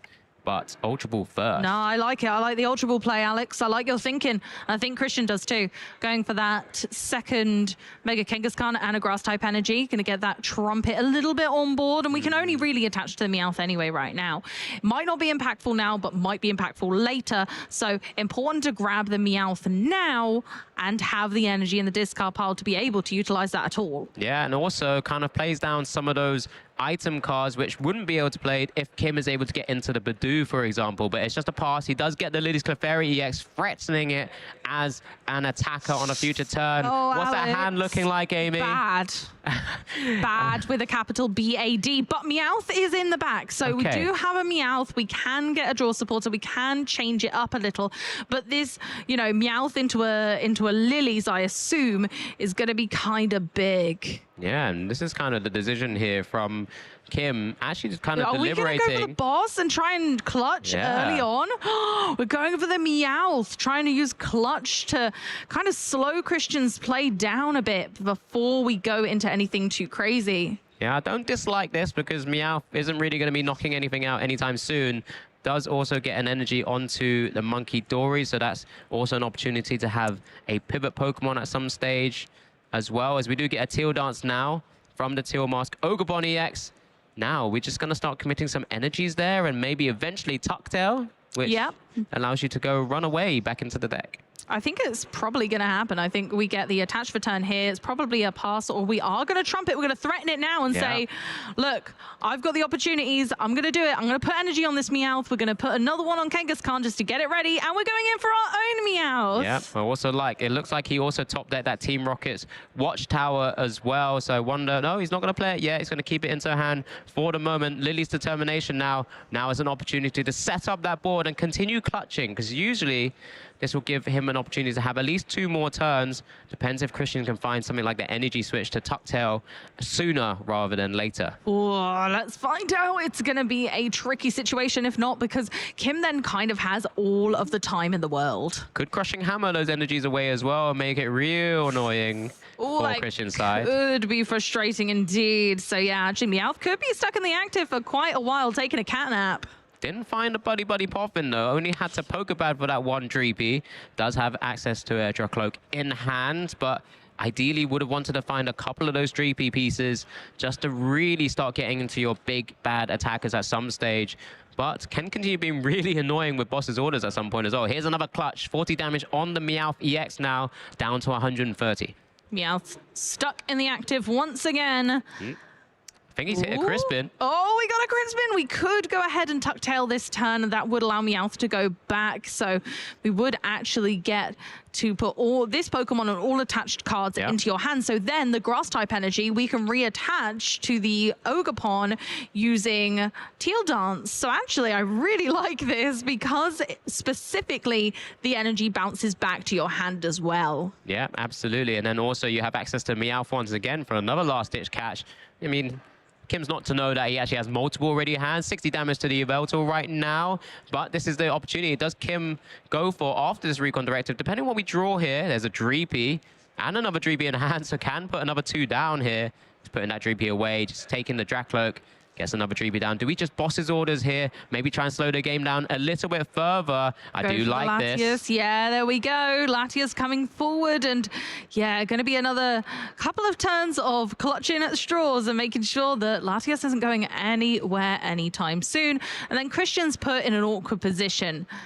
Here we go. We have an energy switch, but we don't have any psychic type energy in play currently, and doesn't look like we've got a Crispin. We can play the Meowth to force a Crispin into play, but then we do still need more energy than that because we're going to need more psychic. Crispin has to get us 2 different types of energy. Absolutely, and only plays 2 psychic energies. 1 is prize, so Latias won't be able to attack in this scenario. But again, Kim's not to know that. He's just causing an annoyance, dealing 40 damage because of the dark weakness on the Latias. Here comes Meowth back down again for the last ditch catch. Let's see the direction that we go down. Yeah, we're checking there. We're double checking what's available. But do we just even threaten it anyway and just say, look, we'll get some energy attachments. Are you sure you want to leave my Latias in the active spot maybe at some stage? There you go. Put some pressure on. Try and make it seem like we can, just so that Kim takes the knockout. Because the earlier Kim takes the knockout, the earlier Christian can start to kind of fight back. So putting some pressure on Kim to try and illuminate that, you know, I can totally attack with this. And you know what? It can take out a Dragapult. So it might kind of feel to Kim like they're forced into a situation where the Dragapult needs to come out now. However, currently, that isn't the case. It's just not possible. And what if I hit a Crushing Hammer? I know we just sent one to the bottom of the deck when Recon Directive. We get a Poképad now being utilized or worked into to get a Pokemon into the hand. So Poképad, such a great card in decks like these, in so many decks actually. It just opens the doors for so many for that card to be accessing so many different types of Pokemon. Non-rule box Pokemon, of course, but when you're getting things like Dracloak, you're getting things like Alakazams. It's such a great card, great consistency. That's hit a lot of decks right now. Certainly has. Ooh, okay, finally got a fire energy on our Dracloak. We're going to boss Meowth and we're going to keep going with this clutch parade and just say, no, okay, I am afraid of that actually. Clutch Meowth instead. So Meowth's back in the active again. And we're in this sticky situation where once again we might have to Crispin onto the Meowth. Yeah, and it's one of those scenarios now where Kim's going to be looking for that dark energy. Because I think, is that just a fire energy on the Monkey Dory for the moment? Yeah, it is so indeed. We won't be able to utilize and use Adrenabrain with that dark energy to try and heal up some of that Yveltal play, because we're going Crispin straight to the active right now. It looks like we're going to get that energy switch being worked on in this scenario, which means that Meowth with 2 attacks will be able to take down a Yveltal with 110 HP. Tucktail putting in some work. Meowth's got moves. Getting some energy attached there. We only need 1 more. We could energy switch, but we also have Teal Dance still online. So going to go ahead and move one of those grass energy for now, and then we're going to Teal Dance. And again, I love that these energy bounce back to the hand with the Meowth as well, so we can keep dancing turns and turns ahead as well. So Tucktail indeed going to take out Yveltal. Yeah, it's been a while since we've seen a real archetype which has that kind of bouncing attack, either back to the bench or even back to hand, but we've seen it played and worked on with this Meowth so far. I mean, we've got another Meowth on the bench right now, so we could potentially see more Tucks at some point. But here we go. Kim working with that Recon Directive. See what we've got. There's the Monkey Dory coming to hand. So much fire energy and no psychic to be seen. Every single time, we just haven't seen any psychic energy yet.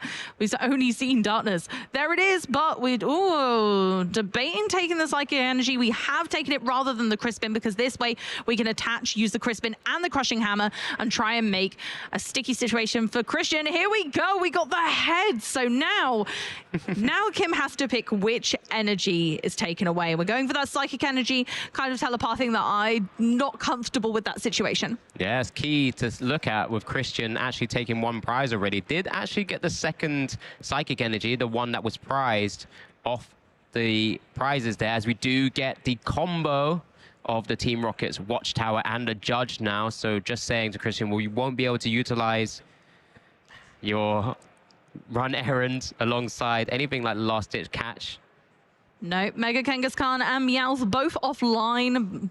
Rocket's Watchtower says normal types are not going to have any abilities. They are offline. We can use the Teal Mask Ogapon, but that is it. And there's only going to draw us one card. So Christian will be working with a hand of 5 after their draw for turn, and we'll see whether they can then get anywhere further. Last game, Judge didn't do them many favors, but maybe this time it'll be different. So going for a Pokepad before our Recon Directive so that we can thin the deck of a card that we would rather not see on the Recon Directive. Yeah, absolutely. Dragapult EX in the active spot now, trying to exploit the fact that Mega Kangaskhan won't be able to draw more cards, or Meowth EX able to use that ability, that fantastic search for a supporter ability as well. Recon Directive seeing double Night Stretcher in that scenario, and now it's on Kim to work out exactly where he's going to place that Phantom Dive damage counters on Christian's side of the board.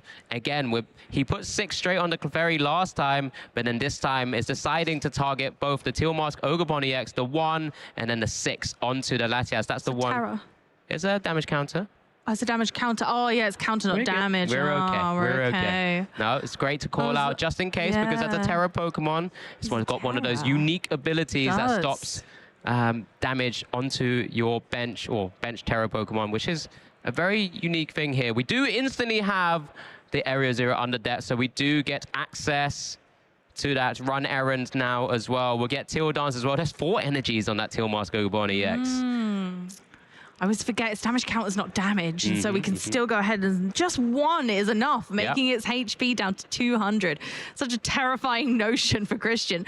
It's one of the reasons I kind of always wonder whether Dragapult, you know, really does have a bit of a pocket of opportunity here now to be able to use boss's orders, but we've already used up so many in the early game just to keep managing to rebuild a board state. No, I think we've got 1 in hand, right? I think it's been a lot of Crispins for the Meowth and the Latias EX.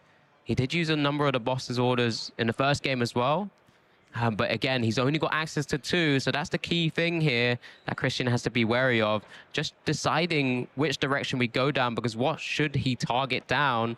Can take 2 prizes with Meowth, can take a prize with the Dracloak, and yes, he goes for the draw power, try and limit what Kim has access to. So Christian down to 4 prizes now, already 1 game up, 14 minutes to go. Kim's got to try and turn this around as soon as possible. You know what? I think they can do it as well. That's the thing with Dragapult. You can take those big multi-prize turns, and there's a bunch of damage already littered around the board. So it's not far-fetched to say that we could be able to do this. Yep, absolutely. Recon Directive here, as we do get the Night Stretcher now for the 2nd Recon Directive. That's going to be a crushing hammer to hand. Ooh, okay, that could make the difference. That could start to slow things down as well. And we know we don't have any damage on our side of the board at the moment. We can start prepping some other Pokemon, like other Dracloaks, other Dragapults, effectively, just in case one does go down. That Monkey Dory still hanging in there with that fire energy on it. Not typical, but does sometimes find it in a way to just retreat as a pivot Pokemon, which is always good. Yeah, without our Yveltal, that just kind of gives us the natural pivot of the Yveltal's effect, but without having to worry about attaching for turn. So Crispin then allows us to get that double attachment on that Dracloak, and we're ready to rumble. Are we going to just attack? We are. Okay, so Kangaskhan's down. We're taking 3 prize cards, but where is the rest of the damage going to be littered? It's a really unique Pokemon to choose from here, because that Latias is down to 120, so 2 Phantom Dives could very easily knock it out, and it looks like it is going to be the 6 straight onto the Latias EX, but we could have gone down the 10 to the Pheasantipity once again, the 4 to the Raging Bolt EX, because that would have put it within range of another Phantom Dive as well. So there was a few different options, just committing to that Latias EX for the moment, as we now get the Lily's Clefairy EX in the active spot. Of course, with Skyliner, it doesn't matter anyway. We've got that in the active spot for the time being. Pheasantipity flipping the script, does have access to Crispin and also an energy switch here. Crispin, I think the Psychic Energy went back into deck, does have another Grass there, so it is live. We've got it. Going for the Lightning and the Psychic? Yeah, this is pretty important here. One of the key things, though, if we leave that Lily's Clefairy EX in the active spot, a Dragapult EX can come up, swing away with Phantom Dive, knock out the Lily's Clefairy EX, and take a knockout on the Latias EX as well. So Christian's gone down the route of the Raging Bolt EX instead. 240 HP and a bit more bulkier, maybe could withstand a Phantom Dive. Yeah, we've got to go with what's going to stick in there for the long game, because Kim's very good at taking multiple prize cards. Too good, in fact, at taking multiple prize cards. So we need to put every single barrier, every hoop to jump through. And, you know, we did telepath earlier that, of course, lots of boss's orders have already been used on Kim's side. So actually, it could get a bit sticky if Kim's just not able to draw into more of those. They do run 4, but we've used 3 of those 4 already. Yep, here we go. So it's a massive knockout from the Raging Bolt. Bellowing Thunder to take the knockout here. Unfortunately, Latias EX is still on the board. If Kim can find a Dragapult EX, a Boss's Orders on the Tilmask Ogerpon EX, that would be able to take 4 prizes with 3 just left to take. So can we do it here? We're just kind of maybe thinning out the deck, perhaps, before the Recon Directive. We're Dragapult EX and the Boss's Orders away from actually taking multiple prizes. I just want to double check. I am not missing anything else. No, I don't think so. We are just hunting down those last puzzle pieces. We've got the Monkey Dory with the energy. We've got energy on Undra Cloak. We have just those few little bits left to grab now. Here we go. There's a Pheasantipity. That's going to help out. We're going to see so many cards, Amy. So, again, it doesn't have to even be on the Tilmask Ogerpon EX. The Lily's Clefairy is still less than 200 damage. There's Flip the Script. There's an Ultra Ball. So that's one piece of the puzzle. And then just needs the Phantom Dive onto that Latias EX with 60 HP remaining. Can we get there? It's going to be a long road, but we might be able to. We're seeing 4 more cards at least. Hopefully it's the one. We've got not a lot of cards left in deck, but only one of those is a Boss's Orders. And, you know, that's... I don't like the odds. I wouldn't get it. Yeah, not in a million years. We've had to play 3 already, 3 right? already, yep. So here we go. First Recon Directive. Not We've got hit. Judge. Judge will slow take things that down. as a just in case. It's not a bad one. All right, second Recon Directive, Alex. He's not. He's missed it so far. We've got a hammer and a watchtower. The watchtower could be quite nice because we can bump the stadium. That removes the opportunity of something like the Chien Pao play to remove that Latias EX. Or do we? Nah, we can't really swing into this right now. I think we're just gonna have to slow the game down. I think you've got to. Crushing hammer. It fails. No. Maybe it's a, yeah, here we go. Monkey Dory also hitting the field. Now that we have a Terra Pokemon of our own, we are allowed to have 8 benched at the same time. Watchtower, we can now bump away one of those Pokemon, and Meowth goes. And now, do we just play the Judge, maybe maneuver into Badu at some stage as an option? Attaching a Psychic Energy, we might Mind Bend, you know? Yeah. Confusion can be very disruptive. Opponent has to flip a coin to see whether they get to attack or not and do any damage. And then that 30 damage that would go on Raging Bolt if it fails could be effective later. So being able to utilize a possible Confusion plus Judge combo could be good. Because if Christian doesn't get enough cards off this Judge plus draw for turn to attach more energy after a retreat to a different attacker, that could buy the time that Kim needs. Yeah, so with Kim missing that Boss's Orders, I think he actually ended up finding it off the Judge. So next turn, he just needs to do it. Here comes the Mind Bender. Confusion on the Raging Bolt. Just over 8 minutes remaining. Christian is currently 1 game up here in Swiss Round 9. Kim looking for a way to get out of it. Hello. We like that. Showcasing all of them. And I don't think the hand is great otherwise. I'm not going to lie to you. I think it's a not great situation. I think, was there a Meowth in hand? So we can go into a last-ditch catch. Okay. Is that enough to maybe try and find some pieces? Right now, Chien Pao is still somewhere in the deck. So we do get the Meowth coming down. So we do get to use that ability, find ourselves a supporter. Maybe just thinking about going into Mega Kangaskhan as an option. Yeah, maybe to be able to draw some cards and see if that can get us out of this situation. Or maybe eyeing up his own sort of retreat lock with Sob as well. So there's a few avenues we can go down.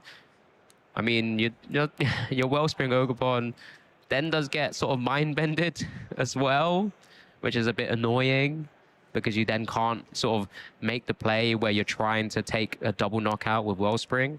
But maybe that's the direction you got to try and go down here.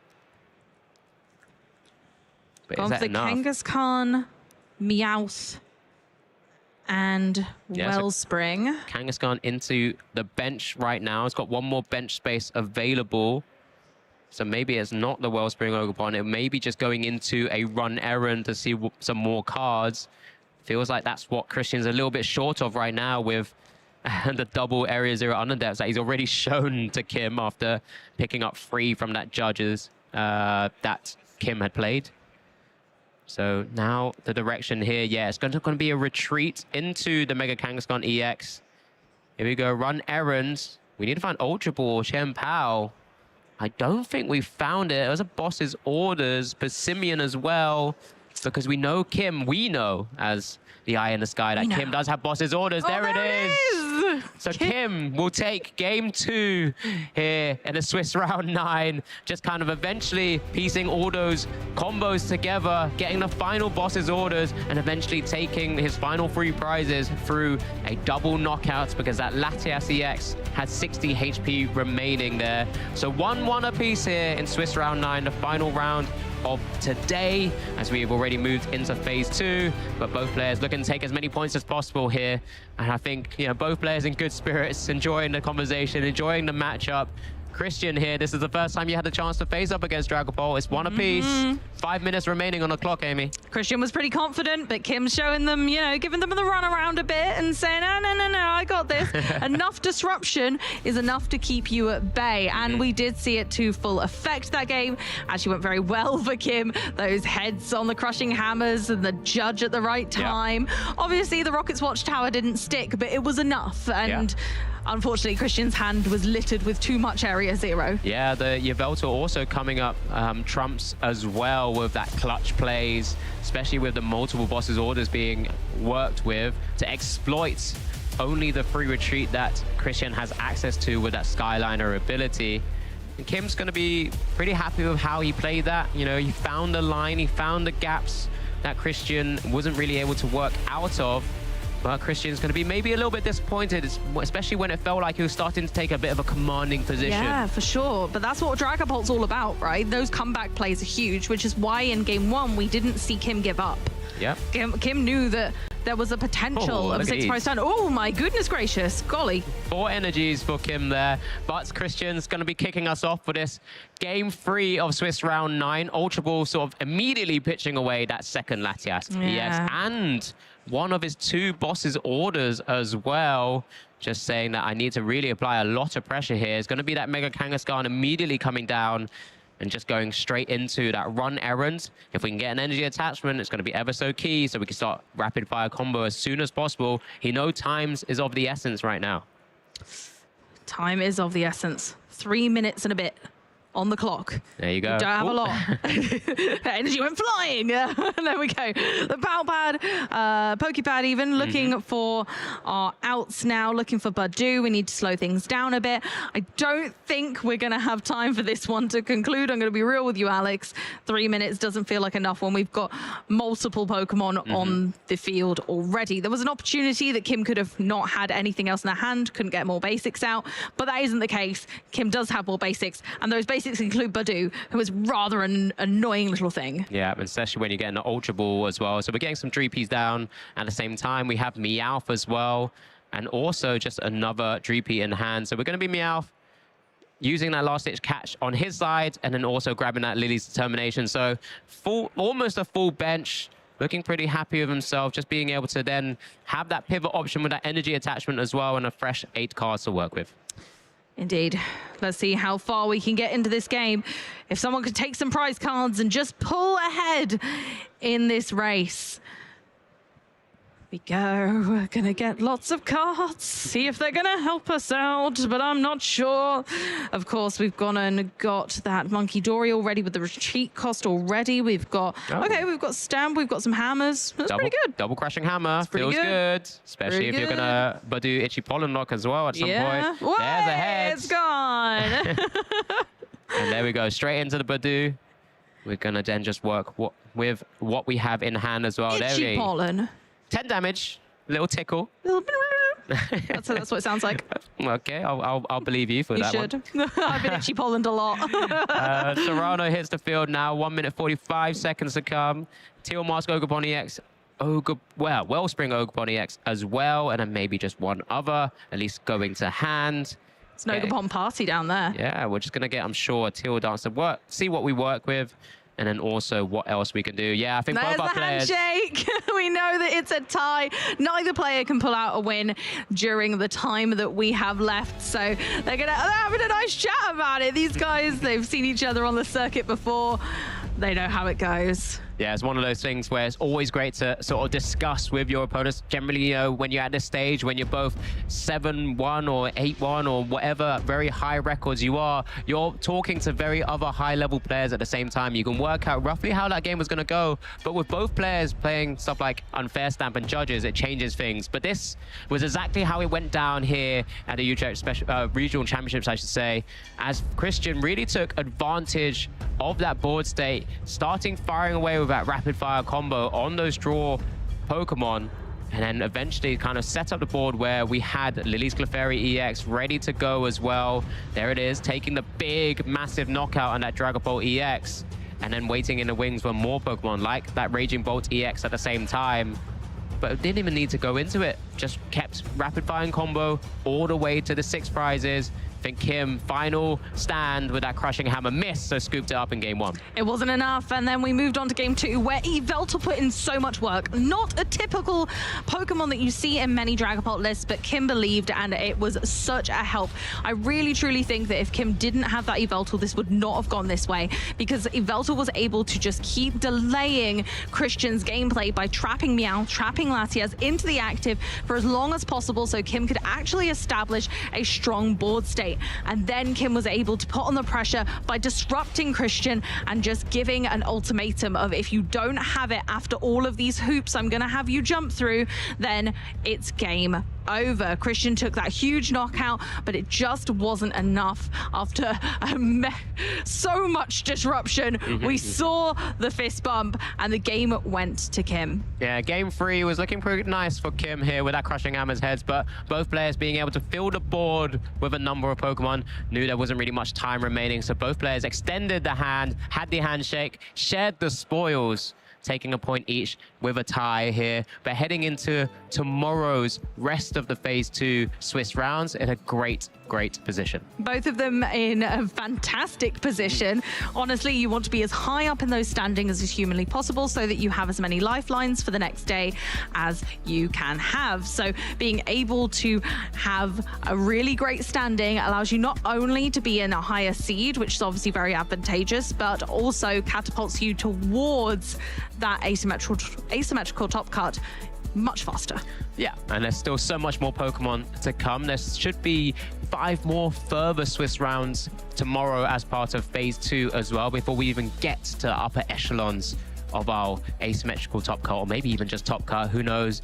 We'll see how that plays out at some stage as well. But we've had so many great games, great feature matches, great players, great decks. I'm just looking forward to seeing what our meta share looks like heading into the rest of our Phase 2 as well. I just can't wait to see more Pokemon action, Amy. Tell you what, I won't make you wait much longer then. Let's go rally up the rest of the casters and we'll wrap up for the day, shall we? What's my favorite? My favorite's the one that's got jet black hair. He's extremely fast. Limitless. So cute. She has a 12-octave vocal range. Can be calm. Powerful. Estilo como yo. 닮기도 한 것 같아갖고. He would improvise on the spot. Just always finds a way to make it funny. We both have very fast moves. And can change the world using its mind. Jigglypuff is my favorite. Jigglypuff. Jigglypuff.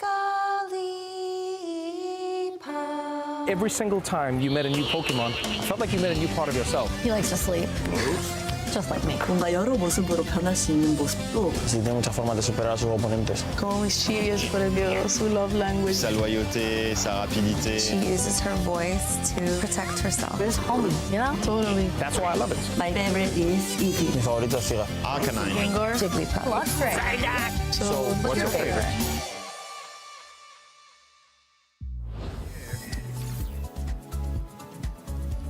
Thank you so very, very much. I was rushing so quickly back to the stage there. I apologize, everyone. But we're back and we're at the end of our day one. We saw the whole of phase one. We've seen one game of phase two. So let's check out how the standings are looking right now. Wow, it's been an amazing day. And you can see here, we haven't quite finished off round 9. There's still some games to play.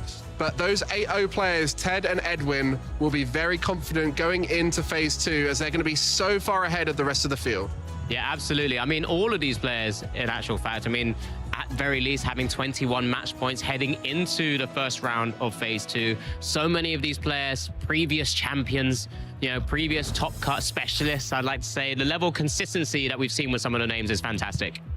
It really is, and we got to see so many of them today already, so I can only imagine they're going to go very far tomorrow, and they've put themselves in great stead for that asymmetrical top cut. So there are Swiss standings. Yep. We've also got some of our phase 2 qualified players to check out, because we saw a few of them today as well, but some amazing players that we have yet to see anything of. Yeah, you know, there's quite a few names that we actually didn't manage to get on stream there, a few that we did. You know, Joshua Van Elvershoulder, popularizing, well, I'm playing a lot of that Team Rocket's Honchcrow, doing it. Alberto Conti, past regional champion. Christian DeForno has been known to play some funky decks here and there, so I wonder what he is doing. And then Miloslav as well, a past IC champion. I just saw Arthur Truschler before his round 9, and he was like, you got to get me on stream, I'm playing Binder Drop. And I had a look at his deck, and he has genuinely put together some cards that should never be in the same deck, but they seem to be working, as he was 7-1 going into that final round. 4th place in Gdansk, looking to try and beat that here and make the final. We've seen decks like that do really well before. I know Tord's done one before as well. So sometimes just taking some random cards out your binder, putting some good cards in between them, you're all good to go. And if you want to get involved, to register or spectate, make sure that you go to rk9.gg/events/Pokemon. Otherwise, you're going to miss out. No one wants to do that. No one wants to be missing out. We've obviously got another full day of action to bring you tomorrow. That is Sunday, of course, and we're going to start at 11 a.m. CEST. That is 2 a.m. PDT. So get your coffee, grab your nice energy drinks, if you can have them. If not, you know, no, get your juice. You're going to be all right. And don't forget that you just need to tune on in. Make sure that you set an alarm right now. I'm giving you a few minutes. You ready? Okay, I expect that alarm to be set now. Okay, good stuff. And don't forget, you can watch more on Pokemon.com/broadcast. You can catch all of the action. You don't want to miss a beat. You don't want to be that person. You don't want to go into work on Monday morning and someone says, hey, did you catch the broadcast? And they go, no. You don't want to be that person. Or turn up to locals and they'll ask you, oh, did you see that round 11 on stream? You want to know every detail so you can talk about the big tactics of our best players here in Utrecht. Otherwise, you'll be missing out. So make sure that you catch us on that. Now, let's take a look at the rest of the Twitch schedule, because we've got more than just this action. Yeah, so much to look forward to, because we've got to keep everyone entertained, of course. From Tuesday, Wednesday, and Thursday, we've got plenty of Pokemon Diamond and Pearl Galactic battles. We've got a chance to rerun what's coming up soon for 2026 for the Pokemon North America International Championships across all of the games. And on a Thursday, we get a chance to really catch back up with Pokemon the series as well. There's so much to look forward to before we even head into another major event. So you got to be following the channel, otherwise you won't catch all of those exciting broadcasts, not just us. Although I know you can't get enough of us, so realistically, all are good. Follow us on social media. You can catch us practically everywhere: X, YouTube, Facebook, and Instagram. Follow us. We might feature some of your exciting moments. If you use #PlayPokemon, we might be able to show some of your interactions on the broadcast. Honestly, while we're here, we're keeping up with what's going on out there using #PlayPokemon. So it's not just for the broadcast, it's so we know the stories going on in the room. So definitely use #PlayPokemon. And follow our channels, of course, on Twitch and YouTube so that you can get involved in the action live. And we had it today. We had that lovely voting on what decks people would like to see on Twitch. And you can do that again tomorrow. So please join us, because we might have some fun interactivity as well. And with that, it is time for us to bumble along and have a little sleep. And you must too, because you have those alarms set now, so you know exactly what time to get up. We'll see you tomorrow, everyone.